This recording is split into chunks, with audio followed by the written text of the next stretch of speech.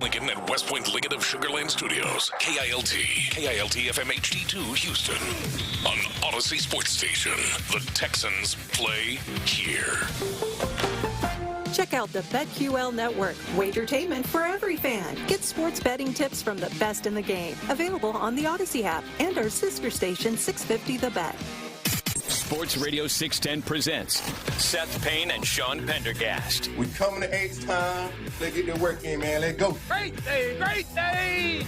Oh, give me some juice, baby. Oh, yeah. Let's do it. On the ground to third, and the Rockies complete their first sweep in almost 2 years as they sweep the Astros here, winning the final game 9-1. Zach Agnos with his first save of the year and his fifth of his major league career. Tough series for the Astros. Yeah, you think? That's an understatement. Thanks, Todd. Tough series for the Astros. No kidding, Todd. I'm going to take it out on you, Todd. Yeah, Todd. You and Blum. Todd Callis, who's excellent at his job, is about to get skewered because he just stated the obvious in that final call on the. Yeah. Thanks, Todd. We've been watching. Yeah, thanks. Painstakingly. Ugh. I texted you yesterday when Christian Javier went out of the game and in the second inning, before the second inning, and clearly you could tell right away, even with all the warm-ups that he got, Blue Ball was not ready to come into this baseball game. Right. You could tell right away. The first 2 outs that he got were from sacrifice bunts. So he didn't get any real outs through like 33 pitches. It was, and I texted you and I said, they're going to lose this game 11-2 because the bats have been horrible of late. And I was, you know, the way the game played out, I was pretty accurate. It was a blowout win by the Rockies. I'm like, they just, you know, Carlos Correa's out with an illness. Jake Myers had just gone out because he pulled something in his rib cage on a check swing. And then Christian Javier goes out of the game. I'm like, okay, this is one of those games that it's going to be a lopsided game in the fourth or fifth inning.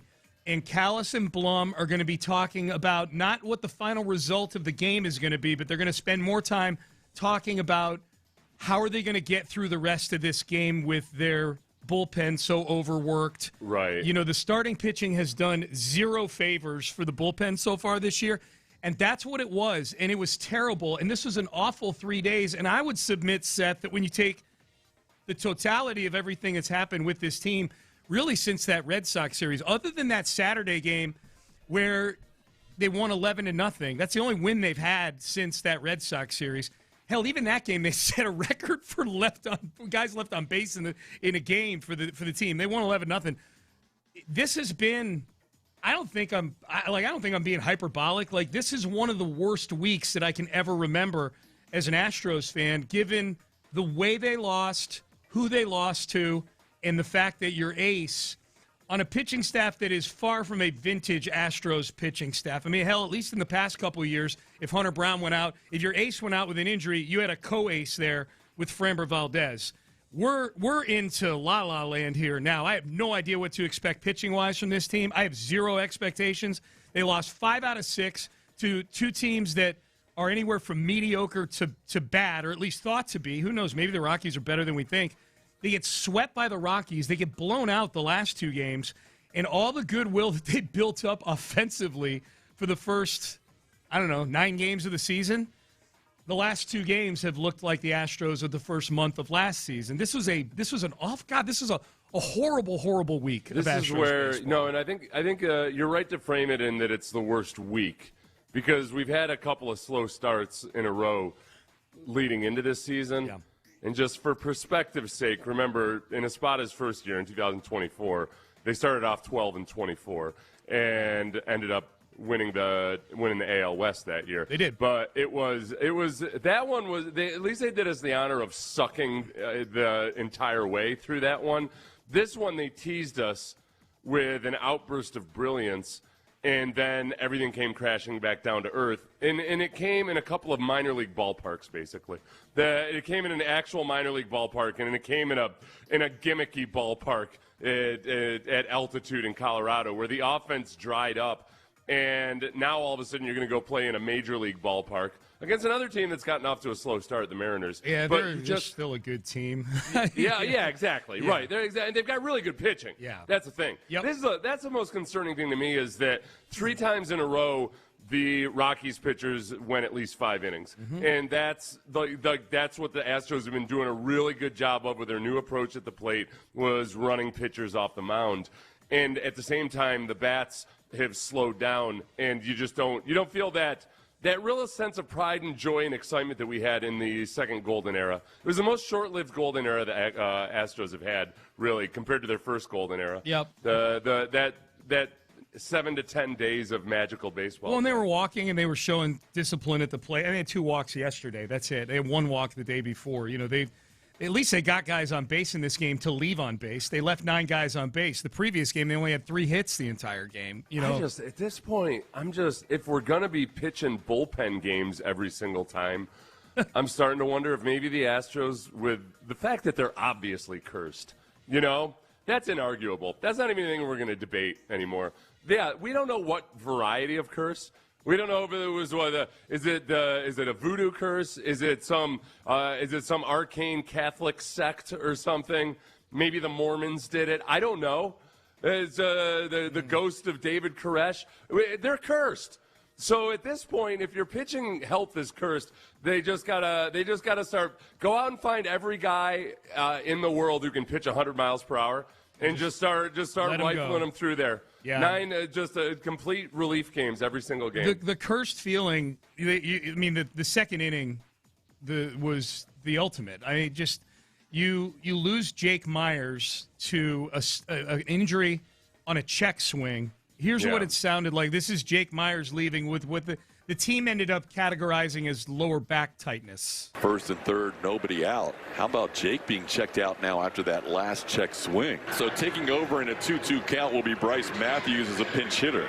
Yeah, and Bryce came in and got a base hit. That was nice to see. Good job, Bryce. He inherited a 2-2 count and got a single. That was good to see. But then the inning ends, and the beginning of the very next inning, Christian Javier comes out to start the bottom of the second, and because Javier pitched 1 inning, so bottom of the second he comes out to warm up, and all of a sudden Joe Espada's walking out to the mound, and I stopped paying attention for a minute because I was typing something on my iPad, and I look up, and there's Bluebaugh on like his 11th warm up pitch because he gets as much warm ups as he wants because he's coming in because of an injury, and I'm like, okay, what? And here is what it sounded like on the broadcast. Oh, this is not a sign Astros fans were looking to see today. Christian Javier being walked off the mound due to an apparent injury. He pitched the first inning, got the last 3 outs of the first inning. We were watching A.J. Bluebaugh beginning to warm up as the inning started, and we were a little bit shocked because Javier had only worked 1 inning. But they obviously knew something was not quite right with Javier, and that is his final warm-up pitch, and tells Christian Vasquez, I'm not good. So A.J. Bluebaugh will be the new pitcher as he will be handed the ball by Joe Espada. I like how Callis is making it sound like, would it be the craziest thing in the world just to have somebody kind of available because Javier stunk lately in the bullpen? You know, like we were seeing. No, I'm joking. Like Bluebaugh warming up was probably a pretty stark thing to look at. Like, okay, what the hell? A very confusing thing, I should say. If you're in the ballpark and you don't have any idea that Christian Javier is dealing with something, I'm guessing he had told Joe Espada, hey, I'm going to give this a go and warm up, but we'll see how this goes. And to be very clear, Christian Javier, he'd already given up a run. So him leaving a game from the standpoint of whoever's coming in for him is got to be worse than Christian Javier because he's your starting pitcher, is not the feeling at all. The feeling was, oh, my God, what this bullpen, how are they going to get through the next 8 innings of this game right now? And then Bluebaugh comes in and throws 39 pitches in 1 inning. He threw 39 pitches and gave up 5 runs. And that may be kind of like of several disappointing things here over the last 5-6 days, something like that. One of the things that's kind of flying below the radar, because the big story is these injuries, Hunter Brown, Christian Javier, Jake Myers. The big story is the injuries and the offense kind of regressing over the last couple days against a team that's supposedly not very good in a ballpark that plays to offense, and they score a combined total of 2 runs the last 2 games. A.J. Bluebaugh was a guy that I was excited about coming into this season. You know, he pitched those 21 consecutive scoreless innings last year coming out of the bullpen. His first couple times coming in this year, he looked like a guy like, okay, well, if they stretch him out a little bit, maybe he's a solution at the back end of this starting rotation. And he's gotten shelled the last 2 times out, like waylay shelled. Like his ERA is above 10 now. And that's been disappointing. You know, you're looking for little signs and little things here with this pitching staff. And Bluebaugh was something I was kind of, you know, sort of low-key excited about. And now he's just gone to hell in a handbag. You look very, very pensive right now. I'm just thinking about Javier. Yeah. And I was watching the MLB broadcast while he was first in. You know, they were giving a pretty detailed breakdown of just how his spin rate has changed and his vertical drop and all of this stuff. And you know, when was the last time you heard anybody even use the term invisible? They were using it on the broadcast yesterday. But it's not invisible anymore. Like it just they can see it. When he got the one strikeout, they said it. It's like when the invisible man loses his powers, and all of a sudden, oh, there he is, standing in the ladies' shower. Yeah, there he is. And you find out, like, oh, right. Wow, he's not even a superhero. Oh, he's God, a creep. It's Bob from accounting. Yeah. It's not even. Yeah, like, I thought he was using his superpowers for good, and no, it turns out he's a perv. He's just a dumpy white dude. Oh, my God. Yeah. No, they said it on the one strikeout Christian Javier had on the Space City broadcast. Yes, yeah. I get you. I understand your point. Yeah, I'm not well actually. Nobody's gushed about it in a while. No. I understand your point. Yeah, he's Christian Javier is very, very, very mortal, and who knows? You were already having trouble cobbling together a 4-man rotation, a 5-man rotation. This team starting tomorrow wants to go with a 6-man rotation. And 2 of the 5 guys that you started the season with in your 5-man rotation, including your ace and your most expensive guy, I'll say that, is Javier. You know, if we're trying to apply superlatives here to Javier, he is their most expensive starting pitcher. He's making $21 million this year. They're both out. And who knows what this Javier thing is. By the way, they categorized his injury as shoulder tightness. So I'm guessing he's getting an MRI, just like Hunter Brown, and we'll get news on Christian Javier. What are you looking up right now? You for the last 4 minutes you've been staring at your computer Javier, screen. okay? I want to have an answer for you by the end of this. Yeah. I think I've come to it. It's his arm angle. Yeah. Oh, okay. Oh, you've been watching Javier film these last 5 minutes. It's his arm angle. I would judge this as about a 33% right, 33 degrees right now, as opposed to in previous years when I figured he had about a 38-degree arm angle. Okay. Yeah. That's what the eye test tells you. That's what Baseball Savant That's is the telling eye test me. I'm just trying, Sean. Look. I don't know what happened to all the brilliant NASA engineers working in the analytics department there with the Astros and all the incredible work they used to do. But I feel like the brain drain is complete. I'm calling out the nerds, okay? Be nerdier. Figure this stuff out. Why have you not figured out why people are getting injured all the time? Well, the nerds don't get enough criticism these days. They've taken over the world. Luckily, they're about to be replaced by their own creation, AI. But until then, just in your last dying gasp, could you please figure something the hell out? Yeah. All right? My meager little brain isn't going to do it. Well, I get too distracted by all these nice graphics on Baseball Savant. The injuries are one thing. They're just not good. The guys that aren't injured aren't good. Like, that's the other thing. The car wash feels like it's closed.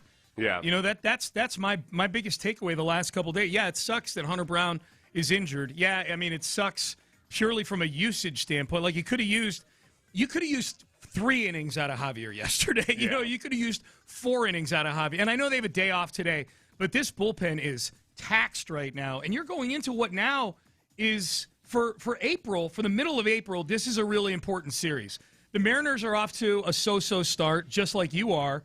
And if you were going in with your full complement of pitching here, and if you were going in with the same momentum to this series offensively that you were going into this Colorado series, you and I would be jacked for tomorrow to talk about this Seattle series. I'm terrified for this series now because there's, other than Imai, who's going to pitch the first game of this series, there is zero to be excited about on this pitching staff right now. Right. Including Lance McCullers, who, credit Lance, had a great start against Boston, but signs of the old Lance were showing up in his second start against the Athletics. So I can't get excited about it. I'm intrigued by it, But this is bad, man. Like, this intrigue, is bad. Okay, so intrigue versus excitement. Yes. I'm excited about Cam Smith.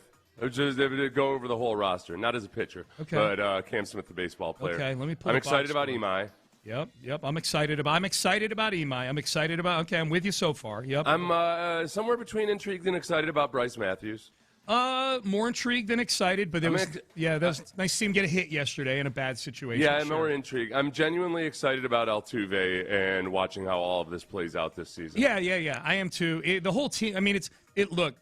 Anybody you bring up in the everyday lineup is going to be stained with how bad they've looked the last couple days for me, like just the recency bias of that. Christian Walker, Christian Walker, I'm excited about. Yeah, Christian Walker was 2 for 4 yesterday. He had a home run 2 days. Yes, excited about Christian Walker. Always will be excited about Yordan Alvarez. They'd have to chop off Yordan Alvarez's arms for me to not be excited about Yordan Alvarez. So yeah, excited about that. Excited about Altuve. So all these guys that came into this series with an OPS of over 1,000. I'm not going to let 2 games dampen my spirit on that. I'm just fearful that the Mariners are going to do things that are going to continue to work towards dampening my spirit offensively when this series rolls around. Dude, it was a week ago today that we were coming in the day after sweeping the Red Sox. Like, this is what's happened in 5 days with this team? Yeah, but this is where, the injuries, there's nothing to be done about it, and it is what it is. But in terms of where you are going into the Mariners series, the Mariners are 4-9 right now. Yeah. So, just more evidence, as you mentioned, more evidence of it's early, try to keep perspective on this thing. The injuries are seemingly insurmountable, but the offense we've seen the injuries to the pitching staff. But at the very least, you can offset it with the bats. And you can afford, and I know there's there's a contingency out there that loves Jake Myers. Yeah. I know that Jake Myers has his people. I'm not one of them. You can afford to lose Jake Myers. That's not a crippling blow to your lineup. Especially with the way that Loper Fido and Cam Smith have been hitting. Yeah. We were worried. We were just, and going into the season, we thought, man, if you can get production out of 2 of those 3 outfielders, then a whole lot of this offseason. The offseason discussion about Paredes was largely about trading him for an outfielder. Right. Now it needs to become trading Paredes for a pitcher. Absolutely. At some point. Yes. Or one of these other. We need all these young guys to keep showing signs of extreme promise, because one of those guys have to. If you really want to get a haul for a starting pitcher on some kind of player for player, the youth of one of those young guys showing really the best version of themselves might be something that you have to pull the trigger on. Yep. Good point. Yeah. The overall point from the last 30 seconds of what you were saying there is Dana Brown's going to have to do something.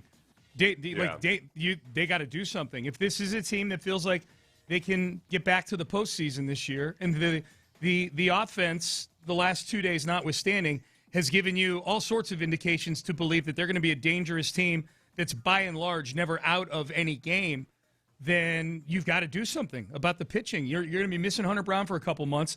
Christian Javier is extremely replaceable, but you're going to be, as of right now, replacing him with somebody who's in AAA. Mm-hmm. So, that by definition, that's somebody who's a borderline major leaguer at best. Yeah, Dana Brown's going to have to do something, man. And Paredes may be the thing. Although, you got Carlos missing games with illnesses, and you got Pena missing games. So far, having Paredes still on this team has been kind of necessary to keep things going early in the season. Yeah. Just because you've been missing some guys. The stat that I was just kind of scrolling to find with Javier, just as a way of illustration. Yeah. The spin rate that he had in 2022 on his fastball was in the 81st percentile. Okay. And it was a combination of his spin rate and the velocity of his pitch that made everything so deceptive.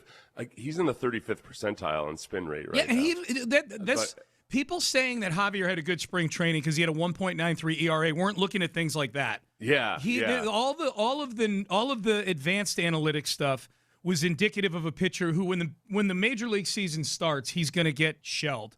And he's just, and it's been a slow degradation. It mirrors his ERA, as his spin rate from 2022, which was his best season. Year by year by year, it goes down a little and down a little and down a little. He's degraded over time. We have Texans news that is being framed as a formality, and I tend to agree, but is there anything to read into the decisions they made yesterday as far as upcoming stuff with C.J. Stroud and Will Anderson Jr.? We'll get you guys all up to speed on that coming up next. But, Seth, let's save people some money. This is where we reward people for getting up with us at 6 o'clock in the morning. Yeah. Because hey, look, you can be like one of your favorite pitchers and exit this game in 3 minutes or less when you go to ownwell.com. That's right. That's it. You get in, you get out. Yeah. Boom.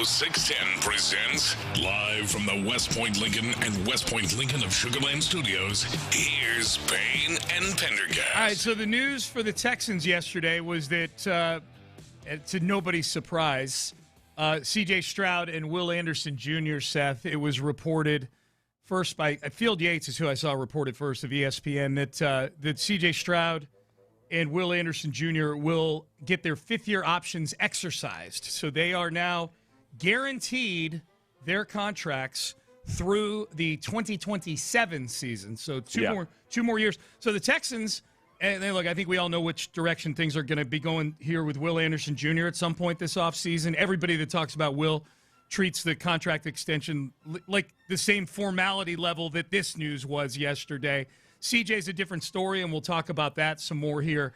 But they've pretty much got everybody. If you take their 22, I'll call them starters. I know that they rotate at certain positions, but just the listed starters, and their three specialists. Everybody, all but like 3 or 4 are locked up for at least 2 more years now. Like this is a roster by NFL standards. You know, when there's so much turnover in the NFL. This is a very solidified roster over the next couple years. Yeah, the biggest really remaining questions are all stuff that it's following the natural timeline with guys like Kamari Lassiter and Kalen Bullock and exactly what happens when it comes their time to have these discussions, which we're right around the corner with Kamari Lassiter next year. Yeah.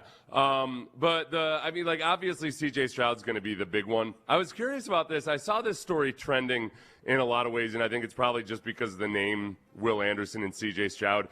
And yet it's not really big news because it would have been big news if either of these options hadn't been exercised. Yes. The assumption was you're going to go into, unless they're out on C.J. or extremely skeptical, that they were going to pick up the fifth-year option. So it would have been a big story if they didn't. So now what you have is neither Will Anderson or C.J. Stroud have as much leverage as they would have if they were going to be free agents at the end of the year. Yeah, that's the thing. And it's just first rounders that this is. So this won't be a thing with Kamari Lassiter next year. Oh, that's right. There's no fifth-year option deal. Yeah. So it's an important distinction there. So that's. And they're 2 of just a few that have had it picked up so far. Teams have until I think May 1st to decide. But there's no reason to drag their feet on this. They've dragged their feet. Titus Howard, I recall, it came closer to the May deadline, if I remember correctly. Yeah. So every now and then, and it's still. You hesitate to read too much into that just because you never know what kind of negotiations are going on or whether it's just all – it could be all administrative type stuff. Yeah. But I think it does now – it brings C.J. Stroud's name up in conversations with people around the league, especially as there's very little going on. There's annoyingly little draft chatter in the way of rumors or anything right now. It's bothering me. You brought this up before the show, and since you brought that up, I've been – kind of during the break, just going through the mock draft consensus and the consensus big board. Yeah. And maybe part of it is because the Texans don't have nearly as many acute needs as they've had in years past. Again, that goes back to what we just talked about a few minutes ago. Nick Caserio has done a nice job of putting together a pretty good roster that's solidified over the next couple years here. There's not a lot of spaces for a high draft pick to come in and contribute early. So maybe some of that is just that there hasn't been as much of a keen interest in some of these first-rounders for us because the roster just isn't as wide open for rookies to come in and contribute. But even then, you look at it, and you're right, like that Fernando Mendoza is the big name in this draft, I think is perfectly symbolic of what this draft class is. It's a corny, boring draft class. Boring draft. Yeah. These guys, there aren't even that many behavioral issues. I know. I don't know what the hell's gotten into these kids that they're not getting into more things. Video games. Yeah. Games, your damn phones. Get off your phone. Get out there and transgress. That's it, man. I'm tired of all these just boring milk dud level interest. This is bland. Yes. This is not even exciting. Yes. I can't even get a Snickers bar up in here. Oh, my God. Rob a liquor store. Do something. Yes. Yeah. Yeah, don't shoot anybody. Nothing that hurts people physically or anything, but just give us some spice, man. So both these guys are locked in now through 2027. CJ is set to make, fully guaranteed, nearly $26 million in 2027, and Will Anderson Jr. is set to make $21.5 million in 2027. And the way extensions work, like we'll use Will because he's the far more likely to get an extension. He'll sign a 4-year extension or whatever it is sometime in the next few months, and it'll like the big money, other than the signing bonus they give him, the big money will kick in 2028. So the CJ and Will are still going to be at a reasonable, manageable salary cap figure this year, a little less manageable in 2027, but not an absolute killer. I think what we're all hoping for is that C.J. Stroud has a season in 2026 that makes this a conversation again. That's what I'm hoping for, is that he has a really good season that makes it feel good to give him a contract extension. I don't want a season that kind of hovers in the middle where they feel like they give him one of those contract extensions where it's like, all right, well, it's harder to go find somebody to replace C.J. Stroud than it is to just go ahead and pay C.J. Stroud. I want to feel good about it, you know? Yeah, that's you want to be exactly. And even if you don't feel great about it, you can go back to Trevor Lawrence and when he got his extension. I don't look. The first half of this season, I go on in Jacksonville radio every now and then. Those guys didn't seem all that super enthusiastic about having paid Trevor Lawrence. Right. And then the second half of the season, with a new coach, things kind of clicked. But we've seen that story before with Trevor Lawrence, with Doug Peterson, where in the second half of that season, everything kind of clicked for him, and he looked like he was going to be everything that people had promised in the draft. I don't want to go into. I really, really, really don't feel like going into next offseason feeling like, oh boy, well, I guess you got to pay him because what else are you going to do? Damn it. They finished. They made the playoffs again, so they got the 28th overall pick. And who are you going to get anyway? We'll kick this around at the top of the hour again. The thought of what would a lack of an extension mean to C.J. Stroud or potentially the locker room. A national pundit and host that we discuss on this show from time to time had some takes on it that we'll get to at the top of the hour. We'll do that at 7 o'clock. If we go through this, so I found the most polarizing players in the draft right now. Okay. Since what we're looking for is spiciness. Yeah, we need spice. Let's stop when we get to one that's relevant to the Texans. Okay.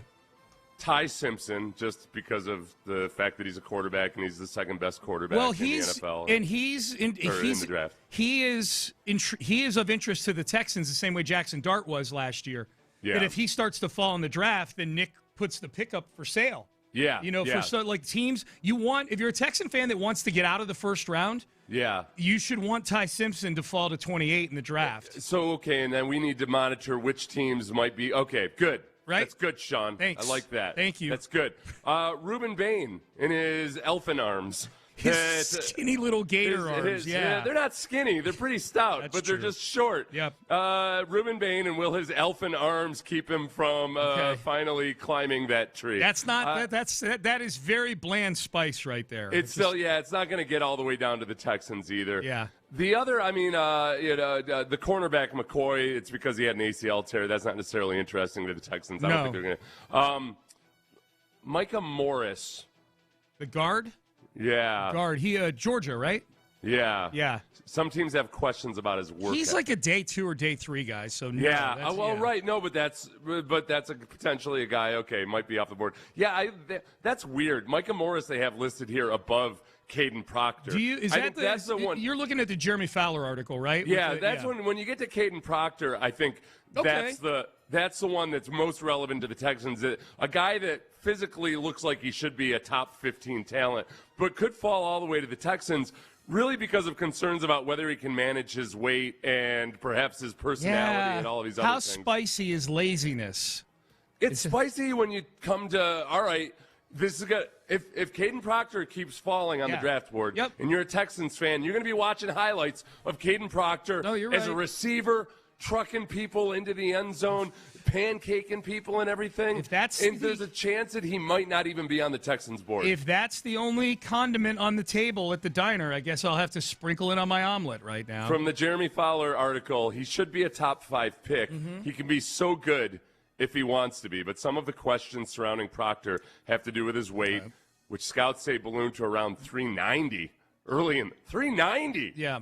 He played his way into shape to a down 350. I would say you said this when we did a segment on Proctor. He was probably one of the picks in the mock draft injection a couple weeks ago. Is when you first said this.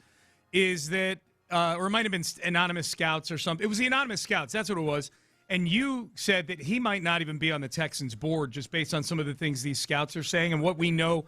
A, the Texans look for, and B, the sheer size of the Texans' big board is smaller than most teams. This is what you need to know about Caden Proctor. I think from a physical standpoint and from some of the things he's done on the football field, the Texans are definitely interested in him. Why do I know that? Because they brought him in for a top 30 visit. I was just looking that up. Okay, good. Yeah. They did bring him up. Okay. They brought him in for a top 30 visit. But as D'Amico and Nick have said at various times, sometimes you bring in a guy on a top 30 visit just to confirm that you don't want the guy. That's correct. That you're intrigued by him, but there's certain things that are holding you back, and you just want to be sure about it. So for Caden Proctor, a lot of it really might come down to how did he conduct himself on his top 30 visit? Yeah. Did he have answers for some?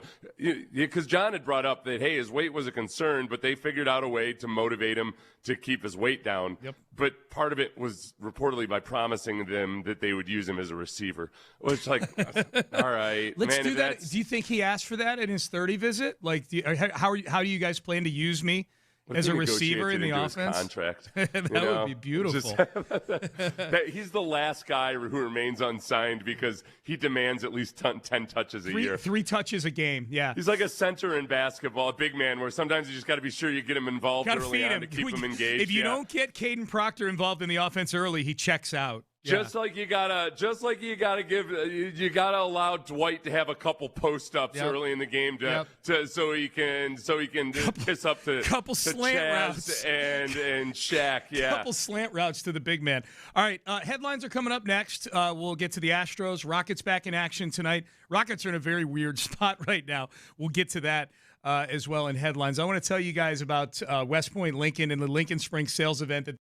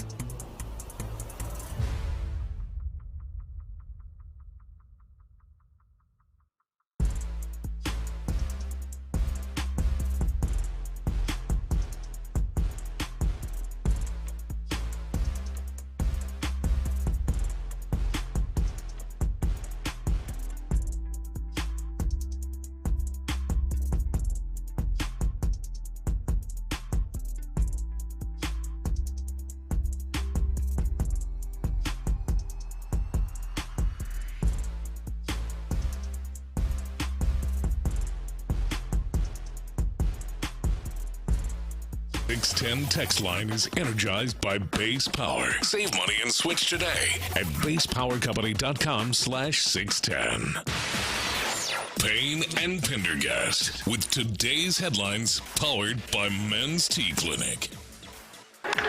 On the ground to third, and the Rockies complete their first sweep in almost 2 years as they sweep the Astros here, winning the final game 9-1. Zach Agnos with his first save of the year and his 5th of his major league career. Tough series for the Astros. Yeah, tough series. I didn't hear that the first time we played it, Seth, at the very beginning, that that's the first time the Rockies have swept somebody in 2 years.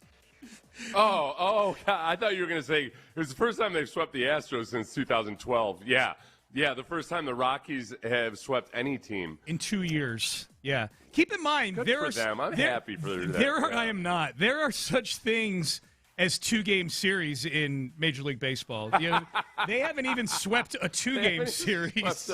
Yeah, they definitely haven't been in a 1-game playoff for multiple reasons. They have not. They have not. So they sweep the Astros. They outscore them 23-9 in this series. I've not listened to any of this Joe Espada audio yet, Seth. I'm going to play it here because Espada is the eternal optimist. Like, he will find a way to take an afternoon like yesterday and somehow extract some sort of positive out of it. It can be a little. He openly admits to reading Nicholas Sparks books. Yes, it can be a little annoying at times. This was Joe Espada.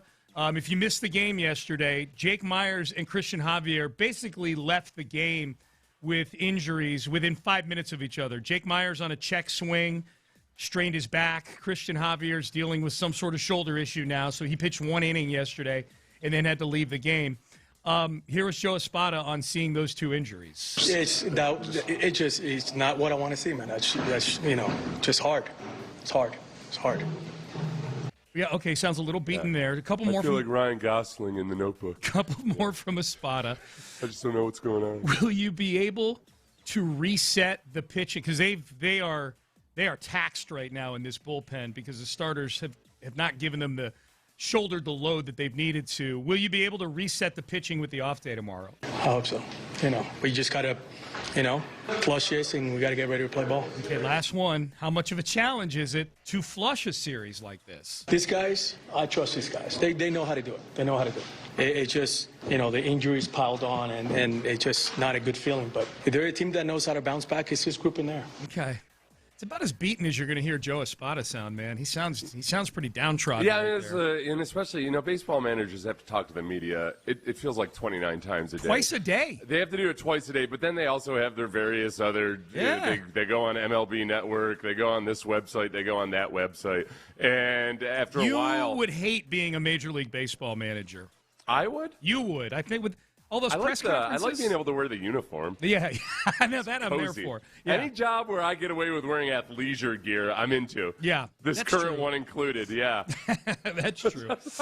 When I think about amping up my wardrobe for an on-camera presence, it never goes beyond spending on nicer sweatsuits. That's exactly right. Yeah, I don't have to worry about buying a bunch of suits. We earned it. Yep. So other than that part, other than being able to show up to work in athleisure gear, I would not like it at all. Yeah. I also that part of just having to maintain perspective on things. Yes. I think most sports radio hosts would be horrendous managers. I'd be terrible. Remember when Mike Francesa claimed that he could coach the Yankees or something absurd like that? Yep. No. Yeah. Because you're so good at your job as a radio host, it means you would be incredibly bad as a baseball manager. The total opposite mindset of the two. Yeah. The two jobs are at the complete opposite ends of the spectrum. You gotta not hyper react to things. Yep. But this is just year after year. Just beaten down by injuries. Yep. Over and over again. And here we are again after they teased us. They tantalized us. 13. They did. And that not even with the pitching. They did it with the bat. But they did it with, they were hitting so well it felt like, you know what? They could be a mediocre pitching staff this year, and who knows? No, they'll just win every game 8-6. That's all. That's all you have to do. That's all you got to do. So we'll talk more about the Astros, but just a bad week. One of the worst weeks that I can remember being an Astro fan when you combine the results with the injuries. It's just bad. Okay, the Rockets, meanwhile, in a really weird spot. The standings, so the Rockets have clinched the 5 seed at worst. At worst, they will be the 5 seed because Minnesota lost to Orlando last night. So the Rockets are in a very strange spot. Denver won their game last night, so they have a half-game lead they have a 1.5-game lead over the Lakers and the Rockets. Mm-hmm. We want Denver to keep winning because the Rockets could still move up and get the 3 seed.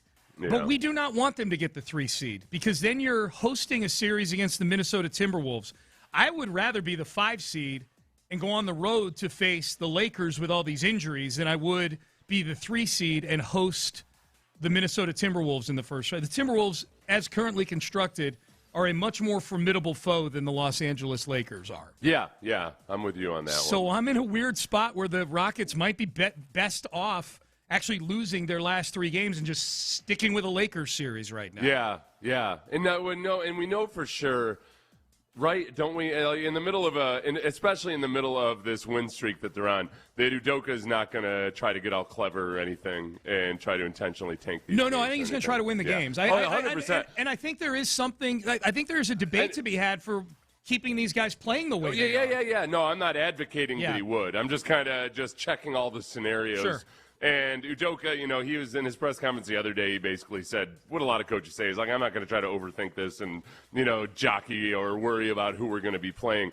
The first and foremost, the most important thing for this basketball team is to continue to play this version of basketball you've been playing. Yeah, like if you can't beat the Timberwolves in a series where you have home court advantage in a 3 versus 6, then obviously you don't deserve to.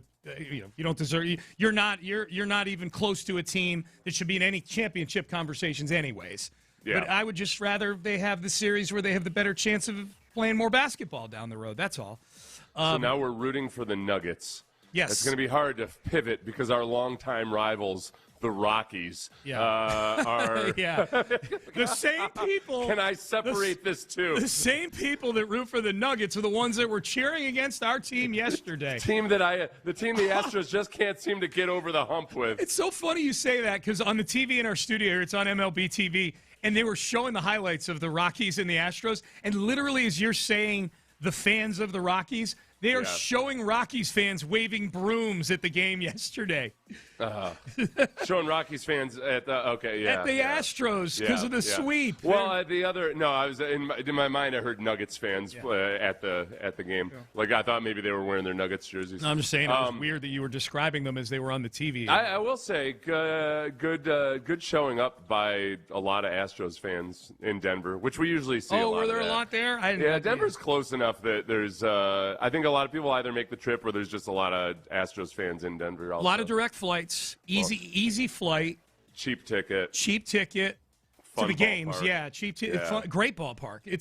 Coors Field is nice, man. And it's a beautiful city. Usually they win. An Astros victory. Yeah. Hey, where do you go? You want to take a quick trip to somewhere in a beautiful locale against a team that is probably going to suck and the Astros are going to hit a bunch of home runs? Right. Yeah. With this newfound No.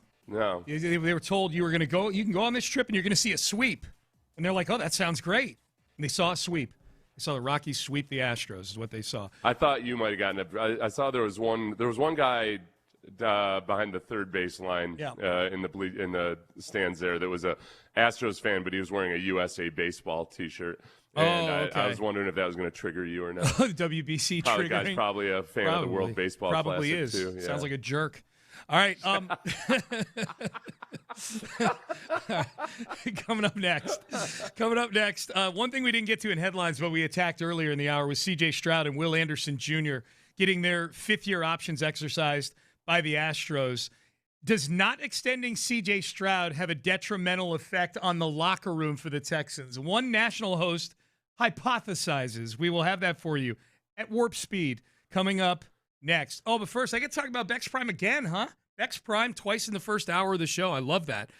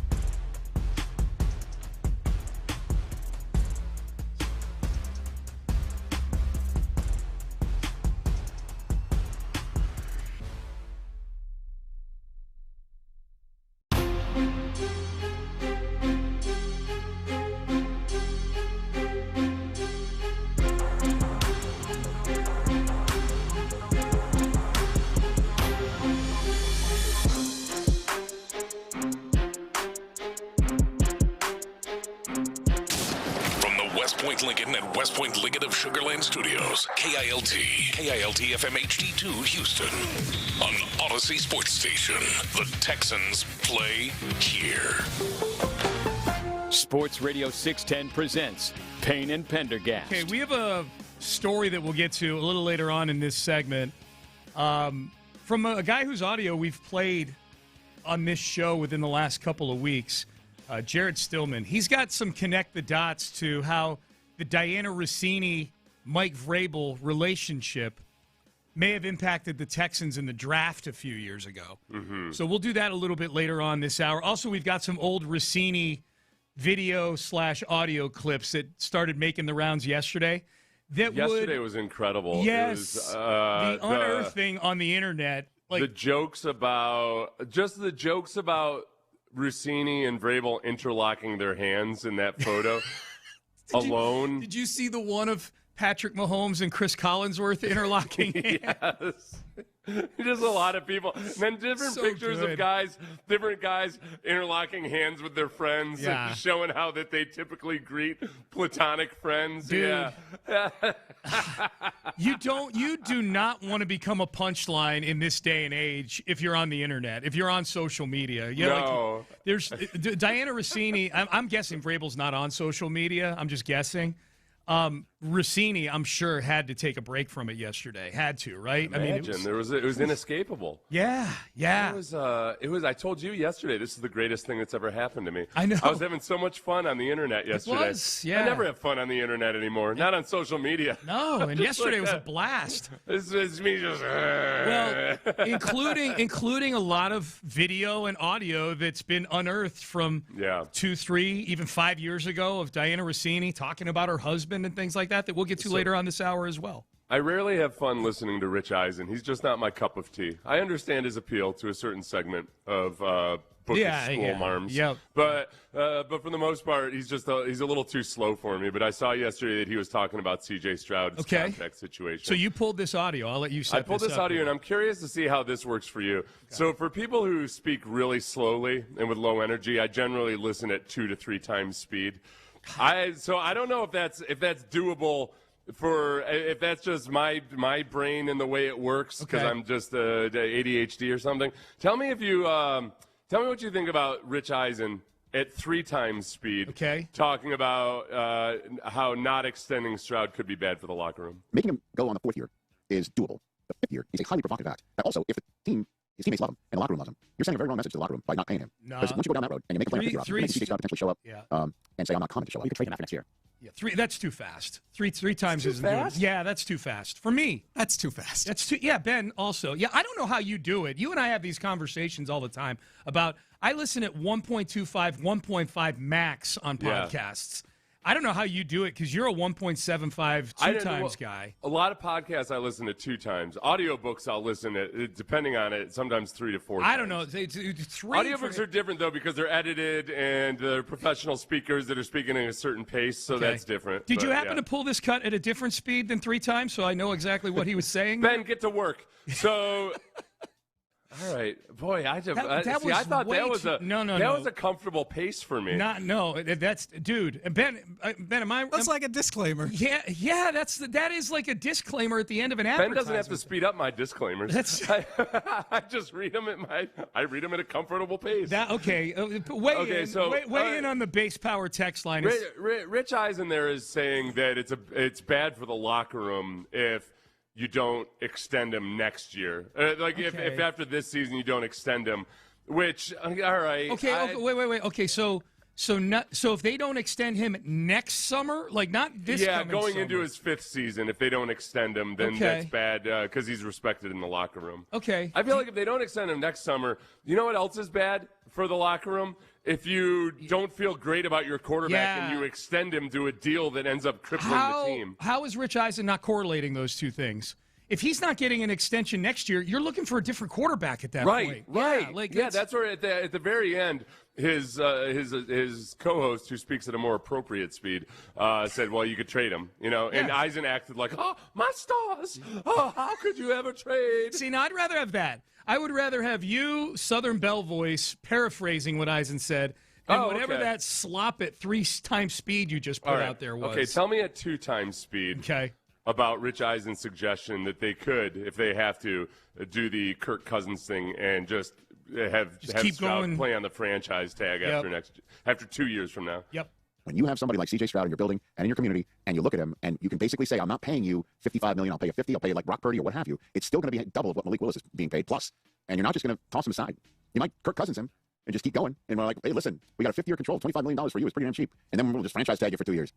Okay, now that I could hear. It's it's 1.5 speed probably would have been more listener in the car friendly. I would say. Yeah, listening to it now again after I got out of the mode of listening at hyper warp speed, it's hard. The problem is though, but what you have to do is go ahead and try to listen to the entire 10 minutes at normal I can't speed. do it. No, Rich Eisen puts out like full segments, and I will say this: his staff does a good job of finding what the hook is, because I do end up watching and listening to some of his YouTube clips sometimes, but there's so many times where I'm like, man, can we get to the point? Can we get out of the point now as well? You know, he moves at a different speed, and he's very successful, obviously.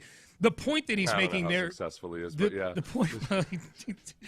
No, I'm serious. There's a good chance you make more money than Rich Eisen. I don't know. I doubt that. He's on the lead guy on the draft on the NFL Network. I don't know.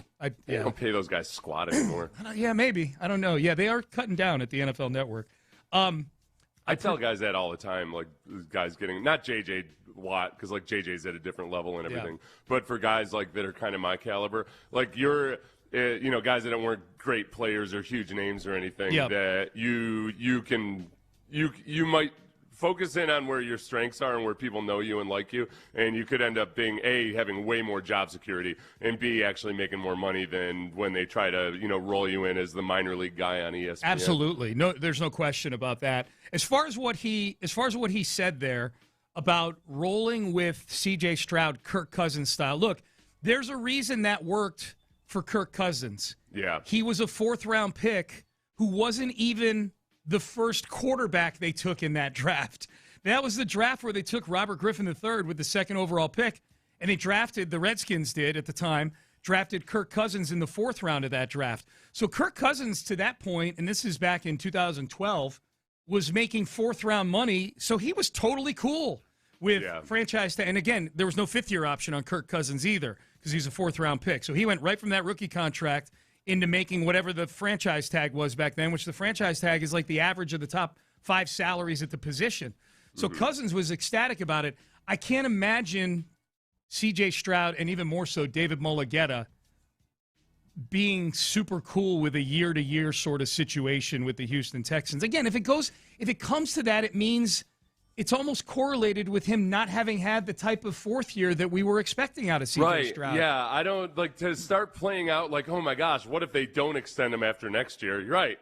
That's because he's not your guy. Or in the case of Kirk Cousins, that was a little bit of a combination of Kirk Cousins is a guy that plays it. He plays the free agency business like a baseball player does, which is really, really smart. But also, he was with the Commanders. It was a god-awful organization at the time, and they just I think there was another avenue where if Kirk Cousins had been on a different team, they would have come to some kind of an agreement. Yeah.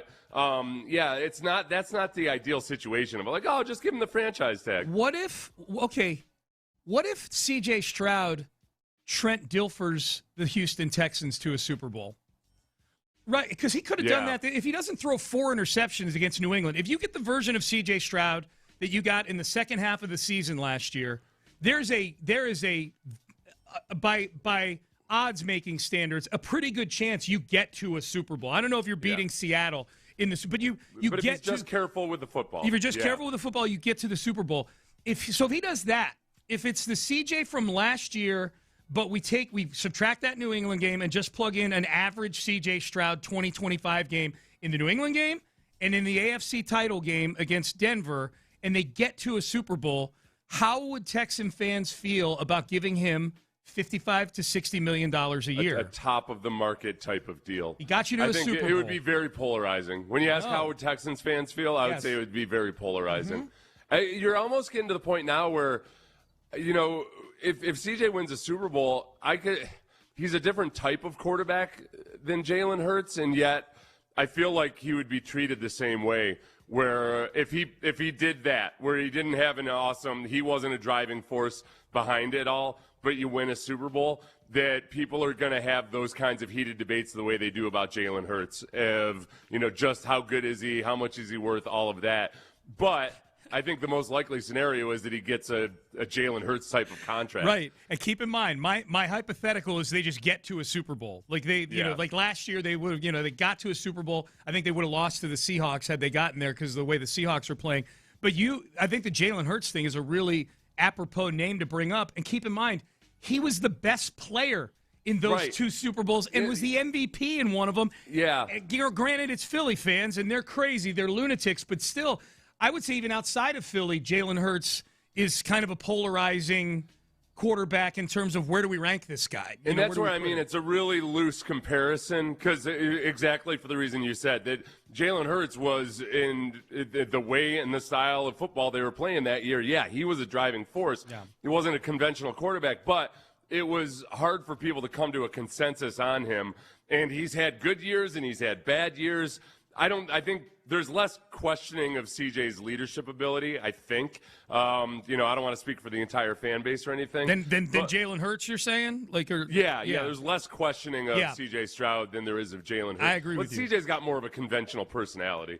Than Jalen, yes. Than Jalen Hurts. Whereas Jalen Hurts is kind of an introvert, and people question just how good of a leader he is, how well he gets along with his teammates. Sitting in the corner at that party that one time on his phone. I'm excusing Acho from the conversation. I know. I'm just like CJ, you don't have any of those questions about whether CJ genuinely gets along with his teammates or anything like that. But that's a great question. What are we doing a year from now if the Texans, if we're stuck in the awful position of having won a Super Bowl? Yeah. And CJ was just Okay, so people are weighing in on the base power text line. Let's react to some of this here. I would accept a bad, bloated quarterback contract in exchange for a Super Bowl win. Right. Again, I wasn't giving you a Super Bowl win in this case. I was giving you a get to the Super Bowl. So that's doesn't match up. Okay, this is an interesting one. I doubt the Ravens lament the Joe Flacco contract after winning the Super Bowl. Someone else says the people are bringing up Flacco. I think a lot of Ravens fans do, though. Yeah, maybe. Yeah. That was the last time they've won a Super Bowl. So I think people don't realize how short people's memory is or gratitude is. It wasn't. How long did it take for people wanting to get John Elway run up out of Denver after getting them to a couple Super Bowls? For a long time, yeah. If you watch that, it didn't take long.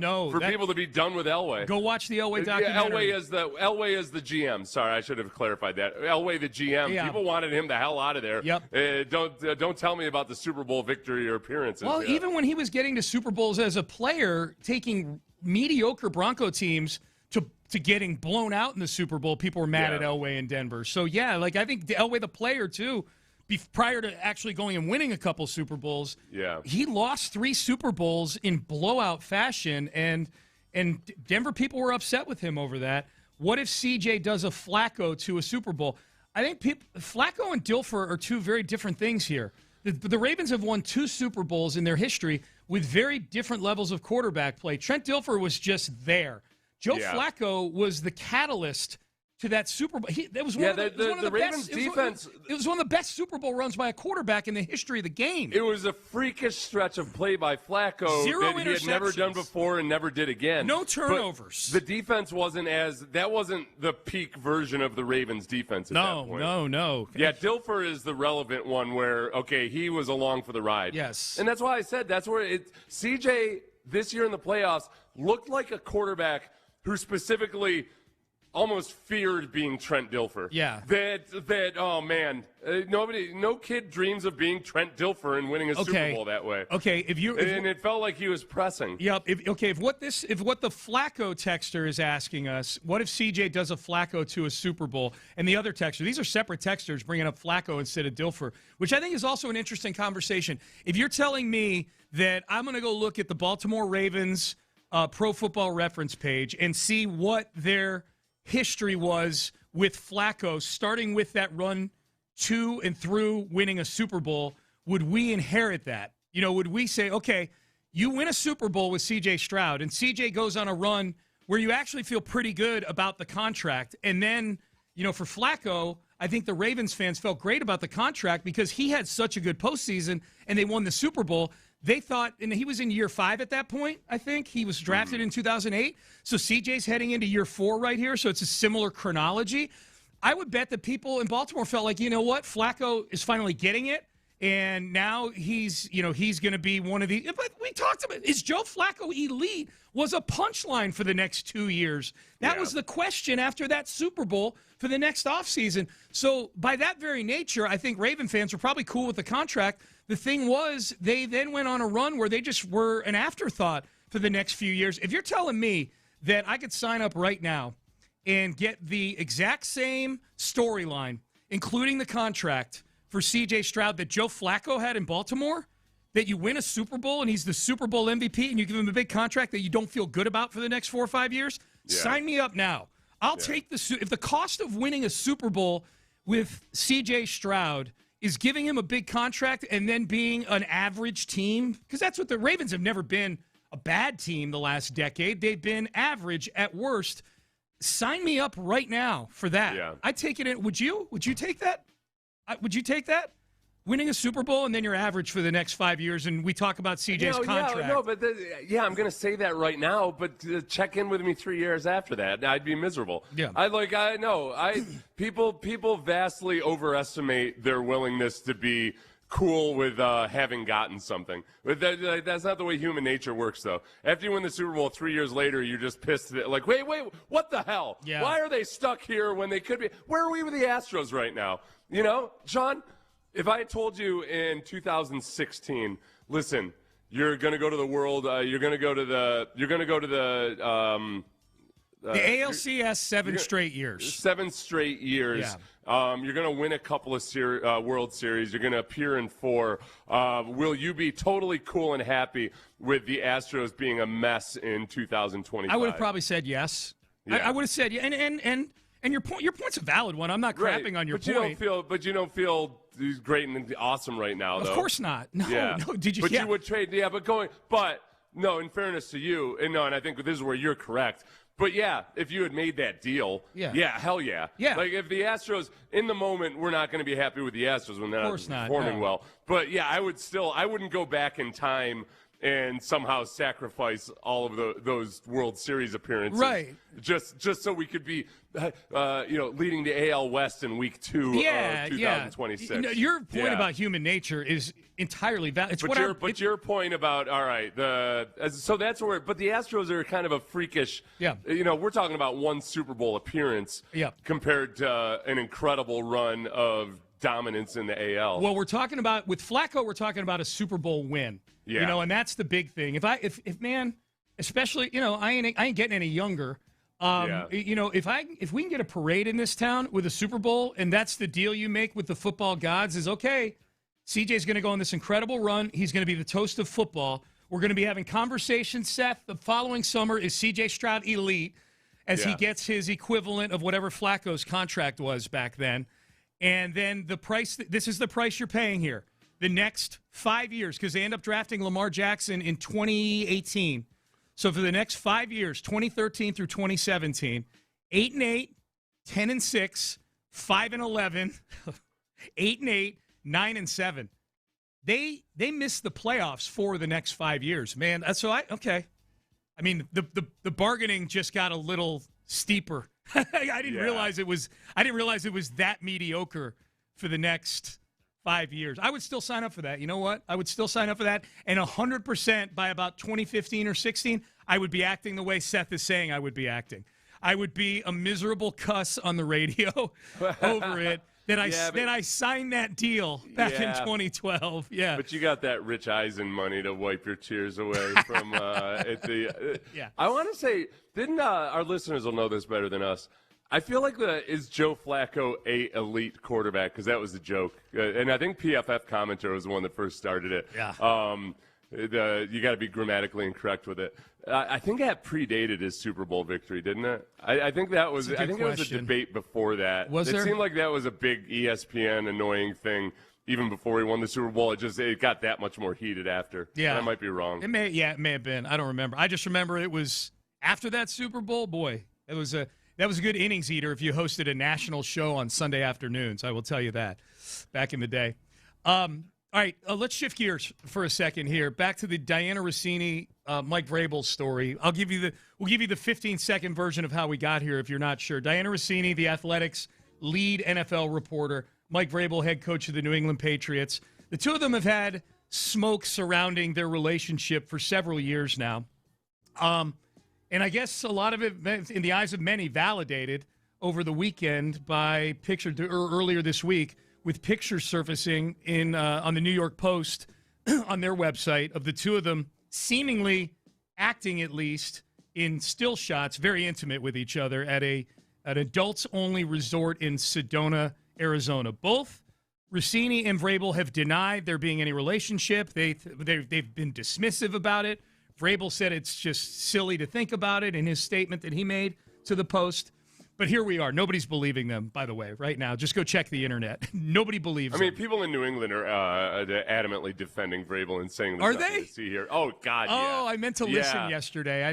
The funniest comments are like, who would be dumb enough to be caught out like in the open like that, as if they've never just known a human being in their life. Yeah. Why would somebody do something stupid is never a good defense for somebody doing something stupid. This was interesting. We'll get to some Russini audio here in just a little bit that maybe we should have seen the breadcrumbs in all this. But this is Jared Stillman, he's a Tennessee guy, right, Seth? We played some of his audio recently. Yeah. I think he's a Tennessee guy.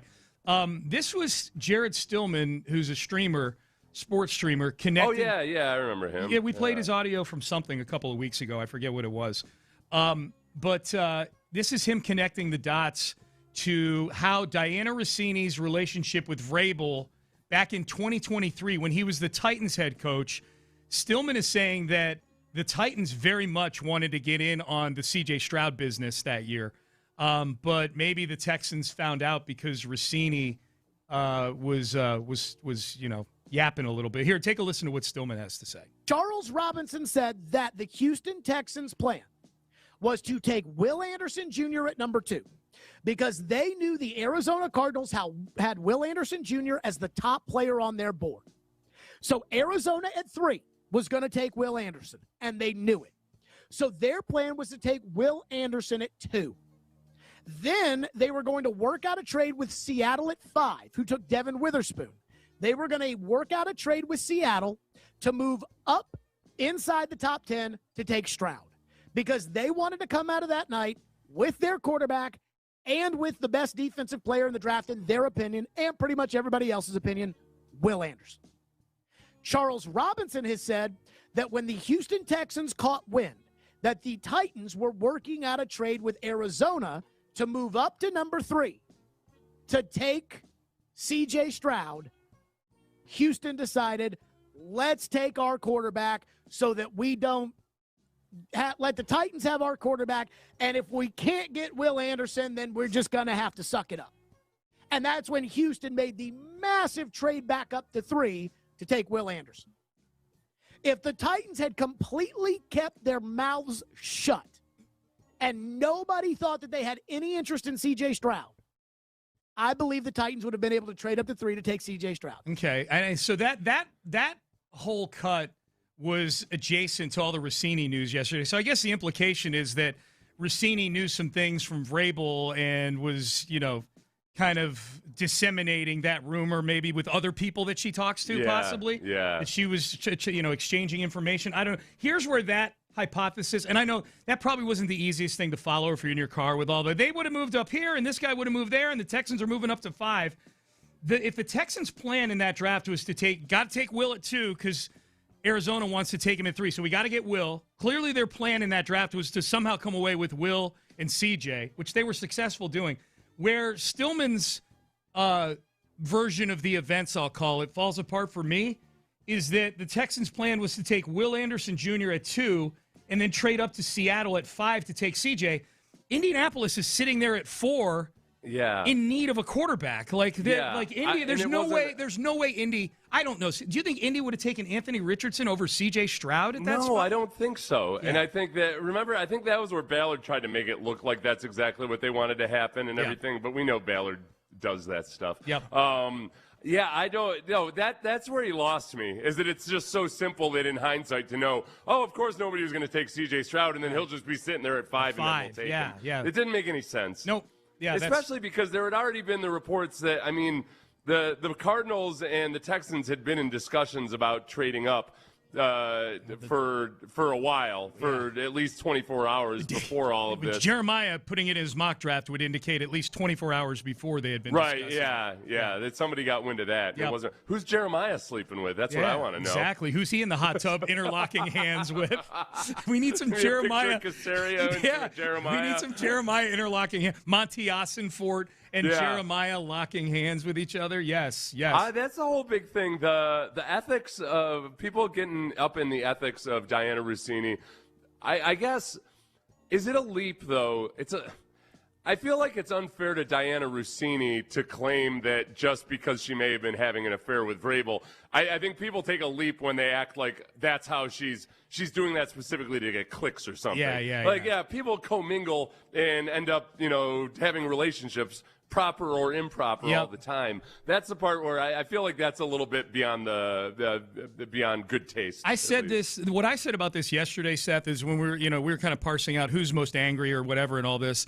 Is my feeling was I think female reporters that do it the right way are going to be the most angry. I texted 3 that I know yesterday, all of them like off the charts, pissed off about this. It's a bad, they already have to face a lot of scrutiny to begin with, and then here it goes to where, okay, great, that now I got to deal with this in my DMs, people just, saying this is how I got my job, et cetera, et cetera. Well, and especially Rossini's place in the industry. I mean, she's one of the top women in the industry. Speaking of which, all right, Seth, let's put you in the shoes of Diana Rossini's husband for this one. Okay, this is back in 2021. She was on ESPN at the time, so she was on whatever they were doing in the mornings. It's probably First Take at the time. She was on there, and they were talking about Aaron Rodgers. I believe they were talking about Aaron Rodgers. This is at the time where he was dating that actress, and they were very active on social media, the two of them. So this is Diana Russini talking about how active the two of them are, Aaron Rodgers, and her name escapes me, his then fiance at the time, them being active on social media. This is what she had to say about her husband. Diana, we want to give you one more chance to address this. It happened earlier in our program today. For those of you who weren't watching, Diana Russini said this. And I think we all do weird things when we're in love, and we overshare and overpost. And look, he's getting married to a beautiful actress. I'm married to someone average. I don't post a lot about him. If I was married to someone beautiful, I'd overpost too. Now, this doesn't seem nice. We have put together photos of Diana's husband here for everyone to see so you can make some amends on national television.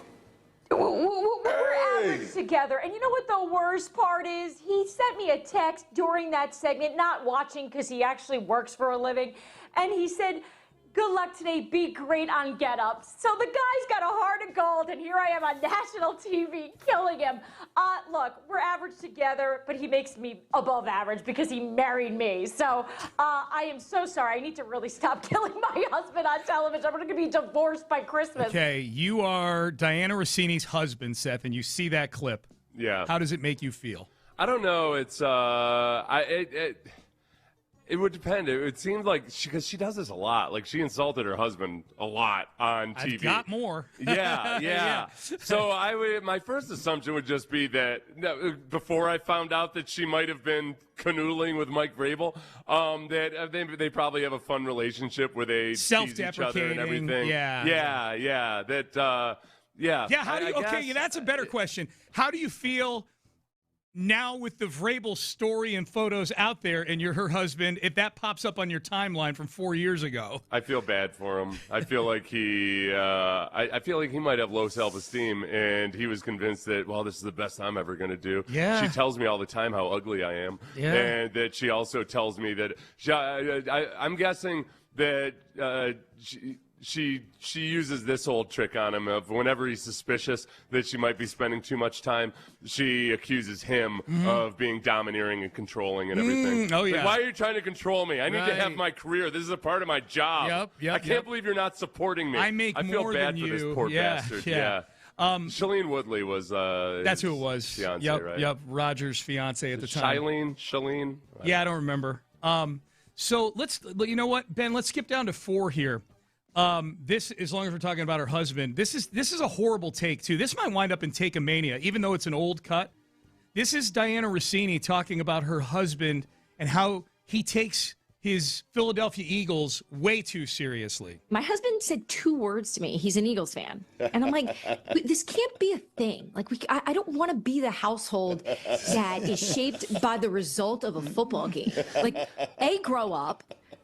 B, you're a father. I don't want our children having a culture where mommy and daddy's tone in this house is based on the result of the Philadelphia Eagles. Who cares? So stupid. This might be one of the dumbest takes I've ever heard from somebody. I'm not saying it's necessarily like if she were just an average person out there, a mom in the neighborhood sitting there. Oh boy, my husband really takes these Eagles way too seriously. You are a writer, a newsbreaker in the NFL. That maniacal level of interest that you're talking about is why you make so much money. It's the stupidest thing. Of all the things that are stupid in this Vrabel Russini thing that's been going on for 48 hours, that's the dumbest. And I know it's not technically from the last 48 hours. It's just this audio that continues to resurface.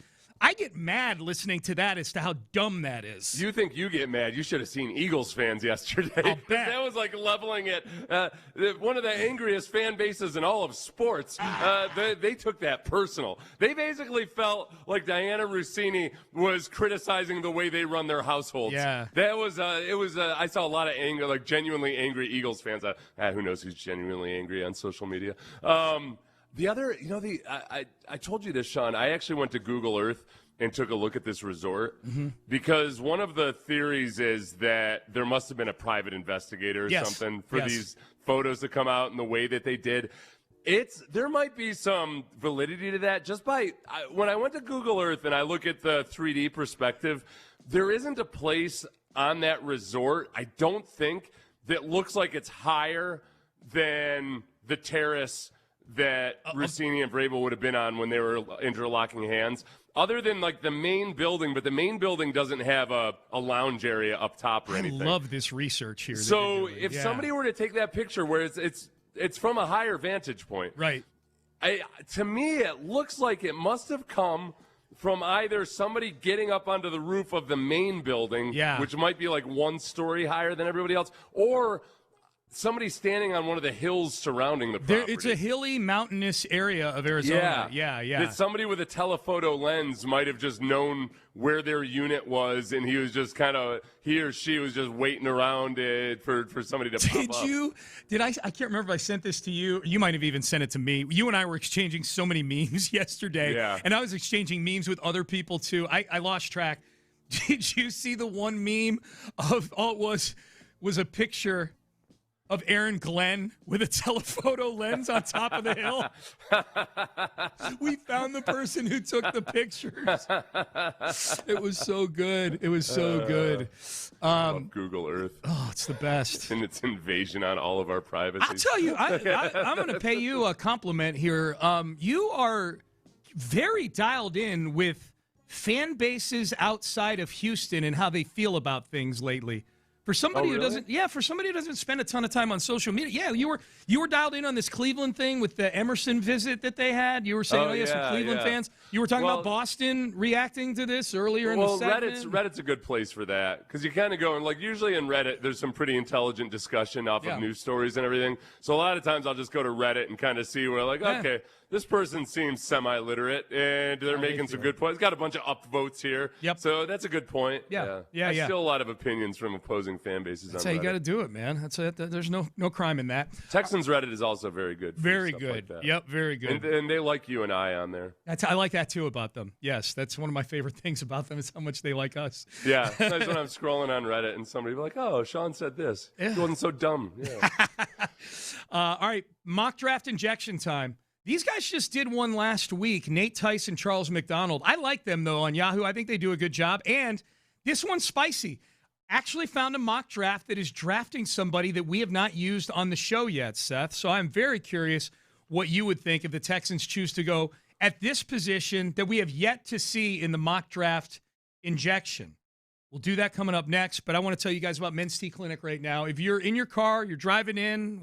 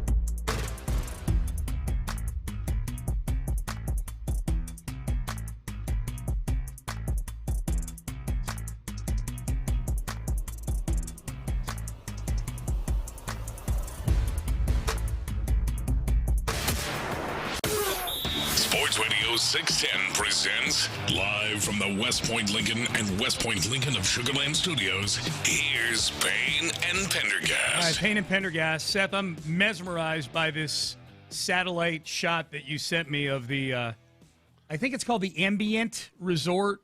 Ambiente. Yeah, it's probably got some fancy pronunciation. Yeah. In Sedona. Man, this is exclusive. Like, these bungalows are nice, man. They're big. Well, and if you're driving by from the street, you wouldn't even know that there's anything there. It's all the trees, yeah. Well, no, and it's not. It's all these bungalows. There's not like a high-rise hotel attached to it or anything. Right. So it is a very small, exclusive, kind of a cozy little place where somebody like a Mike Vrabel and Diana Russini might not expect anybody to know they were there. That's true. There. I counted. There's like I would say just there's probably like 35 bungalows, something like that. They're about between 35 and 40 bungalows. Yeah, I could see where maybe you'd get a little, like in your mind, you'd start to convince yourself, like, it's only like 50 people at this place. Like how many, what sleuths could be here snapping pictures of us? Yeah. Now that I'm looking at it, I think it might be.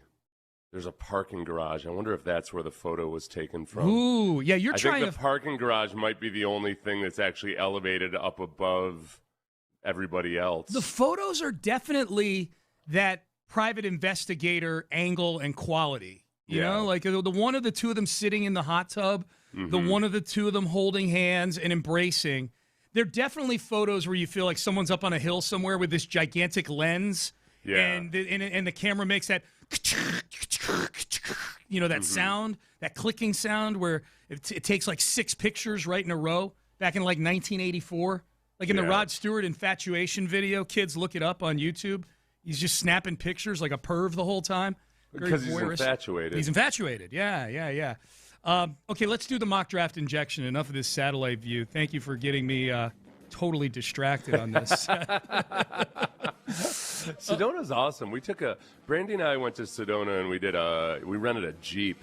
It was awesome. Oh, did you go riding like in the desert? You know what? We went on a Jeep tour, but it was like somebody else drove. It was like a guided one. Yeah. I think when we were in Telluride, we rented a Jeep, and Brandy was terrified. She didn't trust my driving skills. Yeah. Because we went just like a pretty, like a badass one, like up on one of the 14,000-foot peaks. And Telluride's fun, man. Telluride's fun. So Sedona, I highly recommend. Amy and I went there when we did our road trip 3 years ago. When we went that direction, we got an Airbnb in Sedona. It was awesome. All right, let's do this mock draft injection, Seth. We're exactly 2 weeks out from day one. By the way, Nick Caserio next Wednesday on the show with us at 7:15 a.m. for Texans GM Nick Caserio. I believe he's doing media on Monday, like his annual pre-draft media, I believe, is coming early next week. He'll be on with us on Wednesday next week, so make a note of that. This mock draft, we do the mock draft injection, 7:45 every day during draft season. This one is a couple of guys who we dipped into on their last version of the mock draft, Seth. Nate Tice and Charles McDonald of Yahoo. The way they do it, they do kind of dueling pianos. McDonald picks the odd-numbered ones. Tice picks the even-numbered ones. So this is version 8 of their mock draft, so they're probably doing one a week now. So their current version with the 28th overall pick, this will be Nate Tice making the pick. The Houston Texans select Anthony Hill, linebacker, University of Texas. Here we go. This is spice right here. This would be good, and it's very, very possible. I feel like this one should be mocked to the Texans more because I think people probably look at the depth chart and they say, okay, well, they've got their starting linebackers and this, that, the other. You got to remember that D'Amico was on a defense in San Francisco that had Fred Warner, Dre Greenlaw, and Azeez Al-Shire. And Azeez Al-Shire was their third, and he was their third best guy. Yeah. Because Fred Warner and Dre Greenlaw were so good. Yep. So, look, they were a great defense last year, having Azeez Al-Shire and Henry To'oTo'o. Both those guys are on the last year of their deal. But there were times last year where there's a couple things. One is that when Azeez Al-Shire went out versus the Raiders, it was kind of dicey. It just wasn't great. And I think to the way Caserio has talked about, that 6 offensive lineman you got to basically treat like a starter. When they drafted Blake Fisher, he flat out said that. You're gonna you're going to need more than just your 5 offensive linemen at some point.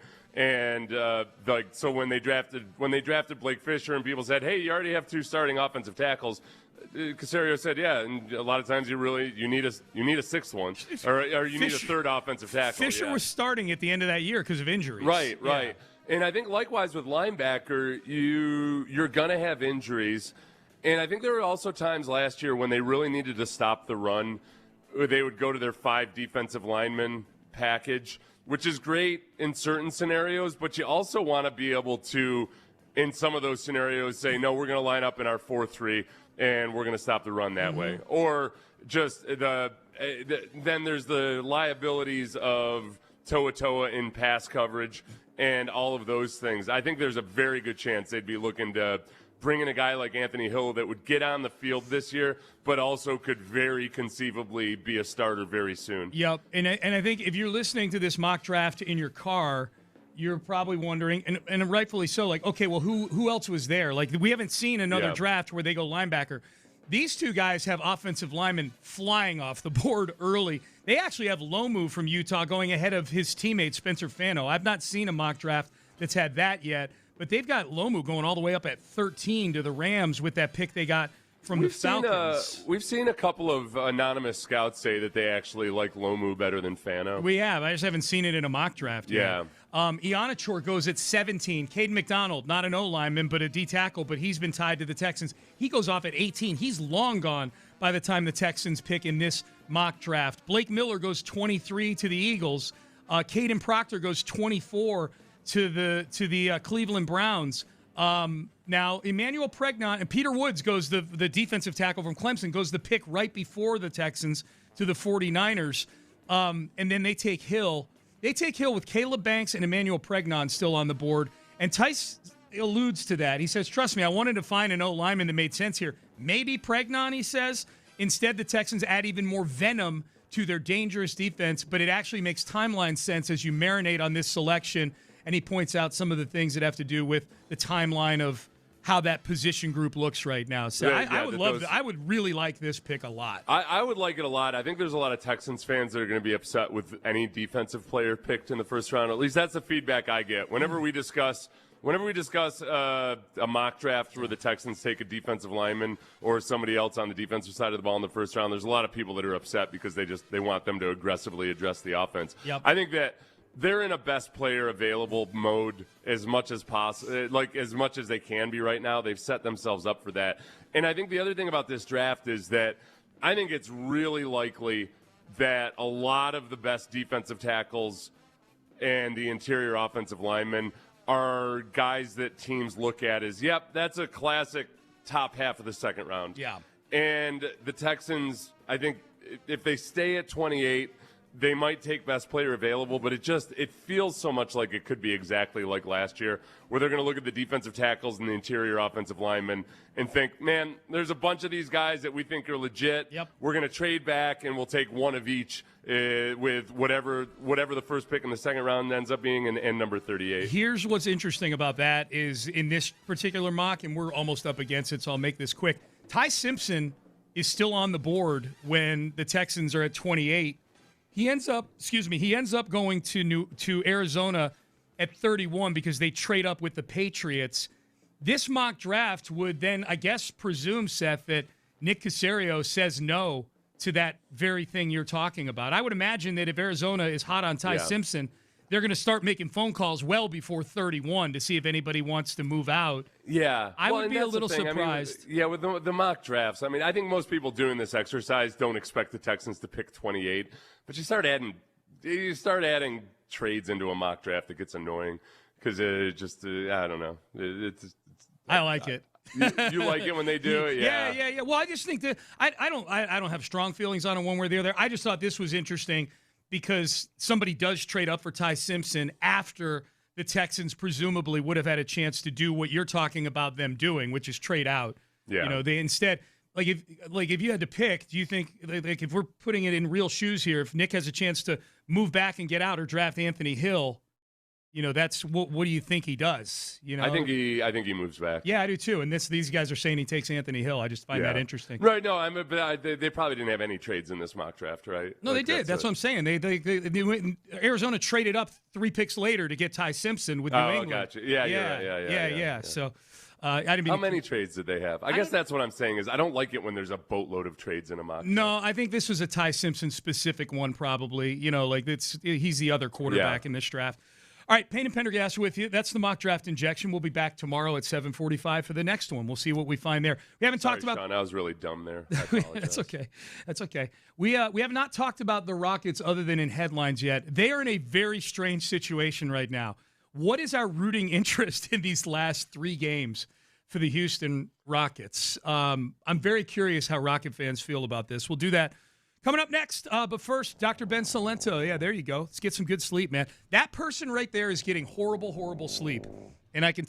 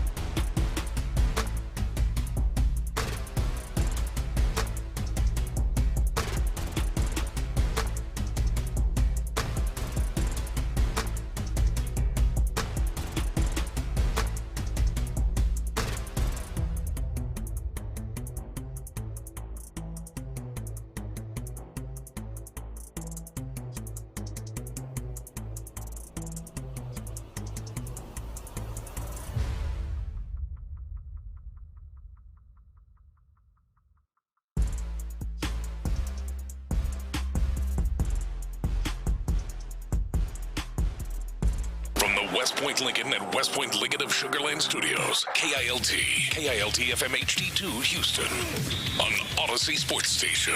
The Texans play here. Sports Radio 610 presents Payne and Pendergast. Payne and Pendergast. People, a lot of reaction to that mock draft we just did. I think because it's something new.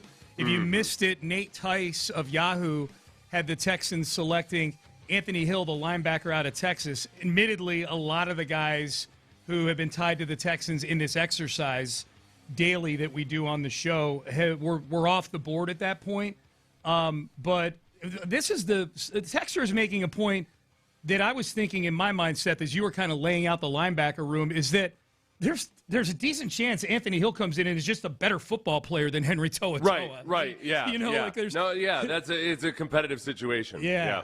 Well, and at the very least, though, too, as any rookie does, there's drawbacks. Even when they're the rookie of the year, there's certain things that mentally they're not ready for, and they just haven't seen a lot of NFL football. You're able to work him in, and maybe he ends up, if not starting week one, but starting sometime within the first few weeks. No, the cool thing about Anthony Hill Jr. is a lot of his negatives are stuff that's very, very correctable. I mean, it's stuff like, the timing on his blitzes isn't always right. Maybe jumps the gun. Yeah, you know who else struggled with that? Brian Cushing, Jalen Petrie early in their careers, guys that are amped up and make a lot of plays. They tend to creep a little bit. So that's very, very correctable. Some of the things I've seen about just him, maybe needing to, refine his zone coverage ability. None of it is the glaring, I don't know if this guy's going to work in the NFL. Right. So it's in terms of prospects and what their negatives are, and every single one of them has legitimate negatives. I feel like he's one of the ones where it's most easily correctable. And, you might question whether his production is high just because they blitzed him a lot in college. Cool, fine. We'll take, reduce his stat line a little bit, and it's still impressive. It's better than him blitzing a lot and not getting there. Yeah. Well, no, and that is, there's reasons for concern with every single draft prospect. Sure. I feel better about him, if you want to call him a high floor guy or whatever it might be. And then, the potential is that you've got a guy that's really good in pass coverage as a linebacker, and the Texans don't really have that right now. They don't. With any of their top three linebackers, none of those guys are great in pass coverage by linebacker standards. So if you add a guy like that into the mix, and again, going back to D'Amico and what he had in San Francisco when he had Fred Warner and Dre Greenlaw and Azeez Elshire out there, he hasn't had anything really close to that ferociousness in the linebacking core, and they've still managed to play really, really well. Yeah, I'm sold on that one, man. I like that mock draft. I love the way you laid that out there and what he might be able to do, Anthony Hill, for the defense. That would be a good one. If they stay at 28, we'll see. That's a lot of moving parts still. 2 weeks from tonight is night one of the NFL draft, Texans draft party out by the convention center out there. So you got that going on in a couple of weeks. Meanwhile, the Rockets will hopefully be in the middle of a playoff run in a couple of weeks. I think technically, mathematically, it's an impossibility. They could be eliminated by the draft. And especially if they're playing the Lakers, I feel like it's an impossibility because the Lakers are likely going to be missing at least two of their best players. Austin Reeves with an oblique injury. Luka Doncic, we know, is over, at least he was earlier this week, over in Spain, trying to get whatever treatment he can get in Europe that he can't get here to try to get back on the court ASAP for the Los Angeles Lakers. There's certain stem cell treatments and platelet treatments and stuff that you can't get the same version over here. So it's not like it's necessarily anything, black market or anything. It's just there's certain things that are cleared and more advanced over there than So he's not doing this in an alley in Madrid somewhere or something like that. That's what they would like us to believe. Right. I think we got a little bit of a Drago situation going on. They got him strapped to a table and they're injecting him with every peptide not known to man. The juice is dripping off the needle of the syringe when you kind of squeeze the little nozzle. That was when you knew, oh man, the Soviets are playing dirty. Yep. They're using steroids. Rocky IV. Something our American athletes would never do in the 1980s. You wouldn't think of it back in the 80s, man. Rocky IV showed us the truth. Yeah. Can't believe the Soviets are doing that. Let's boycott. So the playoff picture looks like this. the Rockets can finish in one of three spots in the Western Conference. Oklahoma City and San Antonio are going to be the top 2 seeds, and Minnesota is going to be the 6th seed, and then you got a bunch of teams that are going to be trying to play their way in 7 through 10. The Nuggets, the Lakers, and the Rockets are going to finish in some order 3, 4, and 5. As of right now, the Nuggets are 3rd in the West. They're 52-28. They've got 2 games left. They're a game and a half ahead of the Lakers and the Rockets. I would submit that the Nuggets assignment at 3, beating the Timberwolves in a 7-game series, is a harder assignment than the Rockets, even if they were to finish 5 and have to go on the road to play the 4-seeded Lakers because of how depleted the Lakers are. The Lakers are missing a guy who's going to finish in the top 5 in the MVP voting. I'm assuming he's played enough games. I know they got that 65-game rule or whatever, but Luka Doncic is a top 5 player in the league this year. He will likely be missing for that series as of right now. We'll see. So my question is this, Seth. First of all, do you agree with me? Would you rather be the 5 seed playing the Lakers or the 3 seed playing the Timberwolves, 1? And 2, if indeed it's better to be the 5 seed, how much effort should the Rockets be putting into these last 3 games if they're fine with, potentially, privately, fine with where they are right now in the seeding? I get nervous whenever it gets when coaches start trying to be clever about their seeding and everything. Yep. And yet, I'm not an NBA coach yet. And I think that in an ideal world, I would rather have them play the Rocket. In an ideal world, they win out and they still and the Nuggets win a game. The Nuggets need to win 1 game, and then the Rockets. Yeah, are I mean out that's of the like, 3 and seed. I feel like that's very, very, very possible. Except that I'm trying to figure out. Okay, the likelihood of needing 7 games to beat the Lakers versus 7 games to beat Minnesota. Yeah.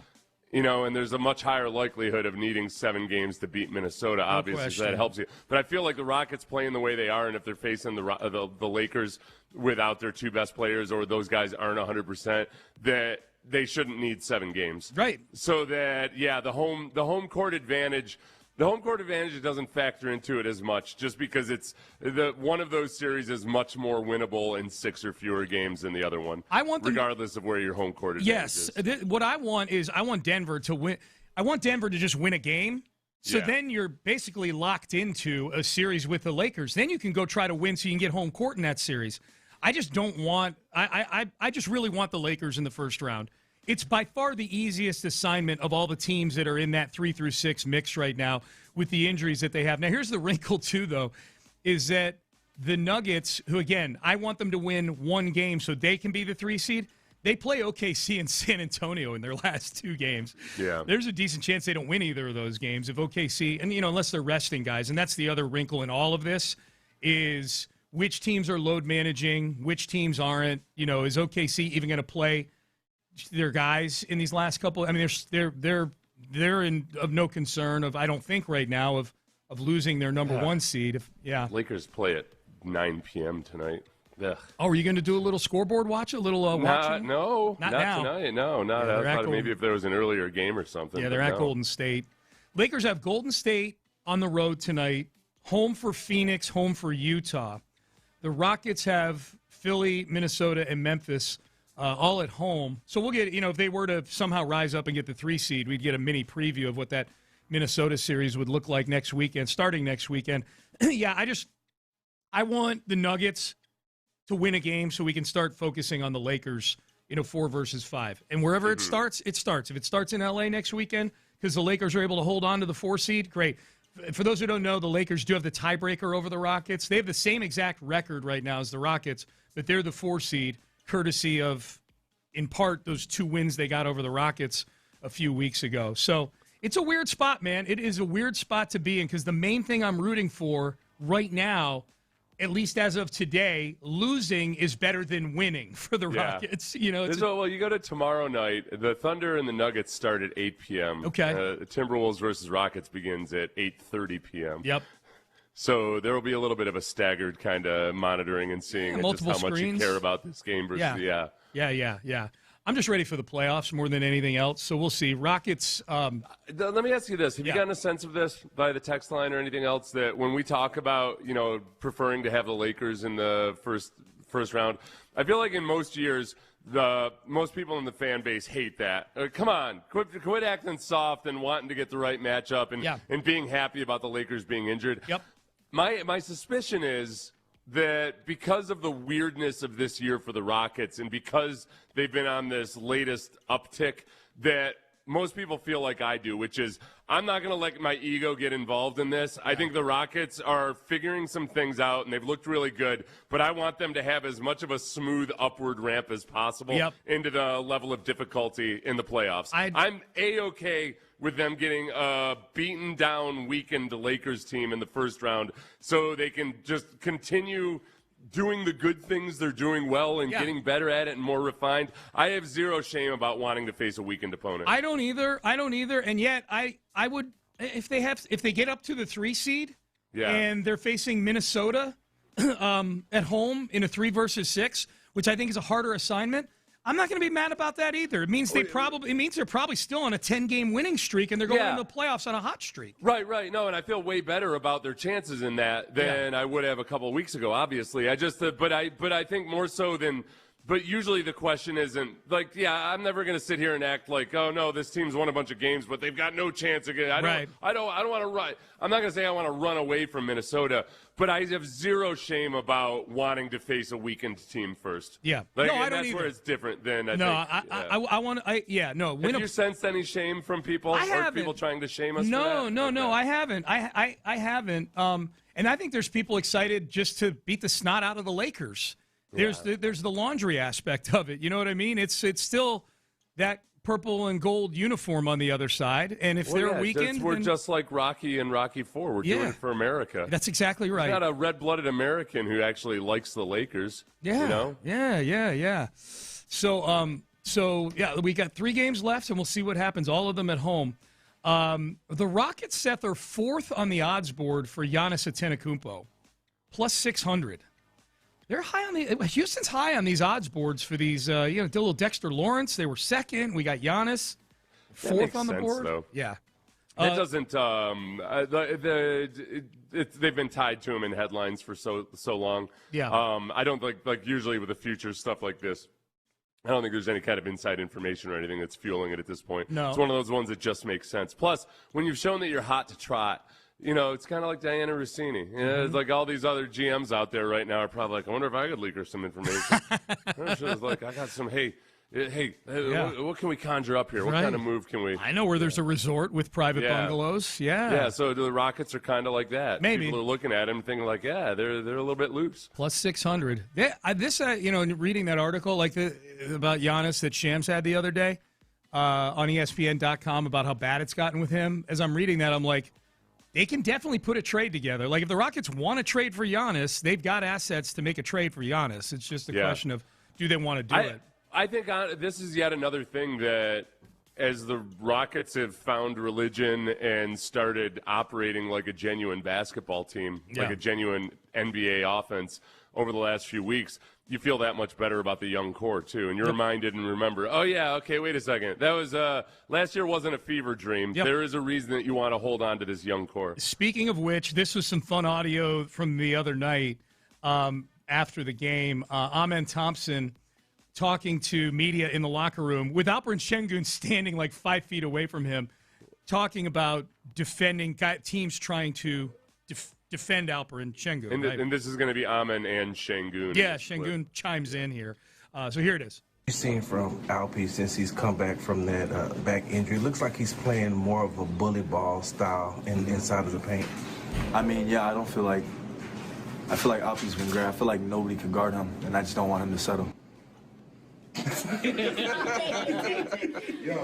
There's a truth. He told me another day. It's crazy. When he's in the dunker and I play post up, he's tell his man, go help him. Go help him. This is crazy. I literally told him, I'm like, go help, go help. You're going to score, go He's help. going to score and you go help. Does anyone listen? Huh? Yeah, they listen. When he scores once, they listen. Then he goes, the next time I get a free dunk.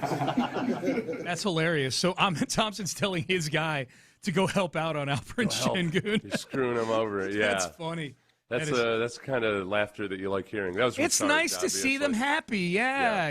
It's nice to see them happy again. The clip was from Sarge's X account. Yep, Big Sarge. That was the voice you heard asking that question, too. So credit him on that. All right, Payne and Pendergast with you as we roll on here on a Thursday. Okay, Hunter Brown is out. Christian Javier looks like is going to be out now. And Jake Myers, we don't know what's up with him. The injury bug has already bit the Astros bad here in the first 2 weeks. So we got to take inventory. Who are the most indispensable Houston Astros right now? The injury bug is going to be hitting that clubhouse. Who are the most indispensable Houston Astros right now? We'll discuss coming up next. But talking to you folks right now who are in need of therapy, sometimes online therapy.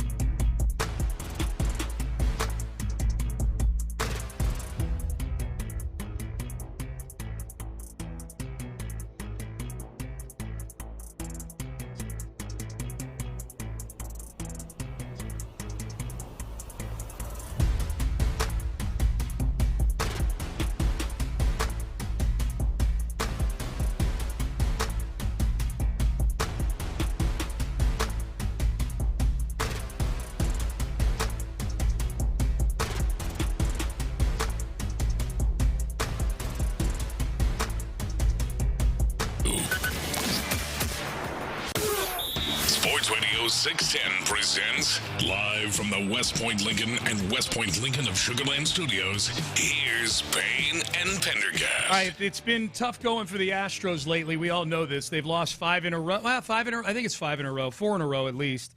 5 of their last 6, and to teams that they shouldn't be losing 5 of 6 to.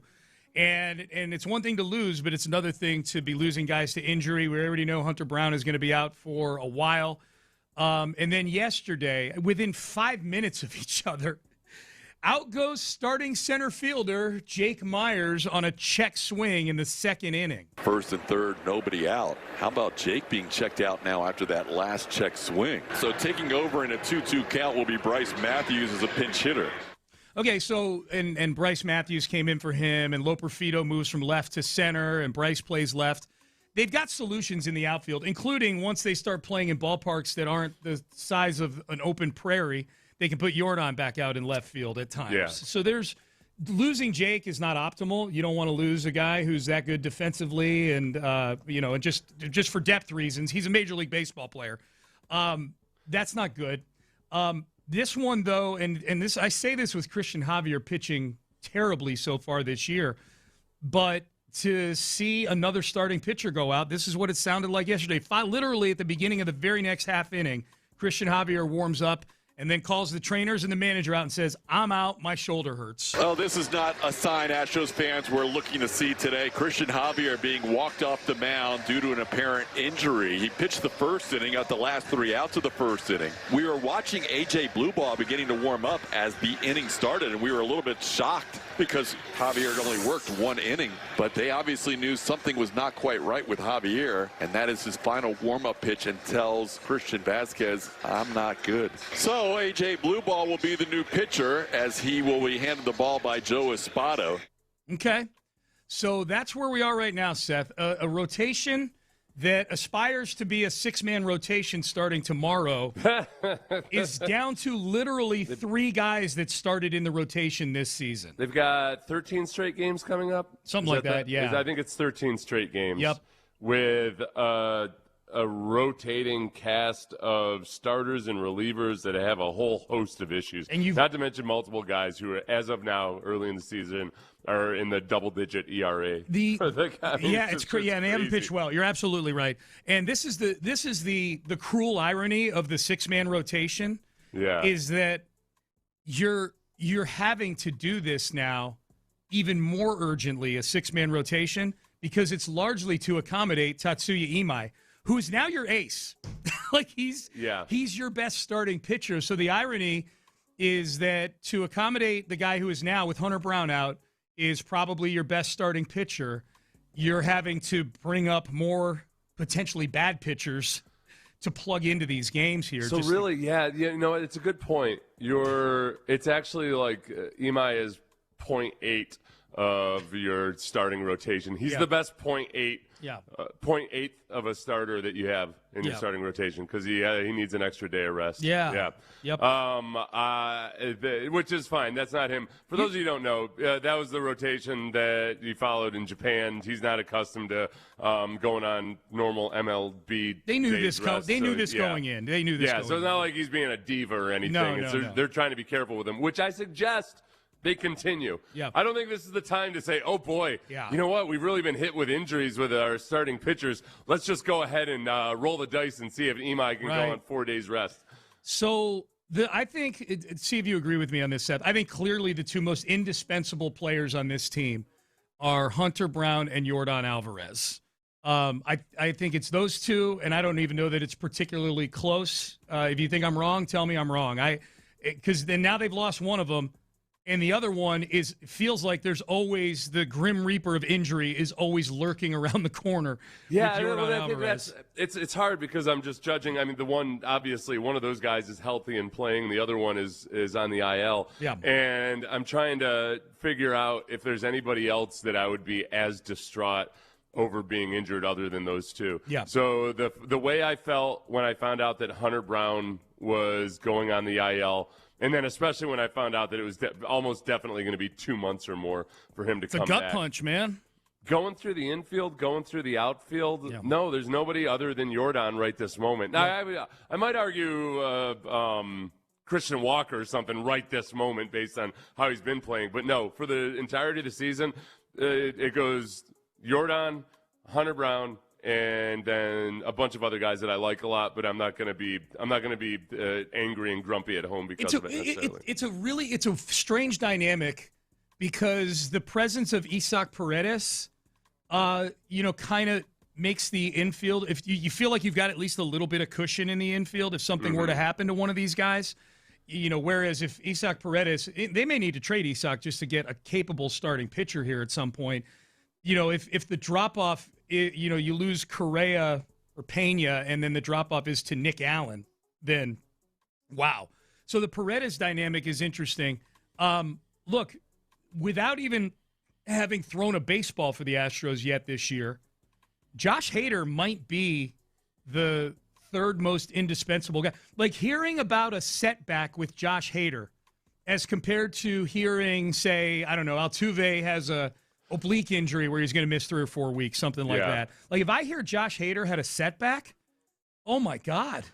I mean, now you're talking about having to change, either find somebody to close games for you or hope that somebody else can adapt better than Brian Abreu out of your middle relievers to being your new closer. Yeah, okay, so Josh Hader was already – Josh Hader would be on that list, those 3 guys. And Josh Hader, we've already been going through that. So you're missing 2 of those guys. You're missing 2 of those guys right now. Those are the top 3 guys. I think so. I don't think – if Josh Hader had started off the season healthy and we did this exercise on day 1 – I don't know if I would have said Josh Hader because that was before Brian Abreu rolled through with a 25-plus ERA for the first 2 weeks. Yes. What's his ERA up to, Sean? No, it's Take down. A guess. It's down. It's down because he only gave up 1 run in 1 inning last night. Yesterday. 1 run in 1 inning, which translates to a 9 ERA, ends up drastically lowering his ERA. It's under 20 now, I think. Are you looking at it? I think it's I will in a second. I think it's here. 19 point something. Yeah, I think it's 19.64. Yeah, it's under 20 now. So he's killing it. Yeah, he's crushing it, man. He's out of the Andrew Jackson territory. I'm as We're mad looking at a couple Hamiltons and a Jefferson or something. Yes. Yeah. I am as We're looking at a Jefferson, a Hamilton, and 4 Lincolns? I don't know. Yeah. Or Washingtons? Yeah. 4 Washingtons. Yeah, ones. Is Jefferson on the 10? I don't know. If it's I haven't Jackson dealt in anything or less than 100 in a long time. I rarely carry cash on me, so I don't know. It's not that I don't deal with the smaller bills, okay, everybody? I'm going to get texts now like Sean only deals with Benjamins. You got that Rich Eisen money. Yeah. So Brian Abreu at 19.64. Yes, that makes Josh Hader's absence all that more conspicuous. I think it's Hader. I actually did this list for the Houston Press for tomorrow, and I had Altuve third. I actually power ranked him. Jordan 1, Hunter 2. And then I'm with you. I think that's the 2, and then there's a big drop-off. It's kind of like the standings in the Western Conference in the NBA. Jordan and Hunter are OKC and San Antonio, and then there's this drop-off to a bunch of other, pretty good guys. I had Altuve third just based on he's Altuve. He's off to a hot start. Seems to have fixed a lot of things this offseason. Like a fully activated, non-mistake-making, high baseball IQ Altuve is still a very dangerous baseball player. You're going to have to call up the Houston press, tell them to stop the presses. Stop the presses. Typesetters. Typesetters, quit it. I need to move Hader to 3. Stop the bandwidth. We've got an update. Dude, Imai might be next after Hader just based on how thin the rotation is right now. And Imai hasn't been great. He's had 2 starts. His ERA is in the mid-4s. But he might be a top 5 most important guy now just because you're running out of capable bodies. Okay, of the guys who are performing like competent Major League Baseball players, though, which one is at that sweet spot of, man, we might be able to trade this guy for a starting pitcher, but also, and I really don't want to lose him, but, boy, we really need that starting pitcher. Yeah. Who is it? Paredes. Paredes. Yeah, that's simple enough. It's just because there's a surplus. It is. I mean, the conversation has gone from trading Paredes for an outfielder to now trading Paredes for a starting pitcher. That's exactly right. That's exactly right. The baseball gods have shifted the conversation. So, I think because of the circumstances thrust upon this team, I think now Imai, I think Burrows is up there now in terms of just sheer importance. I don't think he's one of their 10 best players or 8 best players right now, but I think you could argue that he, because of how thin the pitch, Lance McCullers is your number 3 starter right now, Seth. Yeah. When we started spring training and Lance's name would get mentioned as a guy they might use as the 6th guy in a 6-man rotation, we were a little doubtful about that. Now he's your number 3, and he ain't going anywhere. Lance could get shelled against the Mariners on Saturday or whenever he's pitching, and they're gonna have to trot him right back out there again the next time. Yeah. The next few times. They've got no choice, man. It's just that some of their most important guys might be Sugarland Space Cowboys right now. This is horrible. How did this happen in 5 days? What the hell? Has it been 5 days? It's 5 days. Thursday, a week ago today, I came in having sat 10 feet from an Astros win over the Red Sox to sweep that series. They were 5-2, and you and I were talking about how disrespected they had been around baseball. That's right. They're like 6 right and around, 7. Yeah, we were upset that they were around 15th or 16th in these power rankings. How could the Red Sox be ahead of them? Looking back on it now, a 6 and 7 baseball team might have been appropriately rated. How could these baseball nerds not read drastically into sweeping the Red Sox? We apologize to nobody, all right? I apologize to no one. We apologize to nobody. They thought that Christian Vasquez was going to somehow come down below his 1,000 OPS. No, I don't, dude. He's still at 883. Is he really? He came up to the plate in a couple big spots yesterday. I'm like, here comes our 950 OPS catcher. That's the one that was my biggest reminder during the Astros' second golden era, which spanned over the course of 7 days. The second week of this Astros season. Right. Was like, all right, Vasquez is probably not going to all of a sudden be 4 times better at the plate than he has been in his career. No. I don't know if that's sustainable over the entire season. And it turns out that may not be the case. Someone's saying on the Yainer's just atrocious. He's been horrible. It's how he started last year too, but yeah. Yeah. Someone's saying, Sean, go ahead and cash your ticket. This team ain't winning 80 games this year. I hope I'm wrong. For people who don't know what that's referring to, I have a ticket on under 84.5 wins for the Astros. And I will tell you, when they were off to their 5-2 start and they looked like the 1927 Yankees offensively, I was happy to be on pace to lose that money. I want the Astros to be good. Yeah. It's an emotional hedge is what they call that. What they started off 2 years ago, they started off, 12-24? 12-24 2 years ago, yeah. So they're up. And even last year, Seth, they started off 17-18 through 35 games. So they were sub 500, a month and a half into the season. And when they came back from 12-24, really not that many guys ended up playing like the back of their baseball card. No. They went on a hot streak, but I don't remember exactly how they went on a hot there. streak in the summer. Yeah. Leading up to the trade deadline. Yep. And that was the year they traded for Kikuchi. I mean, he was their best pitcher the second half of that season. Yeah. All right, Payne and Pendergast with you. We played some Gary Kubiak audio earlier this week. John McClain did a sit-down with him for Mad Dog Entertainment, John's media content company.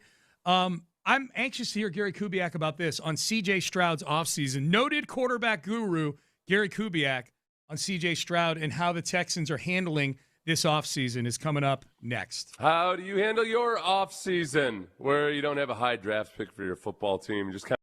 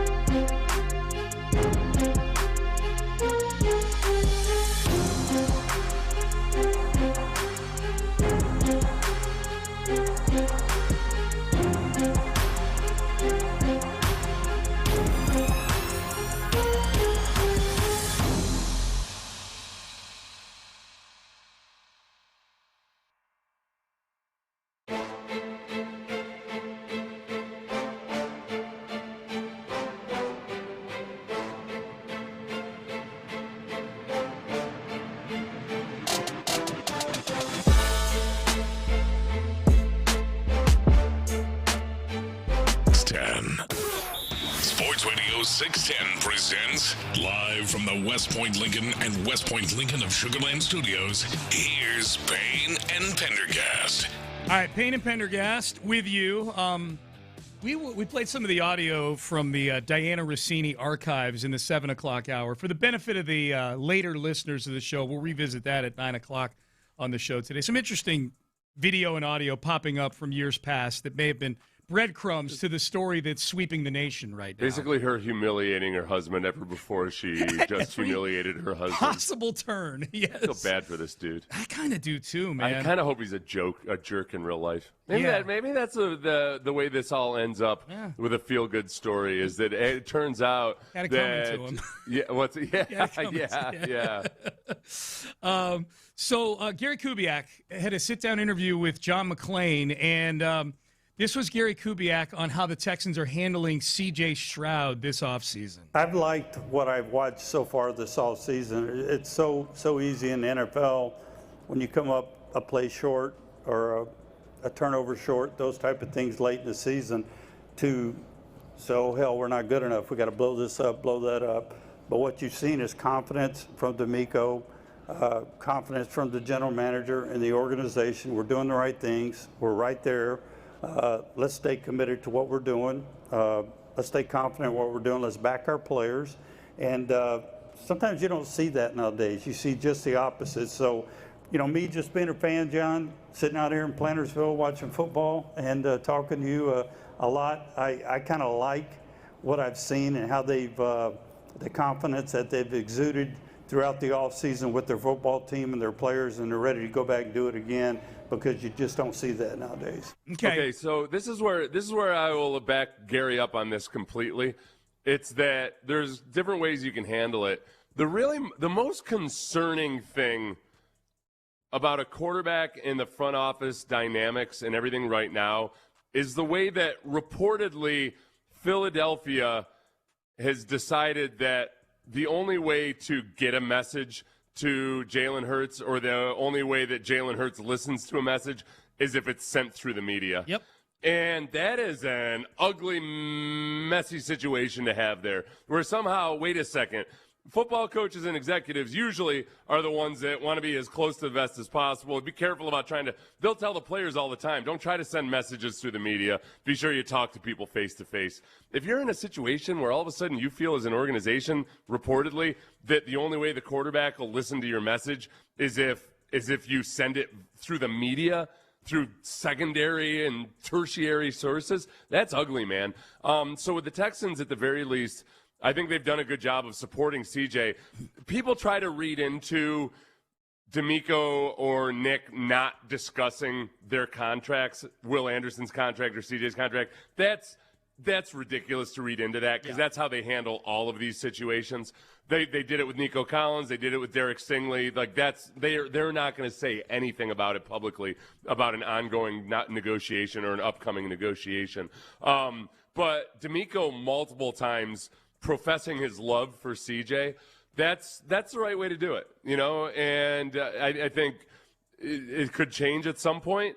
I would never ask D'Amico to be two-faced, but if at some point they might not be in love with CJ anymore, keep saying you're in love with him right up until something happens. But this is the right way to handle it. Seemingly, from what we can see about the support they're giving CJ. It's funny. I agree with everything you said about CJ. As far as Gary Kubiak giving that cut right there, and let me say this as somebody, I think the world of Gary Kubiak. I think he was a really good coach, won a Super Bowl. We know how it ended here, but obviously offensively, the best offenses in Texans history were on Gary Kubiak's watch. I have great respect for Gary Kubiak. I could not help, and we're getting texts that are echoing what I'm about to say. Peyton Manning. Yes, that's exactly right. Good guess. Ding, give Seth a ding. Peyton Manning. And for those wondering, if you're new to Houston or whatever, wondering what we're talking about, in 2012, the Texans reportedly had a chance to bring in Peyton Manning as their quarterback to replace Matt Schaub, who was coming off a broken foot the previous year. And granted, had played some very good football for the Texans. Schaub played better football over the course of 2009, 2010, and 2011 than C.J. Stroud has played on the aggregate the last few years.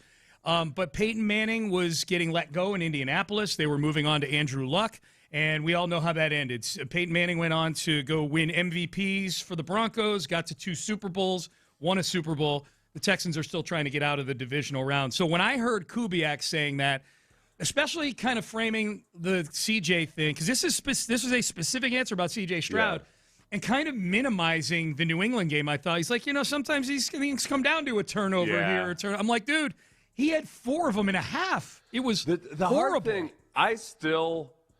I still give Kubiak and multiple other teams a pass in that scenario because Kubiak had a viable NFL quarterback. Right. Peyton Manning at that moment, after coming off of neck surgery, still couldn't throw a football properly. And including in training camp that year, it still looked dicey when Peyton Manning was with the Broncos. And early in the season, he didn't look the same early on. And the Texans beat them in Week 3 that year. Yeah, in Denver. That's the part about it that I still the uncertainty about whether Peyton Manning would even be able to come back and really properly throw a football the way he used to. You got to remember that. Yeah. So the Broncos came and got him, and Elway could not wait to get rid of Tebow. Yeah. Nobody ever looked more miserable than John Elway the previous season sitting up in the booth as Tim Tebow was coming from behind to win a victory in the fourth quarter. Because he hated Tebow as a quarterback, not as a person. How could you hate him? What are you, the devil? But he hated him. So he wanted to get rid of Tim Tebow, and it made sense for him to go with Peyton Manning, even with the uncertainty about whether he was ever going to be able to throw the football the same way. I think for teams that had a good quarterback or a viable quarterback already, the calculus is a lot more difficult to make that decision. Yeah, in hindsight, probably the wrong decision. Yeah, for sure. 100% the wrong decision. But it was the wrong decision for the right reasons. I would say so. Just sometimes you can make the right sometimes you can make the right decision for the wrong reasons. You can also make the wrong decision for the right reasons. For sure. We talked to little John Gruden yesterday. He had Diego Pavia on the Vanderbilt quarterback who's trying to get drafted in a couple of weeks on his QB room stream that he does for Barstool. Gruden's got a type, man. He's got a niche. He loves snap count porn. Here is, for those who missed it yesterday, this was Gruden essentially getting very excited listening to Pavia bark out signals. Elk, 14 elk. Love it. 14 elk. Silva's hot. And what if I got the Albuquerque Flash? Here we go. We got DPLA. Oh, yeah. DPLA. Oh, I love it. Okay. Gruden's screaming and hollering. There's not enough bass in his voice for that. That's I don't hear a snap count that's gonna. I don't think his hard count would make a guy jump. Where the guys that have a little bit of bass in their voice and so, almost guys that sound like they smoke cigars and drink whiskey. Right. Those are the guys that scare me. So Gruden clearly did not like the snap count lap dance, or did like the one he was getting from Diego Pavia. He was screaming. No touching. The strip club manager had to come over and tell him no touching. Yeah, had to calm him down. Now, that was not the case with Carson Beck. Gruden clearly did not get his $50 worth or whatever a lap dance goes for these days. This is Carson Beck, Miami quarterback, and Gruden talking about snap counts. What kind of snap count were you guys using here in 2023? Let's hear it. Just ready. Ready, hell yeah. What is that, like a SEC thing or something? No wonder you guys can't get into the finals and win in the SEC. It's just ready what? Ready. What if you want to use a hard count or a quick count? It'd be... What do you go, ready? Ready, and then you fake the count. Really? Yep.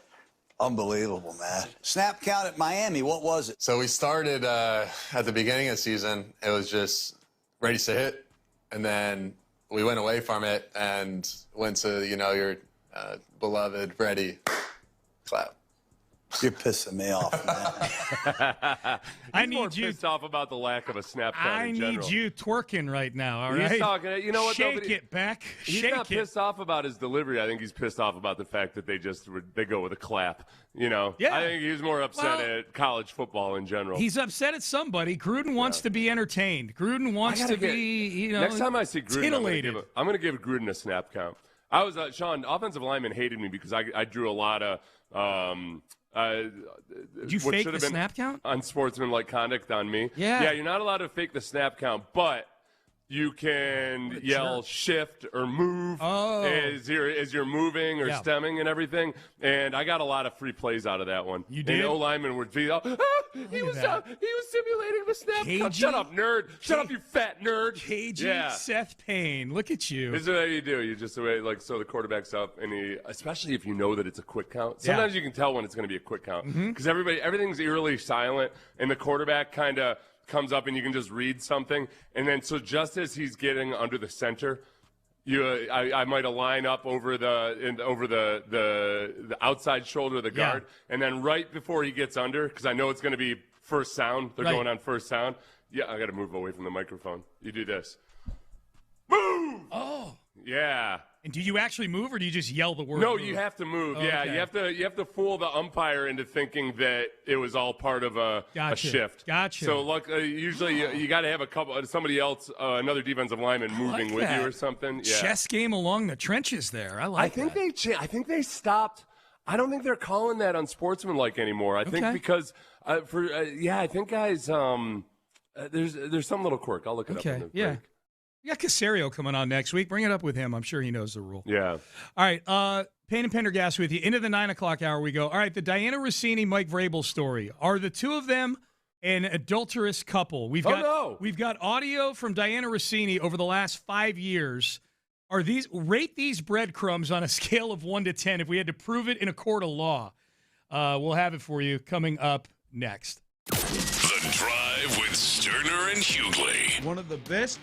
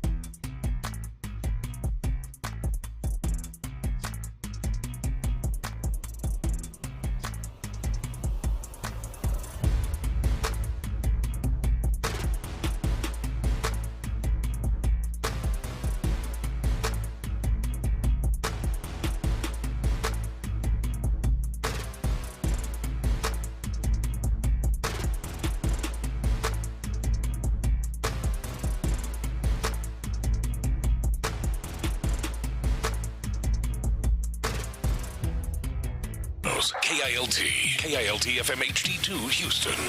On Odyssey Sports Station, the Texans play here. Sports Radio 610 presents Payne and Pendergast. All right, Payne and Pendergast with you. The stories that really hit on Payne and Pendergast are the ones that cross over with TMZ a little bit. We like that. We probably squeezed more juice out of the Bill Belichick-Jordan Hudson relationship, Seth, than most shows did, I would say. You know what? I disagree with you because I think actually we stick to sports most of the time. It's that when there's one that you really, really like, then we hit it hard. Yeah. Like if you The Drive does way more kind of off-topic stuff or off-sports topic stuff than we do. Yeah. But when we find one, though, yeah, we lean into it. We become kind of obsessive. A little bit, yeah. Probably we probably would be better finding a happy medium. But these are the ABCs of me, baby. You enjoy this Diana Russini, Mike Vrabel story. I don't enjoy the story as much as I like the jokes about it. Yeah. It's made some really good the social media has been hilarious. Very meme-friendly, yes. Yeah. Yeah, it's extremely meme-friendly. A lot of Photoshops, a lot of memes, a lot of AI-generated photos of Pat Mahomes and Chris Collinsworth clutching hands on the balcony of a hotel. Those are great. Those are great. What percentage, maybe I need to poll this one, what percentage of people do you think actually believe their denials? Both Vrabel and Russini have openly denied that there's any sort of adulterous relationship going on. It was just two friends hanging out with a bunch of their other friends at a resort in Sedona a couple weekends ago. I think initially, before people realized just all the backstory behind it, I don't know, it might have even been 50-50 at some point, but just everything, all signs point to this. And then you just, like, there have been rumors about it forever that people weren't necessarily reporting or anything, but now it's like things that I had heard in the past, it all makes sense now. Right. I never would have talked about it or anything based on people talking about it at Radio Row or anything. But now it all makes sense. Yeah, I don't know anybody who believes their denials. People in New England, there's people in New England that do. Yeah. That's about it. Like there's Patriots fans that do, and that's it. Yeah, my point is the vast majority, I think, of people are think that they're lying about this. So let's do this. There's a lot of Diana Russini audio that has resurfaced over the last 24 hours from various appearances she's made on shows and on stations and discussing marriage, bringing up her husband, things like that.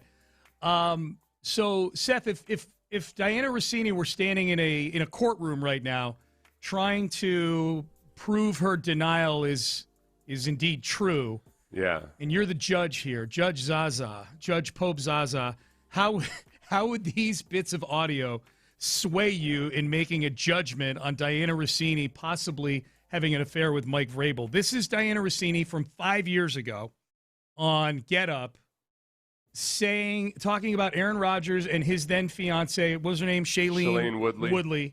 That they were getting married and they post a lot on social media. They were talking about that. Diana Russini took a drive-by here on her husband in talking about that very topic. Diana, we want to give you one more chance to address this. It happened earlier in our program today. For those of you who weren't watching, Diana Russini said this. And I think we all do weird things when we're in love, and we overshare and overpost. And look, he's getting married to a beautiful actress. I'm married to someone average. I don't post a lot about him. If I was married to someone beautiful, I'd overpost too. Now, this doesn't seem nice. We have put together photos of Diana's husband here for everyone to see so you can make some amends on national television. We're average together. And you know what the worst part is? He sent me a text during that segment, not watching because he actually works for a living.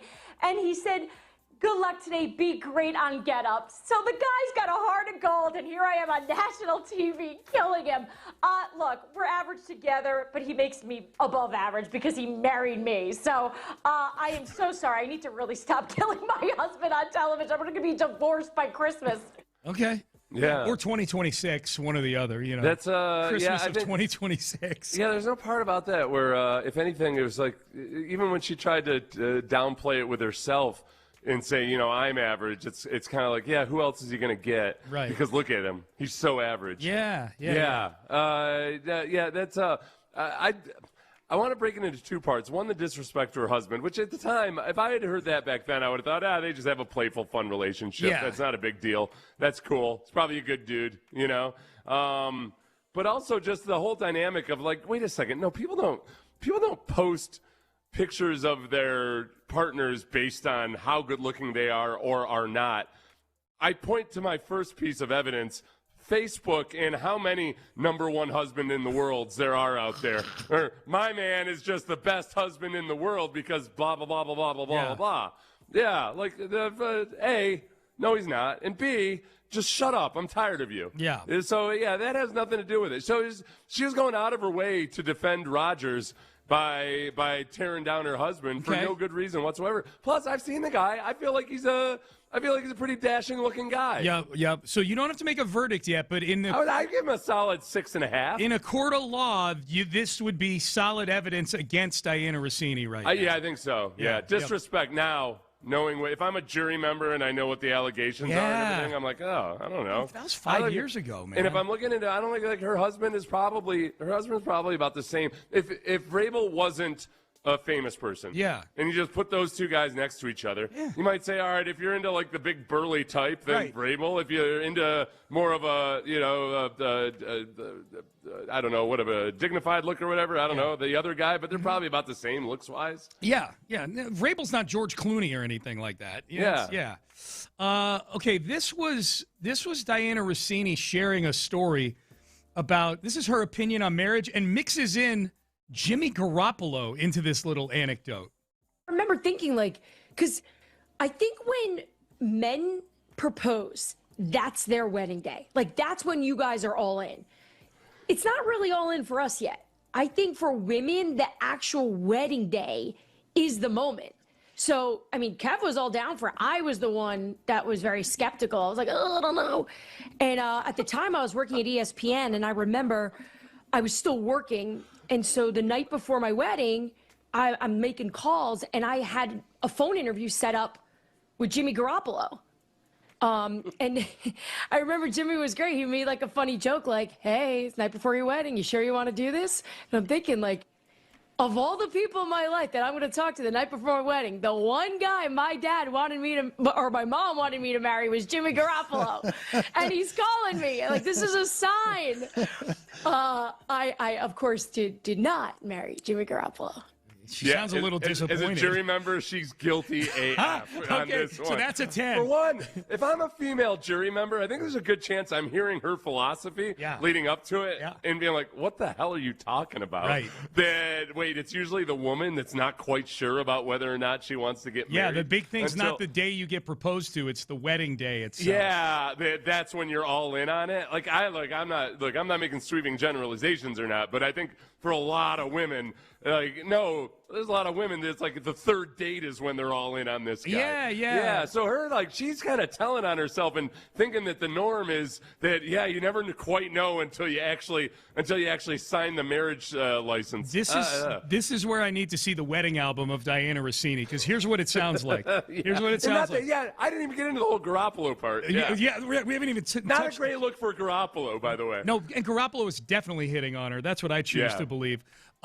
He would have flown to wherever she was. It wasn't like Big Brother saying hey sis, you sure you're about this? Right. No, Garoppolo's you can still get me. It was internet stepbrother. Yes. I love that. No, but as far as the engagement versus the wedding, how the engagement is the guy's day and the wedding day is really that's the main event for the women. Think about that for a second. The engagement is something that's just the two of you. That's just the two of you.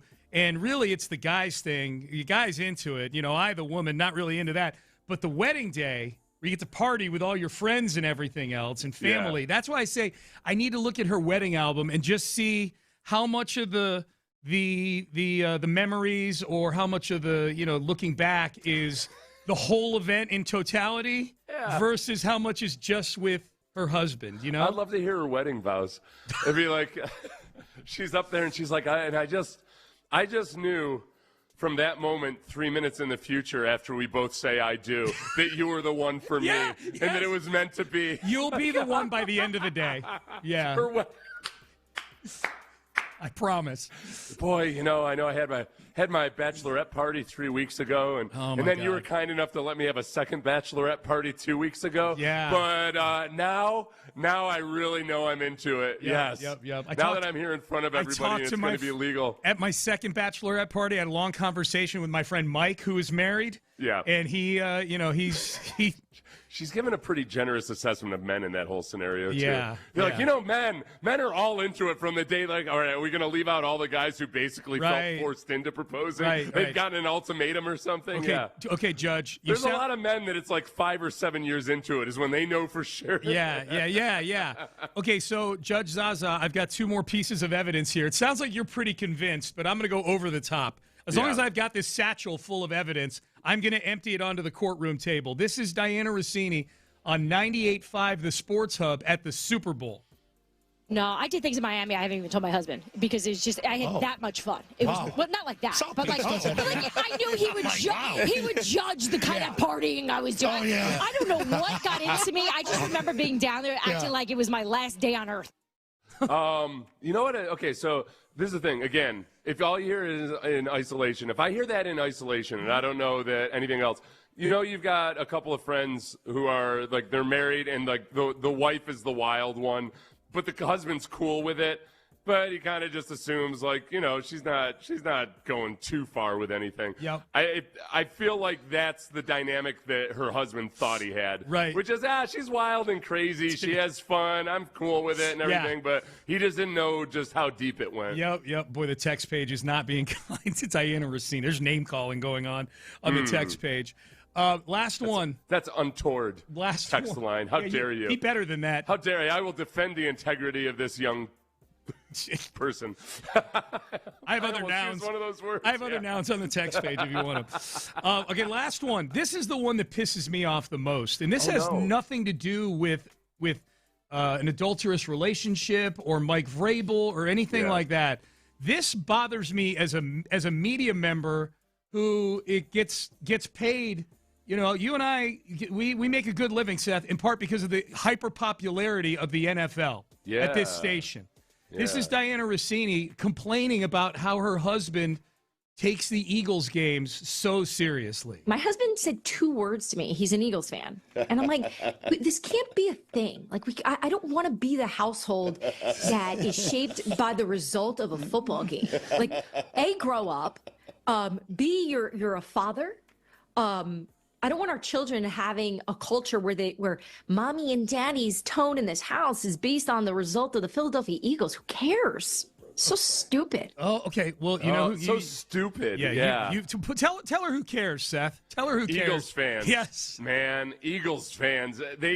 I saw a lot of Eagles fans yesterday that were it was like she was criticizing their households. Yeah. That somehow, if you're an Eagles fan especially, look.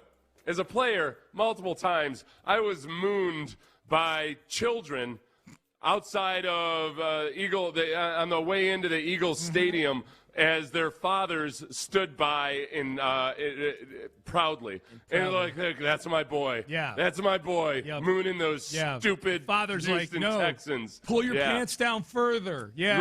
Right. Yeah. No, I think Eagles fans were especially PO'd by that. Yeah, they were. And the thing that bothers me about it, for those wondering, like, Sean, why are you so mad about that? I'm mad at the logic.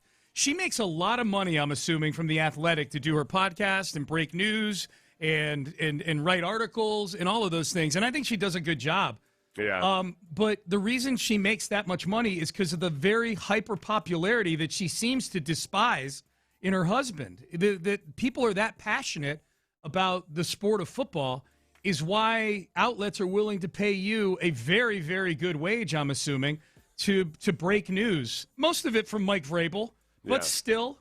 Plus it's like, okay, like it's nonsensical to me. You know what it is, too? It's like, okay, all of a sudden, the mood of your household is distraught over the team that you cared about losing a football game. That's not the same as just long-term, Is her husband like a jerk for the next 3 weeks or something? Right. No, it's fine. It's totally sports. fine for people to be PO'd and upset and distraught over something that they care, a team that they care about losing. I can't believe someone would go on a sports outlet and talk about the most popular sport in America and tell people that they want their husband to care less about it. Listen, kids, this is a good opportunity to remember, don't get attached too much or care too much about things in life. Right. Okay? Right. Yeah. Yeah. We're all gonna go. We're all gonna go on a walk and write a list of the things that we respect about each other. Yeah. We're just gonna be We're just walking around as pods. That's all. We're just pods with no emotion. Are you still feeling emotion over something that happened 3 minutes ago? Oh my God. Oh my gosh. Oh my God. You must be sick. Yeah. We're gonna have to get you more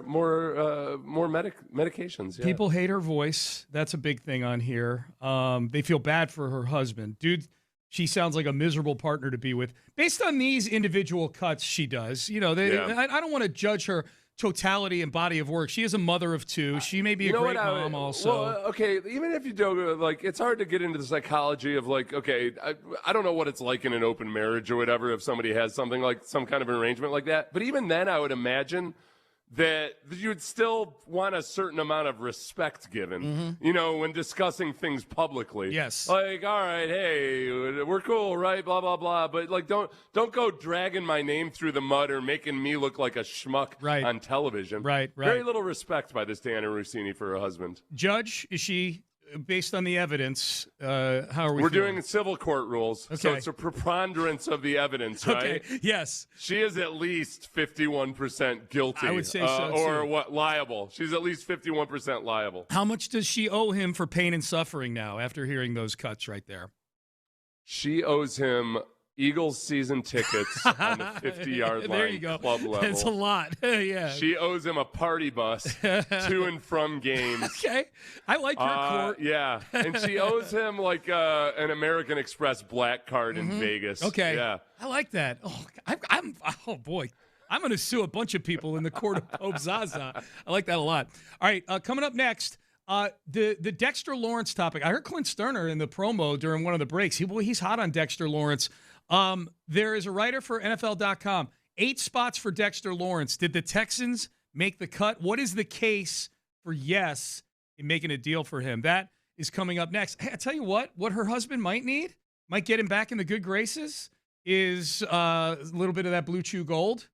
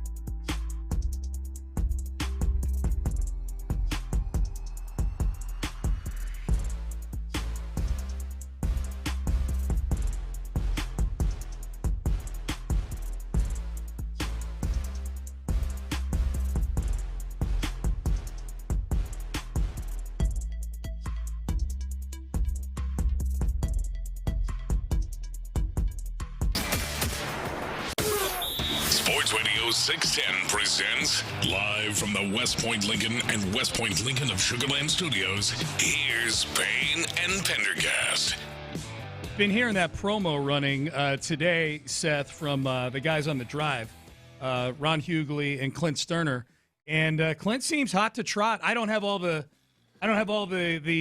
audio from around it if they caveated anything before or after, but that's what a good promo is. It gets you thinking about something.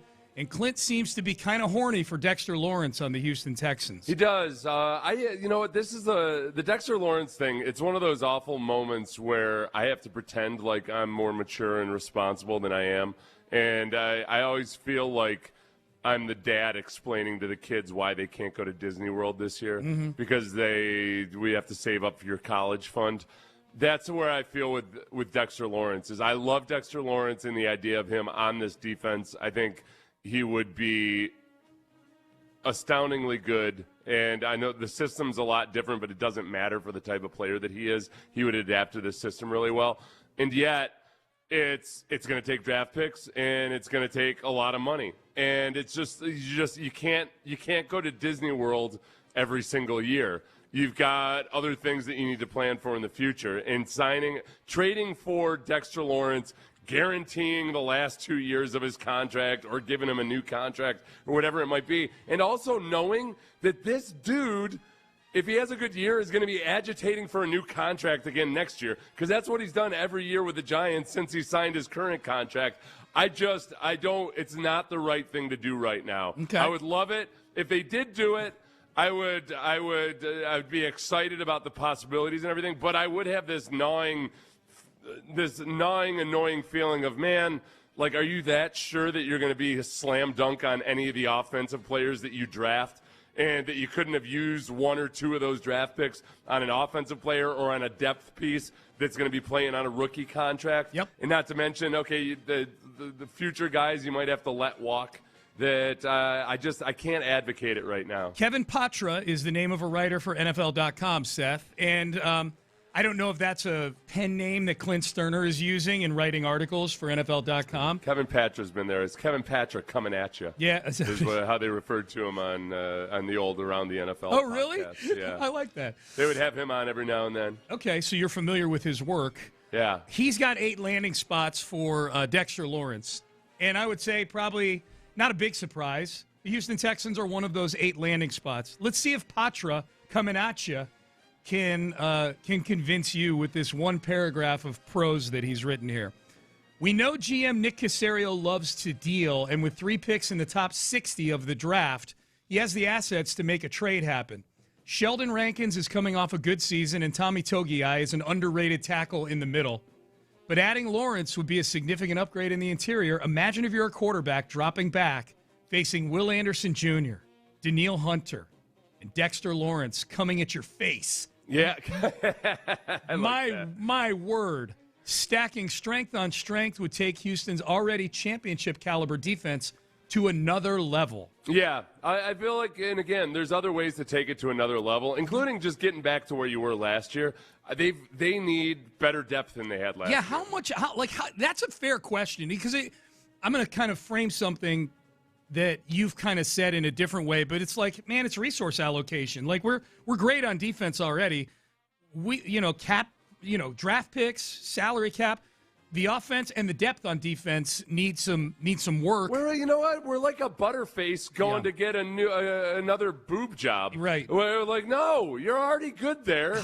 We need to pay attention to the face of the franchise. Well, then I guess that's my question is what exactly does another level look like for a defense that, had they not just pooped the bed against the Colts in Week 18, would have led the league in scoring defense? Well, no, and that's the thing. It's always like, I'm all for saying that, yeah, they can be even better. They allowed too many big plays last year. I could tell you all the things that they could improve on defensively. Sure.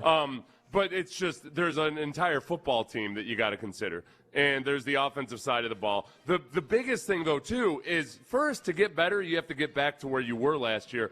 And right now, the biggest threat to that is that if they have a normal amount of injuries on defense, to their starters. Yeah. Because do you want to face a world where either Kamari Lassiter or Derek Stingley isn't playing for 6 to 8 games. No. That's last year's defense would not have finished nearly as well as they did if they'd had to deal with something like that. So there's just more pressing needs that they need to address. And it's not like you can't do both. But they've already got a really impressive defensive line. They already get good push up the middle with the guys they do have on the inside.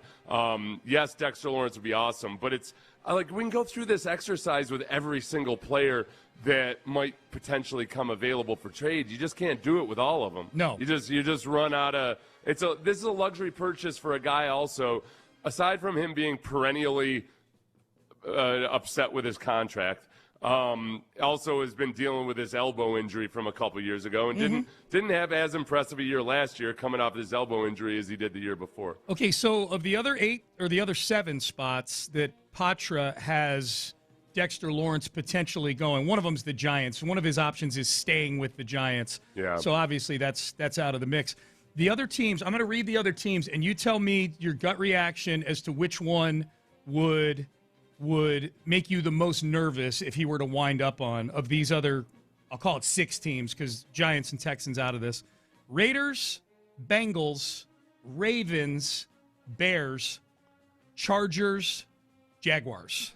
Oh, the Jaguars then. Yeah, that's an easy one. Until you said Jaguars, I was going to say the Ravens, but the Jaguars would be the ones. Yeah. I mean, and again, the interior offensive line, until they show that they can handle tough interior defensive linemen twice a year, because they're going to have that same issue with the Titans this year. There's no Tavondre Sweat, but there is now a John Franklin Myers alongside Jeffrey Simmons. Yep. And that's been one of the biggest weaknesses on the team. The Jaguars, Josh Hines-Allen, Trayvon Walker, and Dexter Lawrence, if they were to make that trade. Now, they don't have a first-round pick, the Jags, because they traded it for Travis Hunter. And they've got 11 picks in this draft. They've got 11 picks. They're expecting to get a bunch of compensatory picks next year. Yep. And they could even trading a future third-round pick to boost whatever they give up from this year. Yeah, that would be interesting. Yep. That's the one. That's the one I don't want to see. Yeah, the Jags. I would say the Jags and I think you're right. Jags, Ravens. The Bengals would be super interesting only because they're does it turn them into they go from being the worst defense in the league to maybe middle of the pack. Well, and they're notoriously cheap too. And this is a guy who, as you've pointed out, aggravates for a new contract every single year. Yeah, and you got the Bengals who they just said goodbye to let Trey Hendrickson walk. Well, and they're not as cheap as they used to be, but they've had to give out some big contracts, and I don't see them as being a team that invites even more of the current issues they have now. Yeah. Hey, along those lines, just real quick, this other one, A.J. Brown is another potential trade candidate from the Eagles somewhere else this offseason. He's not coming to the Texans, I don't think, obviously. But Matt Okada of NFL.com, similar to the Dexter Lawrence piece, has 6 landing spots for A.J. Brown. They're all in the AFC, which is kind of interesting. Okay, same exercise, Seth. As a Texan fan, which of these teams scares you the most as a landing spot for A.J. Brown, wide receiver? New England, Chargers, Bills, Titans, Raiders, Ravens. I guess Bills. Me too. Because that's the biggest thing that they've been missing. The GM, now president of the football universe in Buffalo, Brandon Beane, has gotten a lot of criticism for just not giving Josh Allen good receivers. Yeah. And this would be a good receiver. Yeah. And one that can stretch the field and do all those things that they really haven't had a guy that can do that. Tennessee's an interesting one. Just obviously they're in the division, but if they were to and A.J. Brown used to play there, so this would be them getting A.J. Brown back. Yeah. If they traded for A.J. Brown and drafted Jeremiah Love in Tennessee, and Cam Ward makes a jump here in year 2, that team gets a little frisky and interesting. I mean, the Texans struggled with that team last year with the Titans. It was a 6-0 game in the fourth quarter here, and they needed a last-second field goal to beat them in Tennessee. You know what? The one that I actually would be most intrigued by, and I wouldn't be as all that happy about this one either. But the Ravens, just seeing Lamar Jackson with a bona fide number one guy. Yeah. Because he's done a lot of his work without having a full complement of wide receivers. Yep. This would be, I don't like thinking about that connection of Lamar Jackson to A.J. Brown. No, you got to look at the Chargers. I think like Tennessee, I know they're in the division, but they're a back burner for me. It's who are the teams that you're trying to get through to get to a Super Bowl? And that would be teams like Buffalo. I think Baltimore is going to be better this year than they were last year. New England obviously went to the Super Bowl last year. That's a problem. All right, Payne and Pendergast, final segment coming up. We'll find out what the guys have going on In the Loop. But coming up next, Schefter reveals the possible dates for one of the most important dates on the NFL calendar. An NFL coach talks about missing one of the most important early things in his head coaching career, and a take-a-mania candidate as well. We're going to get to all this in the final segment coming up next. You should get to this immediately if you've been injured in an accident that was not your fault. Call Mokaram Injury.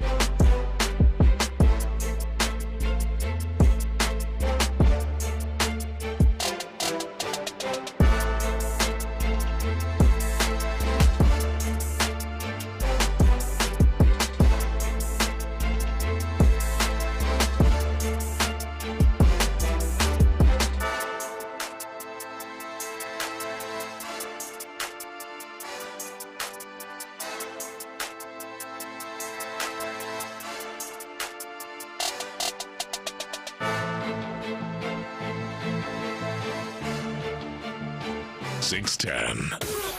Sports Radio 610 presents live from the West Point Lincoln and West Point Lincoln of Sugar Land Studios. Here's Payne and Pendergast. Here was Todd Monken, the new head coach of the Cleveland Browns. If you missed the story, the owners' meetings last week, they take the pictures of all 32 head coaches. Well, there's at least one missing from that picture, and his name is Todd Monken. He's the head coach of the Cleveland Browns. He was getting a haircut at the time the picture was taken. For the picture, he was getting his haircut, so he was late. He was late to the picture because he was getting a haircut for the picture, so he could look good for the picture that he missed. Yeah. So here's Todd Monken, and he was asked about this at his press conference yesterday. I really don't give a shit. I mean, it had nothing to do with me. I mean, they moved the meeting. I didn't miss it. I was just trying to get a sweet haircut. I mean, that's what I was trying to do. And then they moved the meeting. Now, you can blame that I should have been at the meeting when they moved it up, and my ass would have known that's when it was. Yeah, okay, I got you. And was it disappointing? Bet your ass it was disappointing. Would it my life to be a head coach? I'm not in the head coach's picture. You'd think with AI they could have done that quickly and got me in there. But no, it's the way it is. It'll be under the bridge, and what'll matter most is how we move from here and do we win or not. That ultimately, none of that will matter. He is right about that. With AI, they should have been able to cobble him into that picture. Yeah. You would think, you know? I guess, yeah, but then people are going to be mad about the fact that it's not a genuine I'm just saying, photograph. Technically, they should be able to do that. You know what's weird? In all the ways that I'm cool with AI kind of tweaking and altering photos, including what I do with it myself. I got to admit, I'm surprised at your pushback on this. I honestly, I'm a little bit surprised at it myself. There is something about that. There's something about a group photo where, okay, yes, it's these people in this specific moment in time, and I like to think, oh, yeah, there stood all 31 of those NFL head coaches, and just putting somebody else in there, I don't know. It offends my sensibilities somehow. Okay, I remember. I don't. It's weird. I remember a picture of one of my favorite teams back in the day, like as a kid. I rooted for the Philadelphia teams as a kid because I lived in Philadelphia for about 5 or 6 years, and my mom was from there.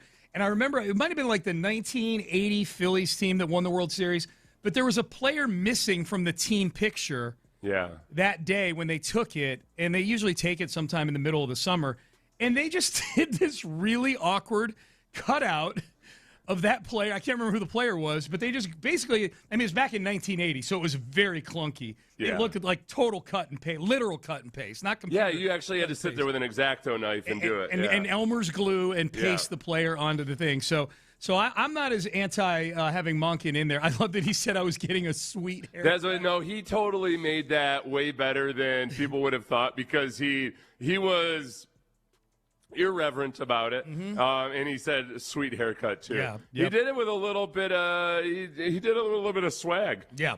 Yep. Something sorely missing from most Browns head coaches That's over true. these last few. He has more swag than Stefanski. Yeah.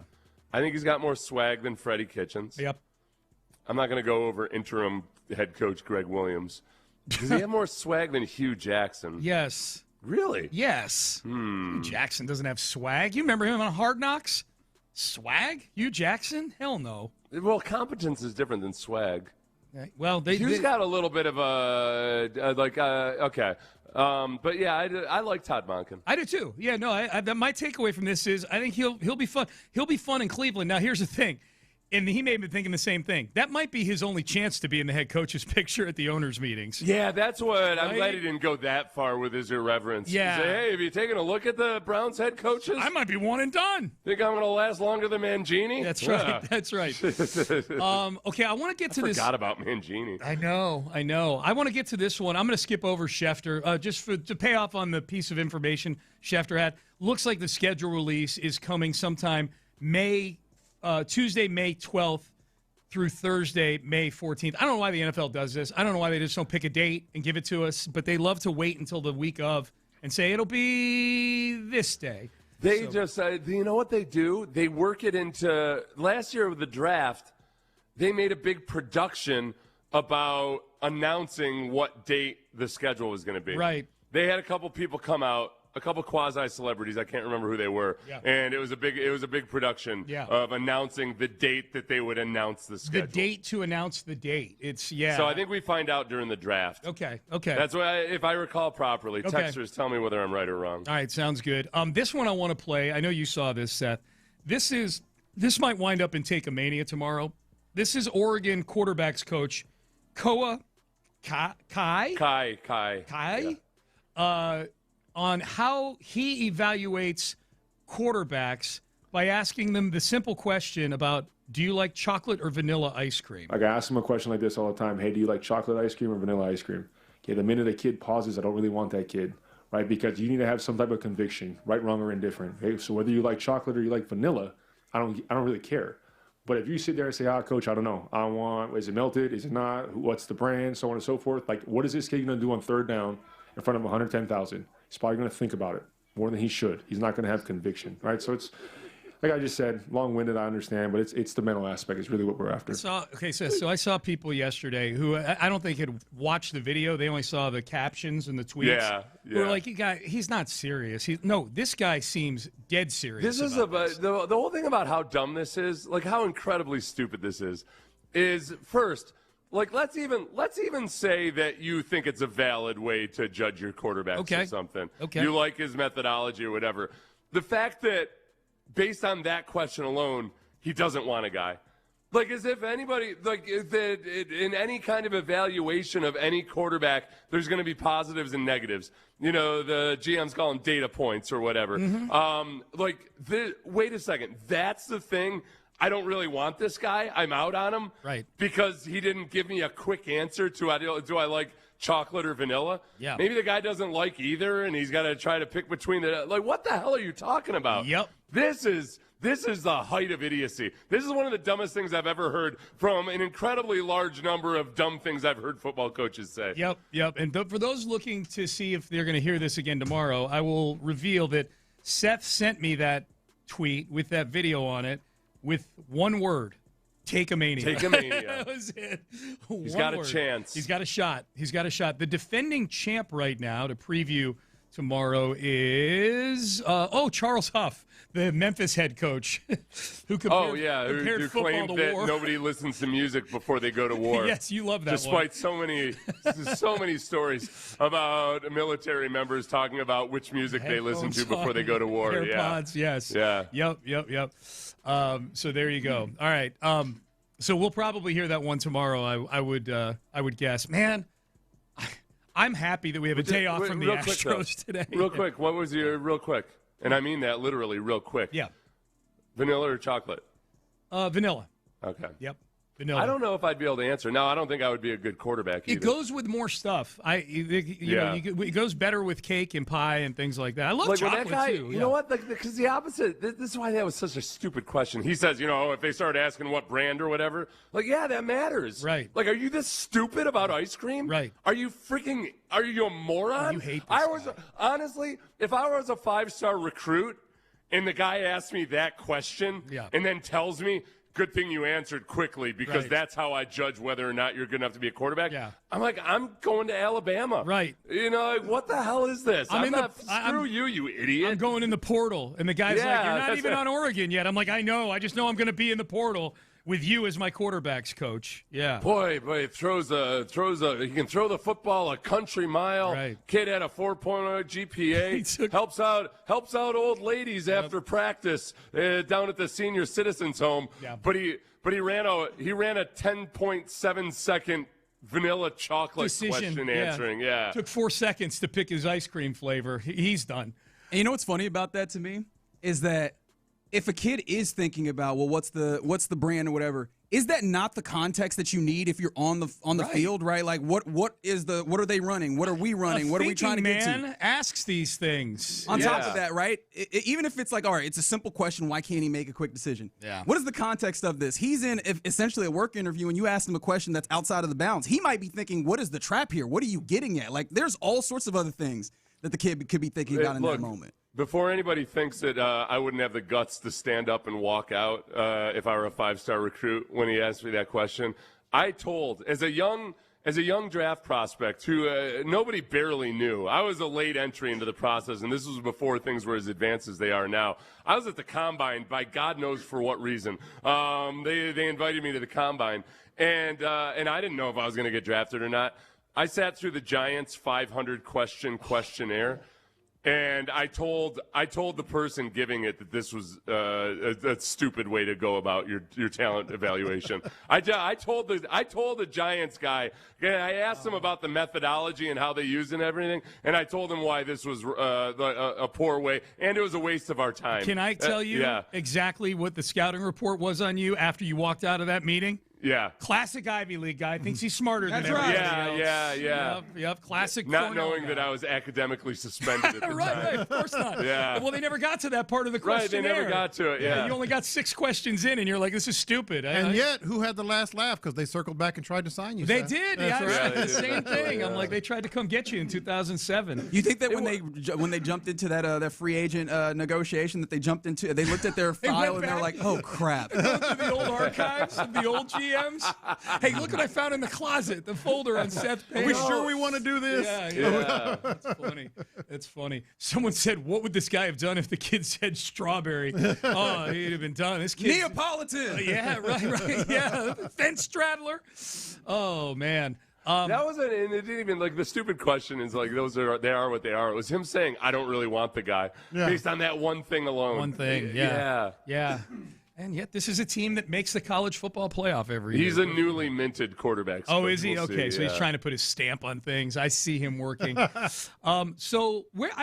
Curious question for you guys. Mm-hmm. Where are you at on what exactly you're rooting for with the Rockets for the rest of the year? Because you could, and I put up a poll, and I haven't even looked at what the results have been so far, but they could still get the 3 seed.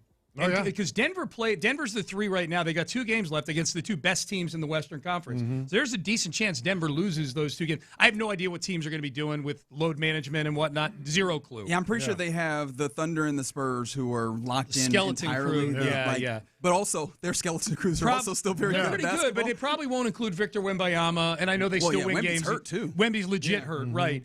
And so they're, I mean, if the Rockets have 3 home games, they're going to be favored in all 3 of them if they trot their guys out there. Yeah. Which means there's a chance you could still get the 3 seed. Would you rather be the 3 seed playing? Would you rather be the 3 seed playing Minnesota? Absolutely not. Or would you rather be the 5 seed? The 5 seed, not the 4, the 5, going on the road to play the Lakers. We asked something very similar last week. I'm still 4-5. I'm still Lakers. Okay. Yeah. Now, he's in he being Luka is in Europe trying to get stem cells or whatever it is that he's trying to get, so he could be fully healthy. What if it means them losing all 3 games the rest of the way in a way that has us feeling about them the way we felt 2 weeks ago about them before this win streak? Yeah, like they're the 5, but they earned the 5 by crash landing at home. Yeah, they were trying. They played their regular lineup, but they lost those games and clinched that's the 5 what they seed. call a fly in the ointment right there. Yeah. That would change the dynamic. I would like to see them play the Lakers by hook or by crook. Me too. But Seth brought up the point earlier about we'd like to see them playing well though going into the playoffs still. We kind of want my cake and eat it too. No, I'm with you. I still think your best chance of moving forward is playing against the Lakers team, as you mentioned, by hook or by crook. Yeah. And the thing that I would use, because I understand that this isn't the end-all be-all, but the thing I would use to make myself feel better about this is that this is a very mercurial team. They run hot and cold a lot during the course of the season anyway, so I could just tell myself, well, this is a little lull. Also understanding that there's a little bit of a time in between the end of the season and that first round because of the play. They'll get themselves together in that time. Yeah. Well, and chances are they'll look good against the Lakers, against that version of the Lakers at least, I would imagine. So, and then we'll all feel great, right? I got to go look and see what the people are saying about it. I'll save it for tomorrow. But, all right, boys, you're listening to KILT AM, KILT FM HD2 Houston and Odyssey Sports Station. Crosstalk brought to you by D&M Auto Leasing. What is the question of the day? The question of the day, inspired by JP France, who is being scrambled to Seattle to join the Astros. Oh, is he really? I haven't seen that news. He is. Obviously, they need pitch. They need pitching. Dude, I forgot he's still in the organization. That's what Figgy said. They cut him. They DFA'd him and brought him back. Well, here's the thing. Even if he wasn't, are they not in a place where it feels like they're calling their exes? They open up the black book. Oh, they got to. Can you throw pitches right now? McCullers is their number 3 starter right now. Yes. Well, 3 weeks ago, when we don't know who the rotation's going to be, we were laughing at the notion of him being in the mix to be the 6th starter. The only reason they're doing that is they're paying him $17 million. Now, Lance has pitched okay this year, pitched real well in one game and pitched, kind of okay in the other game. But it's DEFCON 4 right now with this pitching staff. Yes, it is. For sure. Yes, for sure. it is. So what's the question of the day? What current Houston player would you put in their prime if you could? Seth has a look on his face like, get to the question. No, we're saying Seth's had his hand on his face for We've the been last talking 4 about minutes. chocolate and vanilla ice cream for the last 15 minutes. Seth is so let's banter for a while. He's so bored right now. No, what current player, their past or their future primes? What current player would you put in their prime? Because, obviously JP France is a candidate for I'll let you go first, Seth. Oh, no. I need time to think about this one. Okay, Well, I'll seem tell to you be mine chomping at the while bit. you're thinking about it. I'm banking on Tatsuya Imai.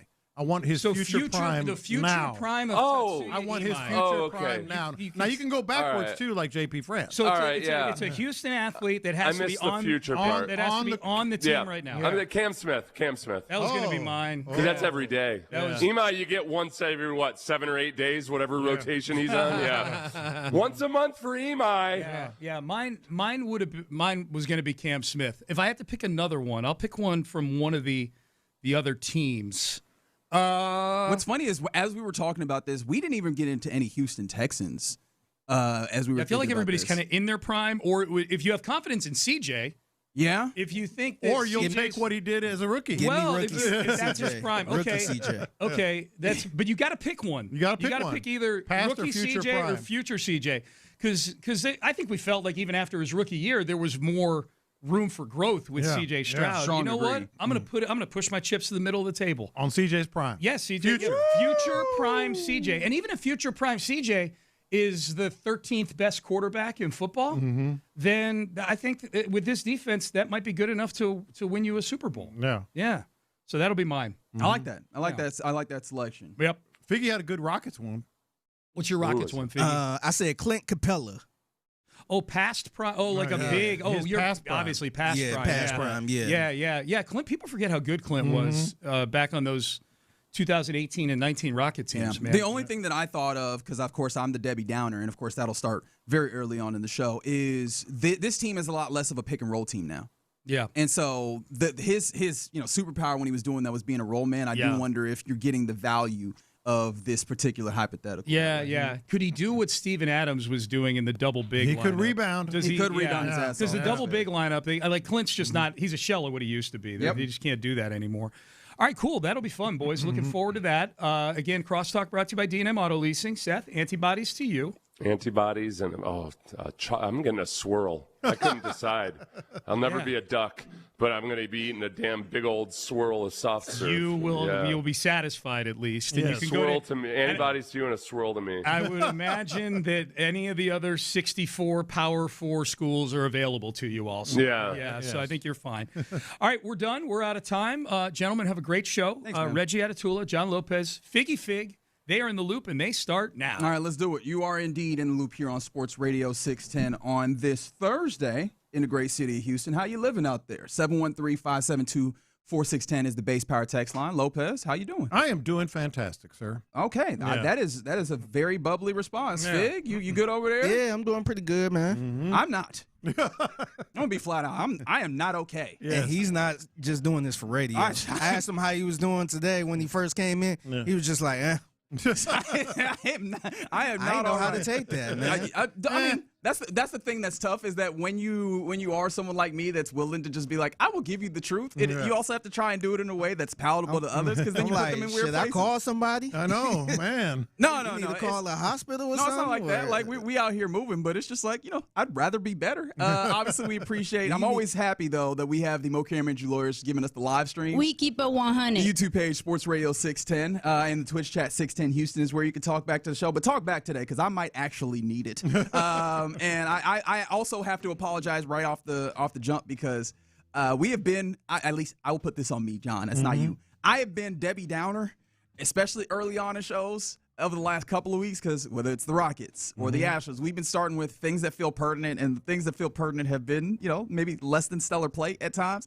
And then we got what happened yesterday in Colorado, where the Astros lose in magnificent fashion in the worst way, I guess. Yeah. It was that game. And I should not use this word lightly. And if you're mad at me, that's fine because I understand where you're coming from. That game watching that felt like terrorism. watching that felt like hell yesterday. 713-572-4610. Are you mad at Reggie for using the word terrorism? I'll hold it, but that's what it felt like to me. Again, first world problems because I've not experienced terrorism on that space, right? Yeah. But I was just like, feel free to email Parker.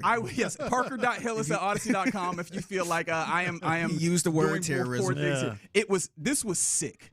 I felt so bad watching this baseball game, and I felt trapped. Like it wasn't just I felt like I had to watch this the whole way through, but it was offense was not there. Pitching was really problematic. Injuries galore all over the place. I was like, and then on top of that, all of these things harken back to all of the nagging scares that we have had in the last couple of years with this Astros team. And it all came down to a feeling of crisis with the Astros already. 13 games into crisis baseball season. All right, so first of all, I think you're being too hard on yourself because we start many shows with, hey, the Astros are on a hot streak to start the year. Hey, how about that Hunter Brown? Hey, Lance McCullers.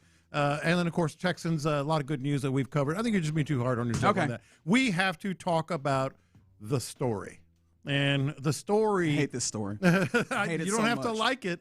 But we have to talk about the story. That's what our listeners are doing.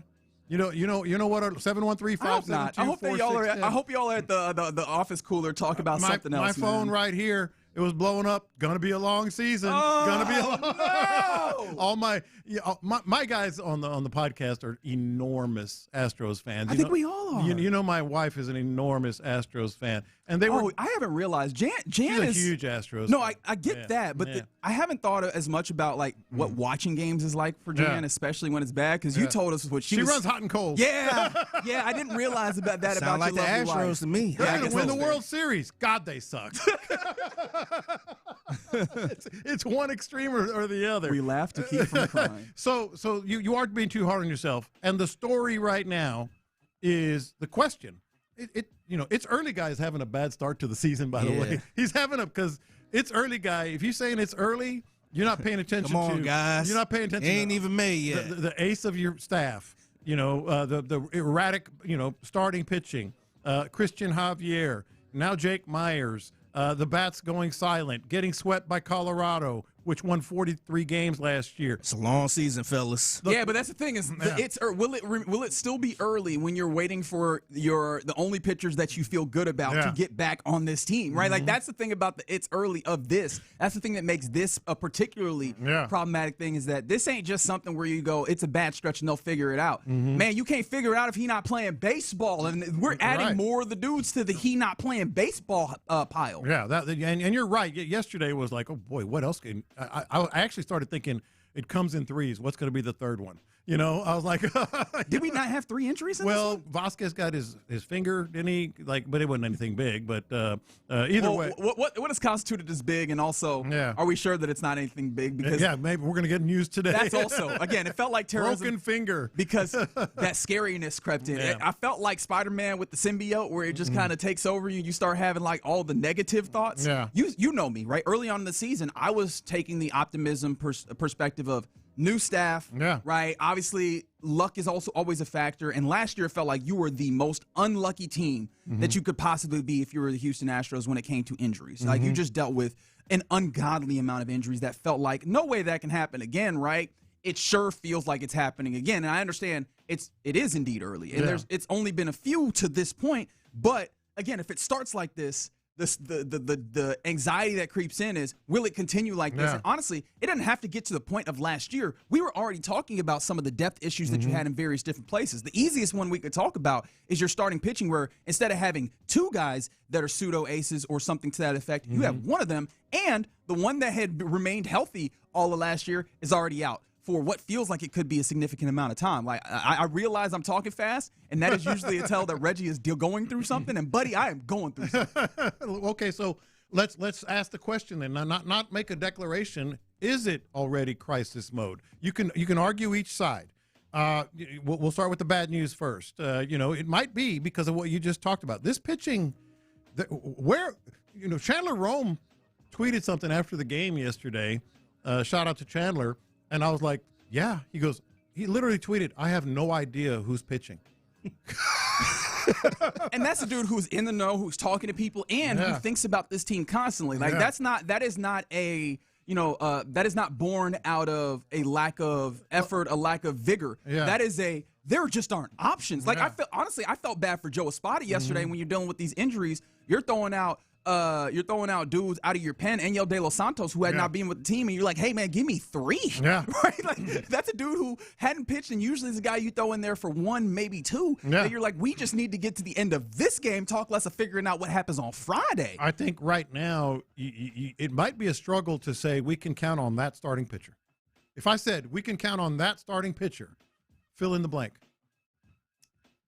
Buddy, this is one of those things where if you ain't got nothing to say, don't say nothing. There's nothing good to say, don't say nothing at all. I feel like I have to trigger that in this very moment. Can you count on McCullers? Yeah. No. If I was power ranking the dudes I could count on, he'd be fairly low here. Burrows? Depending on what we're talking. What are we counting on him for? Who is the ace right now? Well, ain't no aces. That's the thing. I firmly believe. I'm saying your number one pitcher. Yeah, who is your number one pitcher with a 3.8 ERA? I firmly believe probably so. Yeah. It ain't guaranteed that every team has an ace. An ace is a specific designation. I view it kind of like superstar. Not every NBA team has a superstar. You might have your, I guess, quote unquote star player, your best player. Not everybody has a superstar. You had one ace on this team. Yeah. And he's out for, I'm hoping, 6 to 10 weeks. Right. I'm hoping that's what it stays. But grading on the curve. Who is your number one guy right now? Who's your best pitcher? Somebody got pitched number 1, man. I would say Imai. I think Imai. I think the stuff is probably in a better circumstance than Mike Burrows. Yeah. I think Burrows, I like what he does, but I'm also wondering how well this holds up in the majors at this point. But yeah, it's one of those, and neither of those has the track record nor the stability this early in the season for you to say that definitively. So it's probably Imai and McCullers. I guess. And then just Burrows, because of experience. Yeah. In a weird way. JP France. And he ain't even step on the mound yet. He's flying to Seattle right now. He's not even there yet. They scrambled him like when the military's like, oh, snap. I think we're going to scramble some airplanes. We got hey, get the F-18s out there, man. What? Yeah. And that is JP France, right? Honestly, in a weird way, I'm oddly hopeful that you end up with because the Jason Alexander down on the farm. I love saying down on the farm. Down on the farm. It's just a fun way of talking about the minors. But down on the farm, Jason Alexander has been fantastic to this point. Spencer Arrighetti, if memory serves, I might need to go and double check this, has been pretty. So we damn can't good sit as here well. and say Jason Alexander is your guy. No, not your guy. But I do like the idea of. Is it possible you get the guys to come up and stabilize? Because last year they were pretty damn stable. Yeah. And I'm like, does that give you some stability? Yeah. That is the place that I'm at right now. And I see you on the text line, right? 281. Reggie, take your favorite tequila or whiskey, pour it over a spear of ice, take you a sip. Yeah. Believe you it helps. And buddy, I got some screwball at the house waiting for me. I might take that advice because I'm going to be honest, it does feel like crisis. And the reason why I say that, I know that I sound manic at this point. And I might be manic, honestly. Like I'm not taking that off the table here, right? But I think that this is crisis, if for no other reason. Then this is not a team, unless they were going to do what they were doing in that first week of the season, which I think we had already understood. Outside of the rose-colored glasses, is not a reasonable expectation. Yeah. That this is not a team that's just going to blow the division out of the water and then here you go. Although this matchup that's happening this weekend is a couple of teams that look very bad in the Astros and the Mariners, but that's for the weekend. That's for tomorrow, right? This is not a team that's going to blow out the division. This is not a team necessarily that's going to, even if they don't blow out the division, have a firm grasp on wild card, right? Yeah. At least as projections set. You are going to have to be competitive. And you're without your ace, right? You're without your only dependable starter, and you've lost some of the games early on. Again, there's still a whole bunch of games, but you've lost some of those games that are like the swing games, for lack of a better way of saying it. And you're not the way that you're situated now, and the way that it seems like you might be if some of these injuries continue to be there, or if some of these injuries that you have sustained are long standing.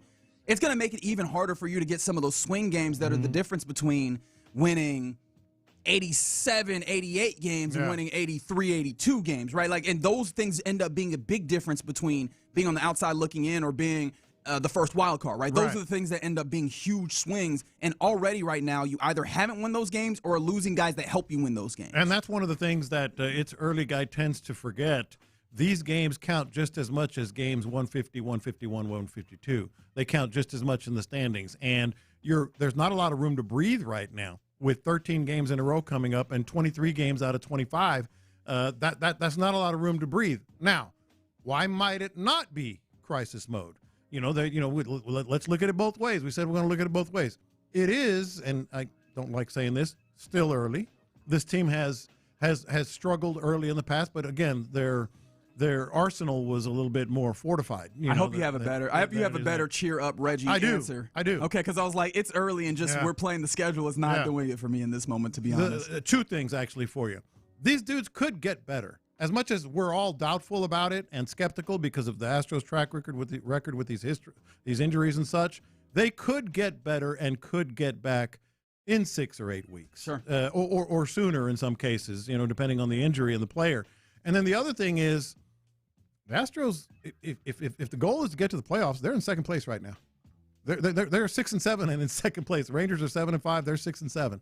And the Rangers also, the Rangers' offense is a problem. Yeah. They are a weird bizarro world, right? The Texas baseball sphere is a weird bizarro world situation where they've got great pitchers, although they've had a little bit of kind of injury stuff that pops up.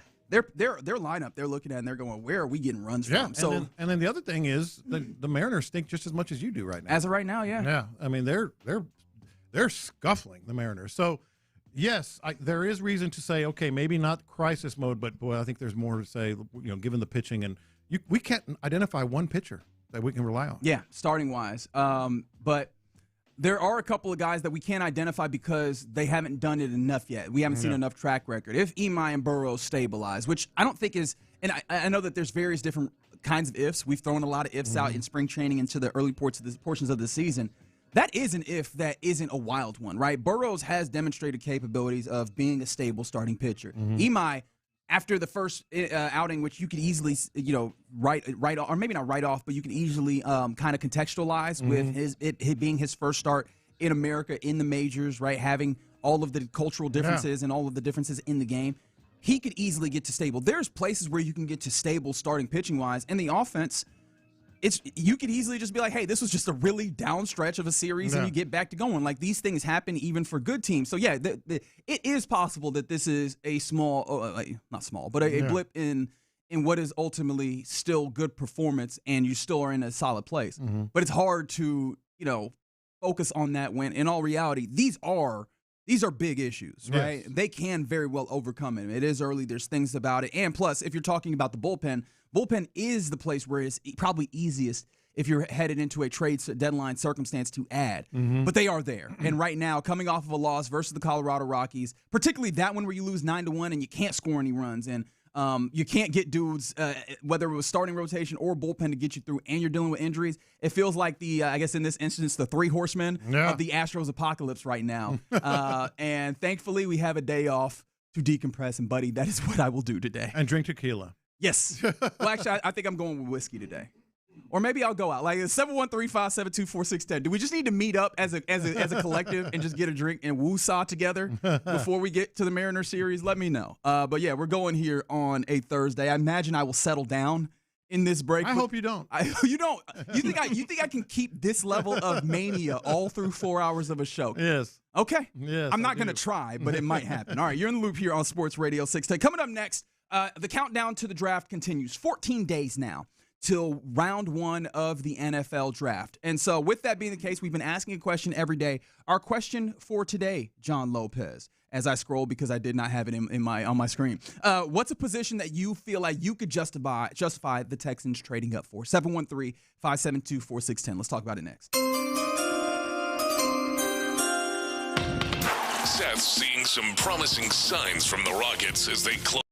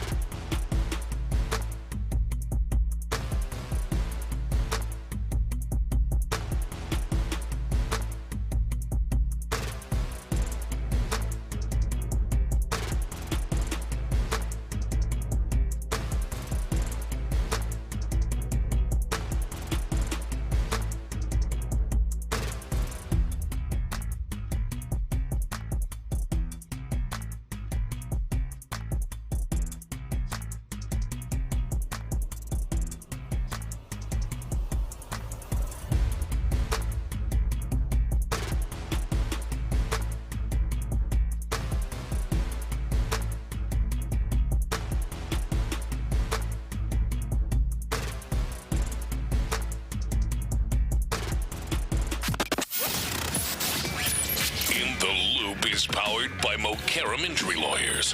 Heard in an accident? Call Mokaram Injury Lawyers at 281-222-2222. Faggy has hit him big time. Houston, let's get in the loop. You better get ready because we're going to show up and show out. With John Lopez and Reggie Atatula. Always live, always local. Coming up next, what happened?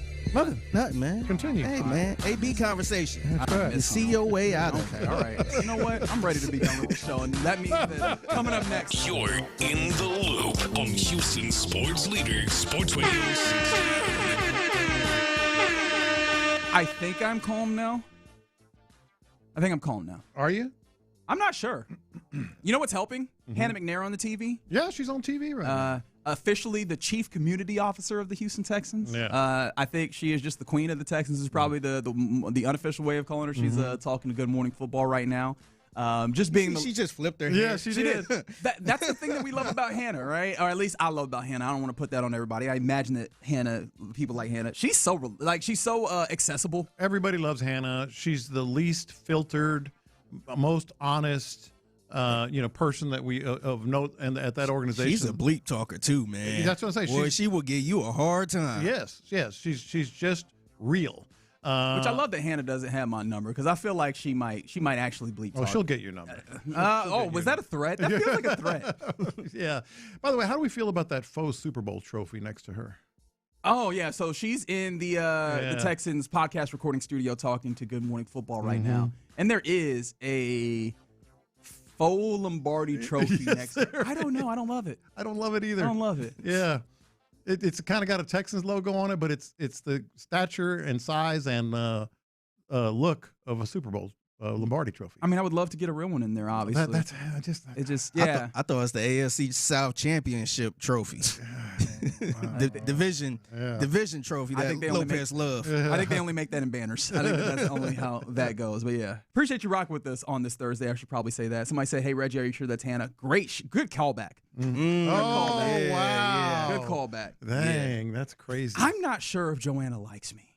Oh, she does. Okay. Yeah, she does. All right. I mean, she was the one. Yeah, let's do it when I brought it up. Okay. Or someone brought it up. Well, maybe you. But that also doesn't mean that also doesn't mean she likes me. That could mean like, yeah, let's get that guy. That's how that could go. Anyways, you feel the mania coursing outwards from the Astros. So let's pivot to these Texans. In fact, as we are 14 days away from the first round of the NFL draft this year, and so we've been undertaking a question a day leading up to the draft. And our question for today is, what is a position that you would feel justified in the Texans trading up for? 713-572-4610. I feel like our listeners are going to have a field day with this. If you could justify trade up for this guy. Wait, did Cal just slide into the picture like Chris Collinsworth? He did the Collinsworth. Where the hell did he come from? I don't know. It looks like he just conditioned his hair. But let's or finish working out. Oh, maybe that's it. He's a big workout guy. He does look a little sweaty there. Yeah. Okay. So, dream world or realistic world, or both?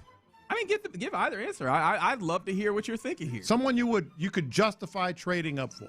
I'll give you dream world first. Trade it, man. Trade what you need to do. Let's get Jeremiah Love's ass. Yeah, that's the ultimate dream one, man. That's the ultimate dream. Let's get his ass in here. You want to run the ball? Okay, let's run the ball. Who is somebody that could be better than him that get traded up for? Because I know that's the number one. I'm trying to think what's a 1A? Well, my realistic 1B. I think the 1A, Reggie's going to say it, so I'm not going to say it because I think it's your guy. You might. Yeah. Might be right. I think it's your guy. My 1A is the receiver from USC, Lemon. Malachi Lemon. Malachi Lemon. I could justify that. You move up 4 or 5 spots, 6 spots, whatever it is to get Lemon. But Dream World, let's talk about it. I mean, you want to be a running team. You've bolstered the offensive line. That offensive line, I think on paper, you can safely say is better. By and large, and with a couple of tweaks here and there, I think you can say it's better. Then you get that dude in here. Yeah. Is the window open or not? See, right now, like if we having this conversation, I would be like, nah, that's gonna be too much. We got too much other needs. Yeah. But if they do it, you're gonna be like, let's go. I'm like, let me get a jersey right now. Let me get that H-Town love on the back. Yeah. I'm like, I'm all in if they actually do this. Yeah. So I would say Dream World that for those reasons, just like Figgy said, and then Lemon maybe, smaller guy can play in the slot.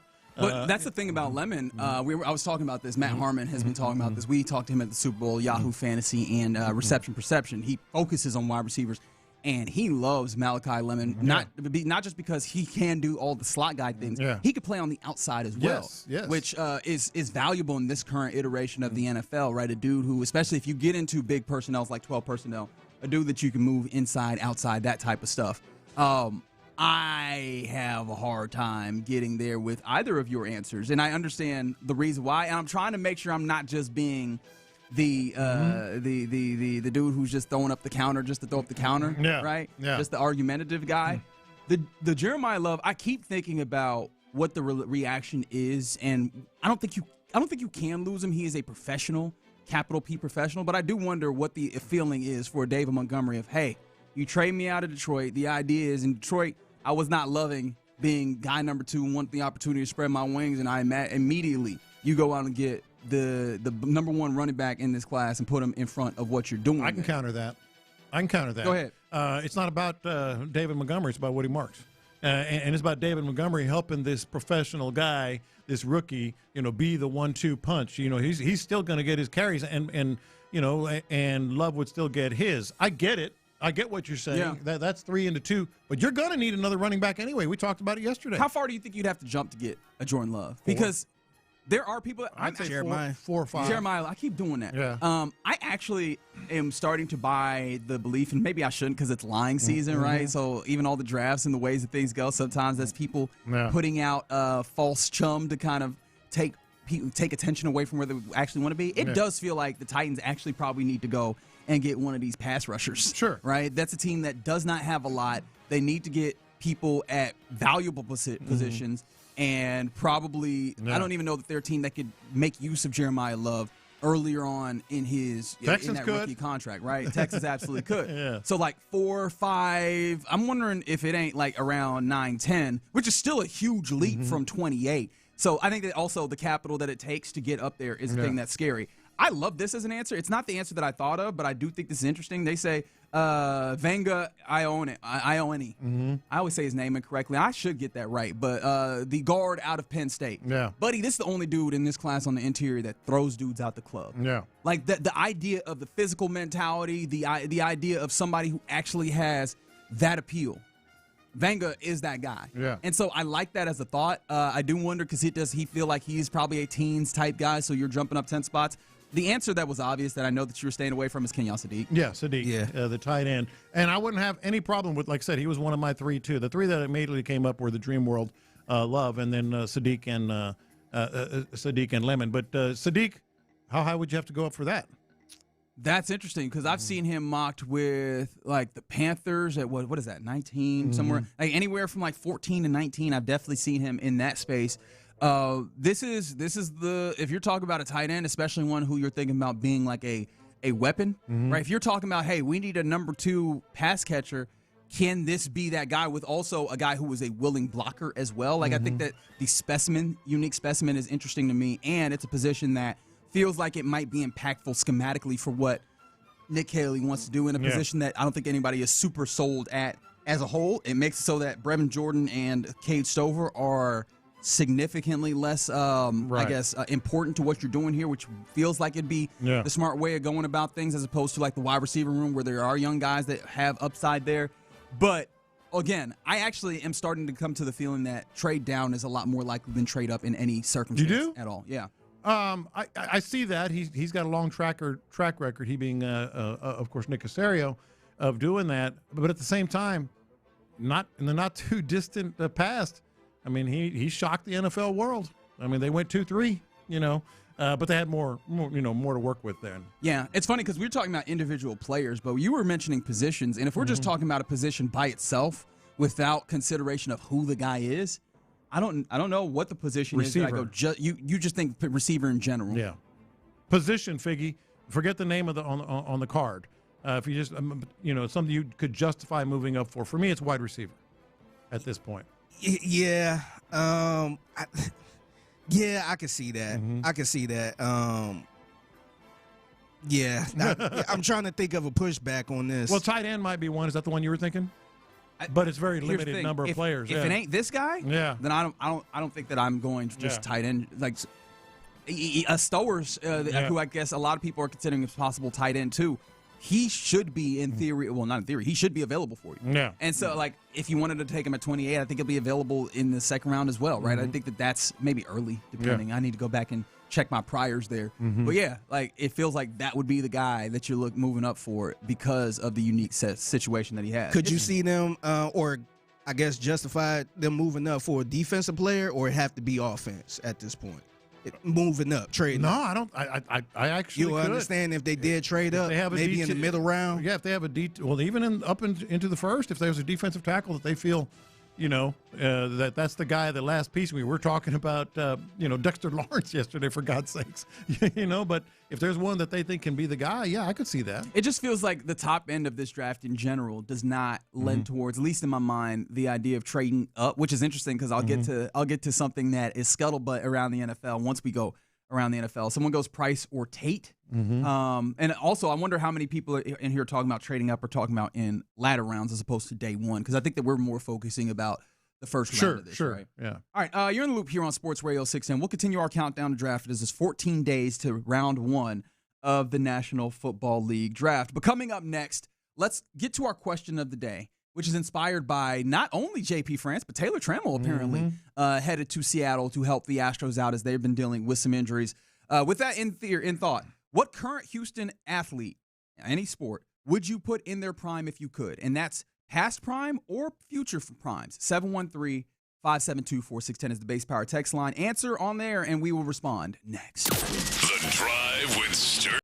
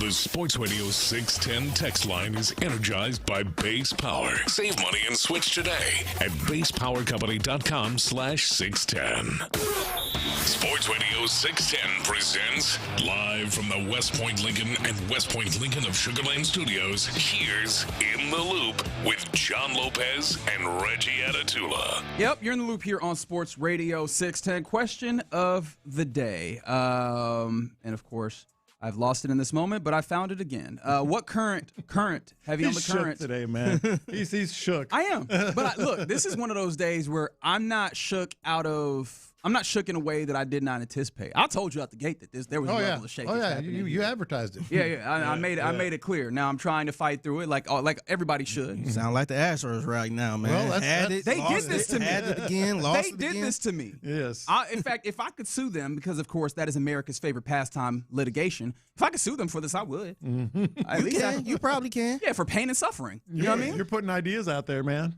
Look, I'll start a class action if we need to. 713-572-4610. Let me know. But anyways, question of the day. What current, heavy on the current, Houston player would you put in their prime if you could? And remember, you can go past primes, which of course is what the impetus for this question was, or future primes if you want to take the gamble in that way, if you feel like you're certain. Because we were thinking about this, obviously, as the Astros have dominated my mind after what was a pretty horrendous showing. It's why you're shook, if anybody's wondering. Pretty horrendous showing yesterday in Denver as they got swept by the Rockies for the first time since they've been in the NL. Or since they were in the NL. Yeah. Right? The Astros. 2012. Yes, and that is sick behavior, man. The Rockies have had very little good baseball in there, and they managed to sweep you here.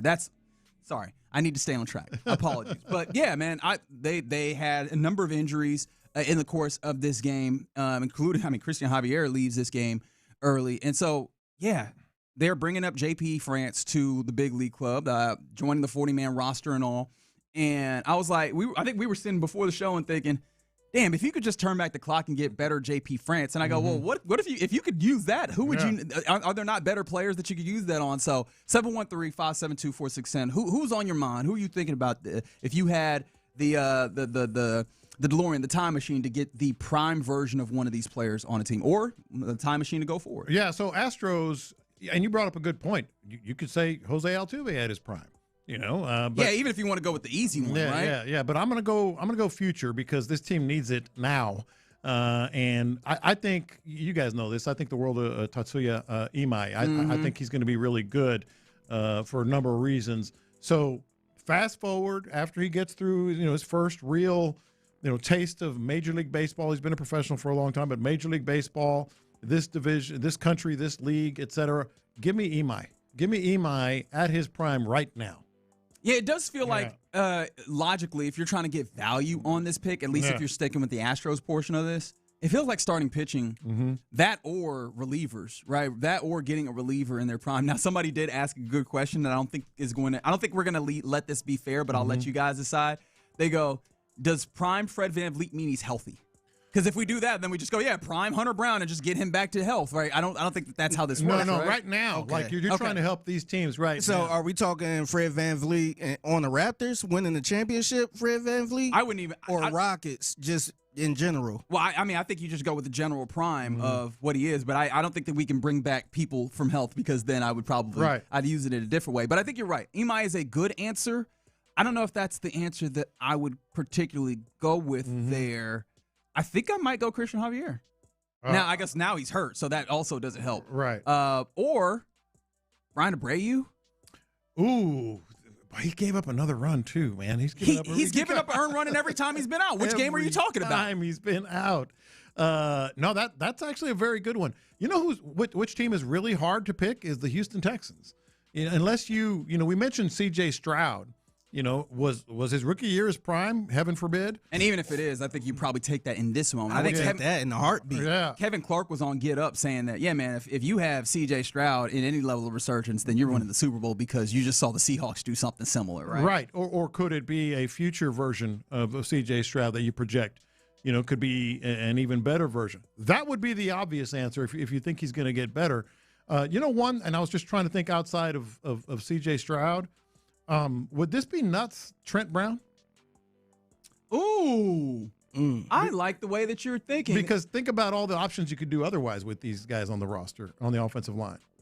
You lock in Trent Brown at tackle. That's not crazy. Yeah. I don't think that's crazy. Yeah. It would make it a little bit extraneous, the addition of Braden Smith the way that it went. Well, but also, true, I mean, just elevate the level as best you can. I mean, Ursary was projected as a guard. Yeah. So we'll see. So that was one I thought. Oh, you're doing the musical chairs already. Yeah. Oh, okay. I see what you're doing. Yeah, I think if you because I know you're talking about wide receiver wise. What would you not take the acceleration of one of these wide receivers, whether it's Noel or Higgins, and go, what is the prime of them, and see if that doesn't help you a little bit? Or Dell. But again, you have to project him being healthy. Yeah. And back to 100%. That'd be an interesting one. I love this one because I thought about it and I was like, is this too simple for the Rockets? Just go prime Kevin Durant? He's in his prime. No, he's not. That's the thing. He's not. It seems and like he's scoring 27 points a game. Like, imagine if you have the Kevin Durant that can score like 30 a game. And does that change this? I think what you're missing for the Rockets isn't quite that, though. Yeah. And I'm wondering, is it? Yeah, it's marginal. How him in his prime versus him right now. What he's doing for this squad. Like, who is the answer for the Rockets? Figgy said Capella. I said Capella. Yeah. I think it'd be cool to have that type of 2018, 2019 Capella. So I think that'd be cool. But I feel like they need a damn point guard, man. If they had. How about Reed Shepard? Project forward. Does he become better defensively? I think that'd be better, fun. Better, or I don't know. This is me just being mean. What about Udoka? Is that forward or backwards? I don't know. Is that forward or backwards? I don't know. You want to get Boston Celtics? Udoka. Is that fair?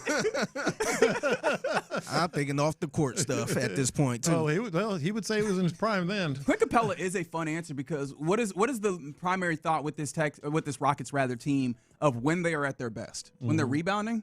Right, and having another big that you could go to, obviously without Steven Adams, at the very least, if he's rebounding like he did in those 18, 19 kind of time periods, that would be a great help because it feels like he would be able to play on the court. He'd be better defensively as well.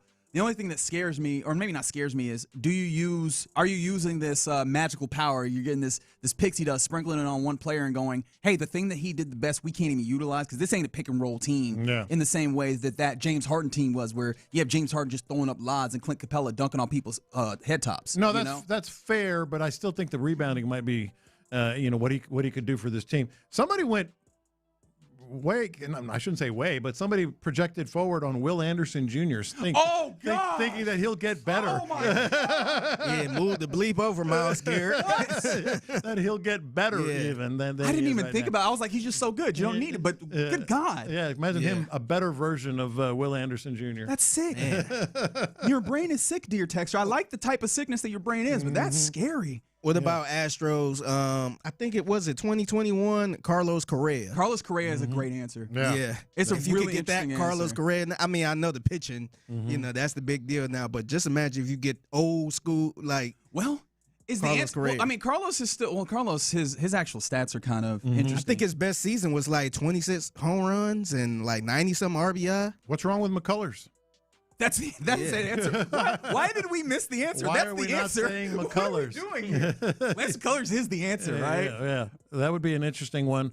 Cam Smith? Cam Smith is an interesting one going forward because he's the guy who Espada, Myers, some other guys have thought about when it comes to Cam Smith. They go, he's going to be a superstar. Give me the superstar now. Yeah. Is a very interesting prospect and proposition. But again, that comes back to the Clint Capella somewhat of, you get all that, but is that the portion that you really need on the team? And you know what's kind of sad and kind of says something about this Astros team? This all started because you mentioned, or someone did, I'll take prime JP France. Yeah. Even at his prime, he was like, okay, he was better than, he was better than average. I think what made him so good was he just kind of came out of nowhere. Nobody was thinking about JP France. And then it's like, dang, this JP France guy is kind of good. Yeah. If we weren't doing the injury designation for Christian Javier, would Christian Javier be the answer? I still might lean McCullers. McCullers versus Christian? Really? One of those two, yeah. One of those two for sure. Okay. All right. So if we had to put the answer for each team, the Texans one. The Texans one is fun because I think CJ is probably the easy answer. CJ, Texans. I'll go with Capella. You're rocking with I'll Capella? go with Capella on the Rockets. Can I throw out a couple possibilities at you? Because I think Reed might be an interesting one, getting better on ball. Because I still saw in the Phoenix game, Phoenix able to get under his skin a little bit when he has more of a solid feeling on ball and those things.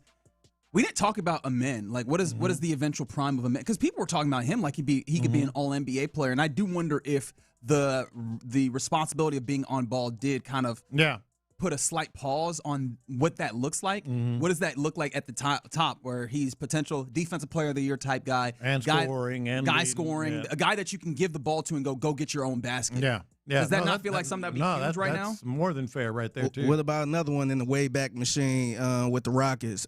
Uncle Jeff? Oh, that's Jeff so Green? fun. If you're looking for another big man to come in. His prime year. Yeah. That's fun. I would not thought about that. Somebody said get D'Amico next to Aziz. Can we pull the coach onto the field? Is Aziz the answer? Well, not the answer, but is he an answer? He's an answer. How good do you think? How better do you think he can get? Yeah. Oh no, I'm talking about we're going backwards. Obviously, I think we're on the downside of the hill with Aziz, which is kind of amazing that it still looks like this. But what was his prime? Was his prime year? Last season? No, I wouldn't say that. He made his first Pro Bowl, right? It was up there. That is a fair point. Yeah, it was up there. Yeah, just keep rocking with this one. Somebody said Javier is cooked, y'all, and that's why we might need to turn back. That's why we might need to get to the way back. Starting to look like it, man. That's why we might need to get to the way back. But I don't know. Interesting kind of thought process. Is Arrighetti a name? He's not with the big league club. I don't know. I mean, even his prime. I know a lot of people. You don't know what I know a lot of people was praising him a lot, but I wasn't that sold on him like that. Yeah. Okay. Yeah. All right. Keep those coming in if you have other answers that we did not get to there. 713-572-4610. I do love the people, though, that were going outside of the box and just going back. They're like, Arian Foster. No, that's Earl not the game. Campbell. That's not the game. Carlos Beltran. I know this pitcher ain't on the Astros anymore. I think he with the Yankees, but Luis Garcia. Yeah. God, that was fun. If you could get back to Cha-Cha Luis Garcia. What a fun time that was. Man, they made him change his whole. And that was that. Yeah, that was it. He was done after that. That just makes me sad thinking about all the great pitching that the Astros have had. We had good times and just under the radar. Like, where did this guy come from? And now we can't find one. Hey man, fire up the car wash already. Where's the car wash? All right, you're in the loop here on Sports Radio 610. I was yelling. I apologize. Coming up next, I promise not to yell in this segment where we go around the NFL. Would you take a player off the board for doing this? Because this has been a conversation around draft circles of late. We'll talk about it, and I'll tell you who I mean next. What a start for you.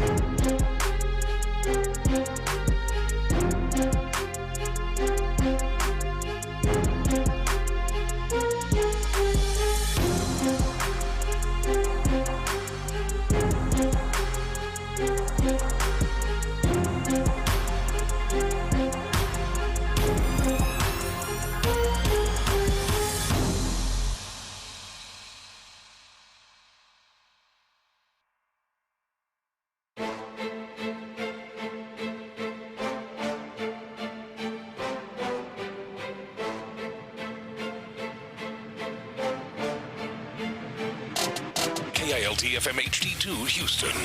On Odyssey Sports Station, the Texans play here. Let's go around the NFL in the loop style. Why are you smiling? Because I love football.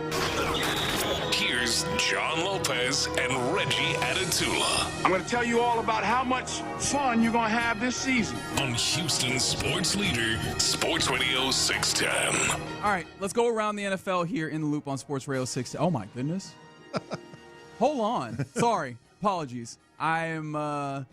You're off in, today. baby. You're one of us. I'm off today because just like I think a lot of us, the Masters round 1 is on. This is not NFL clearly, but I just got distracted by Rory McIlroy having the worst version of the old Tiger Woods putt, where it's just sitting on the lip. And for a second there, I thought he might actually get it to fall in like the Tiger Woods. Yeah, you stare at it. Putt, and you stare at it. Obviously, we've all seen it. If for no other reason than Nike used it because it was like a perfect ad. You didn't even have to do anything to it. Just play the clip. Swoosh. The swoosh falls over. It was gorgeous. Yeah. Not so for Rory. Rory had to put an extra stroke just to get that extra that. Titleist ain't doing any commercials. No. What was that? What was that? 2/10 of an inch. Yeah. That it needed to roll in order to go in. Yeah, and by the way, we'll get into it in what's popping. But right now, Kurt Kitayama is 4 under and leading early in. round 1. Everybody knows about Kurt Kitayama. Well, somebody does. All right. Somebody does. Okay. First place in the pool already. Nobody. Aaron Wilson know about him. He says he's a swarmy guy. I'll show you my bracket. Oh, move on. Is there anything that people care about less? No, they care about this a your lot. fantasy golf bracket. But I'm money. I make people. Lopez do it with his fantasy football team too. Buddy, we're a few hours into round 1. It's over. It's okay. Ooh, I got him on my fantasy team. Unbelievable. All right. Let's go around the NFL now. I actually agree. Let's go around the NFL now. Are you buying this at all? Jordan Schultz, NFL insider, and also Coffee Air. He jumped on social media yesterday with a little bit of, I guess, reporting of scuttlebutt in a way, saying that the expectation around many NFL teams is that the 2026 draft will be one of the more trade-heavy drafts in recent memory, according to multiple lead sources. He said specifically on the defensive side of the ball, which edges, cornerbacks, linebackers, all strong and deep, and that the wide receiver is typically more of what happens in this space. Are you buying that? Because that seems to be one of those things that gets brought up every year, and then sometimes you'll see a draft where you go, was it really that many trades? I go hot and cold with old Jordan Schultz's reports. Sometimes he's had some hot or ice. Yeah, hot or ice. Because sometimes he does. Okay, so he's basically just kind of calls a lot of information, but he does have some sourcing. Oh yeah, absolutely. This is one that I'm not completely buying. I think it might happen, but I think it's more logic than a report. Logically speaking, this is a top-heavy draft. Not as many, prime top 15 consensus players, top 10, whatever. So it's logical to believe there is going to be a lot of movement, and that's where I would leave it. Interesting, because it feels like, well, I guess maybe movement-wise, from the things that I've heard from the smart people that I have an opportunity to listen to, it seems like a lot of teams want to, at least first round related, because obviously he's talking about the whole draft. Maybe you get to the middle rounds and it's chaos, right? Nick Caserio's happy place. But it seems like a lot of teams want to kind of trade back in the first round, and then I imagine that then fosters some level of trade activity in days 2 and 3 early. But it doesn't feel like there's a lot of players that people want to go up for. But it does seem like it's a talent-rich draft in the middle. Like in the day 2, early day 3, there's all sorts of different players that people might want, and maybe that naturally facilitates trading. This just feels like one of those things that we call every year. Yeah. Like when a team comes in and they're like, well, we want to run the football. What are the other cliches that it feels like every year in sports you get? This feels like it's one of them. Build in the trenches. Yeah. We want to build in the trenches. It feels like any one of those cliches that you might throw up. Man, this is going to be a trade-heavy draft. It feels like we're honestly doing a physical team. Yes, it feels like we're doing wish fulfillment. Right, exactly. That's why I said to me this is just more like I could have written that, because logic says that there's going to be it's going to be a trade-heavy draft, as he put it. Okay, cool. I don't put a lot in that. All right, fair enough. Around the NFL, this is something that has been talked about on draft Twitter, at least as far as I have seen.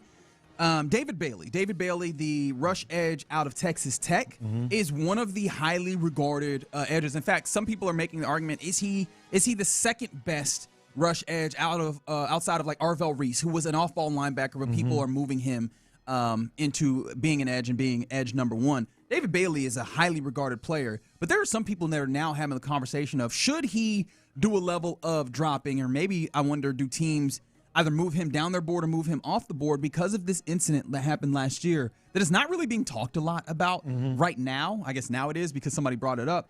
Do you recall a game where Texas Tech lost to Arizona State and David Bailey ended up kind of physically assaulting a photographer? Yeah. So apparently what happened was a video of the incident popped up where Bailey approached photographer Mark Rebelis from behind, getting in his face and saying something. Several staffers immediately approached Bailey in an attempt to restrain him and pull him away from Rebelis. And mind you, when I say Bailey, they tried to pull him away. Bailey had that dude in what felt like a headlock, right? He was, and seemingly the impetus for this, what caused this was, because, you might go, hey, what did the photographer do? From what I can tell, which, again, is hearsay and not really very much to go off of, but from what I can tell, it seems like the dude just took a picture of Bailey, and Bailey ain't like that, so he went over and talked to him and then put his hands on him. Yeah. Right? And this is something that falls in line with what possibly could be something out there that Bailey might have a little bit of hothead tendencies and not be able to control himself. Again, extrapolation. I understand this time of year, these type of accusations get a little dicey.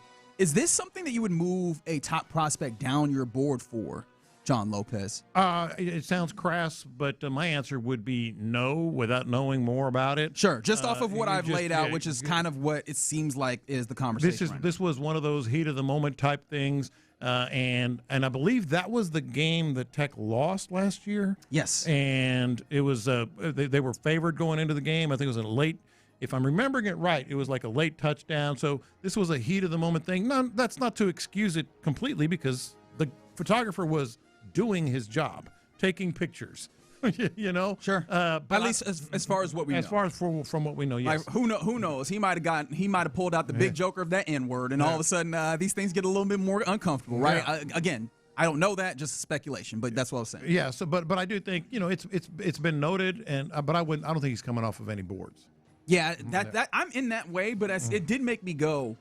As I try and put myself a little bit in the mindset, and we all do, of general managers who are decision makers in this, what would it take for me to go, ooh, I don't, because character conversations have long been a part of the draft, to the point where, honestly, it felt uncomfortable. You remember that time Des Bryant said that somebody asked him about his mom and potential illicit activities and things, right? Like, the questions that have happened in the way, but it's all in service of trying to understand who this dude is. And the thought process that this might be somewhat indicative of a dude who maybe doesn't make great decisions, right, is interesting, especially on the backdrop of, you remember James Pierce and how he's not going to, last year the Falcons traded a future first-round pick, their first-round pick in this draft, in order to go up and get him, and now he's not going to be participating in off-season workouts because he's got 3 different charges that are on him right now, right? Like, these are the things that teams are trying to avoid. I don't think that this raises to the level, but it did raise that conversation once again of like, hey, how far do we get to that place? Is this a true character question? Again, you talk about the context of heat of the moment. No, shouldn't have done it. I absolutely should not have done it. But I don't think this is necessarily, that is a bad character. That is a character issue. Fair enough. All right, some other things around the NFL.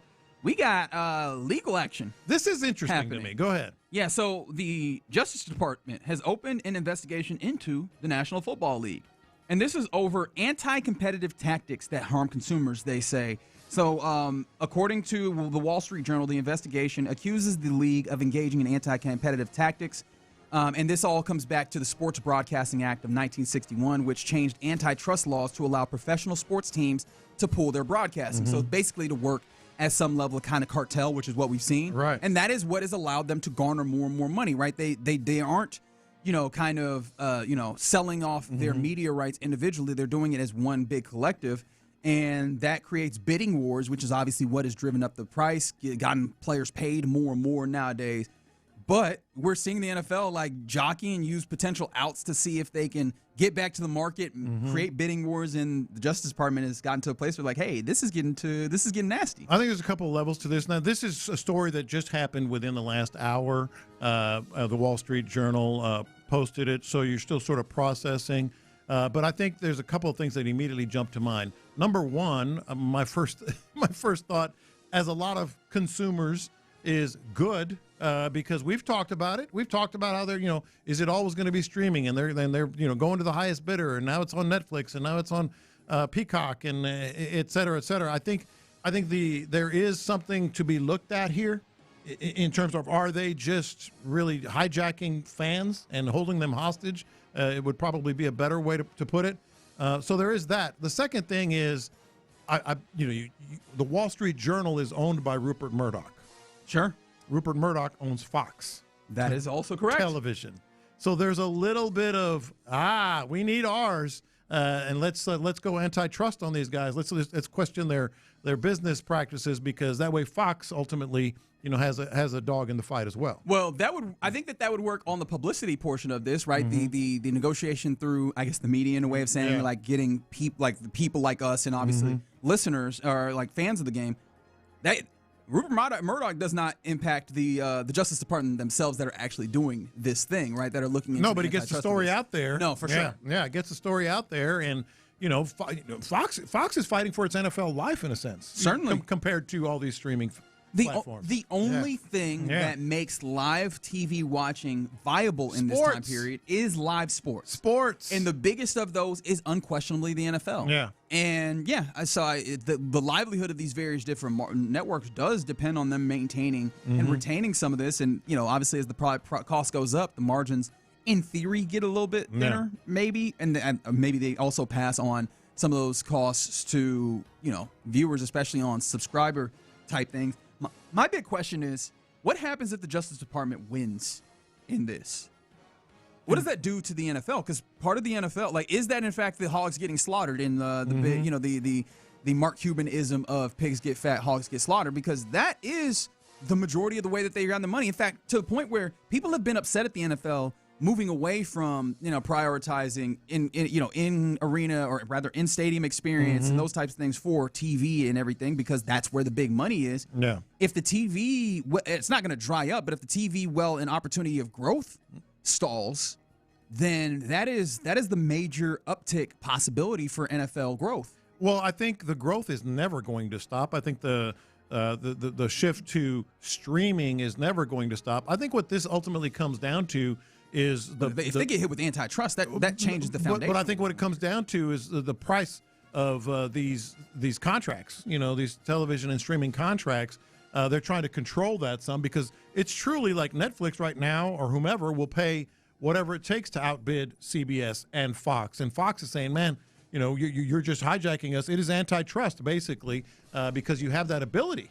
So what they're trying to do is just kind of regulate the price, a little bit. It's still going to be streamed, but that Fox wants it on their streaming services. CBS wants it on their streaming services, not just like, we're going to go over here and you're going to have to pay more if you want to play. I'd be real interested to see what regulation would look like. Yeah. And what things would be dictated and not dictated to the NFL and these TV broadcasters. Because this is fascinating. This is the underlying business of football. Is the TV deals, right? There's a lot more that they do, but this is the underlying business. And assuming that something happens, which I should step back and acknowledge, I don't think that actually the antitrust is going to stick. Never has. I don't think that this is actually going to happen. I think we're very far down this road. They tried this in the 70s. But I'd be very intrigued to see where that gets. Yeah. One more thing here around the NFL, and I'll preface this by saying, I think I might need to create an unserious rankings for NFL teams, because there are teams that I definitely throw in an unserious bucket. And you could think of the teams right off the top of your head, right? Cleveland Browns are unserious. Cincinnati Bengals, I believe, to be unserious, right? There's other teams that you can maybe throw in there. I think that the Ravens have very much toppled down the serious rankings. I don't know if they're all the way in the unserious territory, but they're definitely lesser than I previously thought. Do the Vikings join that with this news? I saw this earlier this week. Apparently the Vikings, who are without a GM, and remember, the draft is in 14 days. They won't even start their search until after the draft. Right. I saw this, and I don't think they're the first team to do this. No, they're not the first. I actually don't feel quite as crazy about it or unserious. I think they're as crazy or as unserious as you do, simply because there is something to be said about trusting the guys that are already in the building as you transition, as opposed to bringing in general manager and switching everything up before this draft. If I'm the incoming general manager, I actually kind of like this because you're starting from scratch after the draft. The first draft doesn't get the first put draft on your, is not on you. It doesn't get put on your ledger. You know what I mean? I'm kind of on the other side. I'm not saying it's the most ideal way to do it. Ideally you'd like to have gotten the guy, in February. Yes. And then they really start planning things. Yeah. But if you didn't have a decision, they fired the guy in like March. I'll put it this way: January 30th. Yeah. But let's say Damn it! I yelled. I'm sorry. I'm telling you, he's shook today. If you made me general manager, let's say March 1st, I wouldn't want to do this draft. Just hustle and hurry. You got it. This ain't even hitting the ground running. This hitting the ground. You're late in the game. Yeah, very strolling. late. Yeah, casually. Yeah. And this don't feel like a thing. Like remember when Bill O'Brien became the GM here, but he was already there. Yeah, and all that it seemed stuff. like they just threw it at him. Like, hey, all right, big guy, you know everything. So the world is yours now. I'm kind of on the other side on this. I'm like, okay, next GM, maybe he's got a clean slate. All right, I guess so. I guess ultimately it'll be just determined by how it actually shows up. But I think firing a general manager early enough to go get another one going, no, we're just going to go through a draft without it, especially with a team that you have a quarterback that obviously you're not sold on just yet, but you have a team in a weird place. It's not like this is a rebuilding team.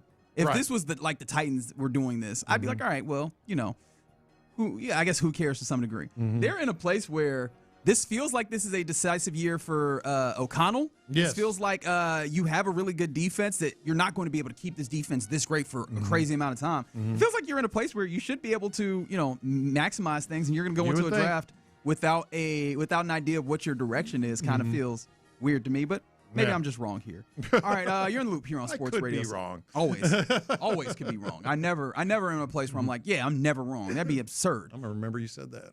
Oh, yeah. No, I'm always open to the idea of being wrong. But I'm right at decent. All right, you're in the loop here on Sports Radio 610.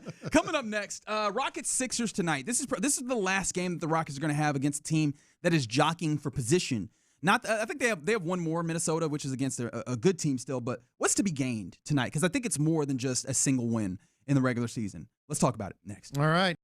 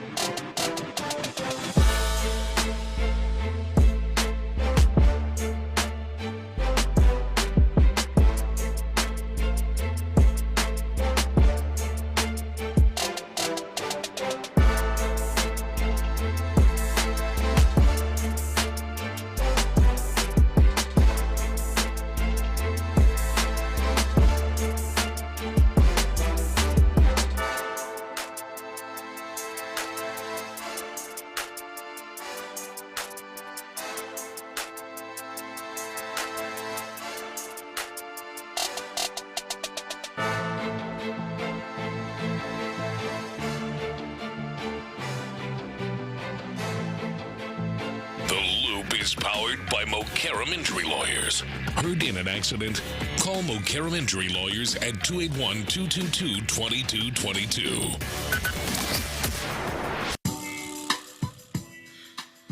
Yeah, you're in the loop here on Sports Radio 610. Hope your Thursday is going well. John Lopez, Reginald Latitula, Figgy Fig, rolling with you as one does. I did mention Kevin O'Connell last segment. I want to make it clear. I don't think that the Vikings are out on him by any means. Yeah. It's just been already 4 or 5 years for him there. And, not a ton to show as of yet. So you get to a point where you go, how long, right? How long until everything runs its course. Questions start. But I think they're happy with him. Okay. Yeah, I think so too. I think that GM screwed up a lot, man. Yeah. But that's the thing. As soon as other people start getting fired, if things don't turn up, people start looking around and go, it just looks so bad because you had a Super Bowl winning quarterback that was just won it all, that was just on your team the previous year. Yeah. And you got rid of him for a rookie quarterback that you don't know about, man. And maybe that's why there's a new general manager coming in. yeah. After the draft, though. After the draft. That's right. All right. Rockets back in action tonight versus the 76ers. And this is a healthy 76ers team here at Toyota Center. So you're talking about Paul George, you're talking about Joel Embiid, so on and so forth. What's there to be gained from this game, whether it's knowledge or even Rockets benefit? 713-572-4610. Because I don't think this is just a single game. This is a game against a team that is still fighting because the Sixers still have some jockeying to do in the East for positioning in the playoffs. The Rockets have some themselves, as they are one of, 3 teams that are still trying to figure out position between the third place Denver Nuggets, the fourth place now Los Angeles Lakers, and the Rockets at 5th place in this moment. So there's still some jockeying there for them as well.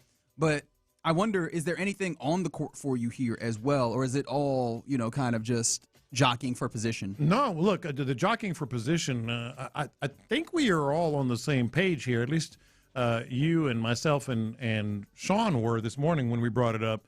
Just face the Lakers. 4th seed doesn't matter, 5th seed doesn't matter. Just face the Lakers. We're all in the same boat there. I think what it really comes down to me tonight is just, are they going to be able to continue what they look like, what they have looked like? It's more like, are you playing the basketball that, we've come to appreciate here in the last week or so, and getting the most out of the starting lineup? Maybe don't fall behind by 21 points in the first quarter. Sure. And then go from there. To me, it's like, what do they look like? It's like almost like a scouting game. Are they really starting to groove? Are they really starting to find themselves? That's kind of where I'm at with it. I want to see them play good against a good team. Yes. I'm not saying the San Antonios, the Denver. I want to see them play against a good playoff team. Yes, I want to see what they look like. If they can find that groove and keep it.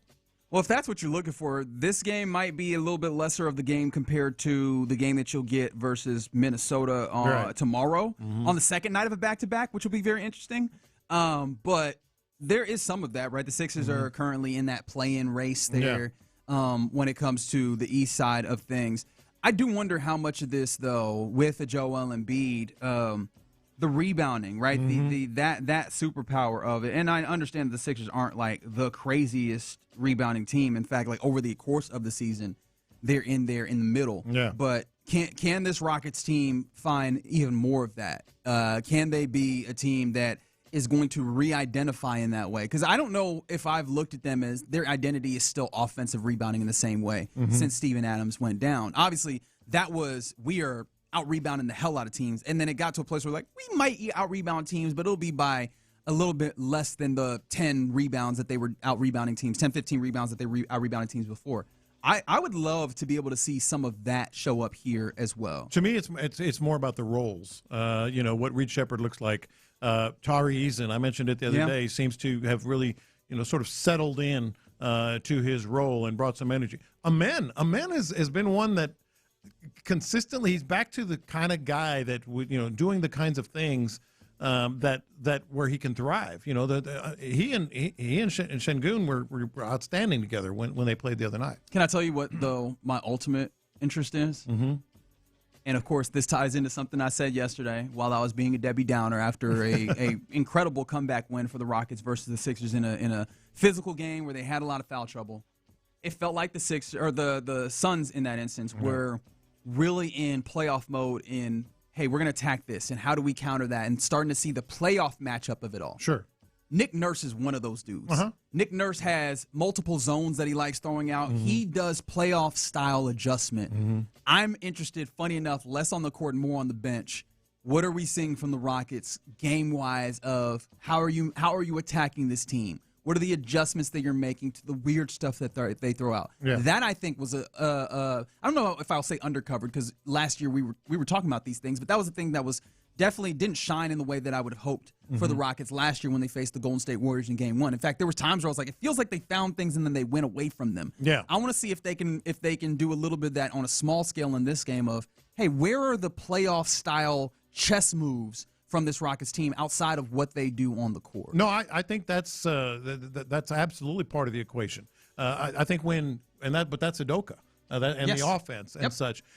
So I think both those things are kind of the same. You want to see how they look, but in a different way, how they respond. Sure. What their strategies and counterpunches are. And so I think both those things can work. Yeah, but this is one of the last three games. It's this one tonight, tomorrow night. You also have the Minnesota Timberwolves, and then Sunday night you finish off the regular season with Memphis. All of these at home. It feels like you should come out with 3 victories. I know I can't recall if Anthony Edwards for the Timberwolves has been back playing basketball, but I know that they have dealt with a lot of injury to some degree with Anthony Edwards and stuff like that. So the Timberwolves haven't been their peak strength. It's one of the reasons why I don't want to move up to 3 and face them. I feel like that's actually, oddly enough, a tougher matchup than the one that you would have against the Lakers. But I feel like you have those 3 games, and then you look at the Lakers and what they have, or actually probably, the Lakers is probably who I'd want to see depending on if you could go and get home court from them as of right now. Lakers have the Warriors tonight on Prime Video, right? Like the Lakers have a team, and you just saw in the Warriors that when they got Steph Curry back, they can be tough. Then they have the Phoenix Suns, the team that can be physical. They also have the Utah Jazz, who they're tanking outright, so that might be a loss. But there's a possibility that the Lakers have 2 losses, which you're probably going to need because, remember, the Lakers have the tiebreak. So I think, and also, the jockeying for position matters a little bit here to give yourself an opportunity to maximize your first-round matchup. Your confidence level right now in a 3-6 matchup, what would that be? If they do, because if all those things happen, if they manage if the Rockets win out, Lakers struggle. Maybe the Nuggets struggle as well. Nuggets drop 1. Well, they have to drop 1 or 2. The Nuggets also have the tiebreaker. The Rockets basically ended up with the tiebreaker against nobody. In the West portions of this standings. I don't love it because not only do you have an Anthony Edwards who is a dog. I think that they've got like 6 men in like Naz Reid that are good at getting after your second unit, which the second unit has a little bit of issues, and then also just dealing with Rudy Gobert is not going to be fun. I don't think so. I would prefer seeing a Lakers team that would be having to lean on an older LeBron James, a maybe hobbled Luka Doncic, depending on how it comes back. We haven't heard anything, have we? I haven't heard anything in addition. Plus, don't forget, it's not just Luka; it's also Austin Reeves out, and that's been the foundation of what they've done when they've been good. Yeah. But I will say, comparatively, I think that I'm a little more scared schematically of a JJ Redick than I am of the Adelman boy, which is disrespectful, but I can't remember his. It's Dave Adelman, I think. There for the Nuggets as the head coach. So. Whatever that is worth to you. All right, that's the game that's happening tonight. Rockets 6 or 7 p.m. I believe that one's Space City Home Network. All right, coming up next, let's get into what's popping as the Masters. The first round of the Masters has started. And also, I think there's an interesting World Cup update that I would like to give you. We'll do that. There's something special. Next. Seth seeing some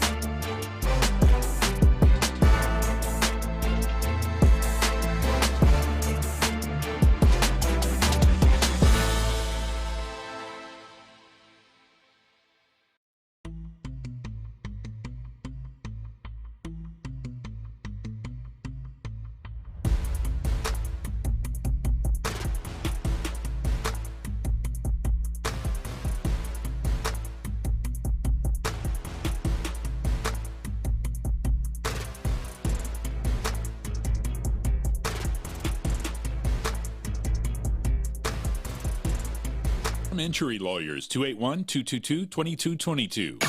The Sports Radio 610 text line is energized by Base Power. Save money and switch today at basepowercompany.com/610. The biggest stories in sports and entertainment. Sports Radio 610 style. In the Loop presents What's Poppin'. All right, let's get into what's popping here in the Loop on Sports Radio 610. As the Masters are upon us, the first round. You did it right. Thank you. Yeah, Thank you. yeah. I don't think I could do that for very long. I don't know if anybody would want that, but yeah, first round of the Masters is underway. And I just realized I'm watching on the TV, but I have not. I got it right here. I have not stayed on top of the leaderboard, but I know who has. Yes, sir. Patrick Reed, Houston's own Patrick Reed, 5 under par. I don't think I realized that. Yeah, leading through 9 holes. Some of the bigger names are really just getting started, just teeing off right now. Patrick Reed, Tommy Fleetwood, Akshay Bhatia is 2 under. You're just steady on this one. And in third place. So early on, early going, but a lot of red numbers. So the Masters is giving out some birdies today. Yeah, definitely. I mean, at the very least, there's not a lot of. Well, I guess I shouldn't say that. There's definitely some folks that have had some rough days at some point today. But yeah, there's definitely some folks that are looking pretty good as well. Xander Schauffele, 1 under through the front 9 as well. So now, one of the things I love, if for nothing else, is I enjoy the Masters because it is the one leaderboard that you get to on the internet and you go, man, this looks fun. This is nice. It's so good. Because you get you actually pull up the Masters website and they do it up like it's the actual white leaderboard out there on the grounds at Augusta National. And it looks really cool. A couple other little notes. Sorry. No, go for it. Defending champ right now, Rory McIlroy is even through 7, so not really one way or the other. Some of the other bigger names. Ludwig Åberg is one of the favorites. He hasn't started yet. Åberg? Åberg hasn't started yet. Scheffler hasn't started yet, etc. But it's going to be fun. It's going to be a fun weekend.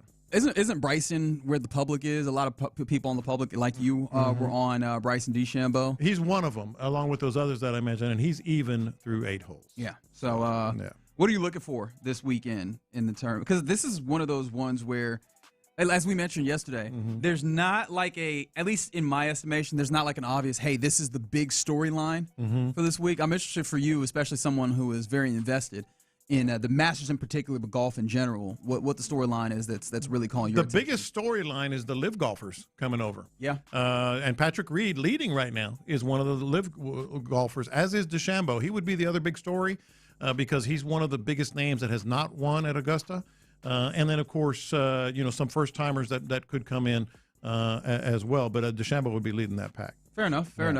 So, yeah, that's what's happening. If you hear me being distracted at any point, it's because of the Masters. Although, I don't know if I'm going to continue to be distracted because isn't the coverage continuing on, like, Amazon Prime here in a second, today and tomorrow? From 12 noon until you get into the prime time coverage. Right. It's Amazon Prime that has it, which is a level of frustrating for me because I don't know that we can put it on the TV. I'm sure that's great for a lot of people, though, that have it there and ready to be used. All right. Another thing that's popping, we enjoy looking forward to the World Cup this summer. Houston is going to be a host of it, and every once in a while we'll drop in on what's happening with it. It's kind of been it's been quiet, like soccer-wise, but some of the things around it when it comes to the tournament planning are getting really interesting. Well, ticketing is just ridiculously stupid right now. It has been absolutely problematic to be able to get tickets to this thing. And so there's actually accusations thrown up against FIFA right now, and people are very mad. I know that Scott's, I forget my guy's name, one of the Fox broadcasters, and Fox is the American broadcaster for FIFA, was trying to like push on social media, hey, go get these packages, and people really jumped on his neck because the cost of these these tickets are really high, and people have noticed that if you have 2 people order, try and get in on the ticket ordering process at the same time, they are not guaranteed to get tickets in the places that they are believing that they're changing the maps. Basically, FIFA is changing the seating maps in order to put people in it's people that are paying big money right now in places that are less advantageous and keep the more advantageous tickets for later on in the process, close to the World Cup, where they imagine they can get more money. It does feel like all these stories around this are pointing to FIFA trying to bleed people dry with this. Well, not only bleed people dry, but keep the ticket prices artificially, in a way, high, simply because they're only releasing certain amounts of tickets at one time, so it creates a higher demand. Hey, whatever, as you're purchasing tickets.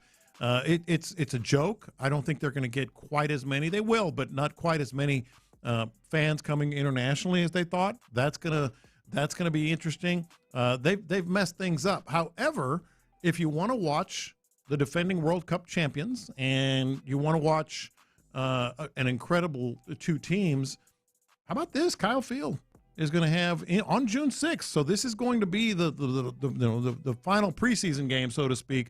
They're going to have a tune-up match between Argentina and Honduras. That was announced this morning at Kyle Field, June 6th. So if you want to see Lionel Messi and you want to see two of the best teams in the world at a price that you can afford, there's 110,000 seats. Yeah, there's a lot of seats. Yeah.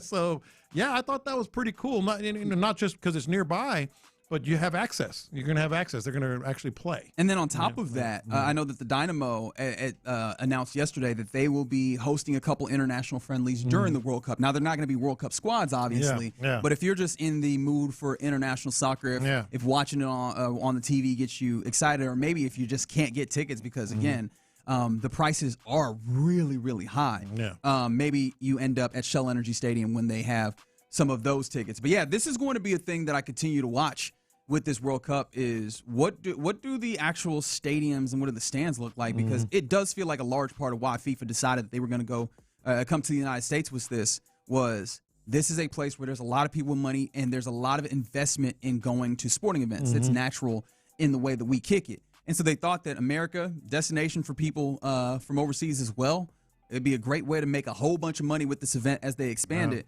And as it stands right now, looking at the world, a political observation, money a little scarce. Yeah, they're saying like $3,000 and $4,000 for tickets, and people are just saying, "No, we're good. We're good with that. We're just watching it on TV." So, and then because FIFA seems so committed to trying to drive these prices up, I feel like this looks nasty. I do wonder if they succumb to public pressure, which FIFA isn't known to do, if that doesn't then open up the markets and get people more excited. I guess to spend their money on some of these. But as of right now, it does seem like people are a little I don't know, tepid on the idea of jumping in here and spending the cash. Some other things that are popping: Diana Russini, Mike Vrabel. What do we call this? The potential affair, the dalliance, the scandal. The scandal is very easy, and that was right there in front of me. I should have taken that.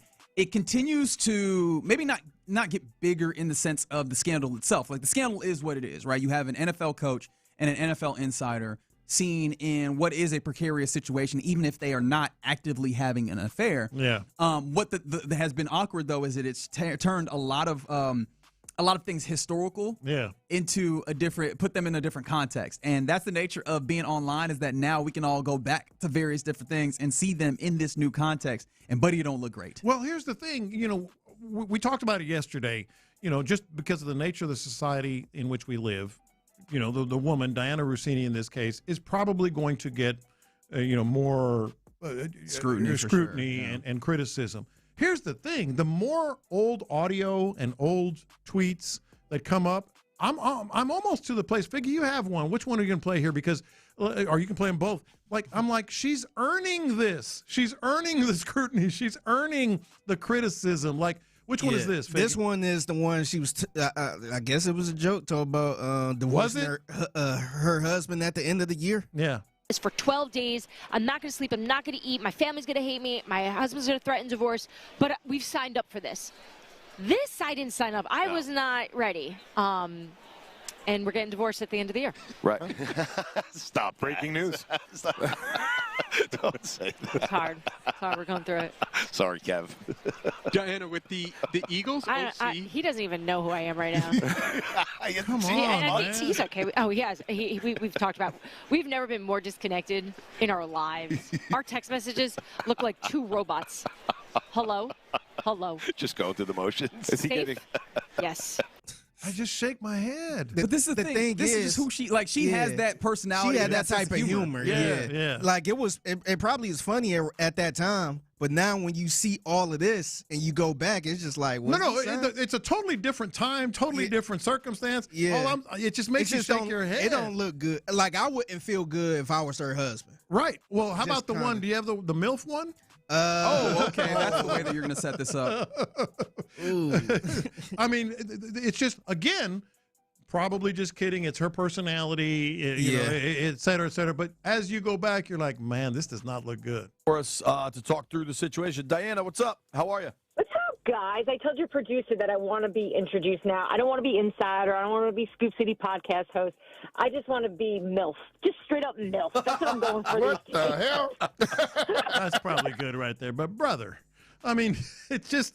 That guy on that show, what the hell? What the hell just happened? Yeah, what a backfire on the way that she decided to handle it. Because I think that the idea was, hey, I'm just, I'm a cool gal in this male-dominated industry. So, try to be the fun person. Yeah. It kind of looks bad in retrospect. Yeah, that's why I said yesterday, it would be a fun podcast if she just did a regular, I'm just busting balls type of podcast. That's what she's been. Yeah. And that's why everybody's laughing up until that. And I think the other thing, too, is, with her being on social media, that's kind of part of her job. Mm-hmm. She's going to get all of these jokes more than Vrabel, too, because Vrabel's not on social media like that. So they digging up everything from her. Yeah, the very first thing that happens is that she puts out information about the NFL alerting various teams of the timeline in which they would be going to replacement refs. Mm-hmm. And I believe this was the first tweet that she had tweeted since?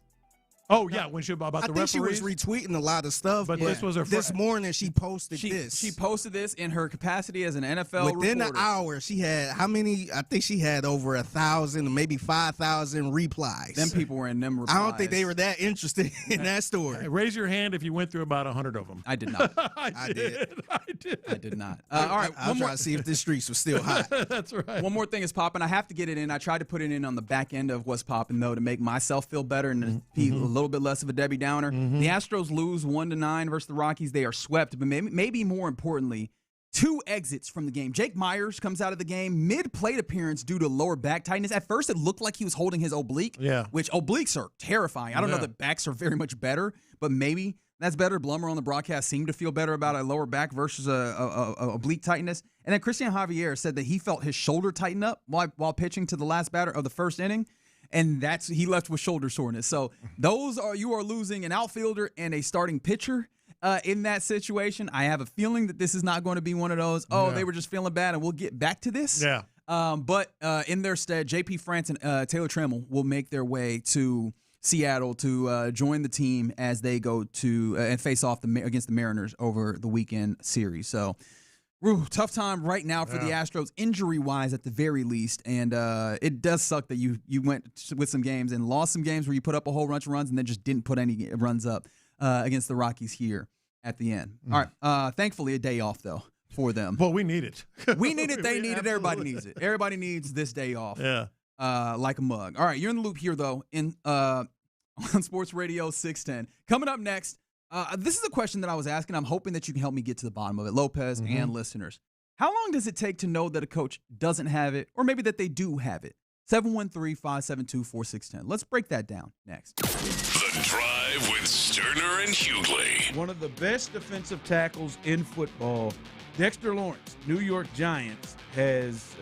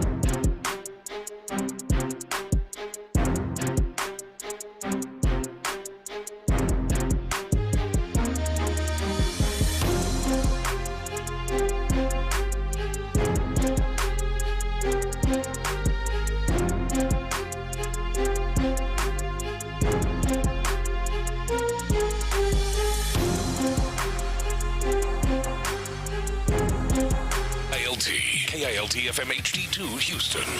On Odyssey Sports Station, the Texans play here. Sports Radio 610 presents In the Loop with John Lopez and Reggie Atatula. Just here grinding on a Thursday. Hope you are not grinding too hard yourself, whether you're at work, on these Houston streets, or whatever you might be doing.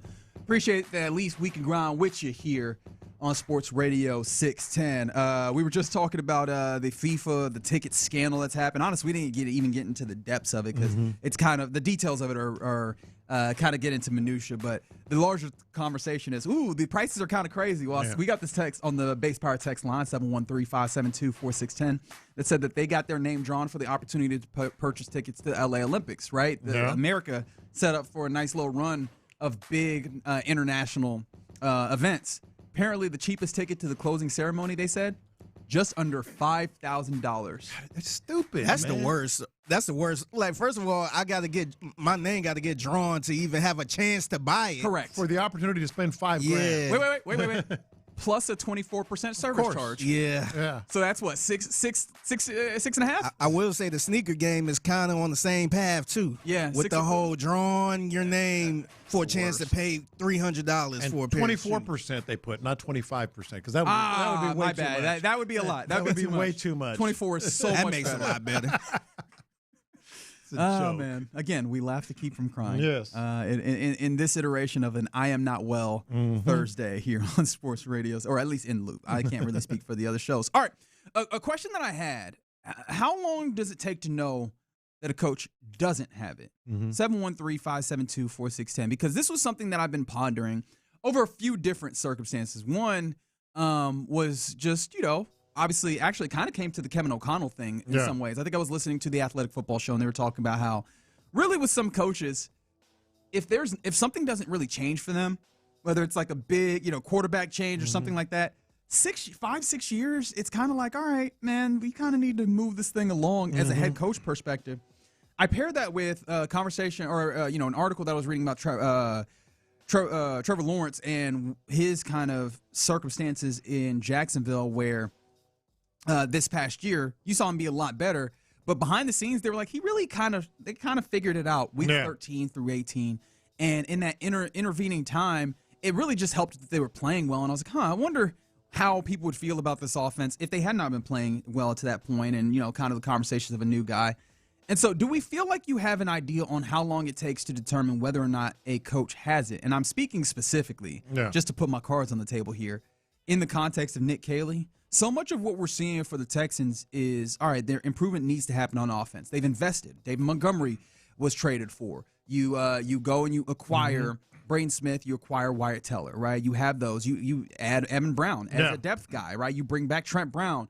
All these things are to an end of being better on offense. And now the stuff is better, but how much do you know of the sum of the parts being better? And that is under the charge of Nick Caley. And I don't know how I feel about him and his ability to elevate.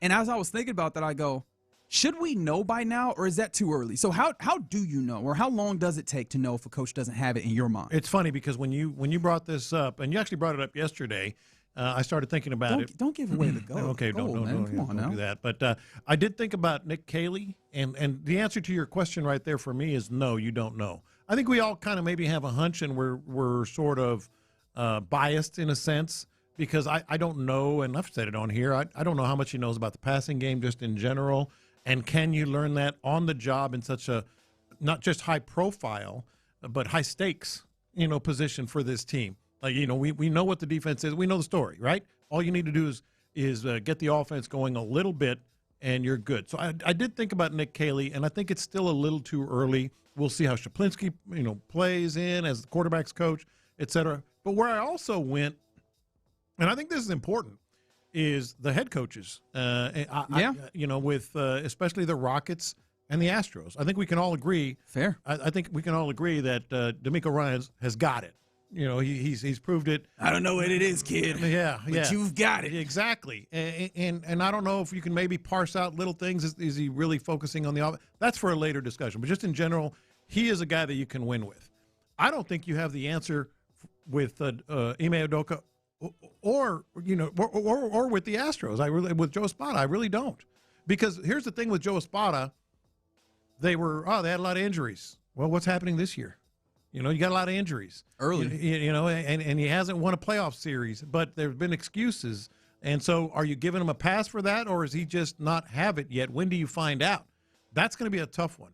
Ime Udoka, I think we have an answer, and boy, you're going to hate this this comparison.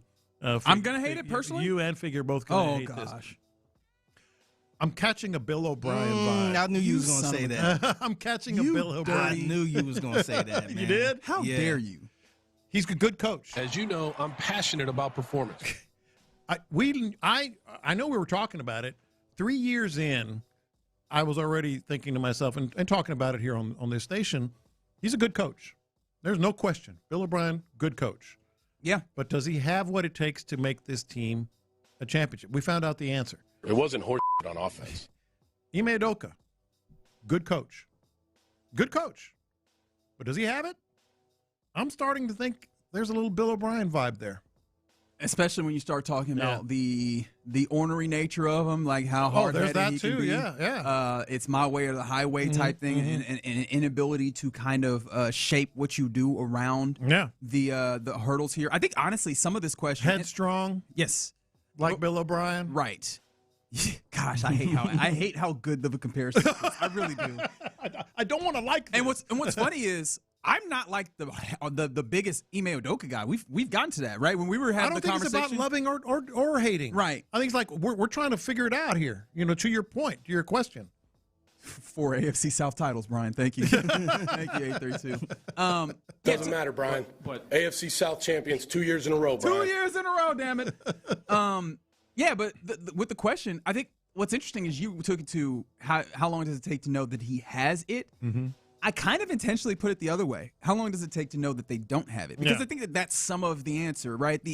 You could stay a long time in ambiguity because, that's the place where I think a lot of people are, right? Mm-hmm. Because when it comes to sports, there's a lot of variables.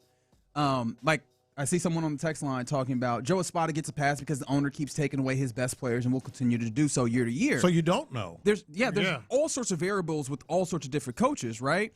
But at what point do you strip away all the variables, or are you able to see around the variables to be able to speak to the guy? Yeah. And some of this is setting the groundwork for the Nick Caley of this all. Because I already saw someone on the text line earlier that goes, "Hey, if Nick Caley doesn't work this year, go get Kevin O'Connell," which I don't know that he's available, but I get the idea, right? But do you feel like this is going to be a year where you have that because they have added on the offensive line, they've added the running back?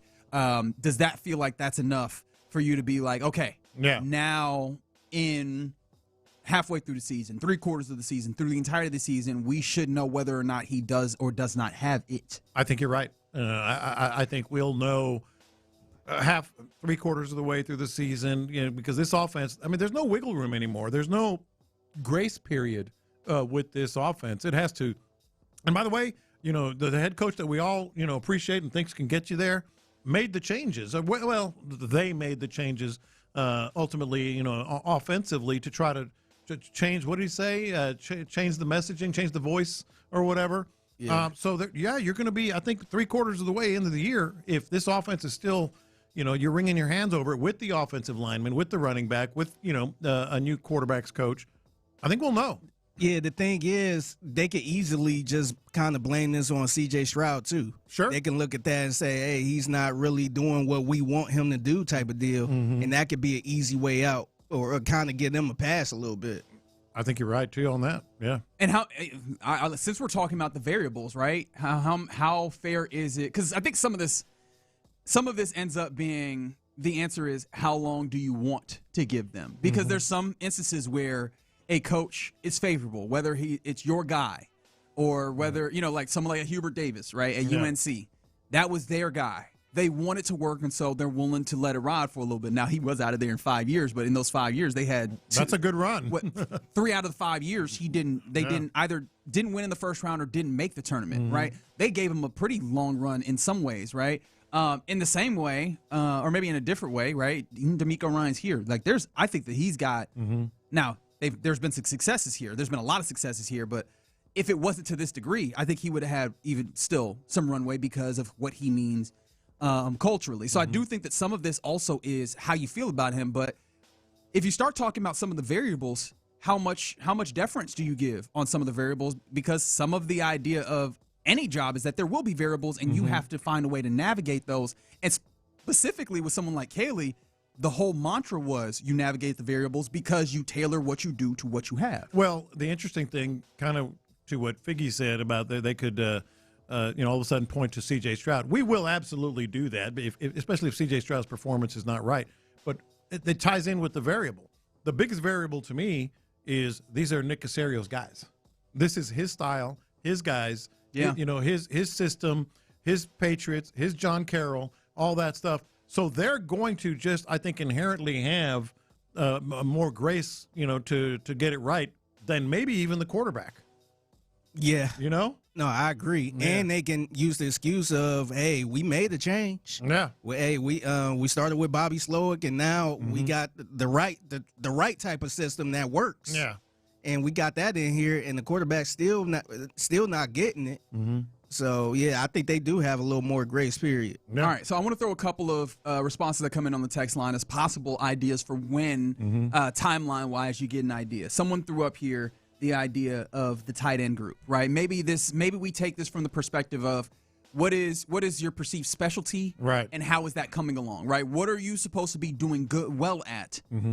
Whether that's what you say or what we know from you, and then how does that look after a period of time?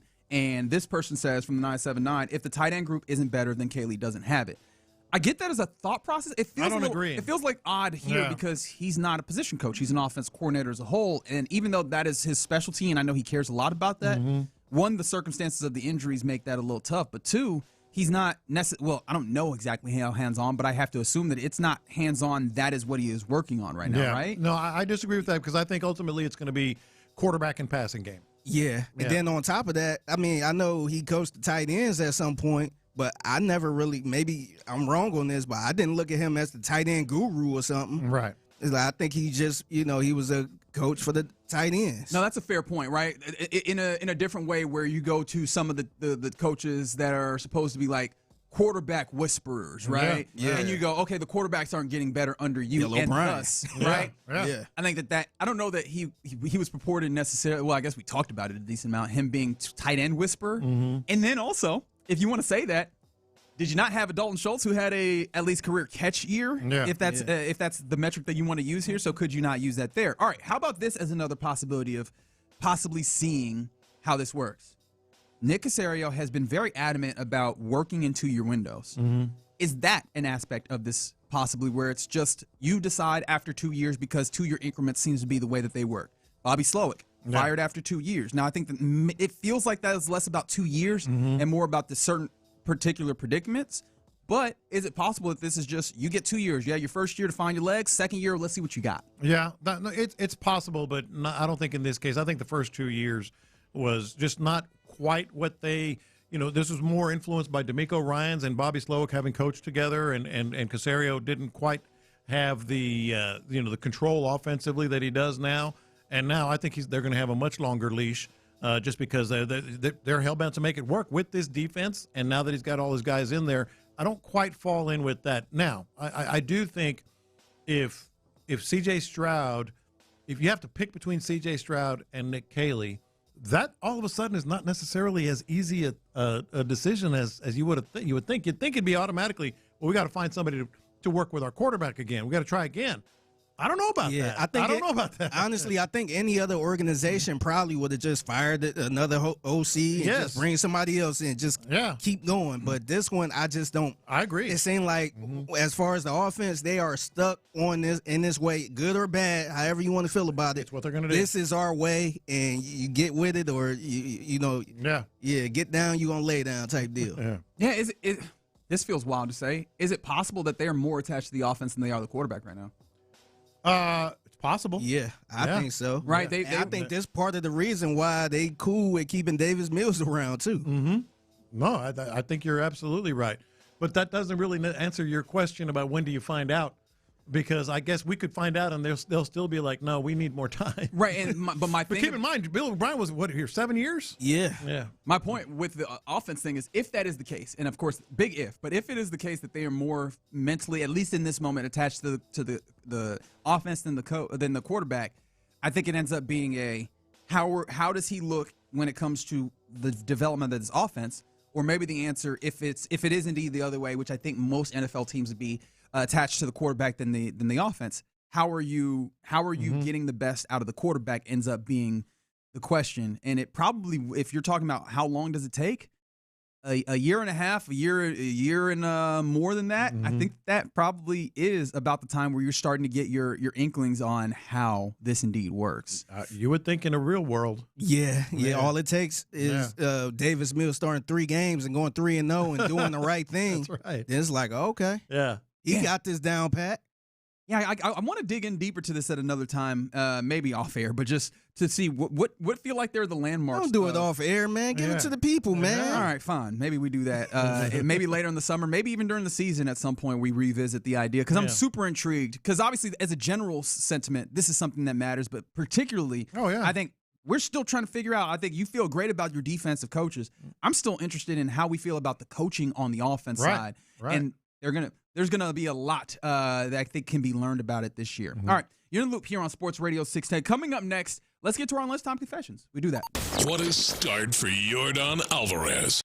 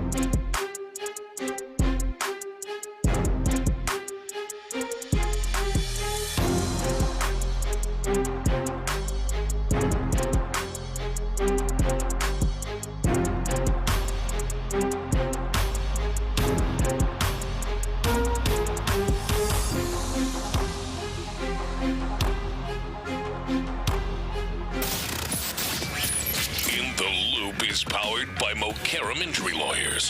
Heard in an accident?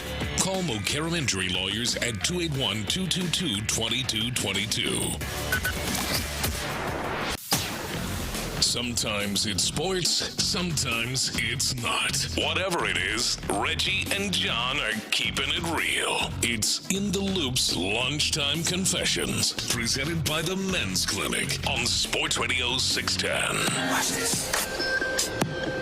These are my confessions. All right, you guys know this. We're watching the Masters religiously here. I got the scoreboard open. Is it religious? I and millions of people around the world absolutely love the Masters, right? Right. I'll answer for you. The answer is yes. Sorry. I was looking at the leaderboard again because I realized I had stopped looking at it. But there are a couple of things that have reared their ugly head again today that I hate about the Masters. Now, to be fair, it's kind of why it is the pristine, prestigious, thing that it is. But two stories have happened this morning. Number one is just sort of a viral thing. There was a woman, because they have dozens of women, security guards roaming each hole. Oh, okay. Like just watching the crowd, watching everything, making sure like a lot of places, but they go over the top at Augusta. There was a woman sitting right next to a green in her little golf chair, whatever, and had, I'm guessing, like either flip-flops or not flip-flops, but will they let you on the ground? Yeah, not flip, like the casual shoes, ladies' shoes, open toe shoes, sandals of sorts. Sandals, that's the word I was looking for. So she took them off, set them aside, and just was sitting with her feet on the grass. Security came over and said she had to put her shoes on. That's right. Come on. Where the hell do you think you are? Come on. This ain't the beach. This ain't your house. Sandals anyway. Her feet are showing, but she set them aside and just went with her bare feet. But do you feel like it's a difference between just rocking sandals and just being barefoot? Yes. I think there is. No, I think there is, but you're sitting on a golf course. It's a slippery slope, John. But you also at the Masters, though. That's what I'm saying. I get that this is why it's the Masters. All right? But at the same time, I mean, like, come on, man. It's some lady just actually, you know what's funny? I think this is less about the, well, I can't do that. It's not about the Masters, but I think it's less about the Masters than it is. We all kind of know the difference. This is one of those things where I like saying we're creating a distinction without a difference. This is one of those things where the distinction actually is kind of the difference here, in that we all know the difference between, yes, you're right. Her feet are exposed to the open either way, but in one instance, you are wearing shoes and you are kind of comporting yourself as a normal person in society. And the other one, you're kind of flouting our societal norms. My bigger point, though, is they're actually policing this. Like they are watching people's feet, to make sure they have their shoes on. Is that one of the jobs? Is that on You're the foot guy. You're the foot guy today. Yeah. Hey, you're the feet police. And then here's the other one, and I think we'll all be in agreement on this. I don't know. You were wrong the first time. Well, I don't know about wrong, just a difference of opinion. So Bryson DeChambeau hit one from the pine straw, as they say on television, the pine straw, and reached down and moved something that was on his shoe. So the rules police. Marshall got him? The online rules police. Oh, those jerks. Those guys. That's even worse. According to rule, blah, blah, blah, blah, blah, blah, you can't move any of the. It was on his shoe, and he kind of went like this and took it away. I'm like, these guys, these are the worst people in America. These are the worst. They're watching on TV. In America might be strong, but at least in sports. You called the Astros terrorists earlier, so I can say this. No, I said that the game was terrorism. That's what I said. So I can call these people the worst people in America. You're watching on TV. You don't even really know the details of what he's reaching down to get. And they're like, oh, rule 8/5, -A says you can't, improve your whatever. Your lie or whatever. Not your lie, I guess your foot, your stance. So he should be penalized 2 strokes. What kind of hall monitor ass do? Yeah. Like, you at home watching this as a product. Yeah. Right? Why are you deciding that you need to police this from afar? You the satellite police. Yes. I'm gonna phone in Augusta National and tell them that they need to punish somebody. Like, I feel, just the people that feel the need to be like, why is that person not being punished on things of mundanity? Yeah. Get under my skin. 2-stroke penalty. 2-stroke penalty. Sorry, Bryson. I like you, but rules are rules. And I'm a person that appreciates hating to a certain degree, right? I think that I can appreciate hating a little bit. This is this is real nasty work. Yeah. The people that are sitting at home watching TV, calling in and trying to get that to be changed. I hate that with an absolute passion. Yes. Yeah. These are my confessions. I don't know if you saw this a couple days ago, but there was a fight in baseball. Oh, was there? There was a legitimate fight thrown in baseball, and I've got to be honest that there were suspensions for Soler and Lopez, but then Walt Weiss was named as a peacekeeping force. Walt Weiss. And if you're not familiar, we're familiar in Houston. Well, if you're not familiar with what happened in this game, there was a couple of instances of pitches soaring past a batter's head, and he took issue. He charged them out, and they're throwing real punches. I'm talking about, this ain't typical baseball fights, which I despise, mind you. When we get up here, we stop the flow of games just because y'all want to bump chests. Yeah. If you want to fight, go ahead and fight. I'm not saying that you should be fighting, but if you do, go ahead and give me the actual factual thing. Yeah. Walt Weiss basically gets out here and spears. Was that he tackled the dude? Was it Soler? No, Soler was pitching, right? It was Lopez that ultimately gets speared, and he is named as a peacekeeping force in this.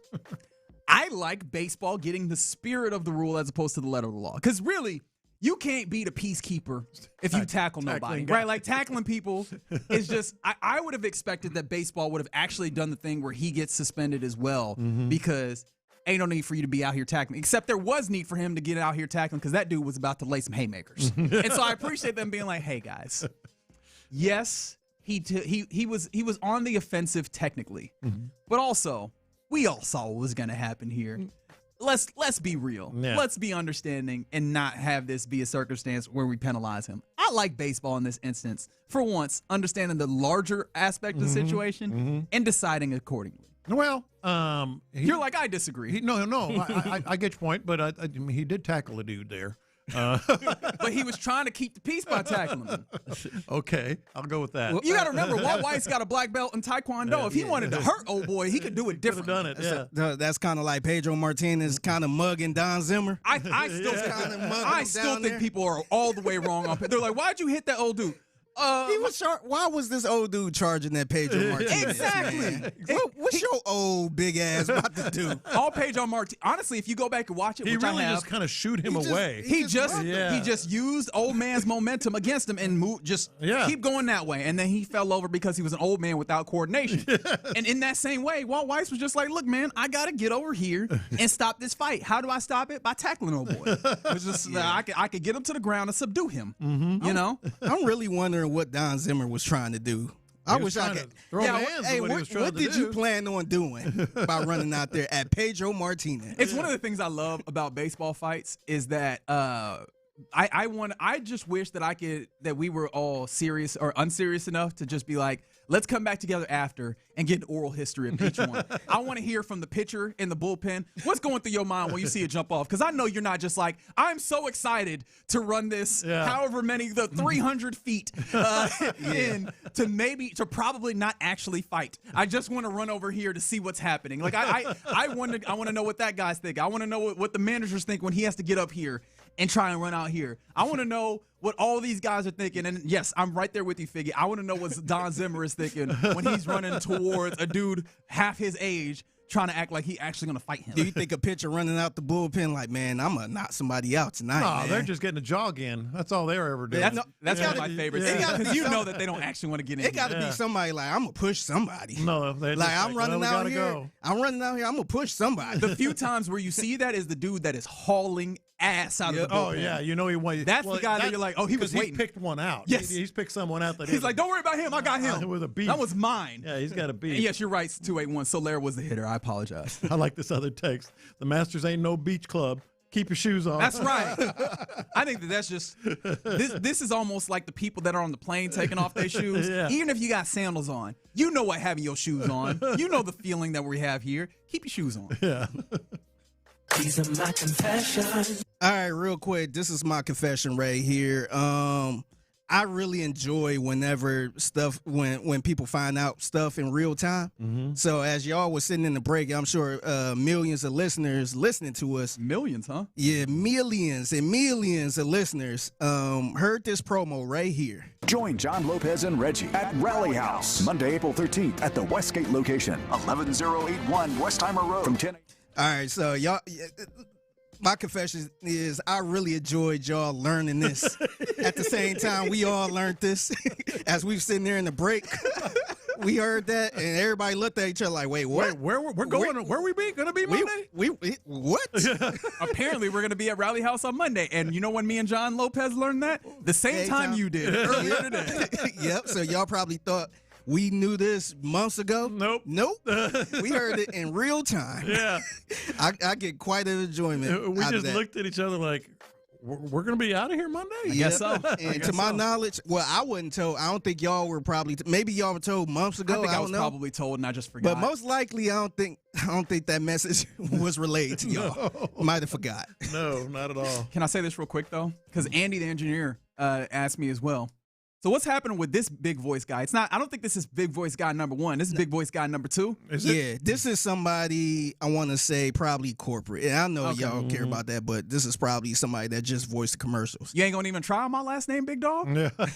You're not gonna try. Like I'm not. Look, I can understand. How did he say it? He didn't. John Lopez and Reggie is what he said. He didn't even give it a shot. That's right. Join John Lopez and Reggie at Rally House. What, I'm like Cher now? It's just a mononym? Yeah. I'm not that important. Who is Reggie? Yeah, go ahead and try my John last name. Lopez and Reggie. And Reggie. You could have. Join John Lopez and Reggie. And the other guy. Yeah, you can butcher my name if you want to. Just at least try. Damn, man. You got to respect them for not butchering the name. Like, I don't know. I don't even want to. I don't even Make want to a try call, it, man. He was like, Make a call. Or should Reggie, say I Reggie guess. A. Yeah, you didn't even give me an initial, man. Come on, dog. John Lopez and Reggie A. You know, hey, give it a shot. Somebody said they don't want y'all taking any more days off. What, they thought that letting us know that we were going to be out amongst the people? Lucky y'all didn't take any time off. Oh, that would have been really bad. Yeah, I need been. Monday off. I'm sorry about that. Yeah. All right. That's a little in the loop right here. Rather, lunchtime confessions in the loop on Sports Radio 610. Coming up next, it is a Thursday, so let's get a little buy or sell. Are you buying what these various people in sports are trying to sell you? 713-572-4610. Play along, and we'll do it next. Yep, and this Figgy Fig holding it down. Houston about to be on the world stage with the World Cup, but Metro is building something that lasts way longer than that. We're talking smoother rides, safer sidewalks, cleaner streets, greener vibes, and fast tap-and-go payments. Getting around the city just got easier with the Ride Metro fare system.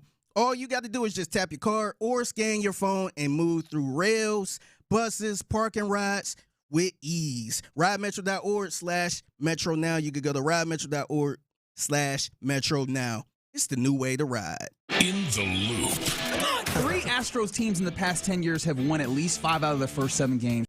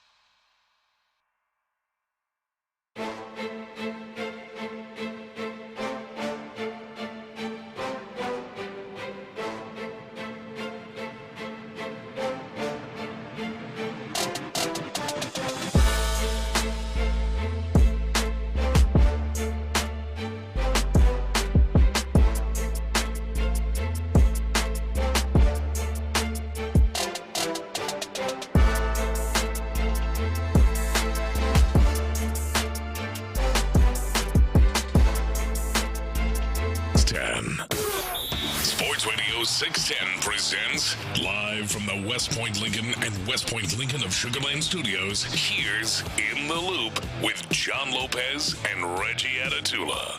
You ever feel like you met a celebrity, but the person isn't a celebrity? Probably. Right. Give me an example. There's some instances where.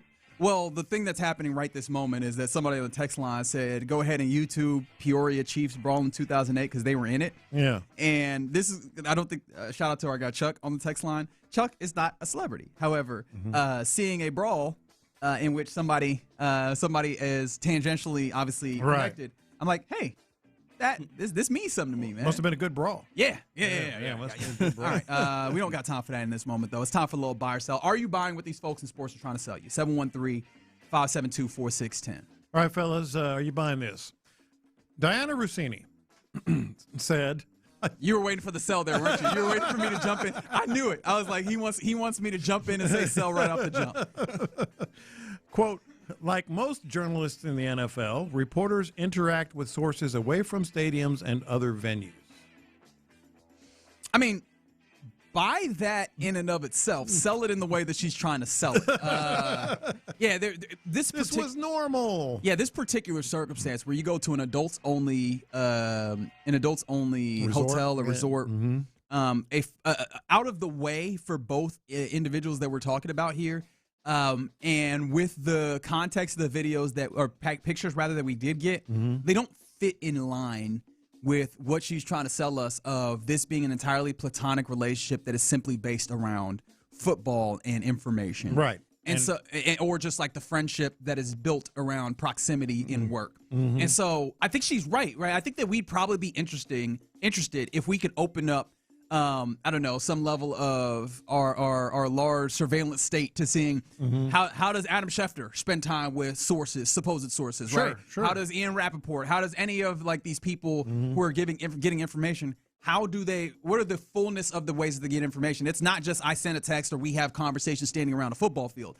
I'm sure that there's a lot of interesting places where this gets to. I think that this is probably the furthest reaches of that, and it's probably beyond the boundaries of what feels like professionalism. So I hear what she's saying in a general sense. It just doesn't feel like it applies here. So are selling. Yeah, I'm selling it. Yeah, I'm going to sell it too. Just I think Reggie's right as far as like journalists having relationships, like, work relationships, not the other type of relationships. But her trying to throw this in there, I'm just like, nah, man, that ain't no excuse to be in a hot tub looking like y'all on a vacation. She had her feet crossed, just sitting up there. Yeah, I like the bit people was doing too. What people was doing was sharing the picture of them two together and showing their significant other. Like, how would you feel if I had a picture with somebody like this and somebody like, oh, hell no. That's actually a great way of viewing this, right? It's like, show it to your significant other. Yeah. No, how would you feel if I was doing this with my coworker, or somebody I'm in the field with, or just hey, my best friend. I'm hanging out with my best friend, and you go, y'all a little too good of friends. Y'all might need to take a little time away from each other. Yeah, I'm selling it too. I think she's just sort of bending the reality here a little bit. I got back-to-back buys or sells from one Dana Brown, Astros general manager. Here's the first one, talking about Hunter Brown. The fact that it's muscular is a good thing. He'll start tossing in 2 to 3 weeks, but I look at it as good news. Buddy, what are you talking about? Like, I look at it as good news. This is good news. What could it be? This is fine. Is this called the glass half full? I guess. I don't know. The glass is crystal might be the way that he's viewing it. I don't know what he's trying to sell us in that instance. Even chicken salad is what he's trying to sell. Well, the idea that it's muscular as opposed to what, right? The idea, because what would it be otherwise? A break or tendon or something? Maybe. Okay, I guess that's fair. Like the idea of a tendon, that's okay. Because I was like, it wouldn't be a break. It was not that kind of trauma. But I guess a tendon would be different. I guess you could say that, but ultimately, that is somebody who is. Here, this is the way I'll say it. Who are you trying to fool, me or you? Like that's the way that it sounds to me. Like he's just trying to make the best of a situation that is not good. But no, man, I can't get to that place. Even if you have a level of belief in the new staff that you put in. This is a real challenge for them. It's just a challenge for him in general, right? He has not dealt with these levels of injuries, and now you're dealing with a significant injury for a dude who is very vital to what you're doing, man. The idea that it's muscular as opposed to tendon or whatever, that does not make much of a difference to me, and I have a feeling that it really doesn't make as much of a difference as he's trying to tell us there. Yeah, as my mom used to say, do I look like Boo Boo the Fool to you? And I don't know who Boo Boo the Fool is. But you know that's not who your mom is. But you got it. You know for sure that's not her. Yeah. So I'm selling this. I'm not buying this at all. I can just picture, hey, knocking on his door, hey, Dana, Hunter, if you didn't see it, Hunter Brown's going to be missing a couple of weeks. Oh, good news. It's like, okay, but why is he missing a couple of weeks? Well, his muscle. God, yes. Yes. All right, here's his other one, talking about everything that has happened with the pitching staff. Quote, I really feel strongly about this pitching staff. It's deep, and we have some good arms. Say that one more time for me. I just want to make sure I heard it right. I really feel strongly about this pitching staff. It's deep, and we have some good arms. I don't think he's wrong about having some good arms. The depth ends up being kind of questionable because he's not wrong, right? There's a lot of pieces. It's one of the reasons why you look at the guys that they had to start at AAA with like Eric Eddy and such, but and Jason Alexander. The depth of what? Yeah. Right? I think that the quality of the depth matters relatively because this is the thing that we've harped on is you've got guys you can maybe try and throw up here, but do you have anybody that is any level of guarantee of performance? And that is the thing that is problematic, especially when you lose someone like Hunter Brown here. So again, this feels like a lot of sells today. This feels like another instance where we're trying to spin this thing positively, which of course that's his position. That's his job. Yeah. But I'm not buying this. Yeah, I'm selling it too. I think he's just it'll look weird if he say we ain't really got a lot of good arms or So I think he's just got to flat out say that, but I'm not buying it. Yeah, I am not buying it either. I'm curious now. We've never had a unanimous all sells on buy or sell. So tell me about this. Are we all sell right now? Yeah, we're all sell right now. Who won't be the one that break the trend? Have you ever played poker where somebody just blind bets their hand? I think I'm gonna blind buy this one and see if I can work it. Oh, are you? All right, let's see. Okay. Oregon coach Koa Kai. Damn it! You son of a gun! I hate you so much. Says that he asks recruits if they prefer chocolate or vanilla ice cream, and if they pause before answering, he doesn't want them. All right, I'm buying that he does this. You ain't buying to buy. I'm buying that he does this. I think that he's a moron. I think that is downright moronic. You want chocolate or vanilla? Sorry. Go to Washington. So we were talking about this. Go to the Huskies. You can go to the other side of this. Yeah. No, we were talking about this earlier, the idea that this is stupid for so many reasons. This is not football, right? So making this about football would be weird. There's plenty of good reasons for a person to stop and think about what are the context of ice cream, vanilla, chocolate, or are we even talking ice cream? Are we talking cake? For some people, vanilla, this is true too. Vanilla or chocolate means something different. No, I think he did say ice cream. Okay, did he say ice cream? But even then, right? Yeah. Are we talking Bluebell? Are we talking like there's differences here? But one of the things that's also I hate this so much. It is so. Can you give me the quote one more time? Just one more time for me. He said that if he asks recruits if they prefer chocolate or vanilla ice cream, if they pause before answering, he doesn't want them. This is just so dumb. There was something else that I wanted to get to, and I forgot it as well. But he is just such a moron for that. But I do think that he believes this because how many times have we seen coaches, especially at a lower level, believe that believe in something so like they're so hard locked into an idea that ultimately we would all look at them and go, no, that's idiotic. To me, and I'm selling this, but to me, I do feel like he kind of believed this though. Maybe he won't not have him on their team because of this, but I do think it's one of them hokey things that we all do when somebody take a long time to answer something. You like, oh, you can't be trusted. Yeah. To me, one of those is when I ask somebody, hey, what's your favorite genre of music?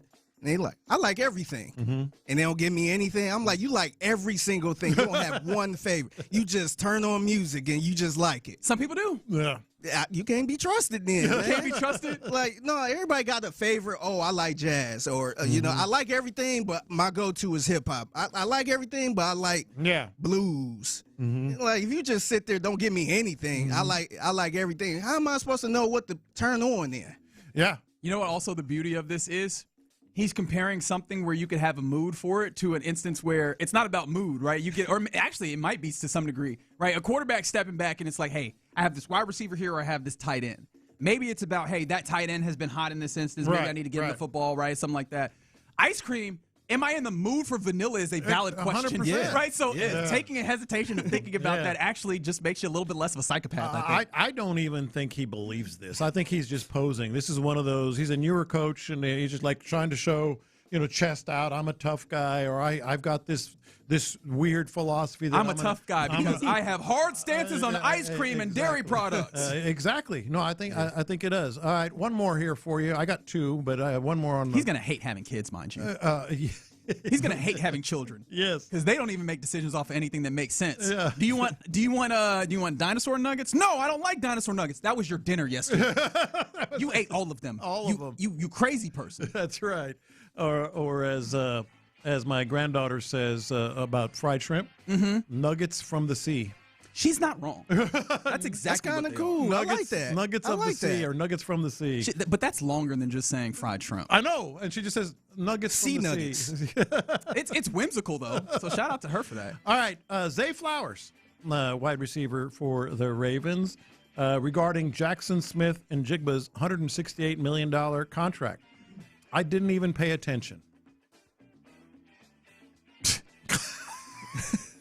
I'm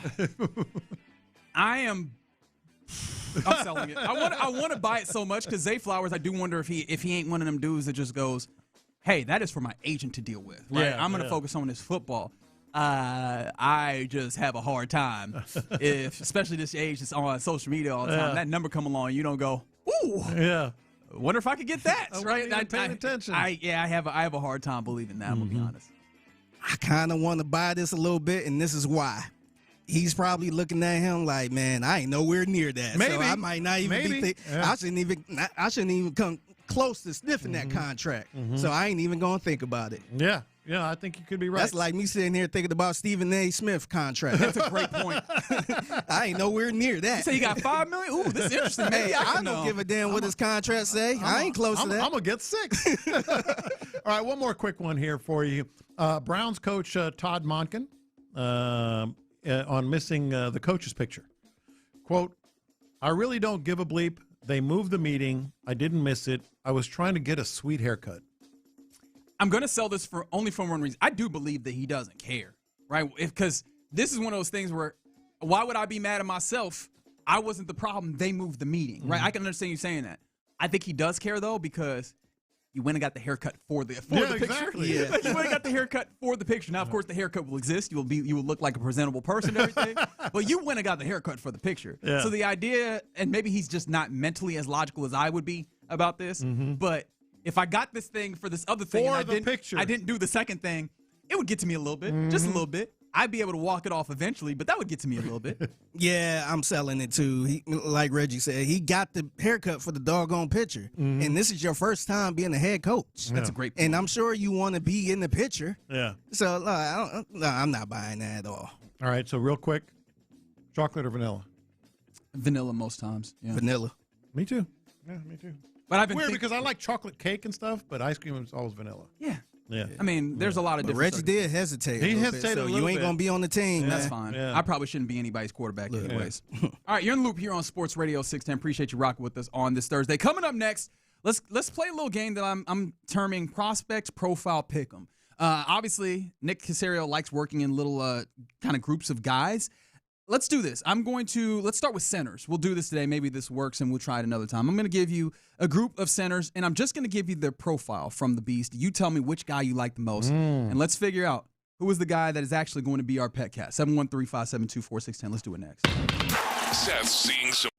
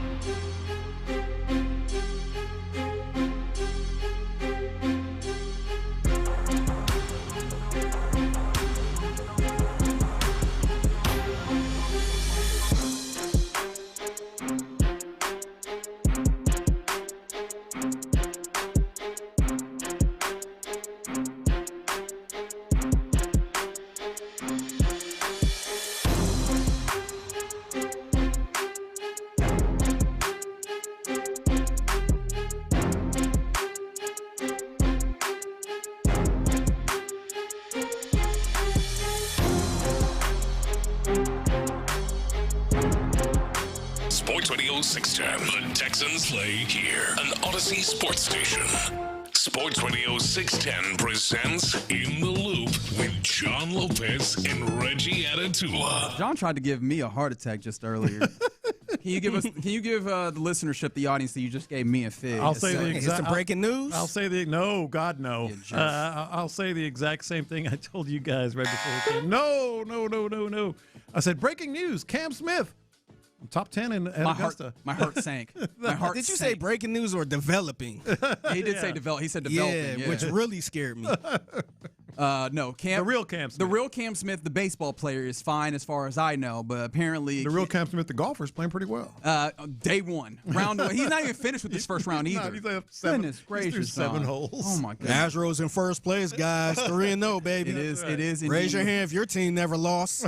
It is indeed early here. All right, let's do a little game that I'm calling Scouting Prospect Pick'em here because we're trying to get prospect profile pick'em is ultimately what I went with because the Beast came out this week. Dane Brugler's full draft guide for every player that is set to be in draft territory for the NFL draft. And so, I've just been looking through it, reading about all sorts of different prospects. And I figured what we could do, especially since Nick Caserio likes kind of stacks of guys, is look at some various different positions and look at some of the names without a label, without knowing who they are, and just from that decide who you like. And then I'll tell you who it is. Sort of a blind draft. A little bit of a blind idea of what we're looking at. And I figured center is probably a great place to start because there's a lot of guys that are kind of in the same range. And so I kind of want to see which of these guys you like the most. How many are you giving me?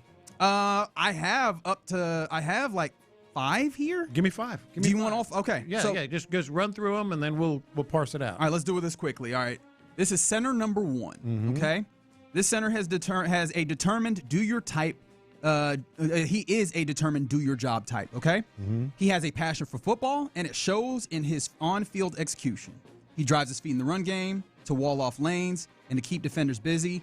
In pass protection, he struggles to sink and adjust in space, but he has functional lateral movements and strains to finish blocks. Okay. He doesn't have overwhelming traits, but he consistently does his job using controlled movements, stout strength, and veteran processing skills. I don't even know if I need to hear the other 4. Really? Now, are you thinking for you or are you thinking for the Texans? As a Texans GM? Oh, this is all for the Texans, right? No, I'm just saying. Run blocker. Your personal opinion or what the Texans. No, what the Texans. What you can see the Texans doing. Yeah, I'm going that way. I can see the Texans doing. Yeah. Run blocker, potential, at least with his lateral movement as a pass blocker. Swarmy, it sounds like. I'll keep that in mind, but clearly, number 1 is in the league. Number 1 is in the league. All right, so that is center number 1 that you like quite a bit here, right? Okay, I'll take you for the Texans. For the Texans, of course. All of this is within that, and of course, maybe we do this with some other positions as we go along. All right, how about this center? Center number 2 here. He was a college tackle who has the body and skill set that is necessitated to move to the interior at the next level. In fact, an NFL scout said.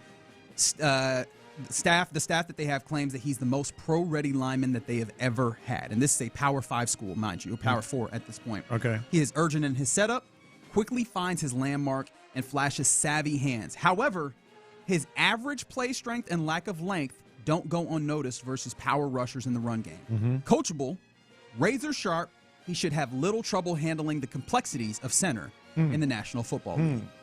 Okay. So that is center number 2. Okay. That okay sounded like he falls in behind center number 1. I can't say. Oh, okay. You're going to play it close to the vest here. All right. So we're playing a little bit of a prospect profile pick'em. That was a center 2 here as I throw him out here. Center number 3. You ready for him? Yes. All right. He has a firm grasp of his strengths as a player and how to use his talent to get the job done. More strong than powerful, he is quick to engage and sustains well with tight, stubborn hands. He offers range and movement ability to be effective on the move, though his feet get a tad bit heavy when he's redirecting to answer defensive pressure. Soft-spoken off the field, he is a consistent finisher and hasn't lost his work ethic. I don't even know what strong but not powerful means. That's a bar right there. What is that? Well, strong but not powerful. I imagine that speaks maybe to finishing, possibly. It's also worth noting, just as I give you a couple of details, he had 0 penalties this past season in football. and he's described as an intelligent player who quickly picks up on things. Okay. So that is center number 3. I'm locking him away. All right, as of right now, kind of think about where you have him. Yeah. All right, so I'll give you center number 4 here. Okay. An efficient athlete. He moves well laterally. You can tell on tape how much he enjoys blocking wide zone calls. Mm-hmm. Coaching staff didn't hesitate to put a lot on his plate, and he proved himself by setting protections and making run game alerts based on defensive structure. Mm-hmm. He has decent base strength to wall off run lanes to stalemate bull rushers when he stays in position. His hands are active but lack voltage. Dane, what are we doing here? And he will never be much of a people mover. Lack voltage? Yeah, I don't know what. Dane must have been really feeling himself in that day. He was like, "Oh yeah, I'm gonna say that he doesn't have voltage." Imagine being at the bar talking to that guy. He was in the backyard taking a couple of puffs when he did this one. He's like, "Man, he don't got voltage." But I'm gonna use voltage, man. That he's not much of a people mover. How did that hit you when you heard that? No, that's a no. Right now, number 4 is 4th. Okay. Yeah. And then finally, I leave you with this one: an old school throwback blocker. He has the strength, movement, skill, and demeanor NFL coaches desire at the position. Apparently, an NFL scout said that if the conference that he played in college had a Royal Rumble, I'd bet on this guy to be the last man standing. Mm-hmm. Big, assaulting hands. They're a vessel for transferring power and controlling defenders. However, his inconsistent bend and on-the-move adjustments lead to faltering angles. He is listed as an impressive athlete on tape and with his testing. All right. So those are 5 potential centers and their profiles. First and foremost, I have a hunch that we're both going to be surprised when we hear the names. What sticks out to you about some of the things that you heard within here? Well, clearly, I'm thinking for the Texans here, which I know they always appreciate. Some of the characteristic stuff that Brugler was talking about, combined with the strength and the run game stuff, is what's ringing. Was what's resonating with me. Sure. So I would rank them 1 first, 5 second, and then in order 2, 3, 4. Okay. Yeah. 1, 5, 2, 3, 4. All right. I will start with the one that you had the lowest. Okay. Center number 4. Mm-hmm. Auburn. Oh, real quick, Figgy, did you have one? Yeah, I'm on the same page. No, you good. I'm on the same page with you. Okay. Yeah. 1, 5, and then whatever. 2, 3, 4. Actually, do you want me to go with the lowest ones, or should we just start with the lowest one? That's fun. Yeah. All right. So the lowest one that you ranked was Auburn center Connor Lew, which is interesting because I've seen a lot of people who really like Connor Lew. Yeah. But yeah, I found it interesting as soon as I saw wide zone calls. Yeah. I was like, damn, people like him a lot. And of course, this doesn't mean because he did a lot of zone blocking that he couldn't work. Sure. But it does feel like I would love to get somebody that works with the power scheme that you're seemingly working, as opposed to what is seemingly a clear move away from those types of type of offensive attack. Plus, not seeing that he is not much of a people mover. Yeah, that really really hit did me in my it for chest. me. Yeah, that's what did it for me. All right, I feel pretty good about that. Having him at the bottom of the pack. All right, so you said that center number 3 was your 4th center, right? Correct.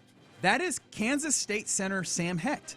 Okay. I was surprised because I do love that he has a lot of work ethic. Do you know what did it for you? Because I know that he was described as kind of a quiet, head down, go to work guy. Wasn't he the one that was out of position? Tends to heavy feet. No, heavy feet was the first one. Tend to be a little have his feet a tad heavy when redirecting. Yeah. But firm grasp on his strengths, and I think that the work ethic really does show up if you're talking about a swarmy type guy. Mm-hmm. And the fact that he has 0 penalties at Kansas State this past year, I think is very interesting because not that the center necessarily is a position that you've been looking at where, damn, I'm sick of seeing the laundry for the Texans at center. But it is interesting to see a dude who does have that discipline, hard work mindset. That seems to fit exactly what they're trying to do as a team. So it's interesting that Sam Hecht, who a lot of people like as maybe one of their best higher rated centers, is one that you were like, maybe a little lower on this. All right, let's go bronze, silver, gold. All right, bronze is center number 2, you said? Yes. This is an Aggie center, Trey Zoon III. I like him. Like I said, alert, athletic blocker, understands his strengths, reverts to what he does best to win reps. Mm-hmm. Interior flex because he maybe could play a guard as well. Starter caliber upside in the right situation is how he was described. Mm-hmm. Yeah, Zoon is a guy that is getting a lot of love. Yeah. I want to say, I think he got a little love earlier. I should give him credit there. But I don't know. I think I was talking with John Harris yesterday also that he has a little bit of an appreciation for Trey Zoon. All right. So you said number 2 was center number 5. Yeah. This is where I tricked you a little bit. Mm-hmm. This is guard Keelan Rutledge. Oh, okay, and Rutledge, I actually saw a report, as such as it is, that had him going to the Texans today. Really? Yeah. Okay, so Keelan Rutledge is the guy who, once the Beast came out, what was that, yesterday? Mm-hmm. People noted that in there, Dane Brugler had said that some teams have worked him out with snapping. Yeah. So the thought process was, can he play a little center? And I like this especially because Keelan Rutledge is a guard, and he has guard-level power. In fact, like I said, strength and movement skill at the position. And in this instance, I was trying to kind of trick you because that would be center. Yeah. No, this is strength and position for a guard. Yeah. So imagine that at center with that strength if he has the ability to snap and play center. The only issue is he was not playing center at the college level. So how comfortable would you be with an idea that a guy who definitely has the strength to be a people mover, which is the big problem that you have right now with Jake Andrews, if I can speak for you, but without the guarantee that he is going to be able to, do the job specifically if you bring him in right now? I think zero problem for a couple of reasons. They've used a lot of guards at center, so they're not averse to it. I think his strength would probably be, better than Jake Andrews eventually, if not right away. And there's more on the quarterback when it comes to calling sets and protection. The thing that I would throw in here as well, known for his nasty temperament. I talked to another friend of mine, a media scout as well, and yesterday, same thing. He was like, I love his nastiness. The first thing that he says.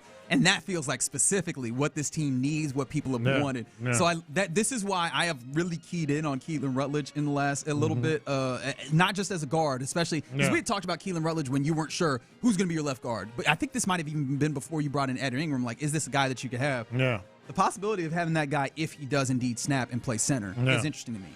Your center that you have profiled the picked, center, Florida center Jake Slaughter. Okay, well, he's actually rated number 1. Center number 1. Yeah. Center number 1 for a lot of folks. Look at me. And what's interesting is I haven't heard a lot of people talk about him, but it does feel like this is a guy that you look at it, and obviously he earned center number 1. The thing that I found interesting about all these guys is that they were all giving grades of third round, fourth round guys. So it really does feel like all these guys will be around, outside of Keelan Rutledge, mind you. I should say that because, but all the centers feel like they are that same level. Keelan Rutledge is a second, third type guy. So they're all in that same space, and it feels like depending on what you like out of all of these centers, they should all be available in that space. And especially if you do some level of, obviously you have a pick in third, you have those picks in that area, but especially if you trade back at 1 and you get some more like mid-round stuff, it does feel like you have all of the draft capital to be able to get one of these guys. And it feels like if there's a few of them that you probably like no matter what in this circumstance. Okay, so you know the names and built this list, but how would you rank them based on what you read there? I think that I'm actually not far from what you guys had, with Keelan Rutledge being kind of an interesting addition. I think I'm Slaughter, Rutledge. I think I go Hecht above Zune, and then I go Zune, and then Connor Liu. Okay. But yeah, I'm trying to not put the K-State bias in there, but Hecht has gotten so much love that it gets interesting. I think that the idea of having guard size at center, especially in a class where there's not a lot of size or imposing size necessarily at center, that showed up. But I was you came to the same realization that I did. I was so impressed by the scout profile of Jake Slaughter, a guy who I had not given much consideration to this point, which obviously speaks more to me than anything else. Yeah. But I saw it and I was like, hey, I've not seen a lot of people mention this, and it does feel like he fits very well with what this offense would seemingly want, or at least the kind of things that you talk about when you talk about a Texans team and the kind of things you talk about when you talk about what Cole Popovich has wanted for this offense. Yeah, no, I agree. It's a little bit of a profile pick'em, prospect profile pick'em here in the Loop on Sports Radio 6. I might need to pare that down. I like it. I think it was a lot of guys, and it was a lot of what I like to call reading. But I thought that there's a lot of centers. But it says a lot about in that group. I like it because it says a lot about the characteristics of someone who really is respected in these things. Says about guys that we have our target on and we have our eye on anyway. All right, you're in the Loop here on Sports Radio 610. From reading to have a little fun, this is the time where we hand things over to Figgy Fig for the mixtape. What you got, man? Yeah, so I'm gonna call this a Throwback Thursday. Got some throwback audio in honor of something special today, and I think we got an update on what's going on with the Astrodome. Maybe. Oh wow. Oh, I am afraid at how Lopez responds to this, but let's do it anyways. Next, The Drive with.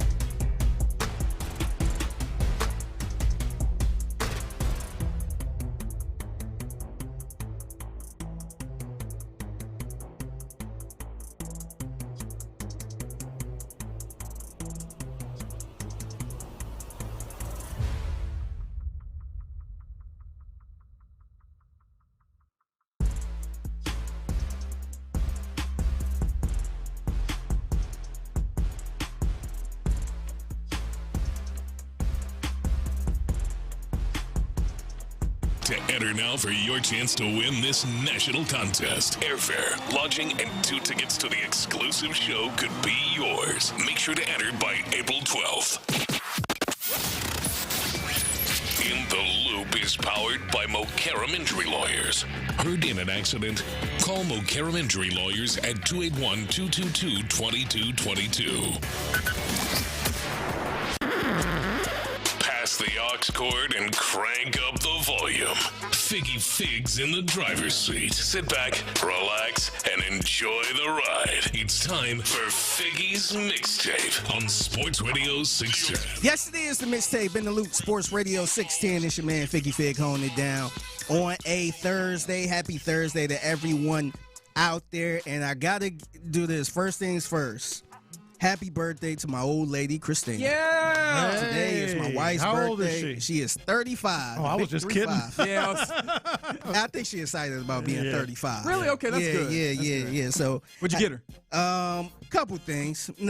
Like I got something planned. Okay. Yeah, I got something planned. Oh, you? I know you. Yeah. So, Look at that little romantic Figgy. Look at him. I'm trying, man. I'm trying, but happy birthday, love you, sweetie. And in honor of that, man. So she's kind of, I guess, a friend of the show because remember back in the day, back when I was part-time, I used to do some stuff like reaction to whatever I do. Oh, yeah. And Lopez remembers some of this stuff. Mm-hmm. So since it's a Throwback Thursday, I gotta play this old clip that we played. This is the first time she was ever on these airwaves. So remember that time when y'all told me to ask her if I could legally change my name to Figgy Fig? Oh, yeah. Oh. Yeah, and we kind of wanted to get a reaction. Mm-hmm. Here is that. Mm-hmm. Hey, sweetie, so I was thinking about something. Oh, you got your key? Yeah. Okay. So I was thinking about something. So I was thinking about changing my name to Figgy Fig. We was talking about it at the station, and they think I should. I don't get no. Why? No. Why? Because that's that foolishness that I really don't like. Like your legal name? Yeah, no. It's only $500. No. Why? Because I don't like that. And I'm not about to be writing down important documents when your name is Figgy Fig. But that's cool though. I will stand out. Just do it for a year. No. Like at a formal wedding, they'd say, and now Mr. and Mrs. Figgy Fig. Yeah. Yeah, or just imagine being that jury duty. Yeah. Figgy Fig. Figgy Fig. Ask her again now that the brand is established. She might smack me for real. Really? Don't ask me that stupid stuff. So it didn't stop there. I did something else. Now it was later on throughout the year, but I did ask her something else. Actually, I didn't ask her this. This is something that popped up. This had nothing to do with the show, but we actually played this on the show. So I was doing my podcast at the time. This had to be 2017, 2018. Mm-hmm. The Gems of Juice podcast with my boy Rocket. And while we were doing this, we were on Facebook Live. So she called me. She kept calling me. I'm like, what's going on? I think it's something wrong. So I answered the call. And this is what happened. And this have to do with my dog, rest in peace to Stanley. Mm-hmm. He did something that she did not like. What's up? Doing the podcast. He just in my closet. Oh, man. And it's liquid and I'm angry. Oh, no. Man. I'm very upset. You think he's sick? I don't know, but it smells really bad in here. Oh, man. You don't like cleaning up after the dog either. I don't know what to do because it's liquid. I'm very upset. You just got... Yeah. What I'll do is just get paper towels, get paper towels, clean it up as much as you can, get a rag. I want to put them on the porch, but we don't have one. She was hot. She was really hot. And then not to mention, we had two separate closets. Mm-hmm. So he chose her closet. Well, good for him. He likes her. Yeah. I bet she was like, that's your dog. yeah, pretty much. Yeah. So you defecated in her closet in her mind. You did that. That's why I was surprised that she was so calm in the way that she reacted when you were like, damn, you don't like cleaning that up. Because if I was your wife, I'd have been like, you be cleaning. What you mean me clean this up? You clean. That's your dog. But see, the thing is, like, of course, I don't want to have that as a job, but I would just clean it up instead of her cleaning it up. She never had to clean it up unless I wasn't there. Yeah. But at that point, she just lost it. Yeah. She was just lost in the sauce, huh? Yeah. But anywho, happy birthday to you. Man. All right, it's the mixtape in the loop, Sports Radio 610. So this story been kind of going on a little bit, and remember, I want to say it was a couple weeks ago about the judge that was being the total jackass. Yes, Judge Mel Irons. Yeah, to the IT guy, and they dug up his past, kind of like Diana Russini. Yeah, and they found some old stuff people ain't appreciate. So it was remember. I think it was the defense attorney by the name of James Stafford. He was the guy that wrote the email to the judge saying, you need to apologize to that guy. Yeah. And today is the day that the judge ordered him to see him in his court. Yeah. Yeah. So today is that day, and just a couple updates on this. So some attorneys, not named James Stafford, actually showed up. Good. They were there at 8 a.m. and the doors were locked. Wow. Okay, so he had the doors locked. So let me get this right. The original thing was a judge got caught on camera being mean to an IT guy. Yep. You said Stafford was his name? Yep, that's the defense attorney that emailed He him. was like, "Hey, bro, you're wilding. That ain't Stop cool." doing that. That's not cool. You should a very apologize." respected defense attorney, by the way, too. Yeah. So that happened. So then the judge was like, "Well, bump you. You come into my court, and we'll deal with April this." 9th. And then all the other lawyers in the land were like, solidarity. Oh no, we'll show up. Yeah. You want a lawyer? You gonna get all of us? And they were like, "Actually, close the doors, please don't." Yeah. A couple notes here before I get to the audio. Allegedly, there were going to be 200 attorneys there. Oh wow! Just to make sure everything go right, and just in case James Stafford showed up, which he wasn't planning on showing up. Another source told me that the judge might chicken out on this one. Really? Yeah, it was. I'm so surprised that the dude who was mean to people and was a real jerk is actually a big scaredy cat. He's backing down. Yeah, I'm surprised. And then that same source told me I wish he would try that with me. Oh, really? Yeah, so here is the update. All the judges are standing up on this, huh? Yeah, all the lawyers. Lawyers, rather. Yeah, all the attorneys. So here's J1 of KPRC2. She was at the courthouse, and this is her report.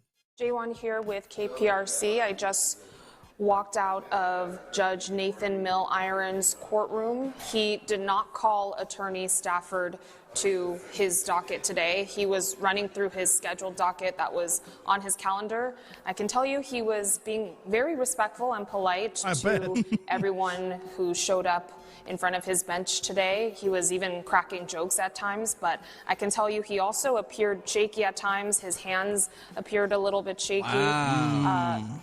And then every time one of his cases would wrap up, he would go back in the chambers and wouldn't stay on the bench, which was also pretty interesting. There were probably more than a dozen lawyers from the Harris County Criminal Lawyers Association here at the courthouse in support of Attorney James Stafford. They said that it was important to show up despite Attorney Stafford not being here because they wanted to make sure no further course of action was taken against the attorney. Wait, did this judge think that Stafford was Daredevil or something? What are you're hiding in the back, in the middle of cases or between cases? Yeah, sitting there shaking. Yeah. Like Man. he really was out here moving like they were going to bring a sniper out. Yeah. Like I get when I say I get it, I don't condone it by any means, but I get the idea of, hey, man, I don't want all these people getting out here yelling at me. Yeah. Brother, you're hiding it's your courtroom. But who did it? Yeah, but see, the thing is, he was out here acting like he was head honcho. Big Right. bad. I understand you the judge, but you was acting real tough in front of that IT guy who, by the way, trains as a MMA fighter.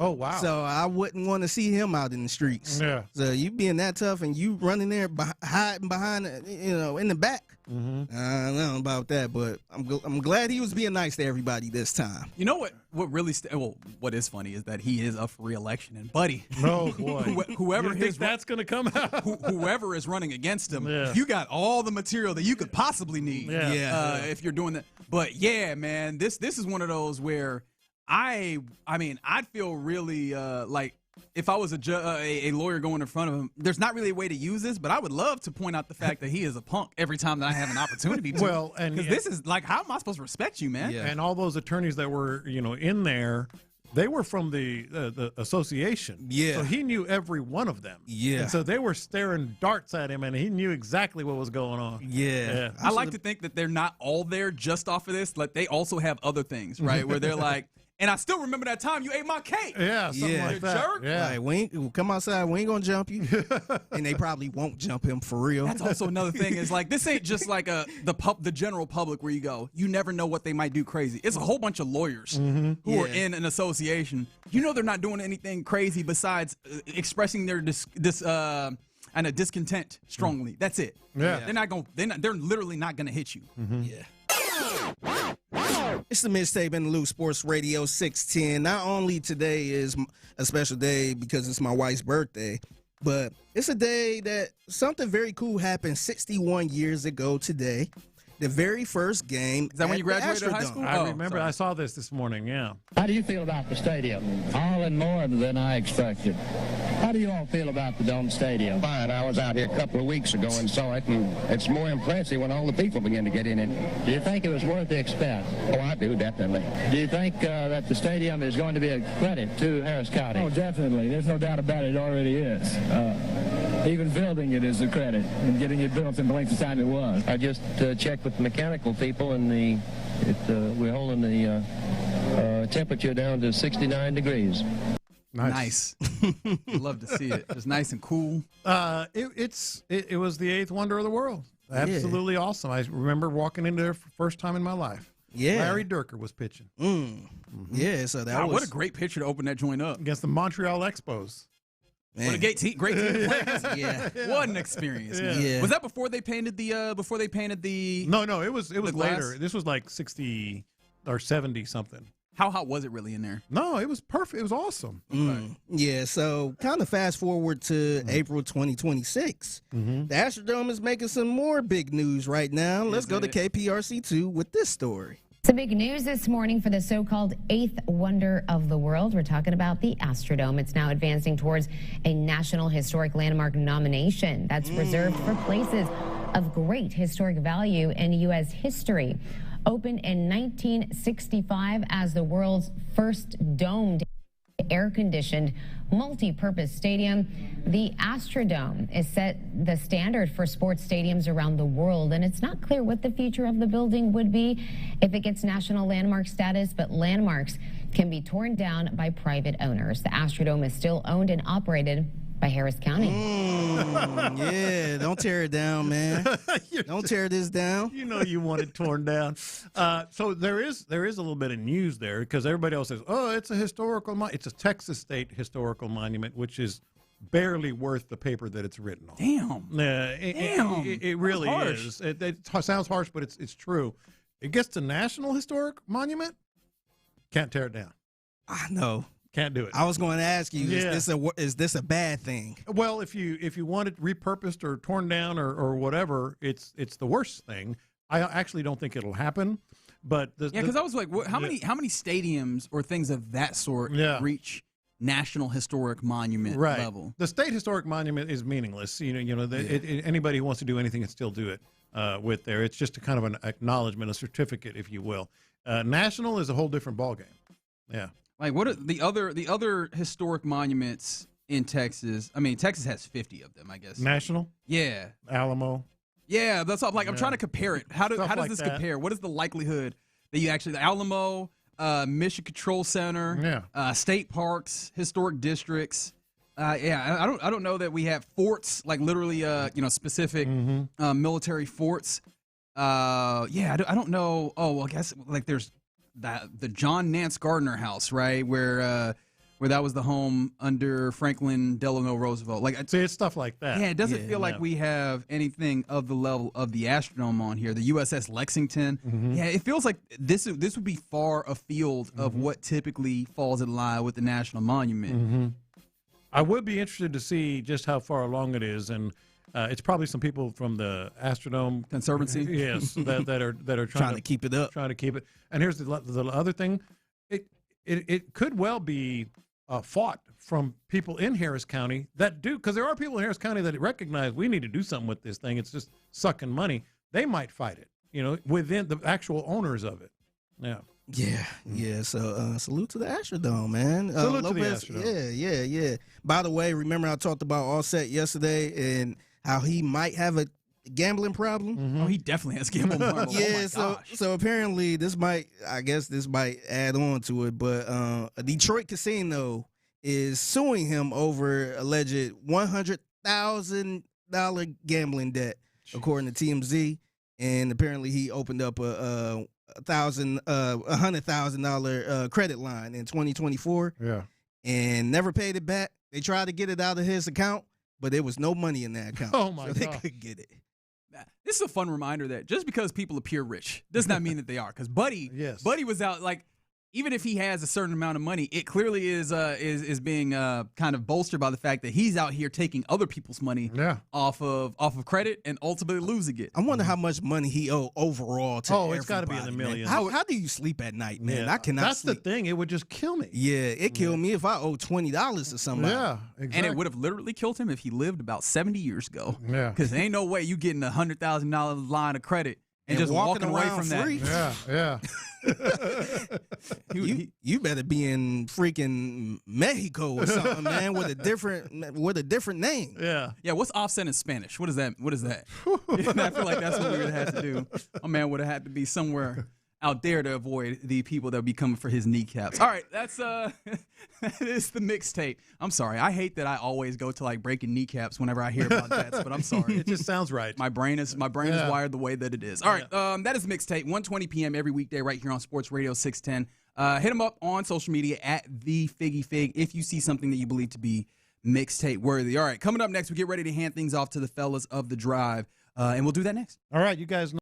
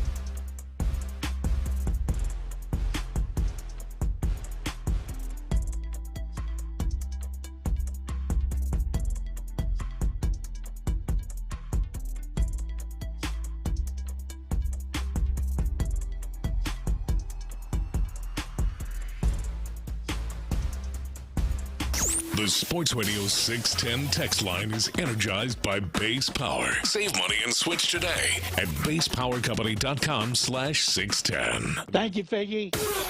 Sports Radio 610 presents live from the West Point Lincoln and West Point Lincoln of Sugar Land Studios. Here's In the Loop with John Lopez and Reggie Atatula. Yeah, you're in the loop here on Sports Radio 610. Hope your Thursday is going well. Getting ready to hand things off to the fellas of the drive here in a moment.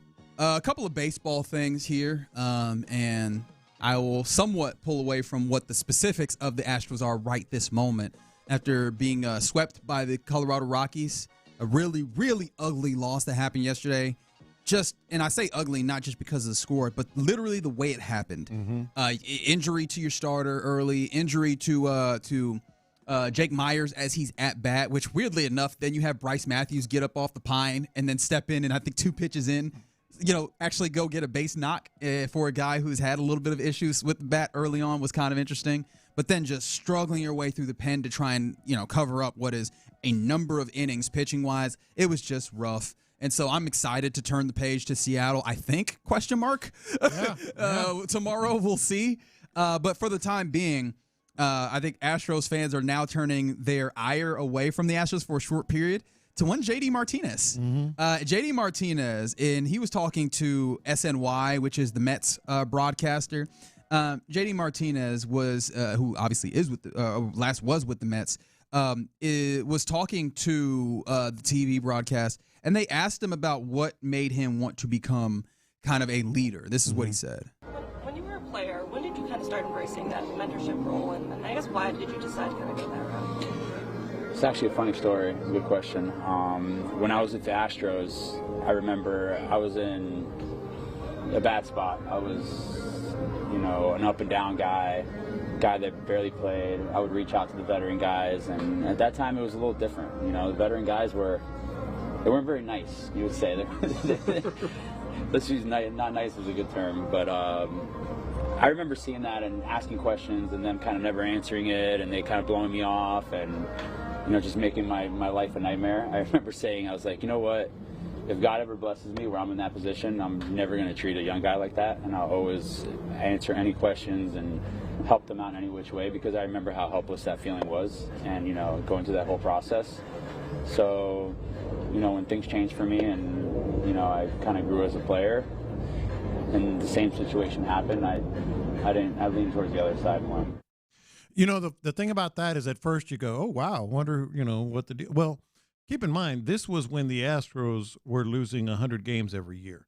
He was here, I believe, 11, 12, and 13. Correct. Those are the years. And so those were guys that were just cashing checks or seeing the finish line, of their outside of Altuve. But Altuve was a young guy, too. Yeah. At that point. That was age, I think the 12 season was age 22 season for Jose Altuve. Yeah. I mean, we're talking about a very young guy. Yeah. It does.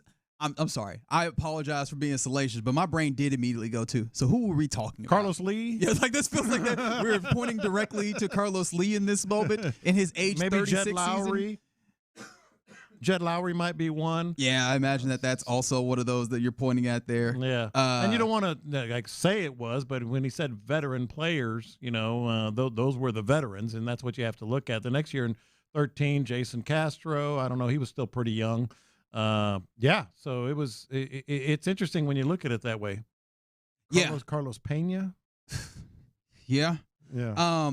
I guess ultimately though, I don't think that people are. Do you think people are going to be mad or should be mad about JD Martinez about this statement? Not at all. I wasn't, because at first I was like, "Ooh, that's," and then I realized, "Oh, that's right. He was here when everybody was just trying to get out." And it's worth noting that even Lance has talked about this, that early on didn't have the greatest culture. Like this is part of why the Astros seemingly coming out of nowhere and winning the World Series in 2017 and then building this dynastic run was important, because not only was it a team that had not been playing winning baseball and getting to a place where they were really, really good. Yeah. It was also just the change in culture from what felt like kind of black hole a little bit to this. So I'm not going to be mad at it, but it did make me think about that time period when it was bad. And you remember the question that I asked you, and I think it might have been last year, that was just kind of on my mind. And it wasn't the time, but it was just a curiosity.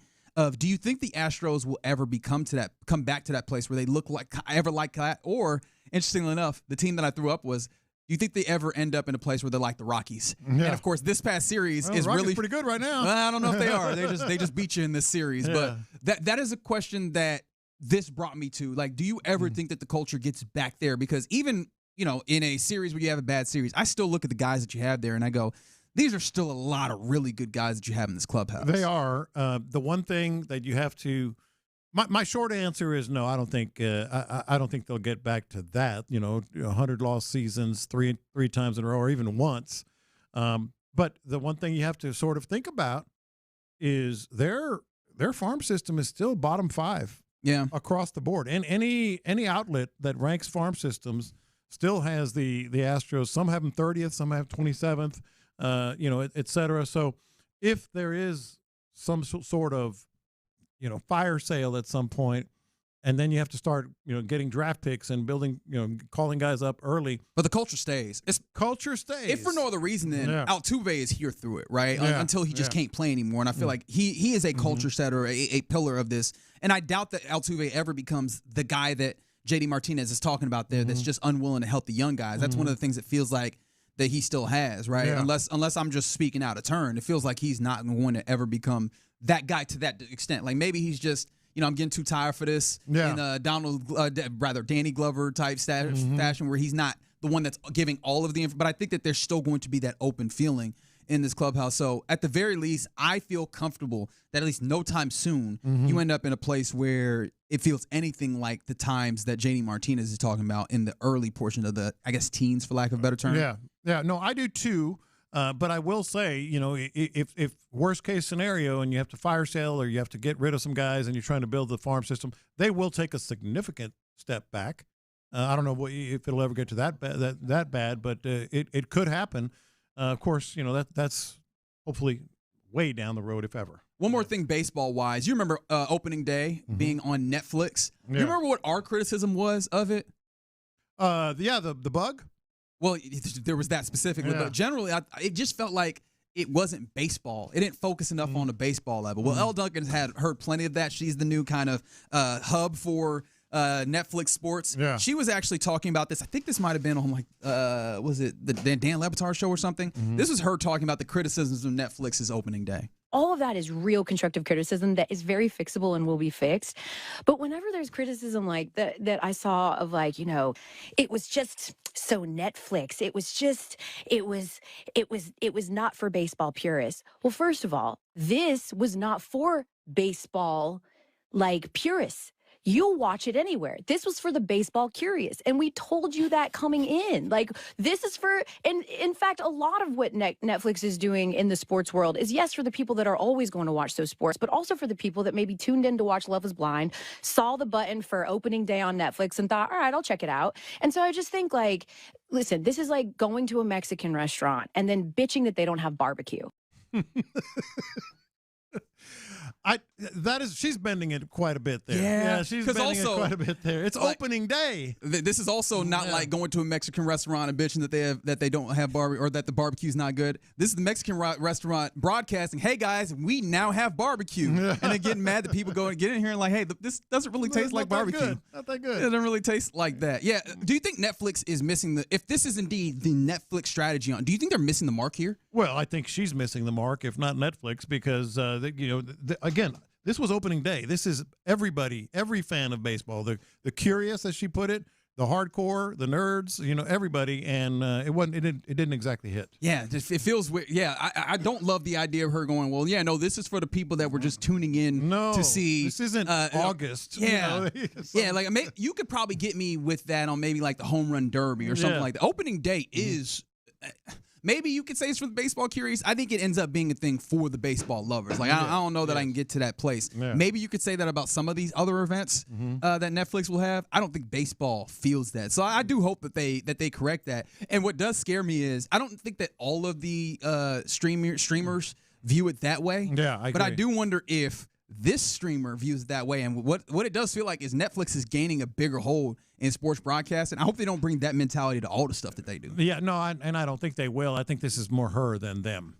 Well, yeah. I don't know. All right. Always appreciate D&M Auto Leasing for giving us an opportunity to cross-talk with the fellas of the drive. It's Clint, it's Ron's. Fellas, what's popping, man? What's good, fellas? Man, nothing. Not much. Great day. How about it? I know you about to go and watch all this this golf. Yeah. Feels like I've been watching it. I know you have. Loving it. So except for the Astros. Oh, we're doing this? Okay. Yeah. And well, I mean, we got to say it. By the way, I guess Rodri Munoz got outrighted as well.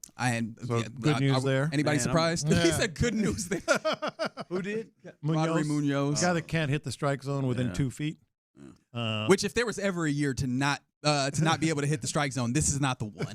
I mean, clearly, every year you want to be able to hit it. He's joining the crew. Yeah, he is.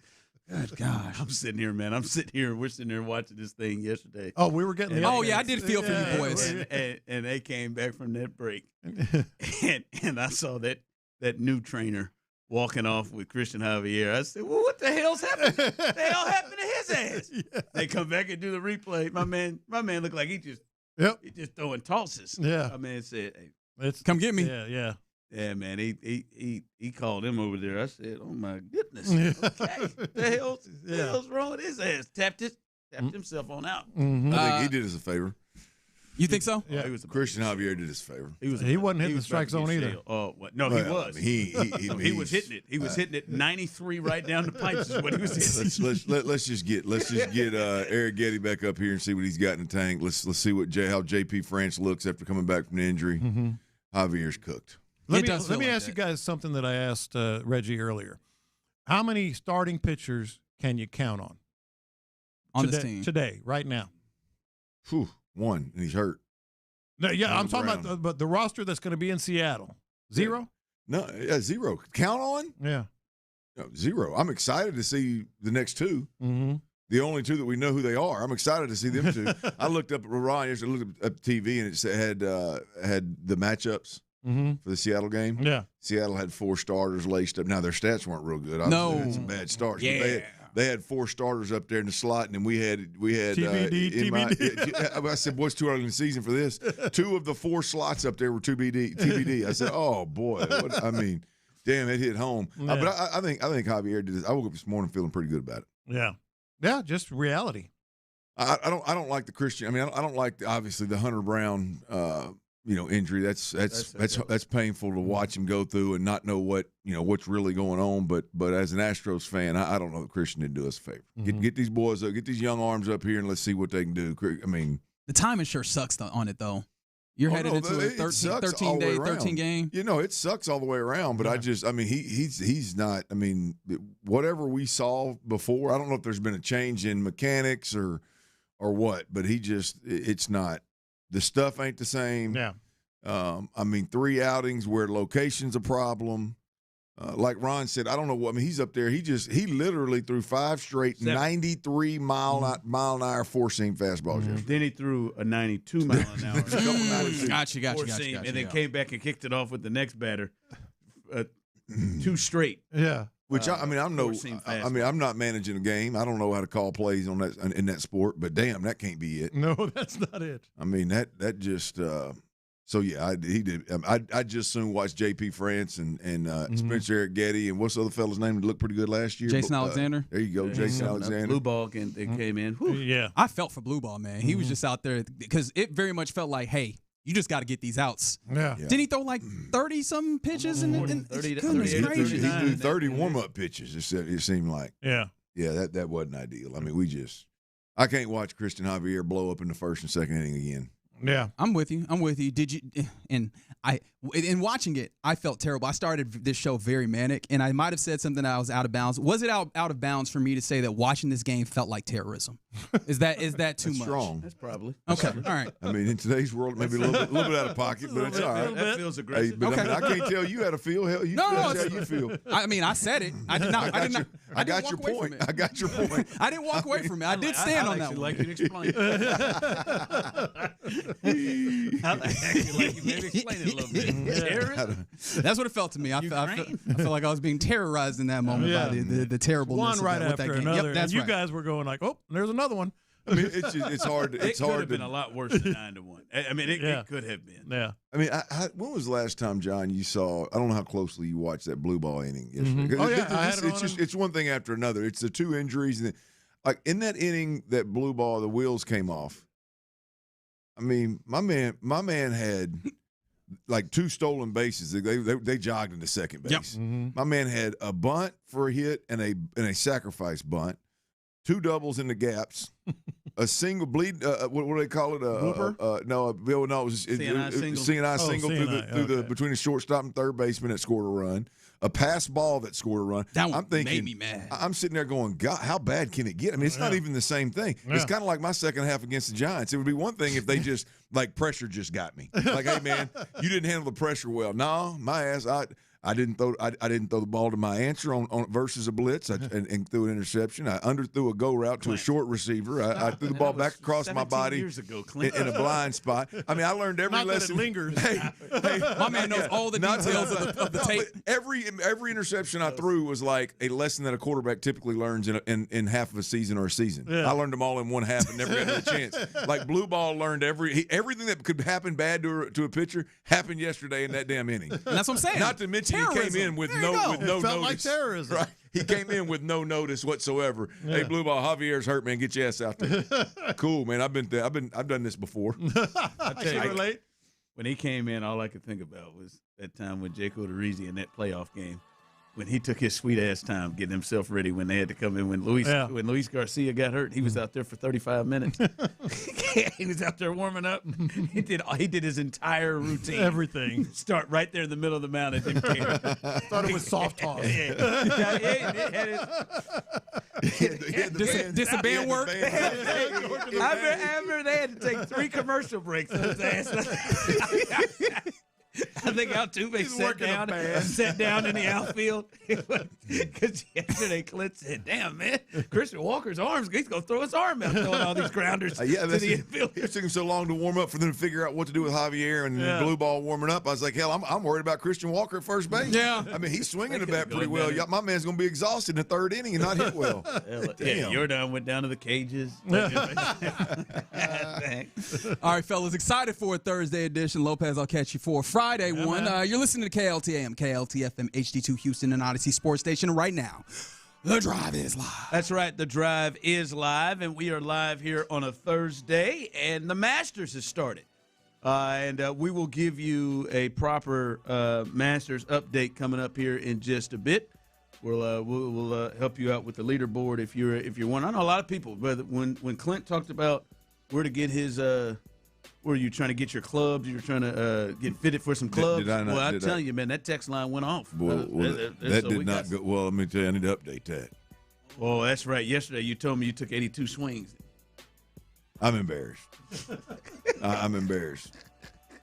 I mean, it could not. I mean, I don't know how the fella got anywhere with me. I could decide what I needed to be swinging. It was so bad. I ain't swung the club that bad. I don't know what What did you say? You thought the machine was wrong. I mean, I hit the first 5 or 6 as pure as I could hit them, and the machine was telling me that I was pulling it pretty hard left.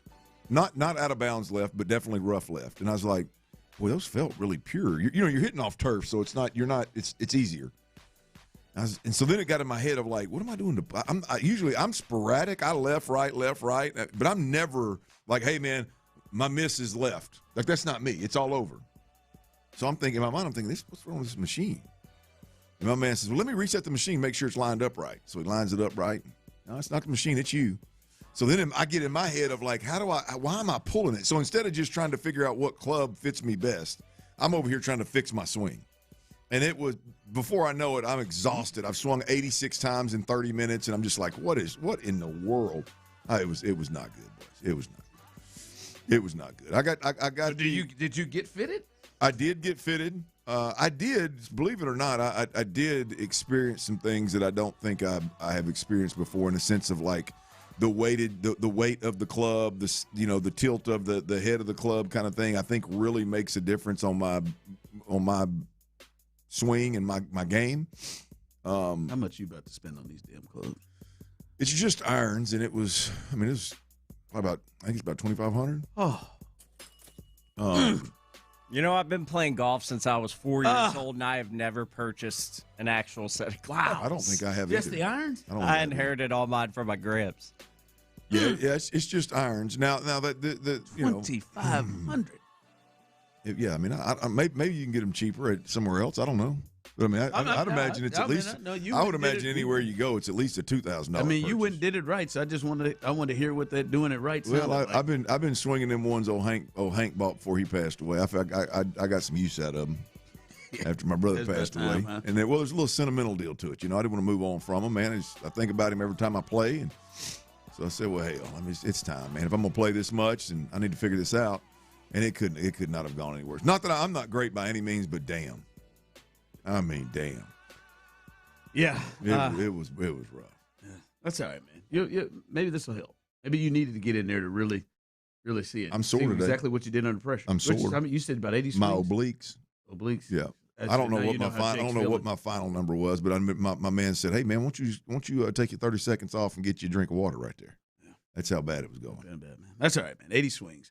All right, the Masters getting started today as it looks like it is going to be an interesting 4 days, and it looks like it's getting out into a good spot right now, courtesy of our good friends at Grind City Media in Memphis. Chris Vernon will help us out with our Masters update. Scott Van Pelt in the booth. Scott Van Pelt is the truth. Scott Van Pelt in the booth. Scott Van Pelt is the truth. FBF 50 so that head won't burn. FBF 50 so that head won't burn. FVP wants a walrus, but I lost my walrus. FVP wants a walrus. Yo, where is my walrus? I can't find my walrus. Where'd it go? Yo, where is my walrus? I found my walrus. What's going on at Augusta? Go walrus! Go walrus! Go walrus! Go walrus! Go walrus! Go walrus! Go walrus! That's what's going on at Augusta. Okay. It's going on at Augusta. Rory is leading 5 under. Rory! Burns at 5 under. Scotty Scheffler threw 5 at 3 under. Patrick Reed, he's done 69 today, 3 under. Nice. Going on in Augusta, baby. That's right. Did we get to the scores? He didn't. He never got to the scores, did he? Just really got to the Walrus. Shout out to Chris Vernon. That is one of the best Masters things I've ever update. seen in the media, by the way. Today and tomorrow on Friday, anytime you hear this tune, we're giving you a Masters That's right. update. Masters update, baby. Right there. There it is. There it is. Whew. It gets me every time. Absolutely kills me every time. I'm good, man. I'm glad. Like Rory right there, man. You got a chance to repeat, baby. It's 19 years. 19 years since I think we've had a repeat in the Masters. So Rory's tied for the lead through 16. All right, we were just talking about this with the Astros. Some Astros news, Clint. It looks like, according to Chandler Rome, who had it first, Taylor Trammell. We saw a lot of him last year, excuse me. Him and right-handed pitcher J.P. France. They will join the Astros in Seattle. They are going to be a part of the 40-man, or they are neither on the 40-man roster, but they're going to have to open up spots for them to jump on there. But they are going to join when we look at the injuries to center fielder Jake Myers. I haven't seen yet, Tyler, Cheryl, or Clint, that they've been placed on the IL yet, but this probably gives us a good sign that they probably will get placed on the IL if they're bringing those guys up. And so J.P. France and Taylor Trammell coming up when you see the injuries to Jake Myers and Christian Javier yesterday. So that's some news there. We'll see those guys as they'll return up here to Houston, and they're probably going to be in the lineup. They're probably going to have to either hit and pitch very, very soon coming up this maybe even this series against the Mariners. Yeah, definitely JP France. I mean, look, you don't get moved, you don't get brought up that quick after injuries, after a couple of injuries. If you're not going to get plugged in pretty quick, there's no need for a starting pitcher up in the bigs right now with the Astros that's not ready to pitch. So you got to believe that he's going to be slotted in one of those two spots in Game 3 or Game 4 of this Mariners series that are TBD'd right now. Have they announced if JP France is starting one of those games, Cheryl, Tyler? I haven't seen the full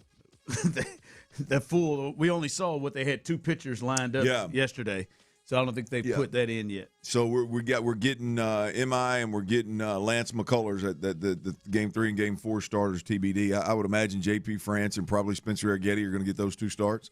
So yeah, I mean, if you're getting bumped up right now as a starting pitcher, you're definitely gonna get some run. We'll see what he can do. Yeah. Well, they're gonna need them. They get a day off, but they're gonna need these guys.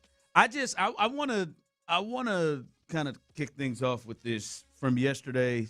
We watched them in here, and they lost 9-1, which completed the sweep they had in Colorado. And obviously, that is not the way you wanted to see this thing roll.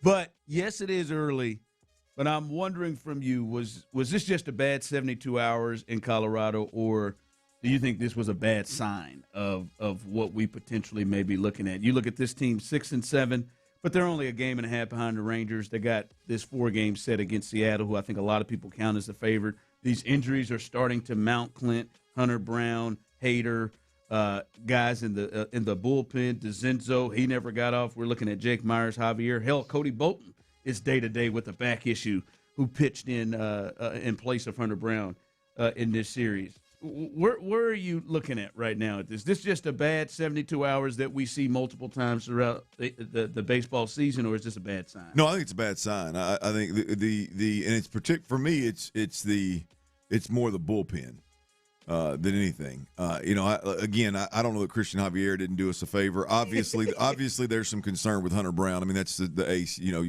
The bats have been. I can't complain about the bats for going quiet in a couple of games here.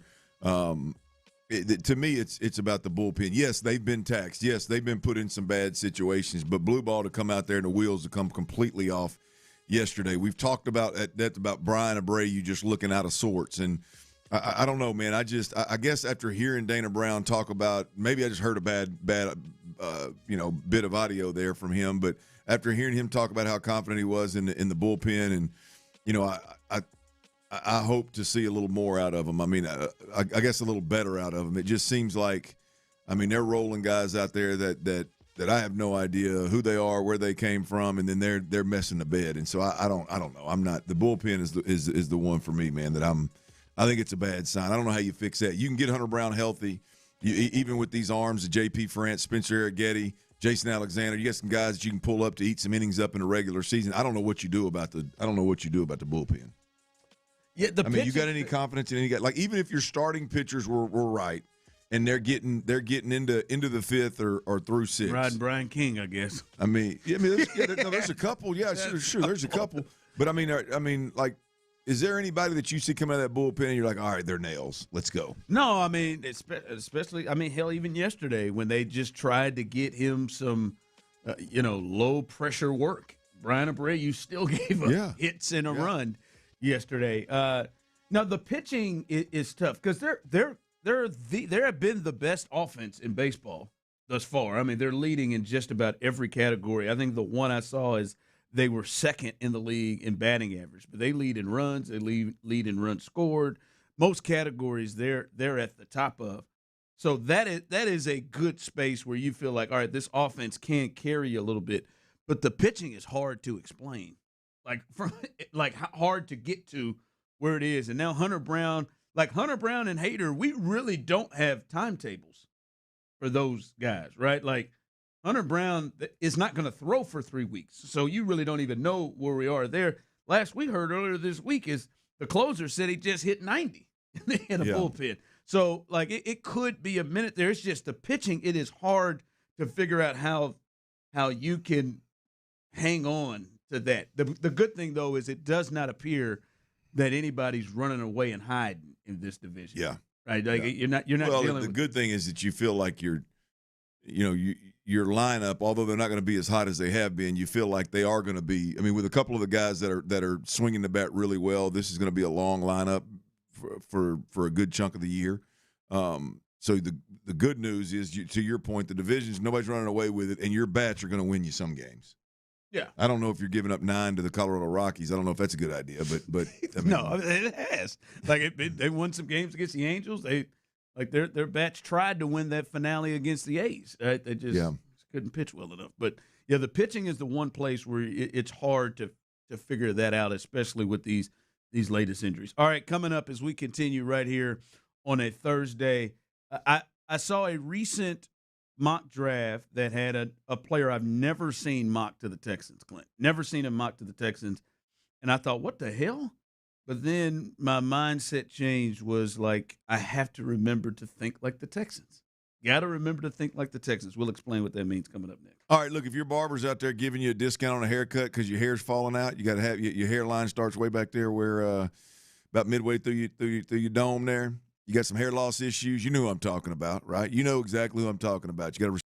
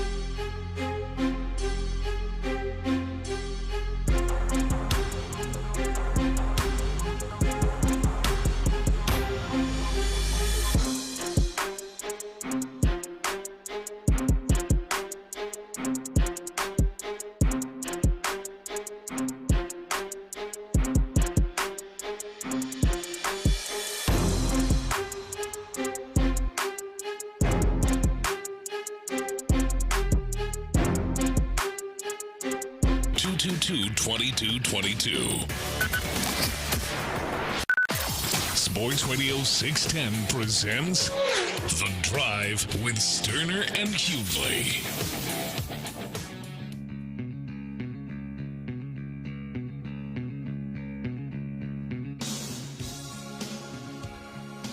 All right, welcome in as we are live here on The Drive. Masters update coming up momentarily. We want to make sure you are kept abreast about what's going on in Augusta, because it's going on in Augusta. What's happening? Make sure you keep your. It damn sure is. Keep yourself updated. We'll help you out right here on The Drive. We know we have a ton of golf fans. All right. Clint, I saw this mock draft, and I promise you, I've never seen this name in the first round at 28 connected with the Texans. And when I first heard it, I'm like, what in the hell? But then, like I said, I've got to start to think like the Texans. And I feel like they think differently than I think maybe some others feel. All right, Nate Tice and Charles McDonald, Yahoo Sports, they did a mock draft, kind of go back and forth, and ultimately they got to the Houston Texans, and we have seen defensive tackle connected with the Texans. We have seen offensive line, whether that's a tackle or a guard connected with the Texans. He has them going Anthony Hill, linebacker, University of Texas. And he quotes on her, says, "Trust me, I wanted to find an offensive lineman that made sense here. Instead, the Texans add even more venom to their dangerous defense, but it actually makes timeline sense as you look at this thing. It makes sense there because I think he's saying Azeez is getting older and some of their linebackers are getting older, and it makes sense for them to maybe go in this direction for the future. Although we'll see. Henry To'oTo'o is still pretty young. Maybe they don't want to re-sign him and they go cheaper. They just re-signed E.J. Speed for 2 years. Probably could get out of that after one. But linebacker, it feels like they're in a really good spot, and I would expect the first pick of your draft in the first round linebacker you would think would get on the field and have a chance to start. Who knows?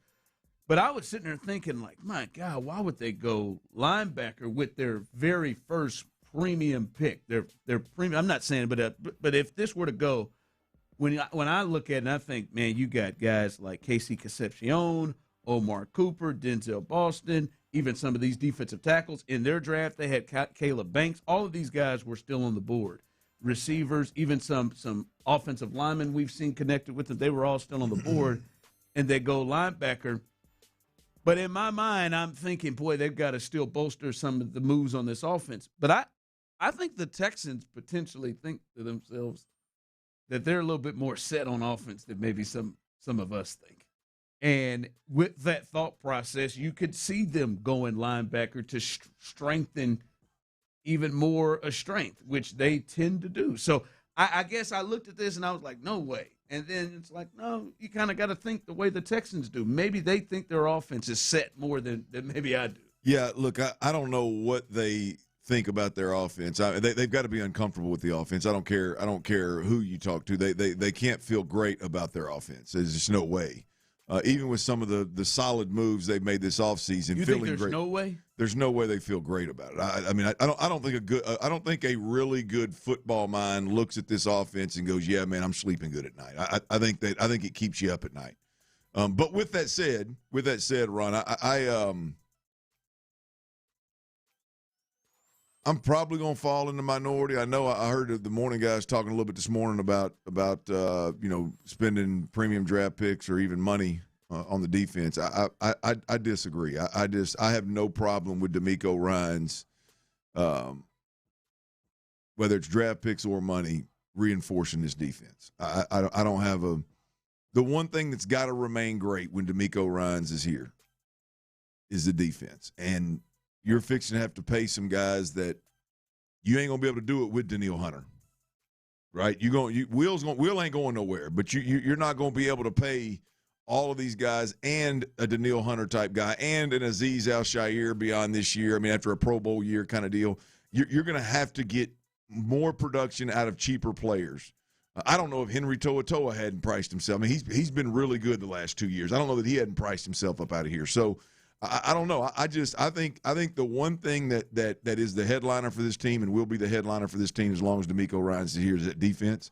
And so if it costs money to reinforce a front, or if it costs money to a draft picks to go get a player that is a frontline starter kind of player that gives you the cheaper the rookie deal, getting 3 or 4 years out of a rookie deal on a guy, then I have no problem with that. I understand the point you made about the offense, and I mean I want him to be in kick the door down mode right now, not preparing for the future. But if I look at this thing from the future perspective, DeMeco Ryans going and getting something on the defensive front to pair with Will Anderson when you can no longer afford Daniil Hunter, or getting a linebacker that's going to ultimately replace one of the guys you got there. I don't have much of a problem with that. Think like the Texans. I think maybe not comfortable in that sense, but I do think they look at the offensive side of the ball and feel more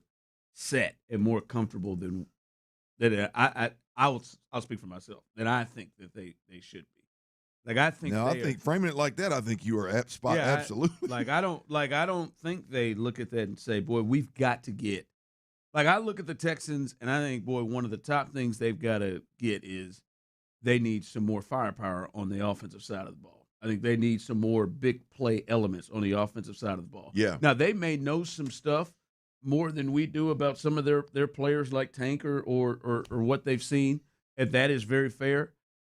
But I don't think they look at their offense like that and feel like they need to do that. So they look at that thing, linebacker potential. Yeah. Well, I think offensively too, Ron. If they go offense, I need them to get aggressive and move up in the draft and get a guy that can help you right now. We don't need another Higgins. We don't need another Noel.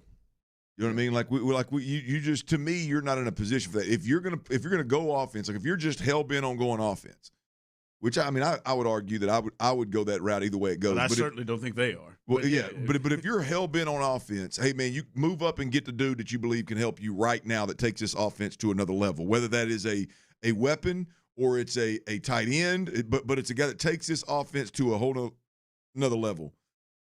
Get aggressive and go get that guy. Otherwise, I mean, if it's a future play, again, there's not room on this team, or this room's not the right way, but like there's a tight end that's a developmental guy, that doesn't help you immediately for what? You got those guys. Yeah.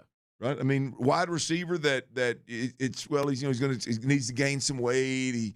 He's this or like there's no specialty to him. For what? You've got those guys.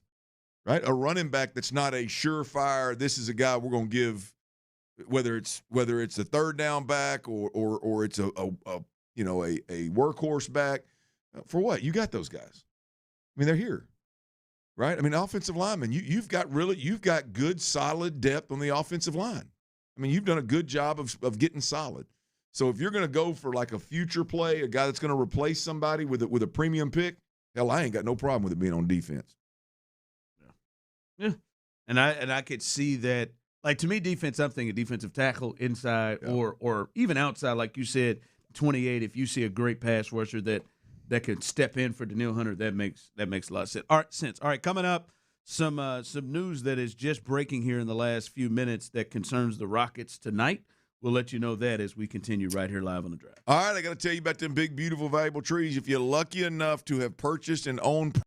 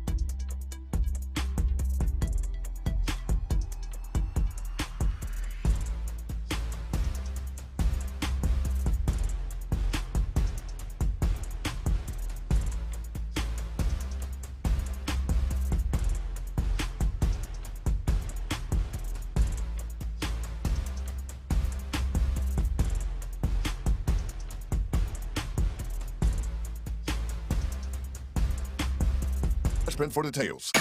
The Sports Radio 610 text line is energized by Base Power. Save money and switch today at basepowercompany.com/610. Sports Radio 610 presents The Drive with Stoerner and Hughley.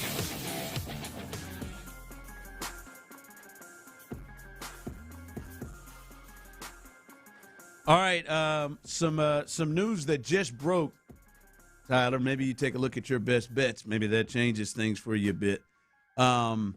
This according to Shams Charania of ESPN, 76ers star Joel Embiid, who I checked before earlier in the day to see if he was on the injured list, and was not on the injured list at all. Wasn't even a game-time decision. It was all good, but Joel Embiid has been diagnosed with appendicitis and will undergo surgery this afternoon here in Houston. That can be scary, so man. I saw maybe about an hour or two ago that he was sick and they ruled him out. And yeah, he ain't clearly he is not load managing on this one. It's already impacted Vegas because one of my best bets is the Rockets, and I got it at -4.5, but now it's up to -6. Nice. Lucky you. Look. Yeah. That's when you jump in there, so that is good. I need winners. I'll take it. I'll be honest, I kind of wanted to see that matchup with him and Şengün, kind of see what Şengün was going to do. Şengün's going to bring to the table? Now Şengün's about to go. Oh, bully. Oh, boy. Who is it? Who's their backup big? Who is their backup center? Who is it that the 76ers are roaming out there? The fact that we're wondering is a great sign. Yeah, hell, I mean, let's be honest, man. I watch the NBA a lot. I don't know how many backup centers I got for teams. Oh, Andre Drummond. I should have known that one. I don't know, boy. That could still be problematic. Yeah, it'd definitely be problematic. I should have. You're not going to bully him. Yeah, not going to bully him. No. He may get the best of him, but I don't know if we're going to bully ball this thing. Yeah, he might go around him. Best thing about Andre Drummond, he used to date that girl on the Disney Channel show, Tyler. Lizzie McGuire? No, I think it's Disney. The show with Ariana Grande and Cat and Sam. Oh, that was iCarly. That was more my brother's kind of. But Cat and Sam was a spinoff of that. Yeah, I believe. Right. And the other girl, he dated her, and that was a weird sight between those two because she is short. She is a little. Yeah, I mean, I've got a vision of Andre Drummond, and I don't see Disney. I don't see Disney Cat and Sam as a good fit. First thing I saw when I looked at those two, and I just said same thing I thought when I saw Yordan Alvarez and his wife at the zoo. Well, yeah. How? God bless her heart. Is she okay? How is she handling this? What is? Yeah, man. That the photos of these two. It just that was an odd look for me right there. These two, he can't even see him in the picture. These two. That was an odd look. These two, right there. Yeah, that was a. She's. Yeah, that's makes you wonder what Andre's into. Yeah, that really looks bad right there. Yeah, like too. That looks like a real youngster right there. Andre Drummond. All right, didn't know we'd get into an Andre Drummond conversation, but yeah, he's he'll be the one tasked to handle Şengün tonight with Joel Embiid not in this game. That man had to get surgery tonight here in Houston, so hopefully he's good.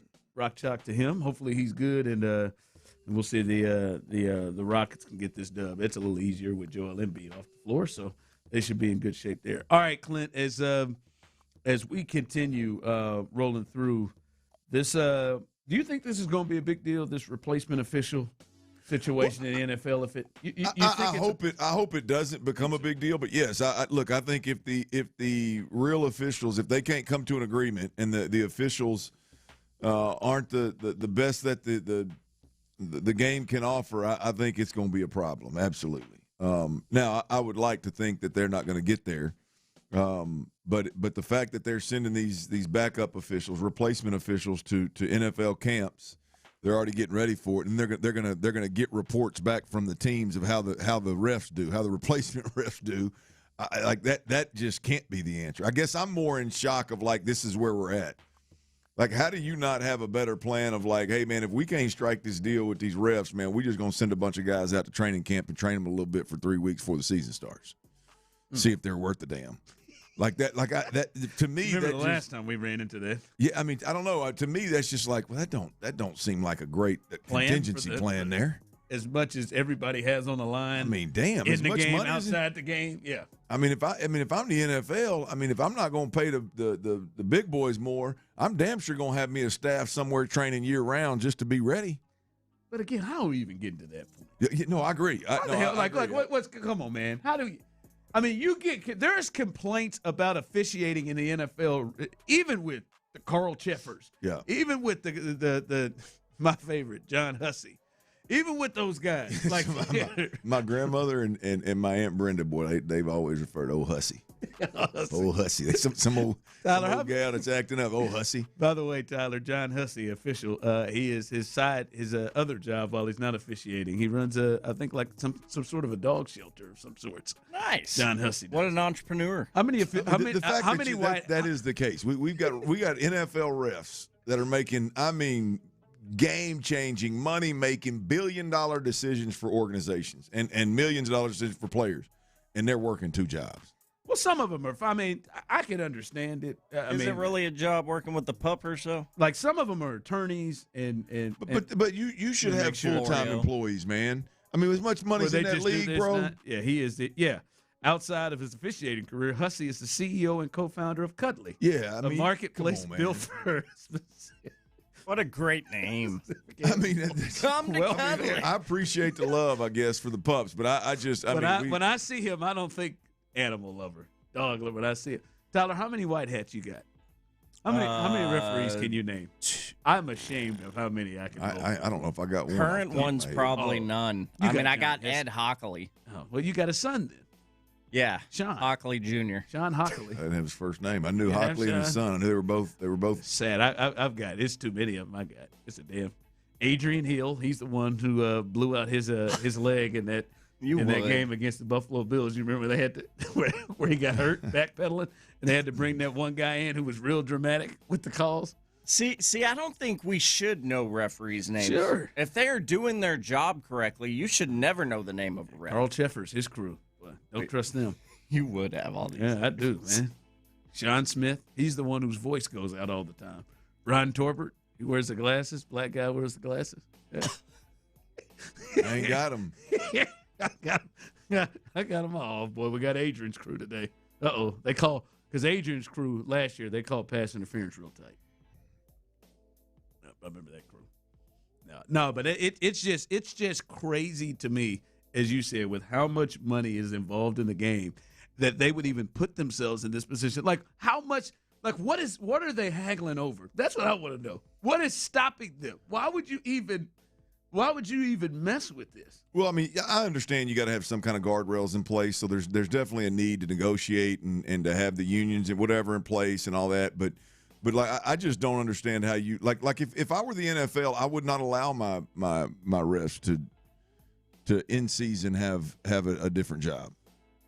Like, you can have a seasonal deal if you want to. You can own some properties if you want to. But like in season, man, I need you training other officials. I need you training the next generation. I need you making sure that you're on the up and up. You know, in off season, I need you training. I need you going over here and working these UFL games. Yeah. No. Yeah. Yeah, just the thought of like something like the NFL these guys make can come to a halt, right? Because you can't figure out what you want to do with the refs. That blows my mind. I mean, that blows my mind. I understand where you get players that sit out or players that can't come to contracts, or the players union. That being a tough sell, because you got players that have earned the different values and earned the different. Like, man, these are referees, man. No disrespect, but damn, 200 and 250,000 per season. Come on, man. I mean, what else you want? I mean, you got, what was it, 5 months? Yeah, and then he wants to do Cuddly.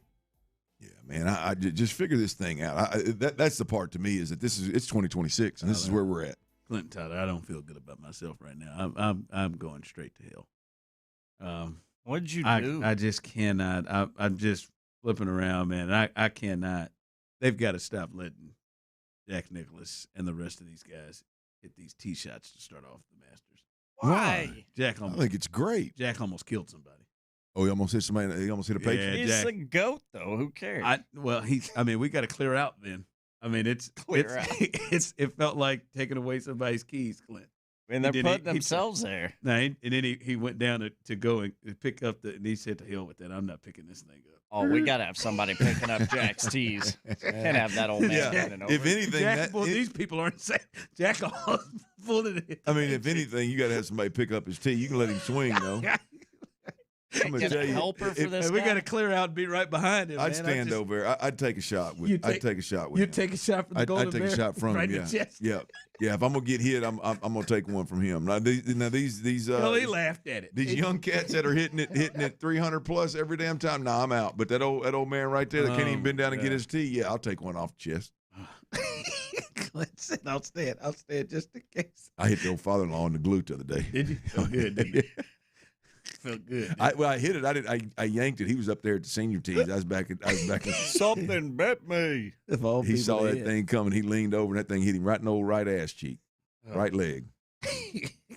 Oh man, right in the butthole. He's just an idiot.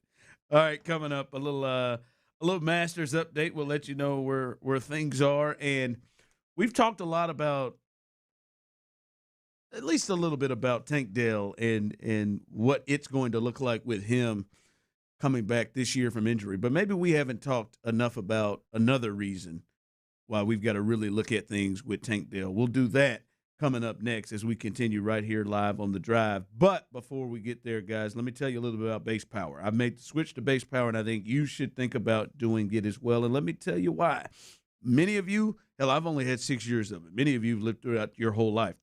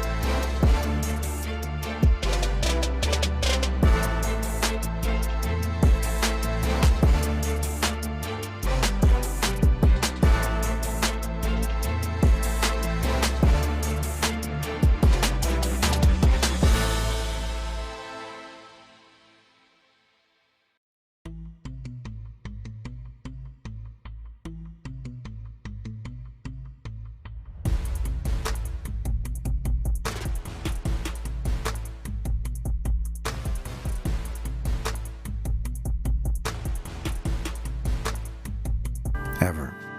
Learn more about what we do at woundedwarriorproject.org.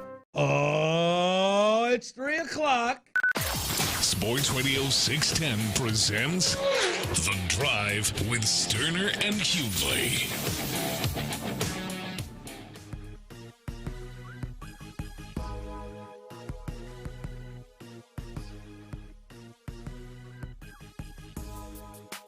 All right, welcome back in as we're live here on The Drive. Clint Stoerner in the building, Tyler Milner as well. Those of you on the Base Power text line, 713-572-4610. We appreciate you joining us, YouTube and Twitch. I see you, Rocky. I see you, Cornbread, as usual. Brandon in the building, Jordan, Joe. I see you all, even punk-ass Horns Down. I see you as well in the building. Joel, what you always, call Tyler? That was Horns Down. Oh. I'm fine with it. Joel, always in the building. It's Chewy. I see you out there. Major Martin, I see you. So appreciate you guys hanging out with us. As always, we'll be here until 6 o'clock, holding it down. The Masters has started, and this is that time of year, guys, where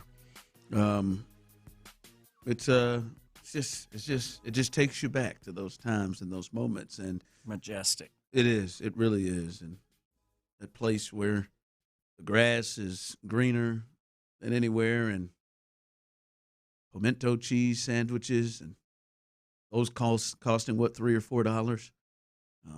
Tyler has entered the raffle every year for about the last 15. Has not come close to being able to win it to get to Augusta, but it's that time, and we want to let you know the leaderboard. We want to give you our Masters update, and let's head to our guys, Grind City Media, Chris Vernon. This Masters update is brought to you by Grind City Media and Mr. Chris Vernon. The 2026 Masters is underway. On the hallowed grounds where once stood Arnold Palmer, where once stood Sam Snead and Ben Hogan, and Lee Trevino and the like. As the magnolias bloom in the spring, pimentos and cheese, Jim Nance. This is the 2026 Masters. Drop that beat. Okay.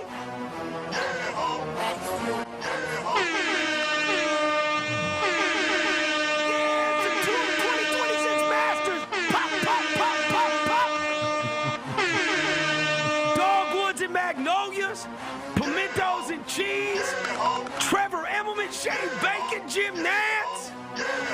Another ass. It's Augusta National. You better duck. Pop, pop, pop. Damn, son, where'd you find this? This was going on at Augusta. It's going on at Augusta. It's going on at Augusta. And that's what's going on at Augusta. Sam Burns is 5 under. So is Rory. Sam Burns is 5 under. Patrick Reed is 4 under. Patrick Reed. Kitty, I'm a 4 under. Shane Lowry 3 under. Tommy Fleetwood 3 under. Tommy Fleetwood. Tommy Fleetwood. Always up in the good. Nasty with it. Hair whipping in the wind. He ain't trying to be your friend. Whipping in the wind. He ain't trying to be your friend. Go, Tommy. Tommy. Go, Tommy. Tommy. Go, Tommy. Tommy. Go, Tommy. Sam Burns at 5 under. Sam Burns. And that's what's going on at Augusta. Xander Shoffley 2 under. Is he? Xander Shoffley 2 under. 2 under. Nothing rhymes with Shoffley. Does it? I can't rhyme with Shoffley. Nothing rhymes with Shoffley. What does? Drop some Baileys in my coffee. I made another rhyme with Shoffley. I made another rhyme with Shoffley. And that's what's going on at Augusta. What's going on at Augusta? Tony P now. Where he be now? Tony P now. Where he be now? He's at home. What? He's not in the tournament. What?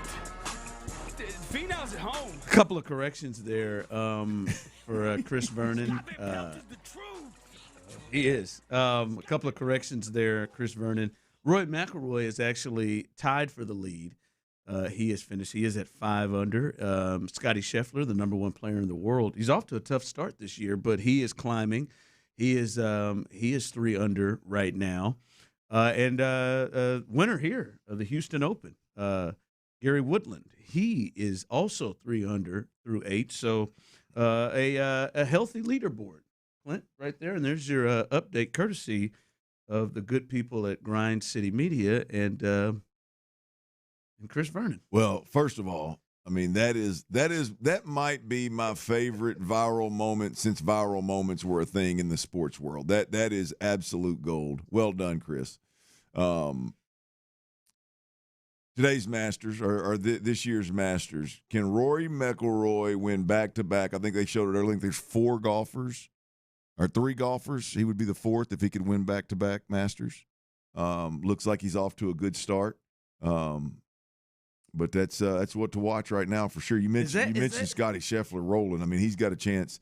He was 3 under after 5, I think it was, and he's still sitting at 3 under. But boy, he could make a push for this thing and get in the mix too. You know what? I'm not gonna lie to you. I'm having a hard time getting into this Masters. For what? Because Tiger's not in it? I don't think that's 100% it. Took the wind out of your sails, huh? Tiger flipping that Range Rover because you were stoked about Tiger potentially being in it about a week ago. I'm not gonna lie to you. It hurt. Yeah. I'm not gonna lie to you. It did. It did hurt. It hurt a little bit. But I don't know, man. It's Rory looks rough. Man. I mean, you know you're the not as bad as Eldrick though. You're the reigning champ, man. I mean, I understand the hair being messed up a little bit. He just got off the court. I mean, shave, man. He's like me. Your stubble don't look good. You're not a stubble guy. There's certain guys that have good stubble, good 5 o'clock shadow. You don't. Yours is gray and dark and spotty. Get it off. Maybe he didn't shave first round last year when he won it. So maybe he's just trying to, find that juju. That's Rory, man. His game don't depend on his golf game. That's something me and you'd do. I think hit a hole in one last time I shaved, so now I got a ZZ Top beard. I think he's just going with I'm focused.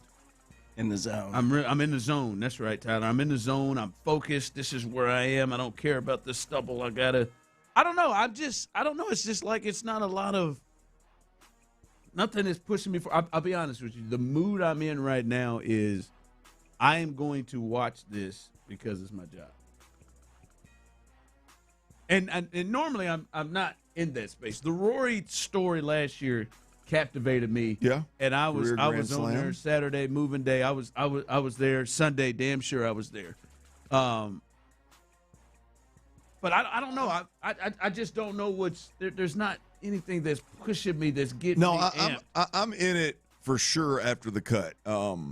What I do need is I need Rory to be up there to potentially be the fourth back-to-back winner ever. I need Scotty Scheffler to be up there. I think he's already won 2. I think he can win 3. I'm a Scotty fan. I like his get down. I need a couple of stories to kind of be stirred up here on Thursday and Friday for me to really, really, really dig in and want Saturday to invest. Saturday and Sunday, this is appointment TV for you guys, right? Yes. Is it? Definitely Sunday. No matter what right now. Absolutely Sunday. Like right now, right now it's appointment TV because I feel like I have to watch it for my job. Yeah. Right now I'm not fired. There's nothing that's just making me feel like I got to get there. Hopefully by Sunday there is. I did look up. These were the top storylines that I've seen people talk about, Clinton Tyler. The first one was Bryson DeChambeau, who just butchered it on the 11 today. But they had him as the number one storyline that people are watching. Can he finally break through and win the Masters? I don't feel like that's bringing me in. That is not bringing me in. Someone else said Scotty Scheffler, the slump. No doubt he's off to a slow start in 2026 by his standards, but can he get back in it? And then the third one was Rory trying to repeat. History not on his side. It's been 19 Masters since it's happened. The Rory thing, if Rory is trying to go back to repeat, I think that probably will bring me in. Scotty Scheffler, greatness, if he just starts going off, that will probably potentially bring me in. But I don't know. I don't know. I don't know. I don't have the. I got to get there and watch it. I do. I don't necessarily. I never have it on Thursday, Friday. I mean, to be honest with you, but I definitely Sunday, no doubt, will be. Saturday, can you reel me in? Just Fred Couples is 1 under right there. So I mean, the leader's at 5 under. I mean, Freddie Couples being in contention after one day will make me watch it tomorrow. Jordan Spieth, if he could somehow work his way up to the top and be competitive there. Is he still playing? Yeah, he's still playing, Chief. Hell, he's young. I know. So yeah, I mean, I need something probably a little bit beyond the McIlroy Scheffler thing at the top to really reel me in and make me Jones for it. But we usually get it. Something usually happens in these first 2 rounds that gets us stirred up once they kind of guys separate themselves. Yeah, maybe like Rory and Scotty Scheffler, like They're really tight going back and forth. That'll do it. You know, Tyler, final pairing of Rory and Scheffler. Yep, Tyler, you know what would get me, but there's no chance. I'm still holding out for Ricky Fowler. Yep. If Ricky Fowler, which only God knows where Ricky is now. Oof. Rick's probably in golf hell somewhere. I bet Ricky's not even. And they look at like Dustin Johnson used to get me going too. He's nowhere to be. Boy, you talk about fell off. What? And Brooks Koepka, him and Dustin are both +1 right now. And Ricky's honestly, not even playing. Rick's not playing? No, I didn't qualify. I didn't know Dustin Johnson was still playing. Really? Damn, Rick. What happened to Johnson? What happened to him, man? Live. He got married and got off with that old Gretzky gal. With that Gretzky. Live golf probably got to him. Well, that's right. That is one that Rahm is still very much on my radar. Obviously, Brooks Koepka, even Patrick Reed is still Who's in contention right now. You know, Phil Mickelson, is he still playing with Liv over there? I mean, some of those I didn't. Dustin has quietly moved over there. I did not remember that Dustin went over there. There's another one. Phil said he had already announced that he wasn't going to play. He wasn't, or that was? He's not. That he's not going to play. I saw that last week. Yeah. Tyler. I was talking about playing Liv. He's still playing Liv though, right? Oh, I think so. But I know he announced he wasn't going to play in the Masters. You don't know if he's still in the casino. Is that where he did his betting? Like he did his on this. I don't know, but that man likes to bet. He does. Well, I mean, that's rich coming from you. Shoot. I mean, little bit of a different world of betting there. I was going to say, well, Tyler hadn't put himself in that position, but I wonder what he would do if he had Phil's money. Ooh, you might be right about old Jack. Tyler be out there taking some real. We just got a close up of Jack walking down the off the tee box. You might have been right about old Jack. He might want to park. He might want to park it over behind the rope. Gary Player maybe can still do. Who are the guys who hits it? It's Jack, Gary Player. Isn't there a third one? The Lee Trevino? Maybe it's Lee. Yeah, Gary is still keeping himself in good spot. I'm telling you, Jack looked like the grandparents you got to take the keys from. That HD ain't doing Jack no favors, man. You got to take the keys from. Yeah, and park it. And park it. Over there behind the yellow rope somewhere. They've got to stop. I mean, I feel bad. They've got to stop letting Jack. They've got to stop letting Jack grab that driver. At least I feel like Jack should be off limits to our ridicule, but after seeing that right there, I can't. It's not trying to make fun, but they just maybe at least give him a 3-wood. Well, there's nothing funny about it. If you just saw him walk across that camera I just saw there, he should not be up there hitting in front of him. No, he's going to injure himself. He's a bit old. How old is Jack? That's a hit. Every time you see him, it's followed up with one of his highlights from the 70s. And so in my mind, you think Jack is about 30 years old. Maybe. Closer to 90 than 80. Is he really on the backside of 80? Yeah, 86. Oh, wow. Yeah, that was the last time he won his last major.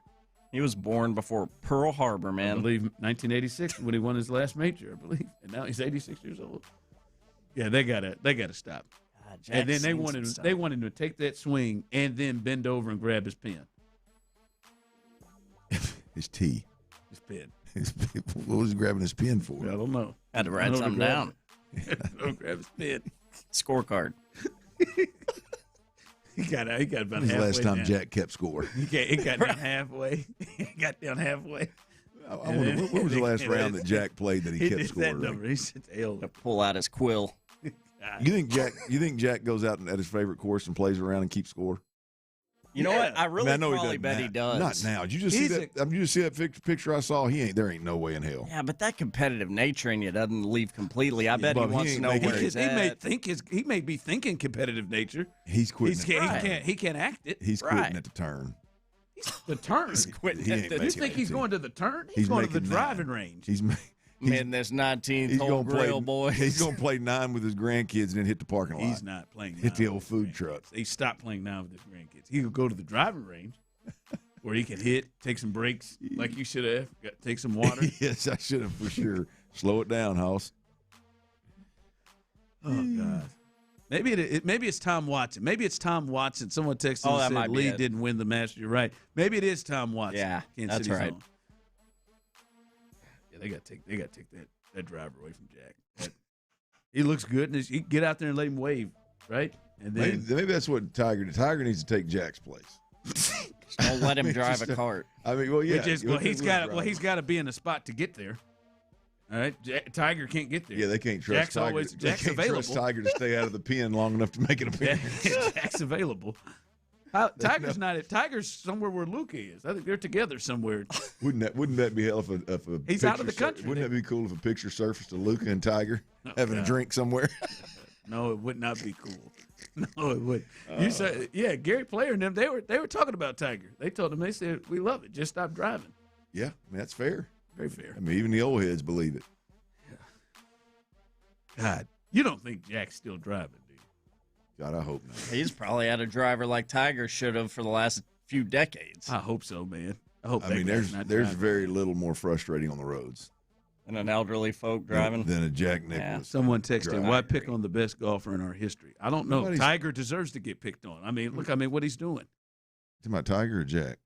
He said best golfer in history, so I assume he's talking about Tiger. He might be talking about Jack.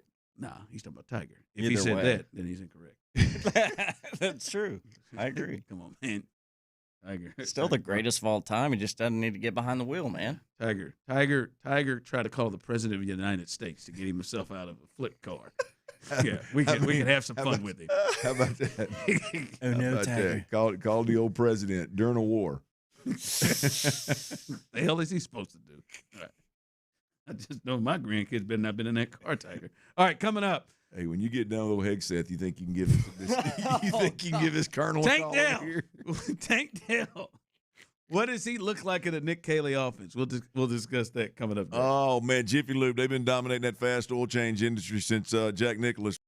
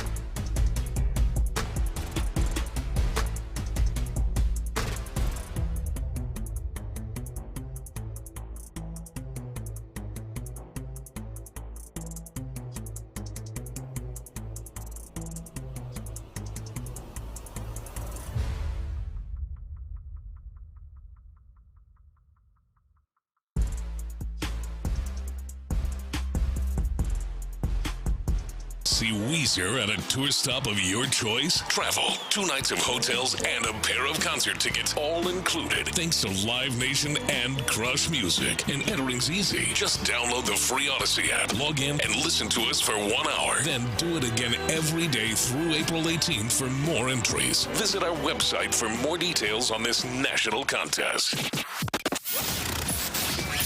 The Drive is powered by Mokaram Injury Lawyers. Heard in an accident? Call Mokaram Injury Lawyers at 281-222-2222. Sports Radio 610 presents The Drive with Stoerner and Hughley. Yep, I'll take the bait. I'll take it here. Text line coming through. Jack is the greatest golfer that's ever lived. He also came in second place in majors by one shot 19 times. Jack won 18 professional major championships. Tiger has only 15. Jack has won 3 professional Grand Slams. Tiger's 2. Tiger isn't in Jack's league. Yeah. Okay. Margaret Court. Maybe you don't know who that is, but she has 24 majors in women's tennis. She has more than Serena Williams. I will bet you $500,000 that old Margaret don't want nothing to do with Serena Williams. Serena Williams is the greatest tennis player, female tennis player we've ever seen. She doesn't have the most majors, but we have eyes. Jack wouldn't have 18 majors if he played between the years of 1997 and 20 whatever. There's a difference between hardware and talent. I promise you that. Yeah. This guy was on drugs. This guy was ruining his life. This guy had back and knee problems. This guy would change his swing mid-season and was still winning. They changed the courses because he was kicking people's asses. I mean, Rob Ory's got, 6 or 7 titles? I don't think he's up there with MJ and LeBron. I'm with you. Yeah, nobody in their right mind says Bill Russell is a better basketball player than Michael Jordan or LeBron. Hardware versus talent, friend. We got to understand the time. Jack is a great. All-time great, absolutely. Yeah. He Tigers also ago. Jack probably played against some part-timers. Literally. Maybe there are a couple of plumbers in there. These guys out here dedicating their lives just to try to take him down. All right, I understand he has more majors. Get it. So does old Margaret Court. She doesn't want to see Serena or Venus. They would wax her ass. Sorry.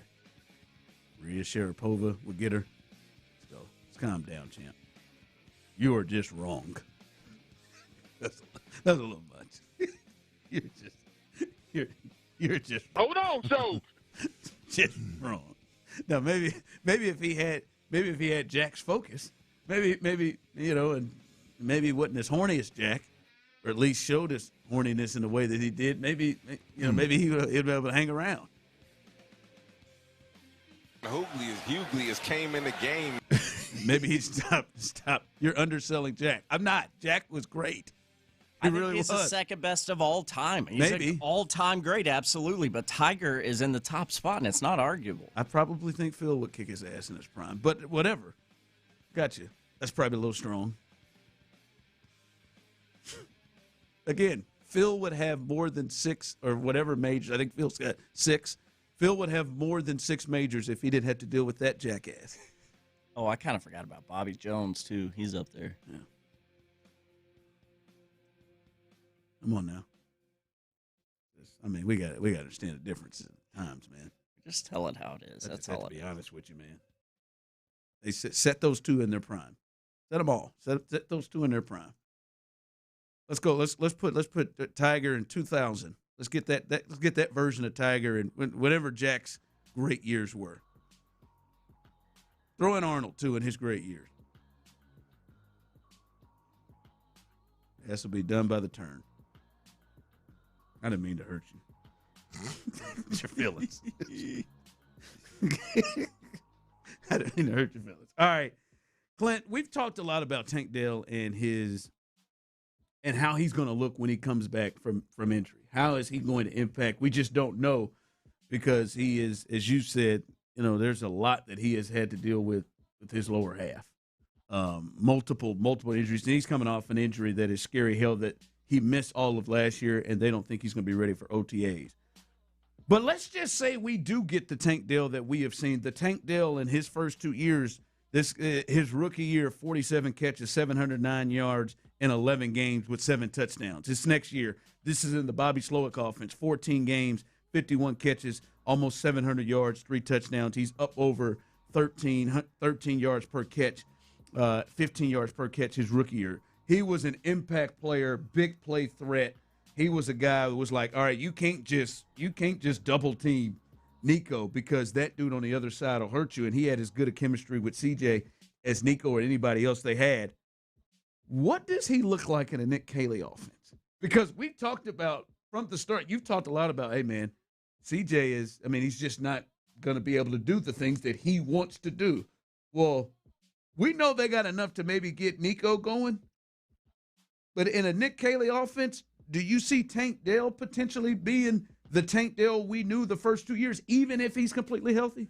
Look, I think the wide receiver room has changed, and so I think the role for Tank Dell has changed. I think you got Higgins, who's earned a starting spot outside. I think you got, obviously, Nico Collins, who's going to be your other outside receiver. And look, I think you got potentially a hell of a competition between Jalen Noel and Tank Dell at that slot, number 3 receiver. I know they like to interchange and whatever you call it. That number 3 receiver, I think you got a hell of a competition between him and Jalen Noel for that slot or that creative weapon type receiver. And so I think the role that Tank Dell fits has probably changed a little bit.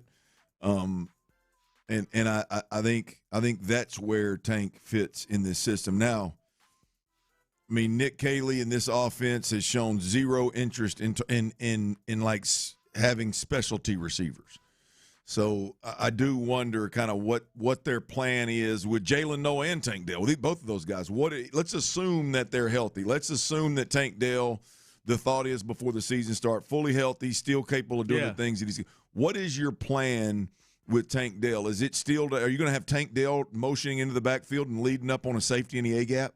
I mean, is that the plan? Is that what you're going to do, or is there going to be some level of specialty with Jalen Noel and more importantly Tank Dell? Like, how does he fit in with this particular group? I just don't know. I don't know that it's an outside receiver. But because it's interesting because when Tank left in the Bobby Slowick offense, because that's the only thing we've seen him in, this team, what did it take? Game and a half by the second half of the Colts game that first year, which was game 2. They had turned that thing on over to CJ. It became a pass first CJ Stroud-centric offense. We're going to go as CJ goes. I will never forget when D'Amico said that in what was like a playoff game against the Colts. That's the offense they were in. They have tripled down on what they want to do now. They've got all pass or run blocking first linemen that they've brought in. They've brought in David Montgomery. They want to get even more physical and do this. We know Nico can probably put together some yards, but you look at everybody else last year. Christian Kirk was supposed to be their second guy. 28 catches, 239 yards, a touchdown, and 8 yards per catch. God, dog, he was terrible. Higgins was the second leading wide receiver they had. 41 catches, 525 yards, 6 touchdowns in 17 games. Like, this is a different offense than we saw with Tank Dell, and I don't necessarily know if this is an offense where you go like those first 2 years. If Tank and Nico did get hurt, them jokers were going to have 1,000 yards apiece. Yeah.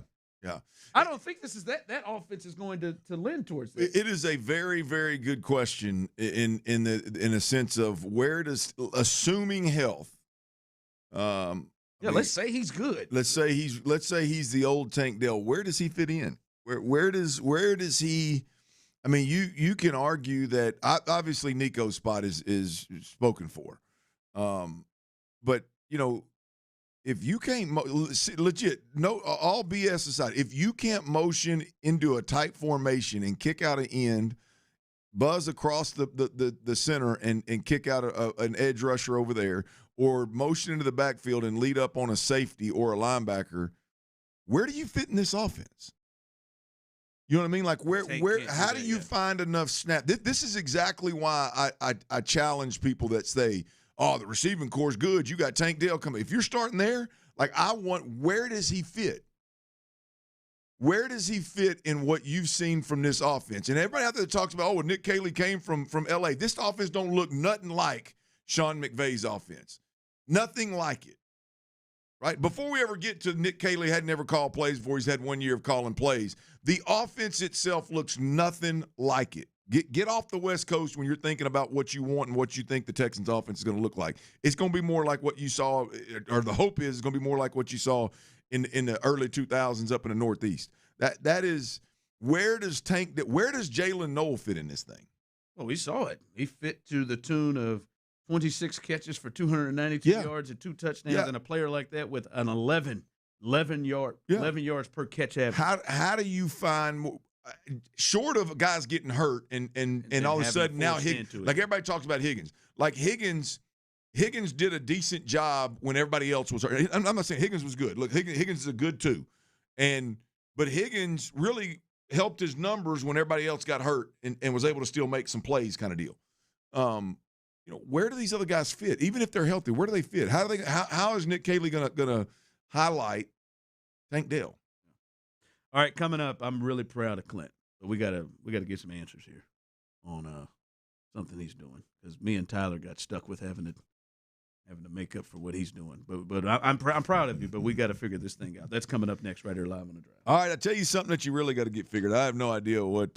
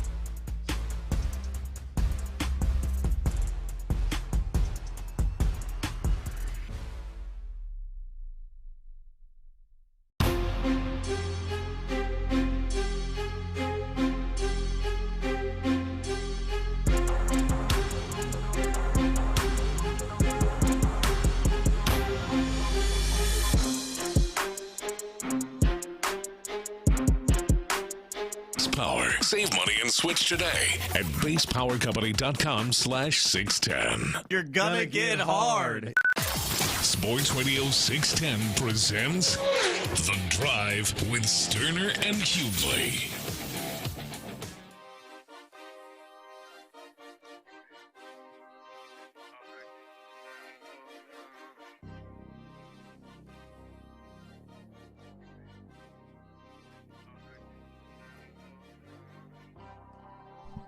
I'll continue to go down there in the basement, Tyler, with some of these folks. That's what you've always told us. You go low, I go lower. Yeah. Sometimes I don't, but I will.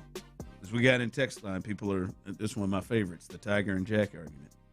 The Tiger and Jackie argument is like LeBron versus Jordan, but LeBron is Jack. Jordan changed the entire world of sports and advertising, so did Tiger for golf. Your argument is dumb. Jake Myers is better at baseball than Babe Ruth. If you don't consider the time they played in, bozo. No, I don't. I'm not. I didn't say David Duvall was better than Jack. That was a bit hyperbolic. I said all great ones. I tell you what, though, I'd like to see Yordan though. I'd like to see Yordan Alvarez go there and drop him in and play in those years that Babe played in.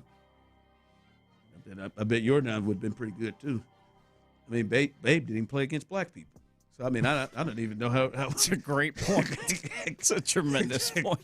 Shoot, I think Satchel Paige would have loved to have had a whirl at him. We could get aggressive. And also, yes, time frame is different. It is different. It is. Also, yes, they have better equipment. I see that the equipment is better, much better now. Clearly, neither of you are golfers. The equipment is better. Yeah, the equipment is better. Yeah, the competition was 10 times better. What Tiger was dealing with than what Jack was dealing with. I mean, it's all whatever it is. Like we watched Tiger dominate the sport in a way we've never seen before, with arguably the highest level of talent that he was going up against every week, and just dominate.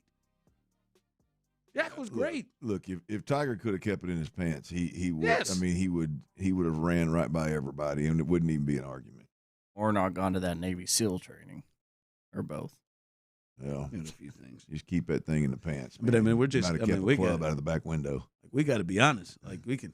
Like he was on pace to destroy them. And I love it. Yeah, like at a young age. Our guy Tony had said, if Jack was born the same time that Tiger was, he'd have the same streak. Listen, guys, there are a lot of people. If my auntie had a set, it'd be my uncle. I would also say that it was other folks born at the same time as Tiger. Phil was born and living in this world. B.J. Singh was born and living in this world. I mean, let's just be honest. Jack would have looked like Mark O'Meara. Not saying that Jack wouldn't have been good, but, I mean, there was these other folks that were really good players that were born. I don't know Jack specs, man. Tiger at one point was winning 1 out of literally every 4 PGA tournaments. At Nicklaus's best, it was like 1 out of like 12 or something. Yeah, I mean, Jack could have done roids, everything. He wouldn't have been like strong like Tiger. None of them. Come on. Come on, man. We love the Golden Bear. Love him. I do think they need to take that driver from him, but we love him. But I mean, he's won more titles. He certainly has. I love that neither of y'all are golfers. Because all of y'all out there are. You guys are killers. Let me tell you, you guys are out there scratch. You're hitting the hell out of it. You might play twice a week, but you ain't worth a damn. In their primes. Let's rock and roll. And yes. Breakfast ball? Yes, in their primes. I know it's a different time and whatever we could say. I'm going to tell you right now, I'm going to take Derrick Rose over Bob Cousy every single time. Respect what Bob did. I ain't got none of them specs and stats on them guys. Them old timers, man. I just know they were good, man. They were good. Respect. I don't know how strong you were or you weren't. They were good. Yeah, I'm not dead. We gonna go Jake Myers and Babe. No, I didn't pull just mediocre golfers. I said Tiger. Phil. It was pretty good too. How many years did Cousy get in? Probably a lot, man. I don't know. Mediate over here. Now he did. Rose is fragile. Now he did play against and with black people. He at least played. He played against and with black people. Mostly with. I don't know. Rose was fragile. It now. took a while there. Longevity. insulting the Michael Jordan of golf is just ridiculous. Listen, Jack is the Michael Jordan of golf. Well, and Tiger's come on. I think they said Tiger was the Michael Jordan. All right. Tiger's the LeBron. I mean, they're both the best. No, that's incorrect. That was the one part that I was going to agree with until you switcherooed it. Bill M. said, Clint said, if ifs and buts. He said what? If ifs and buts. Yeah, man. If they had a set, they'd be my uncle. I got to tell you, and I don't know if Tyler agrees with me with this. I don't know if he does, but I am very proud of Clint. Clint has really showed some real tolerance, resistance. I thought yesterday was going to be hard for him. I was in Indy with you. I thought it was going to be hard for you. But Tyler, he has continued this streak of not having a drink. When's the last time you had a drink? My birthday, December 29th. December 29th. Oh, I didn't even think about that last night. Yeah, we're April. What are we? April 8th, April 9th. April 9th, and he has been put, let me tell you, in multiple situations, and I have continued to drink right around him. That's wild. I didn't realize you had gone that long. On multiple occasions. Last night, shout out to Carbach Brewing. We were out there hanging out. There you go, Perry and Jen. We had a good time. I see you, Larry. Larry slid in there. Had a nice dinner with some of our best listeners out there. Remember that old radiothon is coming up in July, baby. The Reggie and Ron radiothon. Remembering that, but we had a good time. But Clint stayed. He stayed right there and didn't have a drink because they were bringing out. You didn't have any last night. They were pairing drinks with every single course they brought out. Snacks. And he's just passing them down. Now where that came to, he just start passing them down to me. So that's where my tiny beers came from. And I'm like, hold on, man. Like I can't just handle all of these. Hey, man, you got to. And I'm proud of you. I'm just trying. I'm curious. Like, what do we have an end goal in this? Where are we stopping here? Because I feel like I didn't know what it was. I didn't know if you were doing this through Lent or what. I'm not sure. But we're in April here. I'm just wondering. You up here talking about planning some huge birthday thing for me, and let's go and get all these margaritas. And I'm thinking, are you still going to be dry then? Like what's yeah, I don't. I mean, for everybody out there, listen, I don't, because the next question when somebody doesn't drink is always like, "Man, do you have a problem?" There was no problem. There was just simply there was a rough night on my birthday though. There was the margaritas, boy, really put. I mean, they had my acid reflux really flaring up. 49 hit you hard, huh? It was 48, cuz. I'm just messing. But no, I thought honestly it was just one of those like, hey man, let's hit a dry January. Let's see if we can do it. I've always done that, throughout my life of can you go a month without drinking? Can you go a month eating healthy? Can you go a solid month of making sure you get your workouts in 4 or 5 a week, not 2 or 3 a week? So I've always had that month goal, and I thought I'll do dry January here, man. See if we can't get this year started off right with the drinking. And dry January turned into February, March, and now a part of April. So there's no problem. I do want to. I'd gotten to a point where it was just because it was there. Just drinking, and that's easy because we're doing Thursday shows, Friday night shows. The weekend rolls around. I got a family where every time we hang to watch, if there's a football game on, we're hanging, and it's you look up and it's like, damn, you done popped the top 6 days this week, man. What's going on? So I do. There is that has kind of hit me a little bit of like, hey man, let's pick and choose. But to answer your question, last night was not hard. Big shout out to Perry. She's not a drinker either, so she had her. You did have a pair. So that made it even easier. More kept coming down there. And I had you were sitting down there. It felt like you had a hollow leg. Everything I sent down there, you were drinking. So I thought I was doing you a favor. Not true. I loaded them up. I drank half of them. I hadn't decided when it's going to happen, though. But it's going to be probably with my bride somewhere with a glass of wine. That's probably where you break it. That's probably where I'll break it. But I've got some – I wanted to wait until I got some testing done. I had a bunch of testing done, saw a couple of different doctors. When I did that, I wanted to be as pure and as clean as I could be.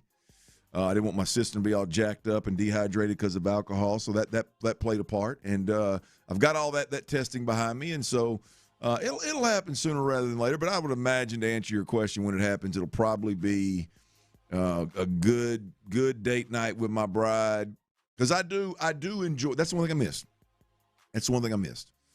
over the 3+ months that I hadn't been drinking, the one thing that I miss is the glass of wine, whether it's at a little date night with my wife or after a long stressful day, back patio, maybe hot tub, maybe even just sitting on the couch, glass of wine with the wife and winding down a bit. You know what I mean? That's the one time I do miss it. So we'll see. Yeah. We'll All see. right. I'm just checking. I'm proud of you. I appreciate you being I'm proud of you. Yeah, I mean, well, you was, woo. Indy, I thought, boy, I don't know how you don't break here. And I slightly, for a small minute, felt bad. And then I went on ahead and did what I had to do. Well, had we got out in the streets, it would have been hard for me not to. Rob Doster and them Field of 68 boys, yeah. It's hard because I mean that's a good hang. That's a good hang. That's one of them. Them boys are one of the where it is. I can get off and really get my discipline tested in hanging with them boys. Join Clint and Rob. It's Ron. What you got coming up? Well, did Christian Javier or Father Time or whatever you want to call it? The Christian Javier is that a solid? Did he actually do us a favor yesterday? I woke up this morning feeling a little better about the Astros than I probably should. That I'm comfortable admitting, but I'm going to do that next right here on Sports Radio 610. Well, thinking about waking up and feeling better about things, with it being property tax assessment season, I'm telling you, OwnWell can help you wake up feeling great about things, because if you want to save money in a manner that nobody else does it, you better go look at OwnWell.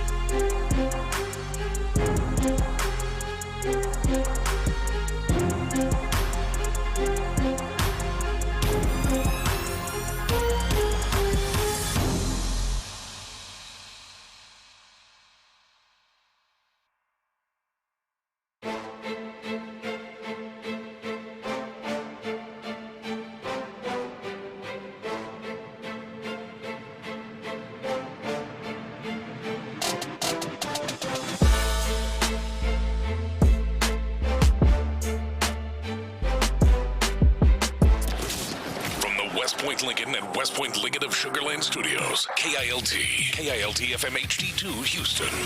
On Odyssey Sports Station. The Texans play here. Dive into the mind of former NFL quarterback Clint Stoerner. I was thinking about coming out of the chute here and telling y'all about my new boots that I got on, but y'all want to talk about puppy chow? What is that, ostrich? Hell no, that's python. It's Sturdy's Daily. Before we get to that boner. On The Drive with Stoerner and Hughley. Dirty's Daily is powered today by Perry and Jen. They support the station, P1 listeners. A couple of Texas City gals. And they're P1s, big Texans fans. They support big time. They supported last year during Reggie and Ron. What's it called? The Reggie and Ron what? Ron and Reggie, I'm sorry. No, Reggie and Ron Radiothon. Radiothon. There you go. That's creative. During the Radiothon, and we all ended up at Carbach Brewery last night. Good grub. I believe Ron said the drinks were really good. Larry and Stafford made an appearance. Sure did. T-Mill knocked out his post-show duties and eased on over and spent a little time with us. So, Perry and Jen, thanks for the support. Had a great time last night. Carbach, big shout out. That was good times. I did not have Carbach pinned for so much good grub. It did, yeah. The grub was impressive, and charcuterie board gets me every time. Yeah, it does. A good one will. And Larry and Stafford joining us, sliding through, man. Enjoyed it. Always good to see Larry. And for several people out there mentioned, man, we just didn't want to crash it, man. We didn't want to crash it. Hey, man, look here. Anything that I'm a part of, you're welcome. And if you ain't welcome, I'll leave with you. I'll leave with you. As long as you want to have a good time, come on. Yeah, man. Don't come with no ill will now. But if you want to come out and have a good time for a simple hang, if I'm drinking, I'll drink with you. I'll damn sure eat with you. But you're always welcome, man. Ain't nobody crashing nothing. That includes you, Reginald Attitudley. You come on through as well. But Perry and Jen, big shout out. Texans Mafia, I believe is what they refer to themselves. A big group. Appreciate you guys as well. And had us a good night. Now, the Astros boys didn't fare too well yesterday. We watched the majority. Hell, we watched all that game, didn't we? We got to watch the first pitch, as well as unfortunately the last out, which the game did not go 9 innings. So 9 full. Early in that game, hell, I think it was before 2 innings was up. We lost Christian Javier and Jake Myers, but I want to talk, Ron, about Christian Javier. I had high expectations, as I think all of us did, for Christian Javier coming into this year. We've seen a really good Christian Javier, whether he's in a starting role or he's been in a role that was out of the bullpen. Either way it goes, I expected big things out of Christian Javier. I needed Christian Javier. In fact, yesterday I think one of the things we discussed before the show was, hey man, Christian Javier and Lance McCullers absolutely have to be nails now that Hunter Brown is out.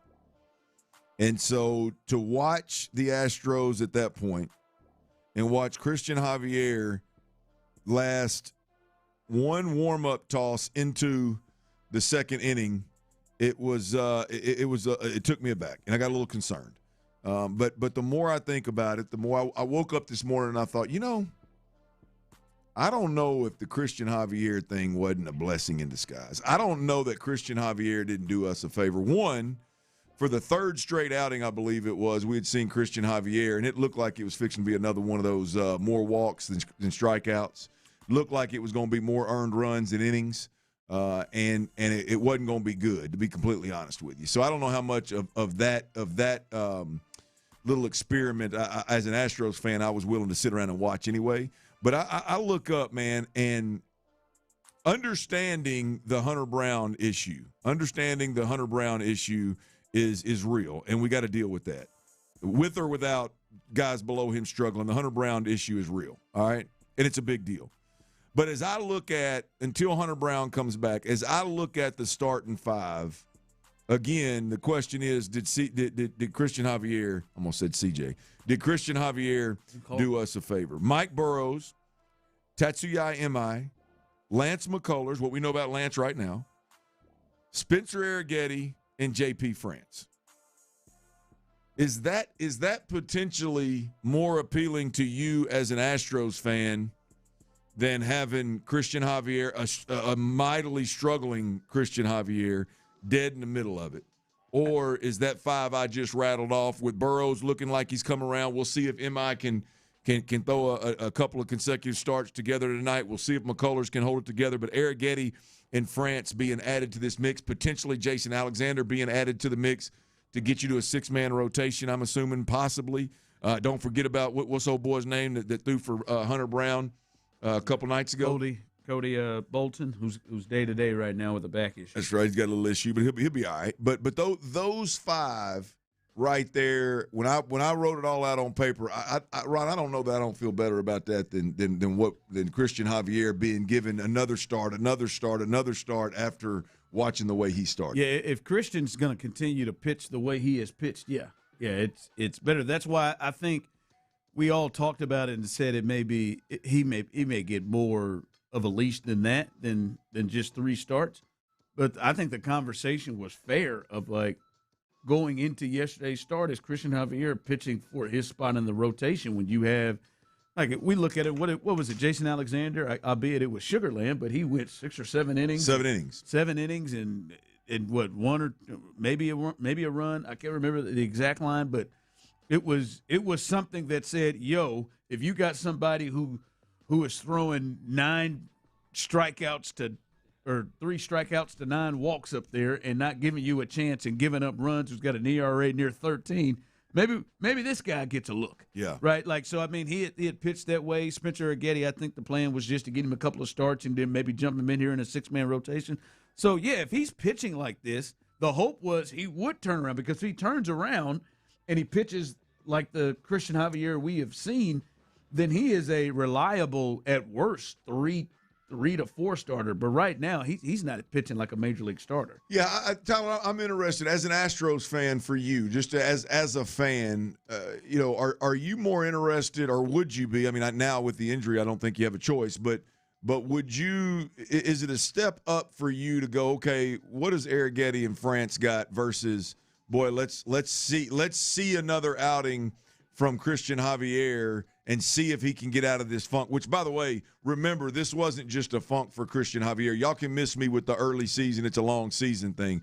I mean, my man couldn't find the strike zone. He couldn't miss a barrel. He looks like he was frustrated. I mean, it was not just he struggled a bit. It was wheels coming off bad for looked like a 3rd consecutive time. But, Tyler, for you, knowing what we know about Arrighetti and knowing these are guys that we've seen compete in that 4 or 5 spot before, are you as a fan more apt to get excited about those 2 guys versus if you were to be able to see more of Christian Javier? I think the short answer is I think so, ultimately. Like those other young guys not named Javier. I think so, but it is tough, man, because I feel like I'm going back and forth as we've been discussing this lately in my own head, because not only understanding that Christian Javier is the highest paid individual on the pitching staff for this Houston Astros squad, and understanding what goes into that, decisions are made. And then also knowing, like I've mentioned 100 times, Javier at his peak, at his best wearing an Astros uniform, had some of the nastiest stuff we've seen from the mound. I mean that. The dude was sick from the bump there. He was great in the postseason. He came up in from either the bullpen as a guy that piggybacked or even start. Yes. Yeah, so I gave you the short answer to begin, but the long-winded ass answer is, man, it's tough for me, but I think I'd prefer to see what we're working with now with Arrighetti and France. Oh, I'm there, boys. And you can even add Jason Alexander. I mean, I was on the verge of it anyway, but I'm there. I mean, as an Astros fan, I'm more excited of what Spencer Arrighetti could bring to the table right now than seeing if Christian Javier can get this thing right. I think Jason Alexander, I'll add him to the mix. I think that's probably pushing it a bit.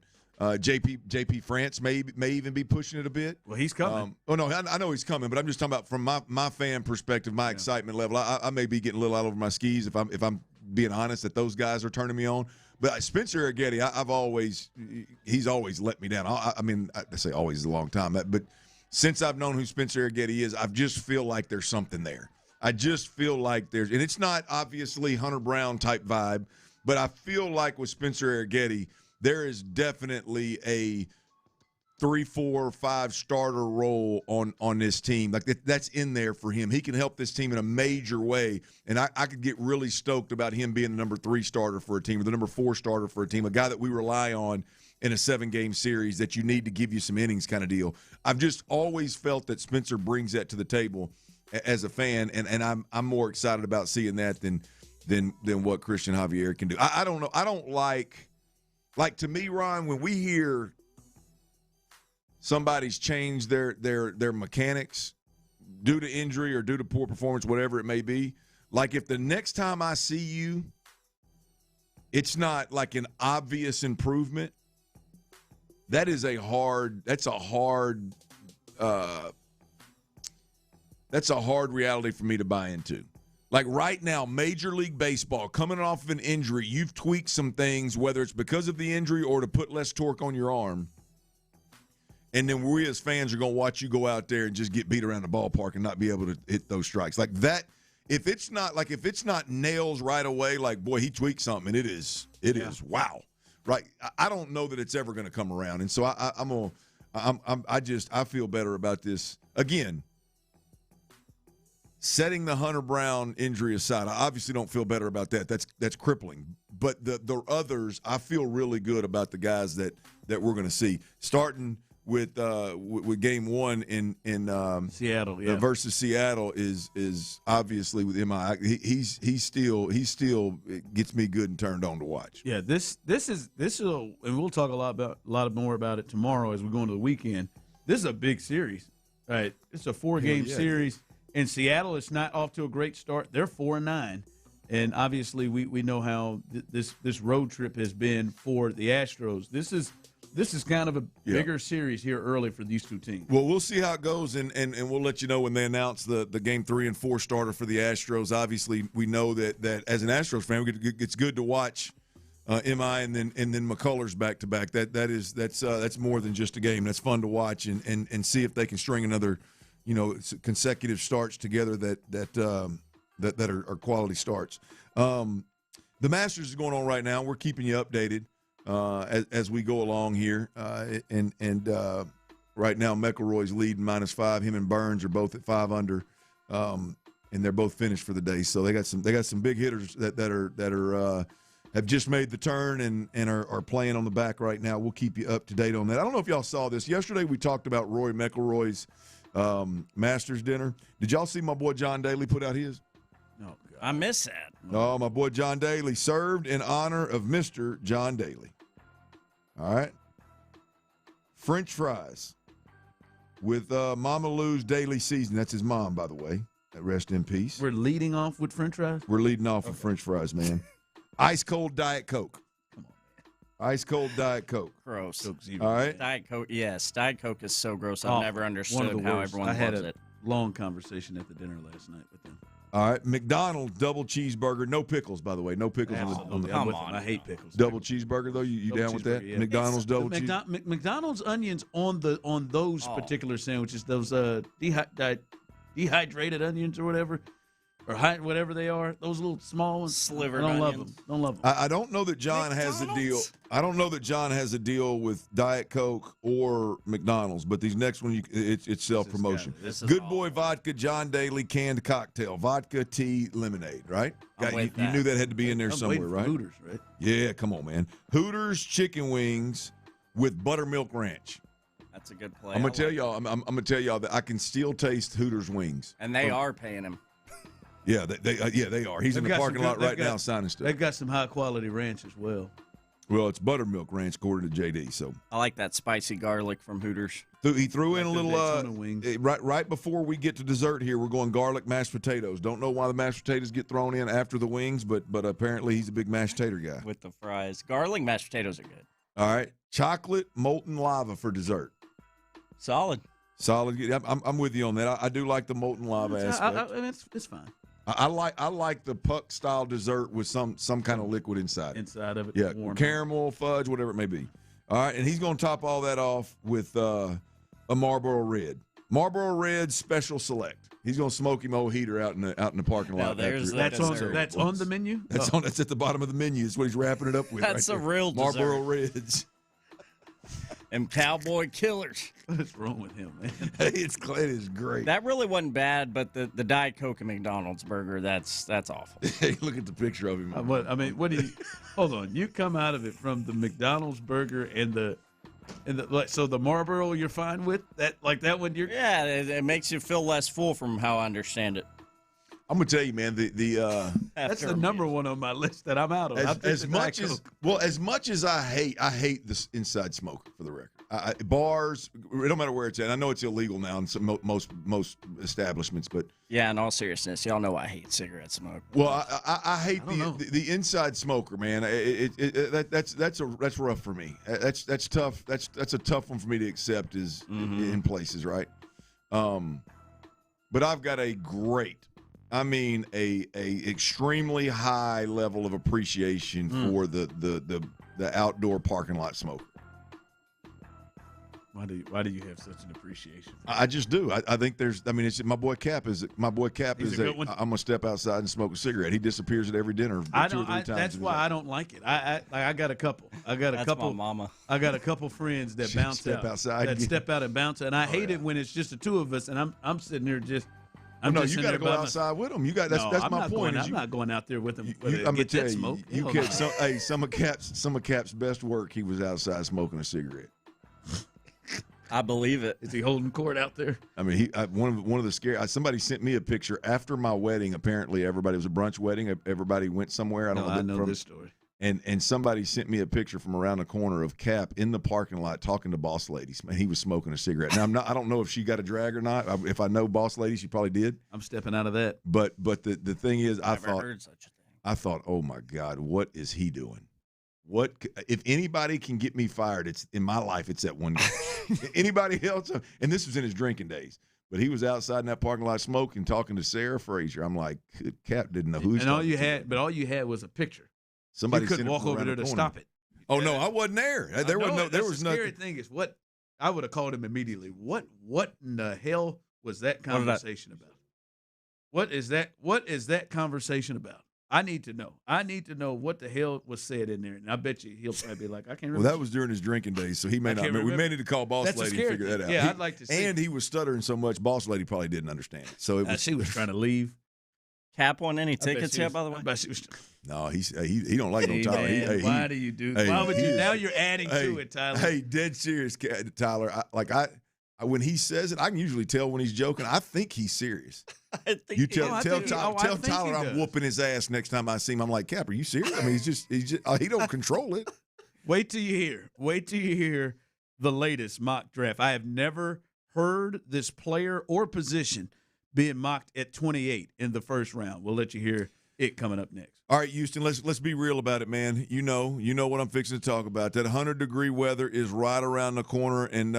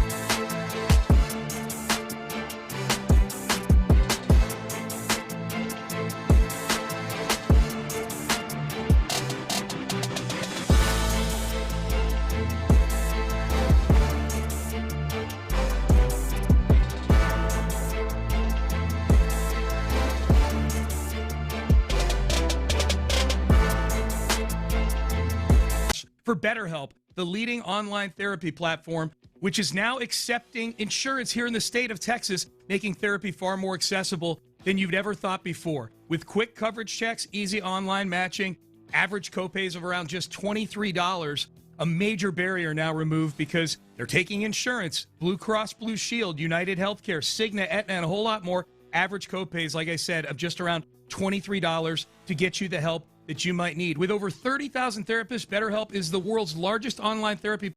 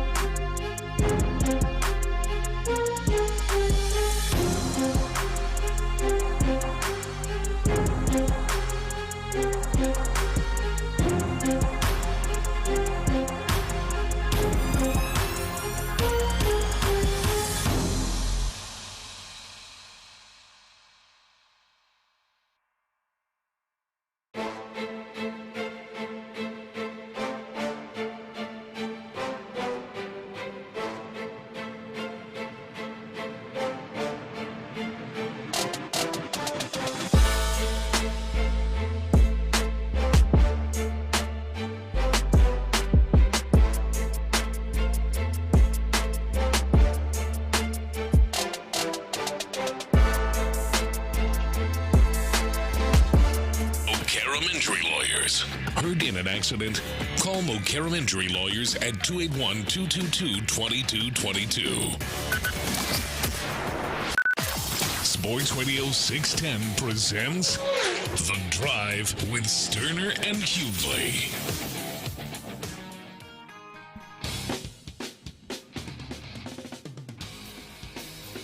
T-Mill's Best Bets coming up here in just a second. I know yesterday you congratulated Clint. A lot of the A lot of the people here at Sports Radio 610 who've been nominated for the Star Awards. Our fearless program director, Parker Hillis, up for Director of the Year. Figgy's up for Producer of the Year. Many others on our sales team and who work around, including Boss Lady, up for Manager of the Year. I just saw this. Sean Pendergast, Tyler. He's up for Sports Entertainment Specialist. Cablination. Going to head up with Jason Bristol. Yeah, how about it? I can't believe I left old Pendergast out yesterday. I don't know. Man. I don't know if you. It. I don't know if it was active for you yesterday. I think it maybe later on in the day. Oh, they announced them separately? Yeah. Sorry, Pendergast. Sorry about that, Bob. Go win that damn thing. Yeah, man. Go get it. Go bring it. Bring it home, man. Bring it home to the Sean. fam. That's right. Congratulations, Sean.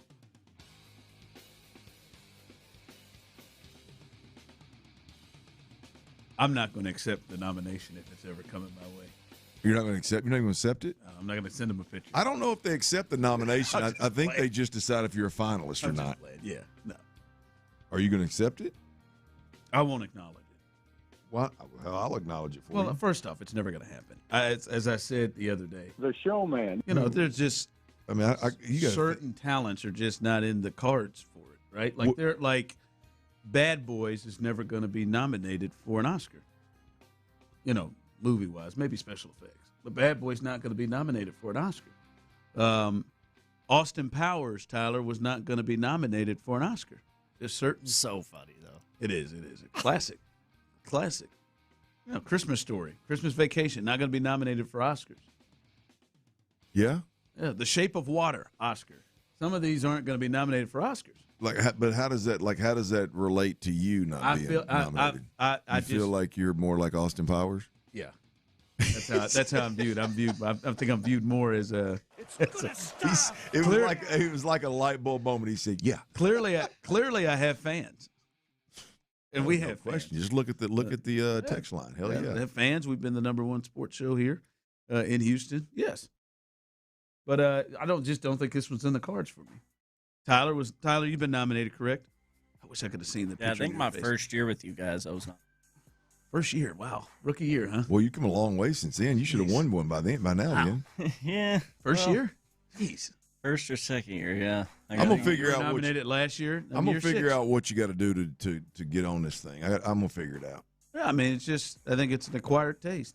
I really don't know what it has to come up with. But Sean Pendergast, the latest here at Odyssey. Blue Chew Pendergast. Oh, yeah.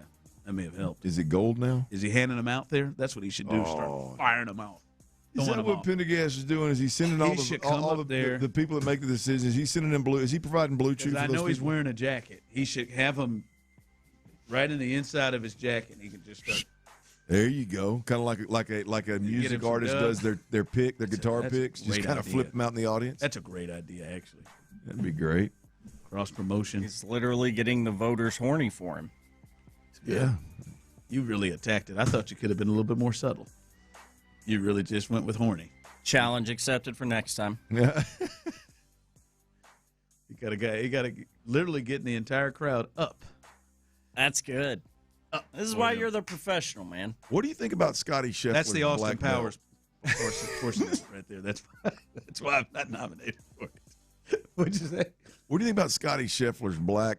He just missed the birdie putt. Gosh, dang it, Scheffler, you're leaving. That's the second or third one I've seen him leave strokes on the. You think he's taking that to the 15? Yes. No, I mean to the 16. He's got the black, like not braided, but black, like cloth belt, like thread belt. Like that's it's. I didn't know we were still doing that. I mean, it must be. I mean, Nike's providing him with it. All he does is get up and put stuff on, but it's not like he made that decision. But that he's had to have made. You would have a decision. It's almost like a rope. Right? It's almost like a rope belt, like rope material. He's better take it off.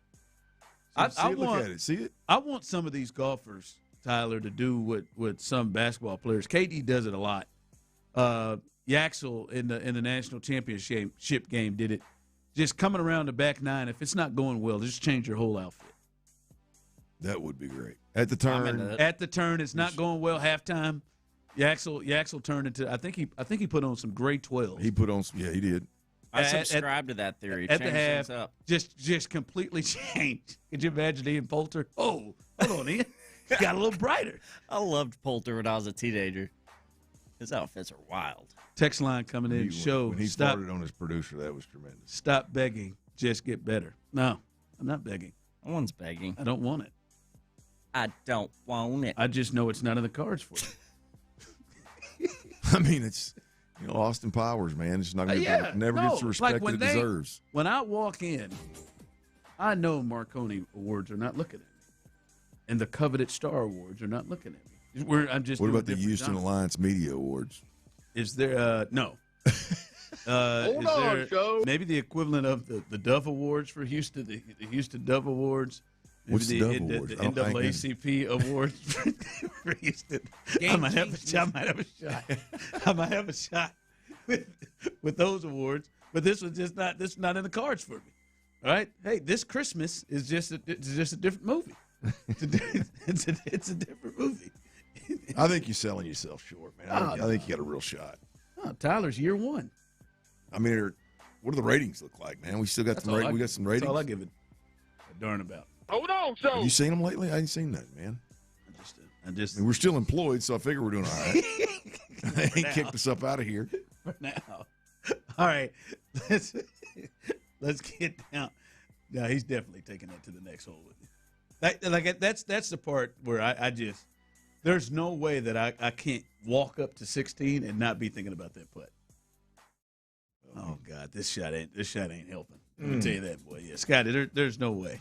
Because when I like, to me, it's like when I've had to pitch, a kid's pitch, where I've been the coach's pitch rather, and I strike out a kid, I'm definitely taking that to the next hitter, and I probably end up striking out that hitter too. Yes, it's hard not to take it with you. Thinking about it, try to aim it.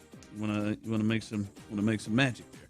All right, let's get to T Mill's best bets, where you can if you don't hear it here, or you need to remember, or you're on the Odyssey app. Those of you who are trying to watch us on YouTube, sorry for we were down for a while. Now we're back up and rolling, so we appreciate you jumping back in with us. But you can go find all of his best bets at T Mill Real Deal. What you got today?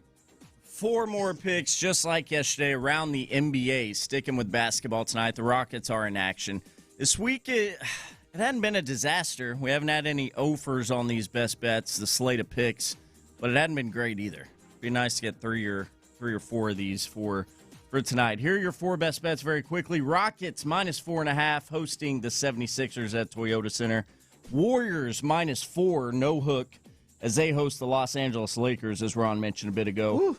Bulls at the Wizards, under 248.5, another big number. That under on a big number yesterday did not hit for us. Maybe this one will. You killed me. And then an over to balance out that under. The Celtics in New York taking on the Knicks, over 212 in that one for Boston and New York. Those are your 4 best bets. All right. I like. No player props. I really like 3, especially you. You were able to get that Rockets at 4.5. I still like -6 for the listeners, by the way. And it definitely shot up after Joel Embiid was ruled out of this game. Mm-hmm. So I really like that one. The Warriors and the Lakers. The Lakers. Their second best player is Luke Kennard right now. That's Kennards. I thought that was NASCAR. You just can't trust DeAndre Ayton. After that time, he refused to go and play that game in that snowstorm when the Portland Trail Blazers offered to drive somebody out there to come get him. He told them, I'm good. So you can't ever trust DeAndre Ayton. Never, ever. I've lost money on him this year. Yeah, it's one of the greatest stories I've ever heard. My man said, oh, we'll come get you. No, actually, I'm good, guys. I'll just watch it from here. All right. Okay. Okay. Never heard of that one before. Celtics, Knicks, like the over on that. The only thing for me is that Bulls, Wizards. One, you routinely bet on teams that you just don't know what they want to do out there. you bet on teams routinely. And when I've watched Wizards games, those Wizards games have just been high-scoring affairs because they don't give a damn about any type of offense, including giving up 83 to Bam Adebayo. So not a lot of defense going on. Not for the Wizards. So that one is the one that is the only one that I'm shaky on. I'm good with Right that. there. I'd love to hit 3 of these. Yeah. Well, when the total's set at 248.5, there's not going to be much defense being played. So you just banking on somebody plum ass quitting. Just need a lot of bricks. I mean, yeah, Especially- you ain't going to have some defensive juggernauts out there, and you're going to get a 248. I mean, these two teams are at a fight to lose. I mean, somebody's got to score 125 points to win Oh, that Lord. game. They just played the other night, and the Bulls scored. This is what they've given up their last several games, and they're on a healthy losing streak. 129, 121, 152, 153, 120, 123, 131, 133, 145, 132. 130. They're just. I'm feeling worse about that bet by the second. I like it, Tyler. I think it's a good one. That's what they've given up. So it's an interesting shot there. All right, coming up as we continue to roll through here. We've talked a lot about the return of Tank Dell and what it will look like injury-wise for Tank Dell. But have we talked enough about what it looks like for Tank Dell in Nick Caley's offense? And even if he's right, do we expect that we will see the same type of Tank Dell? We'll discuss that next.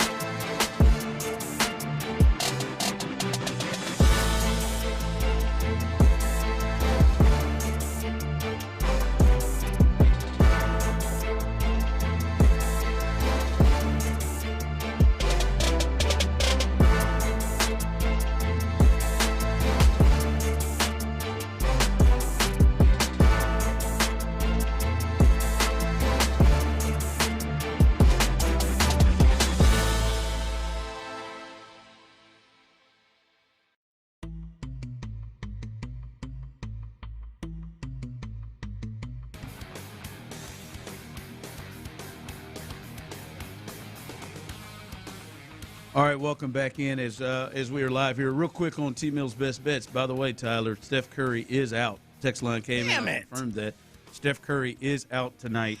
Got to start doing these after 2 o'clock. But it looks like obviously Luka's out, Marcus Smart is out, Jackson Hayes is out, Austin Reeves is out, and wow, okay, this is tough. Steph's out, Kristaps Porzingis is out of this game as well. Obviously, Jimmy Butler is out. Yeah, Warriors are down to 2.5-point favorites now. Oh, okay. So balanced out with that Rockets bet I was on the right side of, I guess. Yeah, that's crazy. So we'll see. All right, coming up behind us, as usual, our guys, Texans All Access, as Mark Vandermeer and John Harris, they will have John McCain, not the former senator. All right. Yeah, did lose him. Great movie where Ed Harris plays him and Julianne Moore plays Sarah Palin. But John McClain, the Hall of Famer, will join the fellas tonight. And obviously following them, it is Area 45. And the fellas will have you taken care of. Sean Bijani, Patrick Creighton tonight, the best damn late-night sports show in all of Houston. Area 45 following Texans All Access. So hang in there with that. All right, Clint. Tank Dell. We've talked a lot about Tank Dell. And by the way, here is Nick Caserio.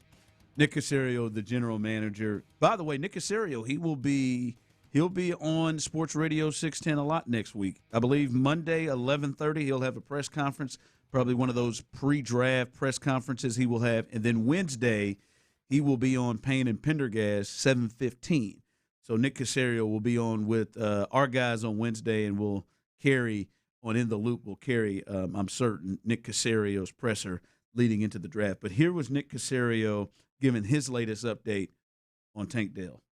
I mean, I think we were kind of like, well, maybe there's a shot at the end of this past season. Didn't really work out that way, but he's kind of ready to go here. I think he'll be able to start hopefully in April. Like I said, he's there training just about every day. So the big step for him will be once he's out of a rehab mode, when you actually get on the field and you actually start, let's say, running and cutting in more true football type environment, what that actually looks like. All right, that's him. And we've seen some videos of him trying to get back and doing drills. As we know, he, what was it, week 14, week 15, he left the game where he had that brutal injury in Kansas City and Clint. He missed the rest of that season and postseason, obviously, and then he also missed all of last season. So, obviously, it was a significant injury, and we heard from D'Amico saying they're not certain if he's going to be ready when it comes to OTAs. So, we'll see where he is from a health spot. But we've talked about that a lot, Clint. The space I want to get to is maybe we haven't talked enough about what does Tank Dell look like in this offense. I'm talking about even if Tank Dell is 100% the Tank Dell that came out of U of H, the Tank Dell in his rookie year where him and CJ had a great connection, the Tank Dell even in year 2 where he started to come on and he was a guy that was a big part of the offense and a guy where you're like, they got a 1-2 punch. This is a unique player. Even if he is that guy, Clint, what does he look like in this offense? Because outside of Nico, we saw Nico get his when he was healthy last year. But outside of Nico, Clint, you got 17 games from Higgins.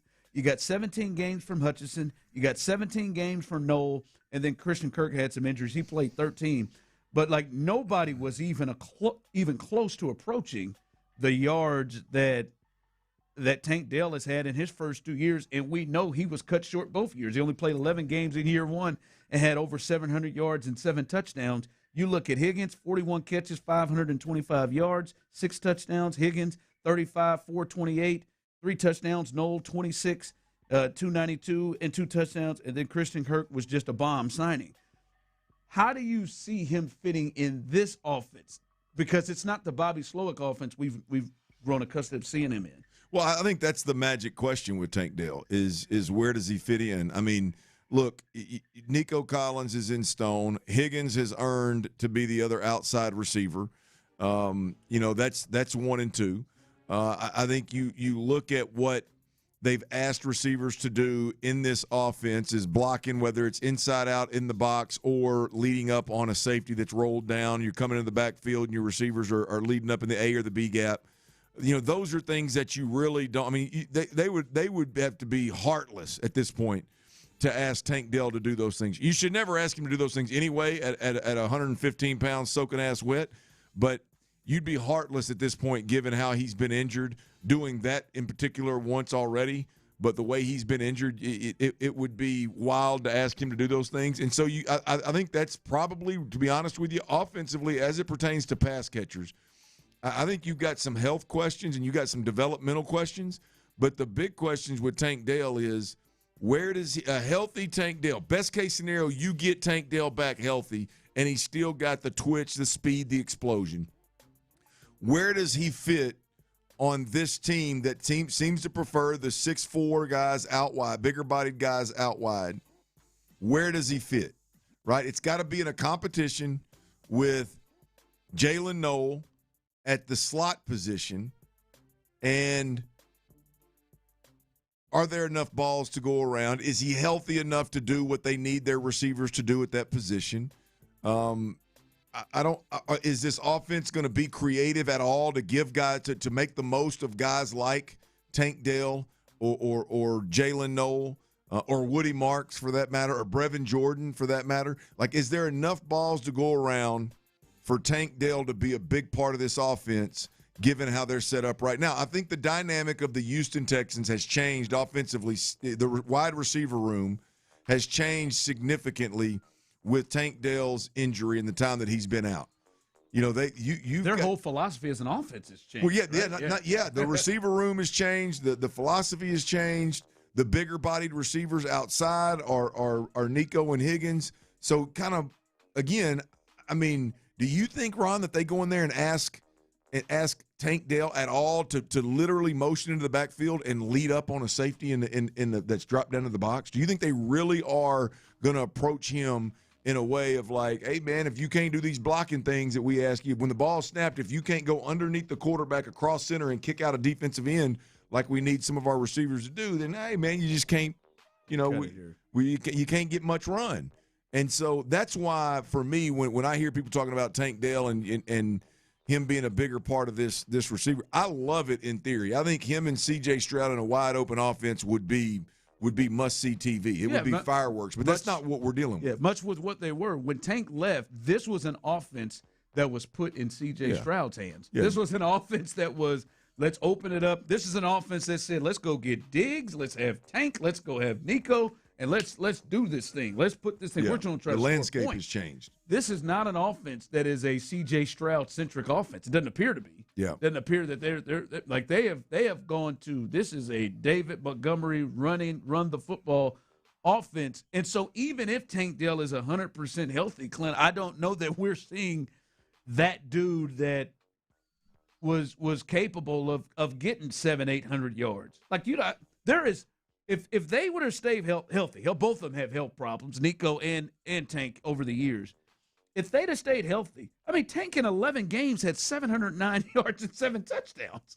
Right? Yeah. In 11 games, we know Nico that year had almost 1,300 on 80 catches. If they're able to play together, they would have both had 1,000 yards. Like, we're looking at, T. Higgins and Jamar Chase. Not saying they're at level, but I'm talking about two receivers over 1,000 yards where they're a receiver quarterback centric offense. Yeah. That is not what this group is getting on. Right now you're looking at Dalton Schultz having more yards than your number 2 receiver. Well, it's going to be interesting how they it's going to be interesting how they accomplish this. You know what they want to do, as you mentioned earlier. They're signing offensive linemen that are downhill, more road grader physical types. They signed David Montgomery downhill, in between the tackle, fall forward type running back. How do they grow? How do they keep Nico being the focal point, Higgins getting run, Tank getting his reps, Jalen Noah, incorporate him into the offense. What are you going to do with all these tight ends? It's going to be interesting to see how they do it. I don't know where Tank Dell fits in, man. That's the scary part. Yeah, like you said, he'll just play the slot. I mean, the thing is, he's a unique player, and the slot was not where he did his best work. But we'll see. We'll see where he is. All right, Clint, great job. Tyler, great job, as always. I am Ron the Show Hughley. Houston, we love you, baby.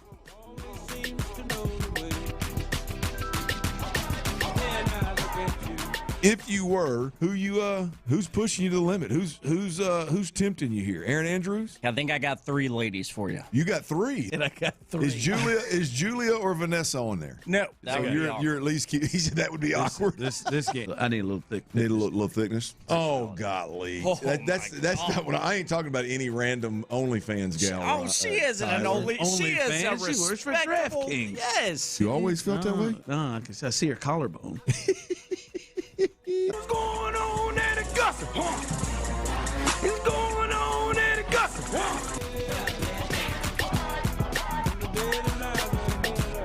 Mike Vrabel. Brought to you by... I'm very intrigued by up-and-coming talent. Tyler Milner is joining us here on the show. In the Loop. I would love to add another running back. I just don't know, especially relatively, if that's where I'd want to use that draft capital. Yeah. I think that you can get a running back 3 that fills out your running back room and helps you in a place that's not as valuable as there. It's Reggie Atatula and John Lopez, localizing your lunch break 10 to 2 every day on Sports Radio 610. From the attorney Steve Lee Traffic Desk, 713, call Lee. Your traffic report is sponsored by AmericanStandardAir.com. 288 the South Freeway, southbound before Reed Road. It's an accident blocking a left lane and a left shoulder.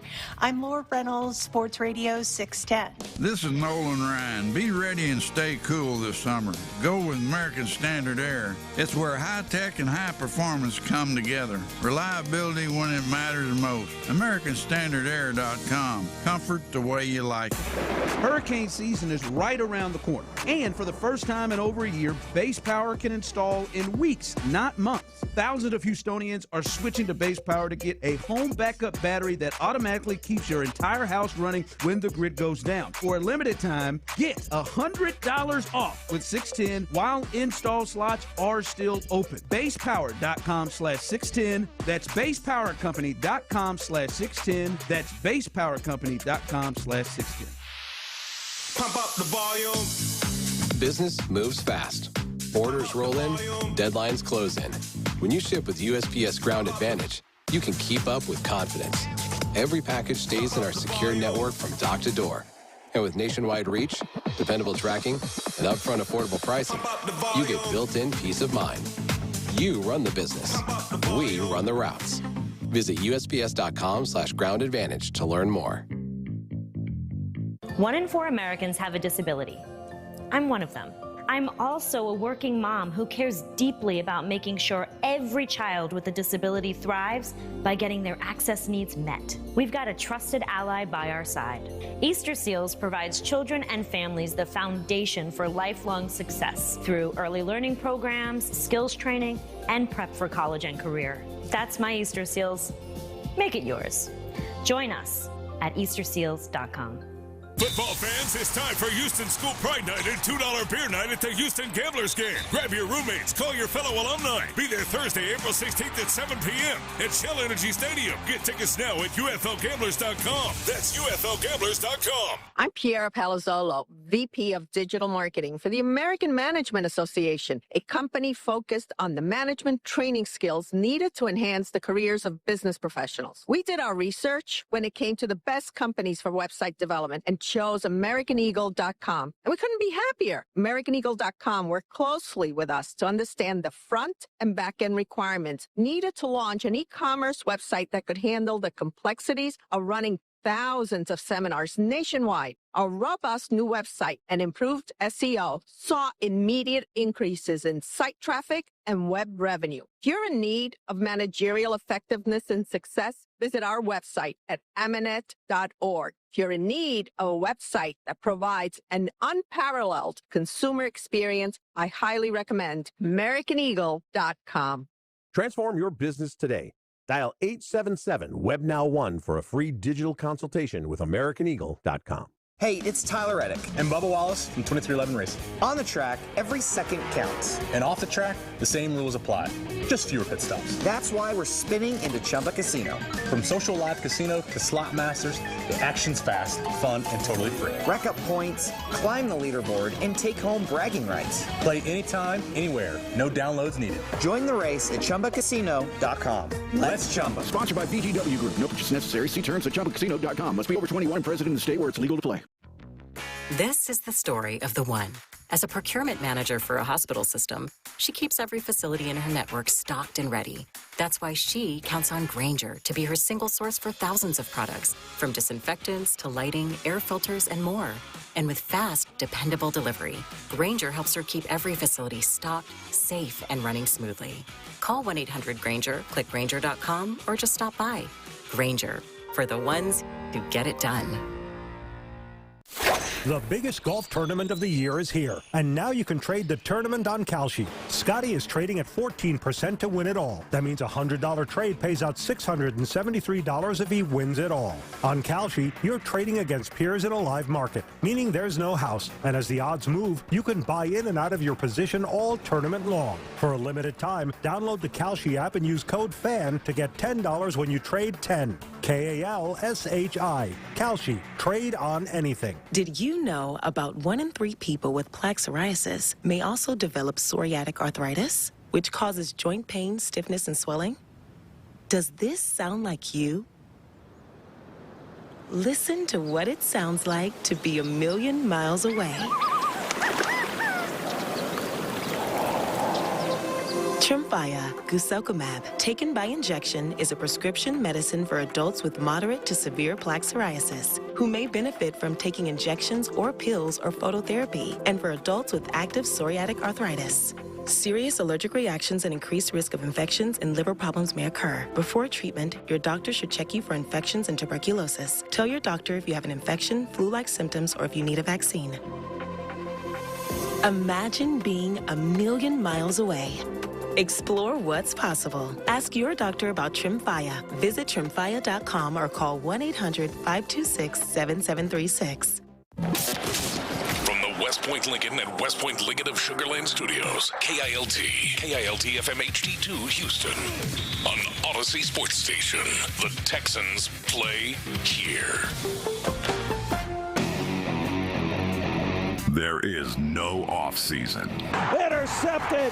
There's no greater expectation than the expectation we put on ourselves. Rock and roll. Touchdown, Houston. The promise of this team, the talent that we have, the coaching that we have, it's right in front of us, and we just got to keep reaching and going and get it. The Texans win. That's what it's about, man. Now, it's Texans All Access.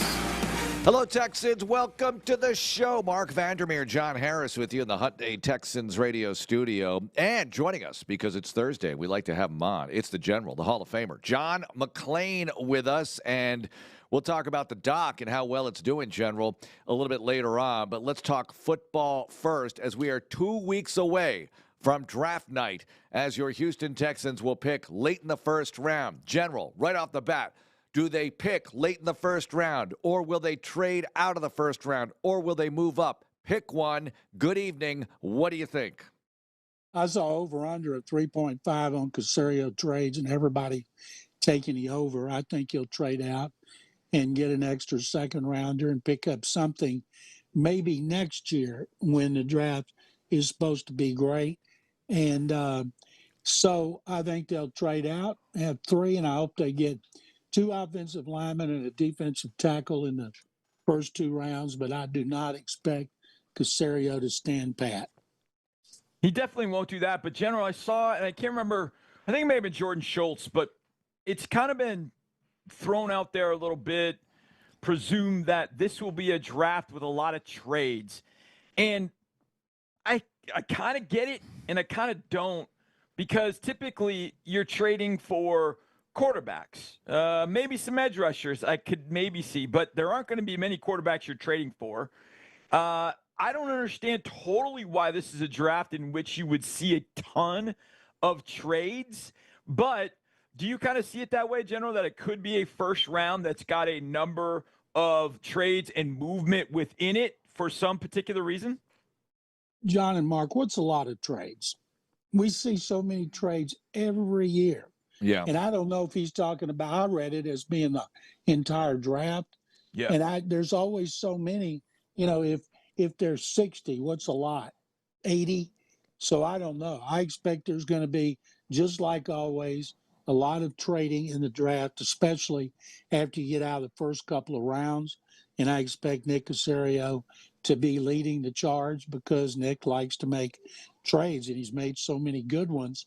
And I know for fans' celebrations, they'd rather have it like 2023 and not like last year. But at this point, people trust Nick so much. And if he didn't make trades, then we'd wonder if he's got a fever. Yeah, probably. We'd wonder if there's something wrong with him. He's got to make trades. Yep. It's just in his blood. Call the doctor. Yeah, he wants to move up and down that board. We'll talk more about the draft as the program progresses here. General, this week, fifth-year options picked up on C.J. Stroud and Will Anderson Jr. The shocker would have been if either player didn't have his fifth-year option picked up. So this is just an extension of the night you drafted them in 2023. You knew this was going to happen. What we don't know is extensions, what they will be like. What are we thinking? What are they thinking? Especially with CJ, don't know. But thoughts on the fifth-year options being scooped up by the Texans? One of the biggest non-stories I've seen, of course, it's big to the national media, but everybody knew here they would be picked up. For some reason, there were some nincompoops out there wondering if they would pick up the fifth-year option on Stroud. But, of course, they were going to pick it up. And, truthfully, I think they'll make Will Anderson Jr. the highest paid defensive player in NFL history some point before training camp. I also think they will not do Stroud. And they want to see him play better.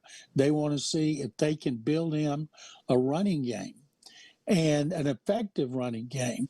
And I think that is the biggest priority of the offseason is they need to run the ball better than they did last season.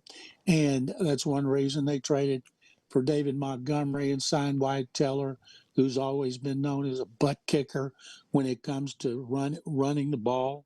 And so that was no big deal to anybody except some people that were clueless about what goes on down here. Yeah, and there are a lot of people that that live in that world. That's for sure. General, as I've kind of looked at, you mentioned earlier what you thought they would do in the draft, basically keeping it to a trenches draft, which I would not be upset with at all. The people that think, well, you got enough, you probably still need some young pieces on both the interiors, on both offense and defense. But if you had the selection and you were faced with, okay, offensive linemen you like are kind of off the board, you're really kind of down to every running back other than Jadarian Price and every tight end, which way would you lean for adding one of those two positions to the roster? I would want an interior offensive lineman, or I'd want a tackle who might be better suited to play guard. If they don't add some influx of young talent, there's a good chance they're going to be in the same situation next year because of Wyatt Teller's age. He was on IR at the end of the season because Braden Smith, I don't think he's played a full season in a while. So the odds are both those guys are going to miss times. You have to have guys developing behind them, ready to go. Remember, Ariante Ursley started at right tackle last year, and before he moved to left tackle when they realized Cam Robinson couldn't play. And so I don't necessarily think they will take 3 linemen in the first 2 rounds, but that's what I wish they would do. I wish they would have so much talent in the offensive line. It would be really difficult to make the cuts they're going to have to make on 53, or maybe a couple get a little injury. They could put them on IR. But they've got everything they need on defense right now. If they have the luxury of getting a defensive tackle in the first round, I noticed Jonathan Alexander of the Chronicle has his fourth mock, and he hasn't taken 2 defensive linemen among their first 3 picks. And I'd be stunned if that happens. And there's no guarantee that the rookie is going to start over Sheldon Rankins.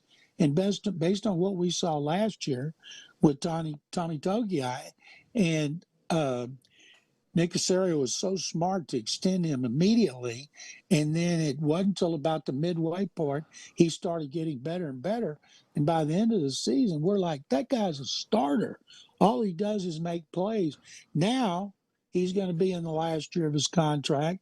It wouldn't surprise me if Caserio doesn't extend him before the season. And so anybody coming in is probably going to be part of the rotation. And they're going to still sign more defensive linemen because they can't have too many. And but defense is not what's hurting this team. It was the offense. And to get beyond where they did last year, the offense has to improve, not the defense. Amen. And at that point, General, ball carriers, they've got to improve. They've got to add a piece. And that's why I asked you about running back or tight end. If you had to choose between one, which one would you prioritize in this draft, a running back or a tight end? I would they need a tight end to play with Schultz who can catch, who's a real threat like Schultz is. They don't have one. But on the other hand, you got to figure Woody Marks was durable as a rookie and very impressive. He should be better. They made the move for David Montgomery. Montgomery is a really good back inside the 5-yard line, which is one reason they got him. I am never sorry to see them get a back, but right now they need that backup tight end more than they need a third running back. And then Brevin Jordan figures in because if he can come back strong, and that's a big if because he's missed back-to-back seasons with season-ending early injuries. We'll see how that goes. General, back to the defense here. I'm with you 100%. You've got to make sure you have things squared away on the offensive line and you feel very comfortable depth-wise going into training camp and beyond. Everything else on defense at this point is kind of a luxury, if you will, although you are looking for depth at spots. When the Dexter Lawrence trade talk came up, I think every team in every market goes through this. Hey, would we want him? Well, a lot of guys were saying, yeah, we'd love him. Of course you'd love Dexter Lawrence. Give me a break. But he's expensive, and it would cost a lot to get him. And then you got him, and you got to pay him. Last year, and he was injured, and he's going to be 29, and he wants another contract when he was unhappy with 3 years left on that one. And he was hurt. When I was on Wednesday night every week with Patrick Creighton and Sean Bijani, and Patrick grew up a big Giants fan, so he's like, oh, man, can they get Lawrence? I said, why would they want to do that?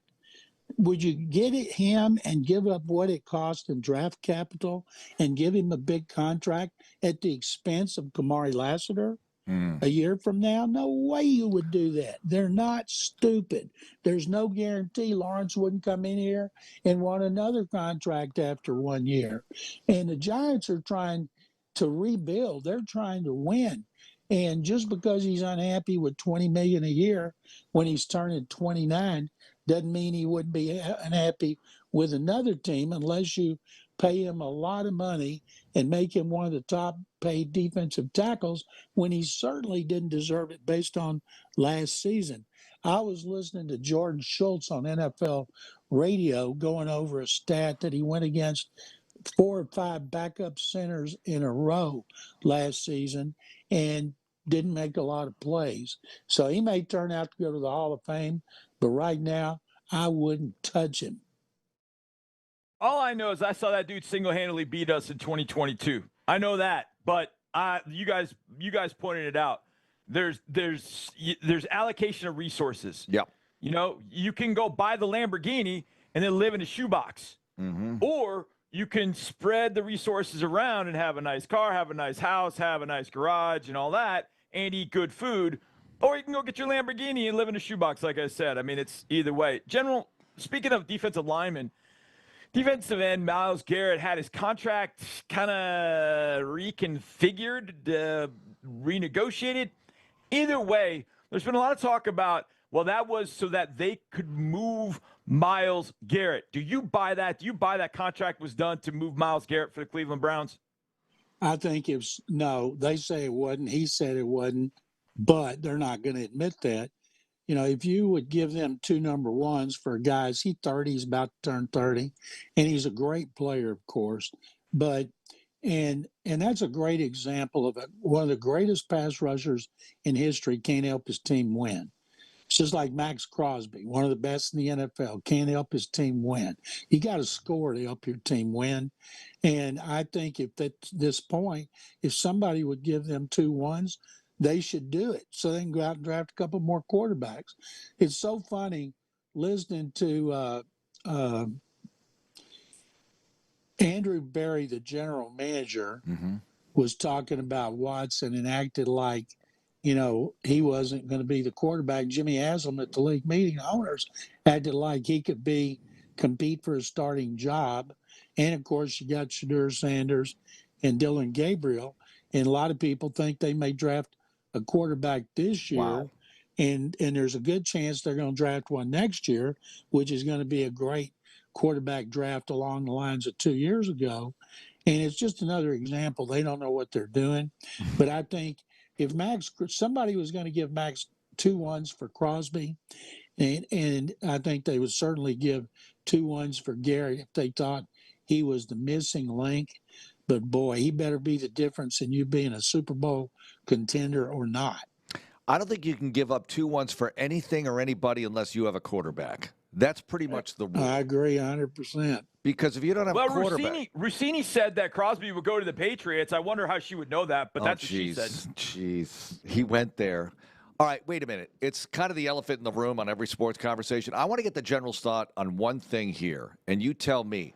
Can she come back from this? You know he can. The world is unfair sometimes, and I'm not going to blame or whatever or judge. I won't even do that, General. Can she come back from this?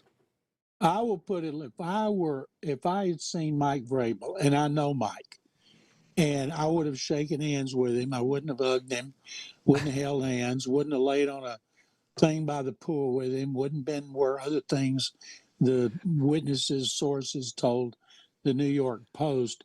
And if you're doing that, and then all of a sudden you're getting stories, then people are going to aha, that's why he's getting it. Yeah. There's a talk show host out there who covered Vrabel in Nashville, talking about all these things she had from about the Titans when Vrabel was there, and hadn't had him since. And I don't know if that's true, but it's definitely a conflict of interest. I mean, you're supposed to be a reporter. You're not supposed to be palling around. Now, I know I'm old school. I just haven't done it. Don't do it. I remember one of the few times Jack Easterby talked to me, tried to get me to come over his house for dinner. And I said, Jack, I don't have dinner with executives, people I cover. Sorry. And he goes, well, so-and-so does. And I'm not going to say who so-and-so was. And I said, well, that's up to so-and-so. I just don't do it. Shortly after that, he didn't speak to me anymore. But you have to, it's about a conflict of interest. It's not a good look. And when you're a woman, it's unfair. But if you're a woman compared to a guy, there's even more scrutiny.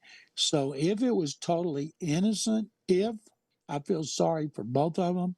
If it was totally innocent, and I especially feel sorry for Russini because I like her and I think she does a really good job. But man, you got to exercise some common sense. We're in this business, and you have a highly recognizable Super Bowl coach that people are going to recognize anywhere. No doubt. Now, General, one of the coaches that you used to deal with many, many years ago, you did a question and answer with at Dick's Sporting Goods, which was fantastic, and that was Gary Kubiak. And one of the things that really has kind of made the rounds of the questions was talking about D'Amico Ryans. And I feel like this is something that people miss in the draft. They kind of miss the process. in the draft, and that is scouts go out, they're watching players, they're watching prospects, they see them all season long. Then the coaches get involved in the process, and that's where there's got to be some equilibrium. They've got to, okay, well, scouts thought this and coaches think this. Well, we got to get everybody in the room and kind of figure it out. And his thoughts on D'Amico Ryans and why he was rated where he was, and then after the coaches got involved in the process, including Gary Kubiak, where D'Amico ended up getting drafted. I thought that was a fascinating process. General, what was that like, kind of sharing with Gary Kubiak, especially those thoughts on D'Amico Ryans? We have a lot more of those clips. I interviewed him for an hour. Soon they will be on Mad Dog Entertainment.tv. I'm interviewing Van Chancellor today at Dick's. Can't wait. Just found out Dawn Staley played for him with the Comets in her last season as a player. Since she's in the news, can't wait to ask about that.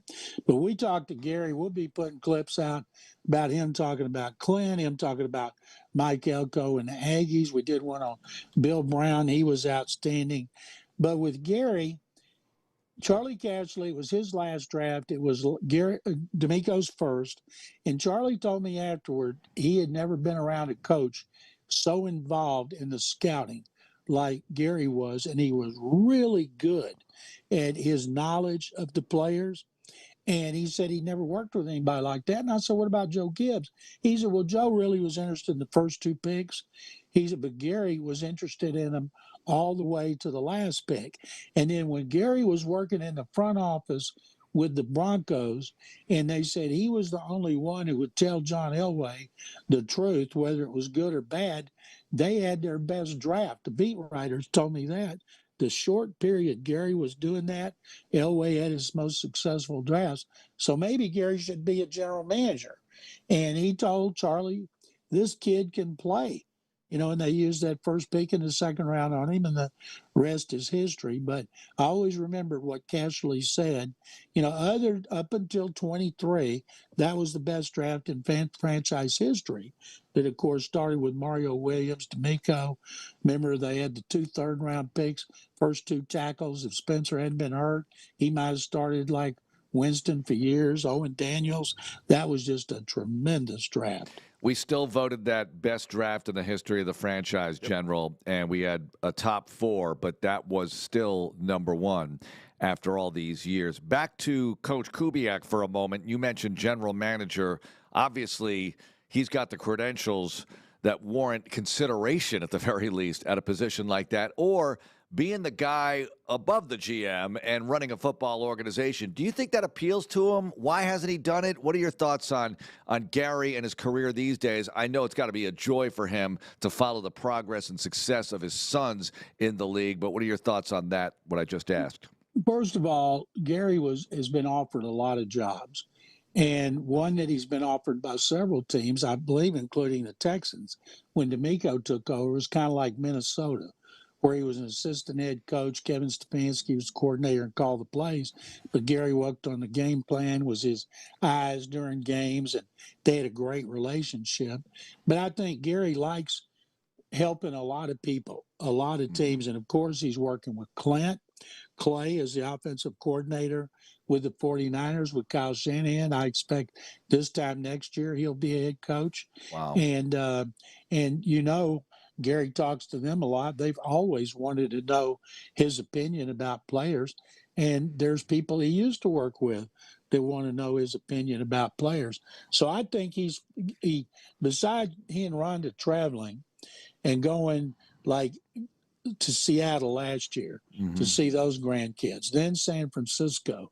It was a lot easier when Clint was with the Saints and it was a short trip than to Seattle. So Gary Kubiak stays on top of it.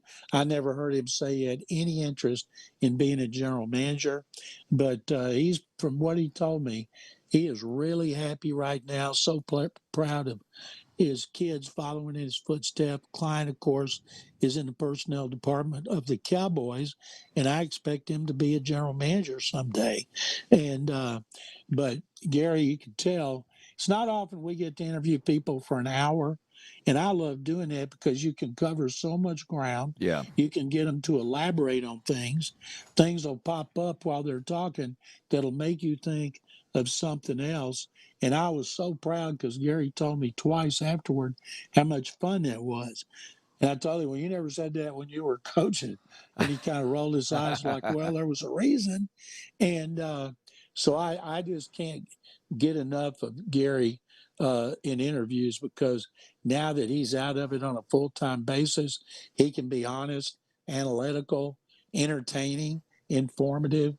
And as you guys, he's one of your favorite people, and he's one of mine as well. Well, this goes along the lines of back when he was coaching, when we would do a luncheon or a long-form thing in a big room at the podium that wasn't live and really didn't have much to do, although the lunches did have a lot to do with the team. He was so good in those situations, so good in that environment. And with the press conferences, he kept it pretty zipped up. Not like a Belichick, but not that far off either. And Belichick is really good when you get him outside of the press conference zone.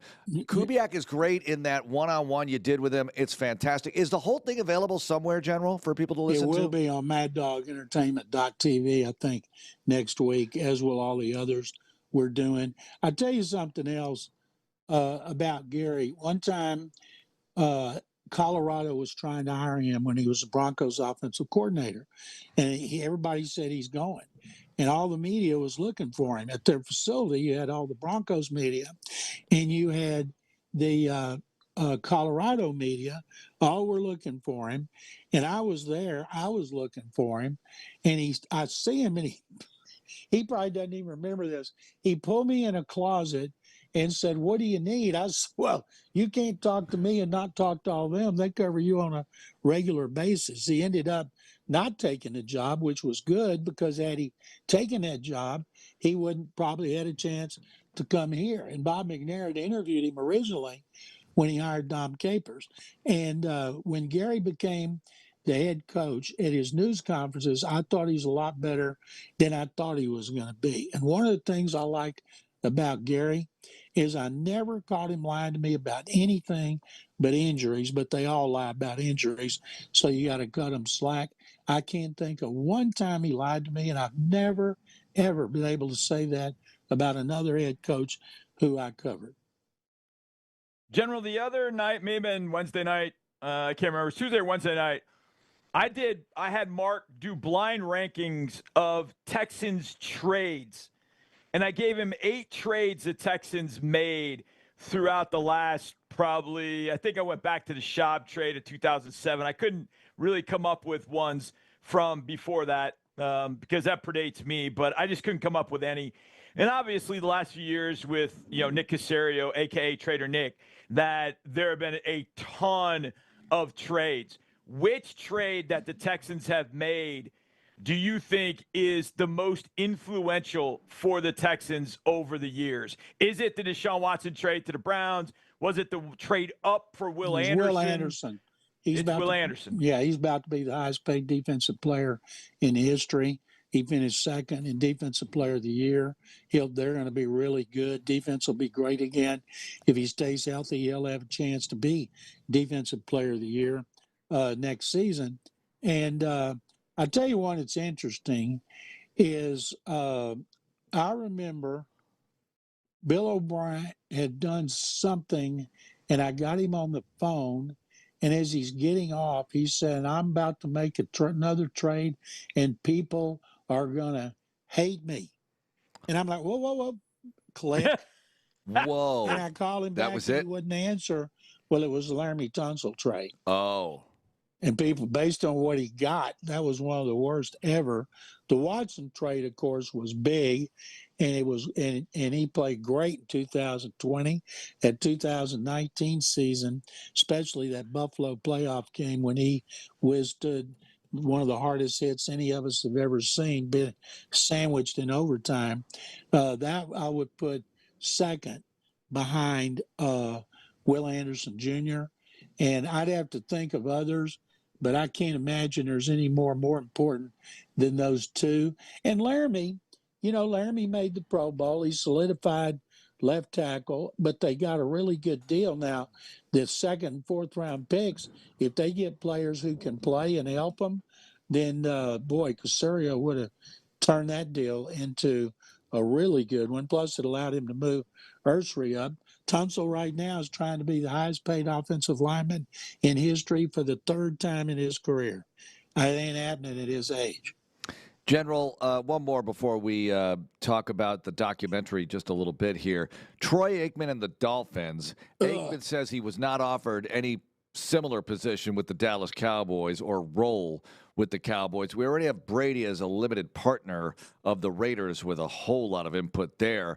I don't know what Aikman really has with the Dolphins, but it's kind of interesting to follow all this as these broadcasters get along. Collinsworth is probably wondering, hey, why can't I get one of these gigs with a team? Hey, Bengals, I'm over here. I played for you in Super Bowls. What do you think, General? I think it's an unbelievable conflict of interest. If I were teams, I would not say anything important when Aikman is in the room talking to the coaches and the coordinators and the players about strategy, what they think about players. Like Brady was banned in 2024, then they let him come to all those things in 25. And Aikman laid out exactly why it's a conflict of interest. I can't believe their organizations let him do it. He said he wanted the Dolphins to win. It was all, and Clarence Hill's covered them forever. It was a great story. Aikman is a smart guy, and I can't believe he said all that. I'll guarantee you it was the talk of front offices across the league, and I'll guarantee you, without knowing, the Cal and Ann are going, JJ, I wonder what it would take for us to get JJ. They should go hire JJ right now because his stock is skyrocketing, and he's going to be already privy to all that information. I think the NFL's got to come up with something. You know, talking about, well, feed Aikman bad information if you've got Miami coming up on your schedule. Tell him this guy's hurt, that guy's this or that. You know, I don't like anything about it. Okay. General, PVIL, separate but equal. You were in Victoria. You're kind of going on a tour here with the documentary. Tell us about it. What's the latest? Well, we were hosted. Rob Lynch, one of our producers, set it up. It was called the Lyceum Lecture Series in downtown Victoria at the Welder Center for the Performing Arts, which was outstanding. It was put on by Victoria College. They had a great turnout. We had a meet and greet. Then we showed the doc. Then I moderated a panel with director Mark Burns, producer Rob Lynch, Michael Hurd, who wrote the book Thursday Night Lights, the definitive book about the Prairie View Interscholastic League, and Fred McClure, our narrator from Texas A&M. And we hung around afterward, and the people were so excited and appreciative.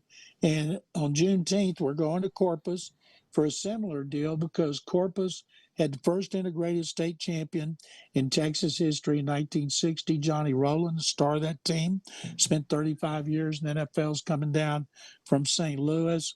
We got their quarterback, Ramon Gonzalez, who was at NASA for decades. They called him Bird Legs when he won that state championship because he weighed like 130. And Texas Sports Hall of Fame is going to have us. We're going to Canton. We just got to decide when it is and work it out with them before they get busy in July. And the LBJ Library and the Bush Library, we're working with them and then hoping for one in San Antonio. And I told them, you know, we had the premiere here on January 31st, but the documentary is so much different than that one was. And I think that Scott Nethery, our executive producer, that we should have another showing here so people can see how much the doc at the premiere has changed. And they're still working on streaming and all that kind of stuff. But it's all on MadDogEntertainment.tv. All right, General. Thanks a lot for the time, as always. Thank you guys very much, as always. All right, coming up next, we will talk about the draft, but the history of the Texans draft. We'll go Texans top fives. I'll explain what that means. It's coming up next here on Texans Radio. More Texans All Access coming up in a moment. Playing for the Houston Texans, a sprain, tear, or nagging ache can set you back. Until your expert orthopedic team at Houston Methodist uses advanced technology to personalize a treatment plan that's minimally invasive, healing your pain and getting you back to life on your terms. That's the difference between practicing medicine and leading it for you. Houston Methodist, leading medicine. Official healthcare provider for the Houston Texans. In 1977, Ford F-Series became the best-selling trucks in America. 33 million trucks later, we've kept that title every year since. And that's a formula we plan on repeating. Ford F-Series, built Ford tough. The best-selling trucks in America for 49 years and counting. Based on 1977 to 2025 calendar year industry reported total sales. Hey Texans fans, it's CJ. I'm teaming up with TDECU and you should too. Whether your favorite look is deep steel blue, battle red, or the fan favorite H-Town blue, it's all 15% off at the Texans online shop with your TDECU Texans debit card.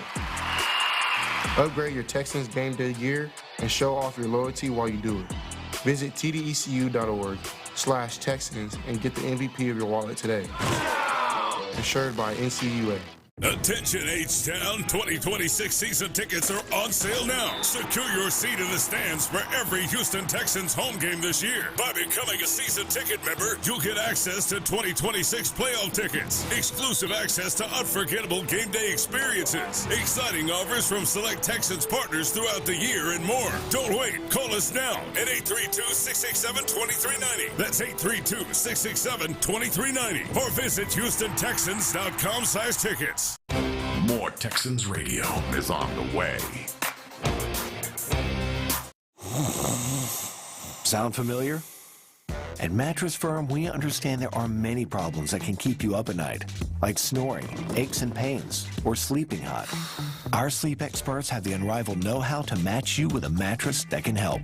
And now at Mattress Firm, save up to $600, plus get a free adjustable base with select Sealy Posturepedic mattresses. For the great sleep you deserve, visit Mattress Firm. We make sleep easy. Restrictions apply. See store or website for details. When the Houston Texans take to the gridiron this season, Reliant will be there to bring the energy. That's because Reliant is the only energy provider the Texans trust to power every electric moment, every punt, pass, and kick, every touchdown or takeaway. Reliant will be there, powering every game day. And when you have Reliant and Vivint, they're smarter together, giving you the power to manage your electricity and your smart home all in one place. Reliant, proud to be the official energy provider of the Houston Texans. PUCT number 10007. Texans enjoy more ways to save at Kroger, like low prices in every aisle. And when you download the Kroger app, you can clip and save more with digital coupons every week. Plus, you can earn fuel points to save up to $1 per gallon at the pump. At Kroger, you can enjoy Texas-sized savings and more rewards every time you shop. So it's always easy to save big every day with savings and rewards. Kroger, Texas proud since 1955. Savings may vary by state. Fuel restrictions apply. See site for details. In the loop. I would love to add another running back. I just don't know, especially relatively, if that's where I'd want to use that draft capital. Yeah. I think that you can get a running back 3 that fills out your running back room and helps you in a place that's not as valuable as theirs. It's Reggie Atatula and John Lopez, localizing your lunch break, 10 to 2 every day on Sports Radio 610. Now, more Texans Radio. We remain in the Hyundai Texans radio studio. Mark Vandermeer and John Harris with you. Great to have you listening. John McClain was just on in the last segment. We are presented by Mattress Firm, the official mattress retailer, the official sleep partner of your Houston Texans. Mattress Firm. Okay, Johnny, here's what we're doing. We're going to combine rounds number 6 and 7 to get this Texans top 5 started. And what we need to do is come up with the top 5 players in each round, but we'll combine 6 and 7. Do you think that's fair to combine 6 and 7, and then we'll go 5 through 1 in the coming days? Yeah. You think that's good? Yeah, I think we can do that. All right, so that's what we're going to do. Okay, I'm going to give you some of the candidates here. Let's start in 7 here. So we have to come up with 5. Maybe we'll change our mind on this policy as we go. But we have some players that are around here, right? Like Solomon Byrd and Luke Lachey, who were drafted in the 7th round. Let me give you some players that played. Andre Howell played, and he was a 7th-round draft choice. I think he might be an automatic top 5, but we'll see. We'll see. I'll give you some other guys. We talked about Troy Nolan a bit yesterday. I'm going to give you one here. Zach Dials. Zach Dials spent a long time in the NFL, not necessarily all with the Texans, of course. David Anderson. That's another one, a 7th rounder. And let's see, what else? Oh. Did you say Derek Newton yet? I did not say Derek Newton yet. It's coming. Derek Newton, and man, he could have been a decade-long starter at right tackle, no doubt about it. What a large human being he was. Different kind of large human being than Trent Brown, but a large human being nonetheless. That's 4 right there. Andre Howell, Zach Dials, David Anderson, Derek Newton. I'm looking at other names here. Kenny Petway. Hi, B.J. Simmons. How you doing? He's in Houston. Sloan Thomas, no. Raheem Orr, no. Oh, Chance Pierce, they drafted him as a long snapper, right, out of A&M back in the day. Styles White, who spent some time in the league, and I remember he had 4 sacks in a preseason game in year 1, but he's not going to be on the top 5 list. And I'm looking, Lonnie Ballantyne, a lot of rehab. Cullen Gillespie, great to have him as a Texans legend making appearances, but he's not a top 5 guy in round 6 and 7. I think I'm done here for now. What do you think? Yeah, I think that pretty much does it for round 7. Now, round 6 gets kind of interesting. Gets tricky here. I'll start with the early years. Petey Fagans, he's got to be on this list. Petey Fagans, yes. And absolutely took one of the most iconic photos, or is in one of the most iconic photos in Texans history when he's jumping up on the bullpen section stands and riling everybody up on Battle Red Day. I believe that was the very first one. Outstanding picture. Drew Henson. No, he's not a top 5 guy, but it's worth mentioning Drew Henson, who spent time with Tom Brady at Michigan at the quarterback position, and they drafted him. Hey, see, you can never have enough quarterbacks. I'm going to draft a quarterback. They have value. So let me go on to Charlie Anderson in 06. Won't be a top 5 guy, but he made some plays. C.C. Brown. Oh, man, some of these names are beautiful. Casey Studdard, UT. Nice. Bryce McCain. He goes on the list. He goes on the list. He goes on the list for sure. He's a candidate. For sure. He's a candidate. John Trindon Holiday never did it. Now, he did do some things for the Broncos, and he did do some things for the Texans, but he's not a top 5 guy.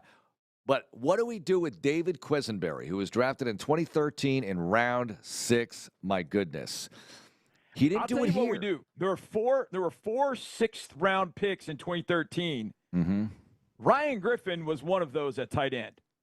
Yeah, I think I would go Ryan Griffin. And, DQ has had a long career in the NFL. In fact, he's still playing in the NFL. Unfortunately, the majority of that has been with other teams. Mm-hmm. So I think I'll take Ryan Griffin out of that 2013 draft in the 6th round. Okay. So Ryan Griffin on the list. Quisenberry's almost in another category of guys who spent a long time elsewhere. I've not looked up Zach Dials all his years elsewhere, and also Bryce McCain. But those 3 share that in common. It didn't necessarily happen here. Obviously longer with McCain and Dials, but not so much with David Quisenberry. Although if you count his brothers, if he gets the brotherly connection there, that's pretty strong.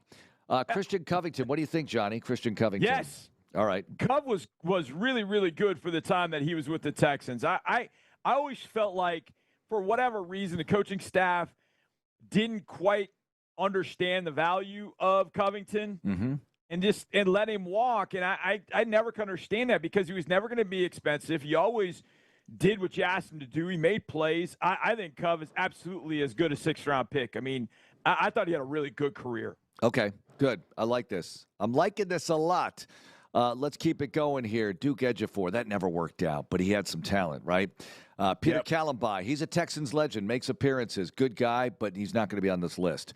Roy Lopez, still in the league. We talked about him yesterday or the day before, whatever. But didn't happen here, but nice to have him around when he was around. Austin Deculus, he could be back at some point. You never know. He's been back. That's true. He could. He's boomeranged back once before, so it could happen again. But the one that stands out to me is Xavier Hutchinson in 2023. I think Hutch is stringing together a pretty solid start to his career. I'm really looking forward to year 4 for him. No question. He spent 3 years here already. He's made numerous big catches, including a playoff game unforgettable catch off a C.J. Stroud miracle throw when he picked up the bobbled snap, ran toward the sideline, just heaved it over the middle into the arms of Xavier Hutchinson. I love that play forever.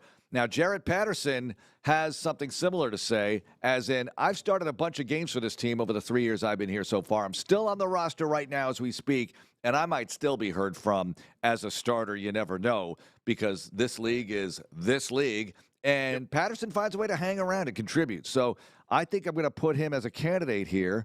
Boy, we're gonna have a hard time making these cuts.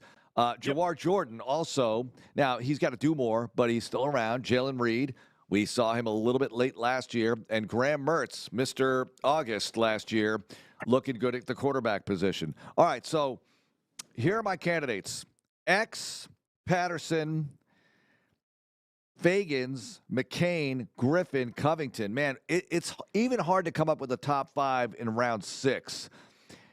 Let me ask you this. Does anybody in round 7 bump off the top guys in round 6 if we have to come up with a top 5 all time in round 6 and 7 combined? Here are the round 7 guys: Andre Howell, Zach Dials, David Anderson, Derek Newton. Any of those guys penetrate the top would-be 5 in round 6, in your opinion? I think Derek Newton, Andre Howell are worth consideration for sure. Okay, I'm going to circle those names. Names. Once again, here are your names. Ryan Griffin, I think I got to put him as a top 5. I think Ryan Griffin's going to make it. And who else? X. I think X is going to make it. There's 2. So now we have 4. Now, here are your candidates for number 5 on this top 5. Covington, Bryce McCain, Petey Fagans, Quesenberry. He's not going to make it. He would make it if it was the league career, not the Texans career. Zach Dials, and what did I say? Bryce McCain before. What do you think here? Who's your 5th? It's Covington, McCain. I wrote them down twice. Covington, McCain, Fagans, and Patterson. Those are your candidates. I probably would say, given those, I'd probably say J-Pat. I would say Patterson. You know, he started multiple games in 3 different years as a 6th rounder. Kind of I don't want to say a throw-in pick or whatever, but I think I would say Patterson at that point. So basically what we're saying here is that Caserio has 2 of the top picks in the history of the 6th round in Texans history. Okay, I know that's redundant, but that's what we're saying here. And he also drafted Deculus, who is definitely on the list somewhere. Not that he's an all-world player, but he's still in the league. He's a contributor. He's playing somewhere, and you never know. Like we said, he could be back again because that's just the way the league rolls. Yep. Okay. Yeah, I mean, I think you got to have Newton in that mix. I mean, Derek was a 7th rounder, right? Derek was a 7th rounder. Yeah, Newton. Yeah. Yep. So yeah, I mean, there have been some. I mean, that it's going to get tougher here sooner when obviously we move up. You know, the draft rankings, but they've done some good things in rounds 6 and 7. Now, you know, Nick's gotten to a point where 7th rounders, he somehow is trading out of the 7th, which is kind of nice because he gets the undrafted free agent process started, I guess, a little bit earlier. But we've seen in this town 6th and 7th round picks make a significant impact, not to mention the undrafted free agents that have come in and made an impact on this particular team between Mike Brazel, Arian Foster, et cetera. But, you know, that's a top 5 for another day. But I think what they've been able – and by the way, was it Kaimi Fairbairn, an undrafted free agent? Kaimi was, yeah.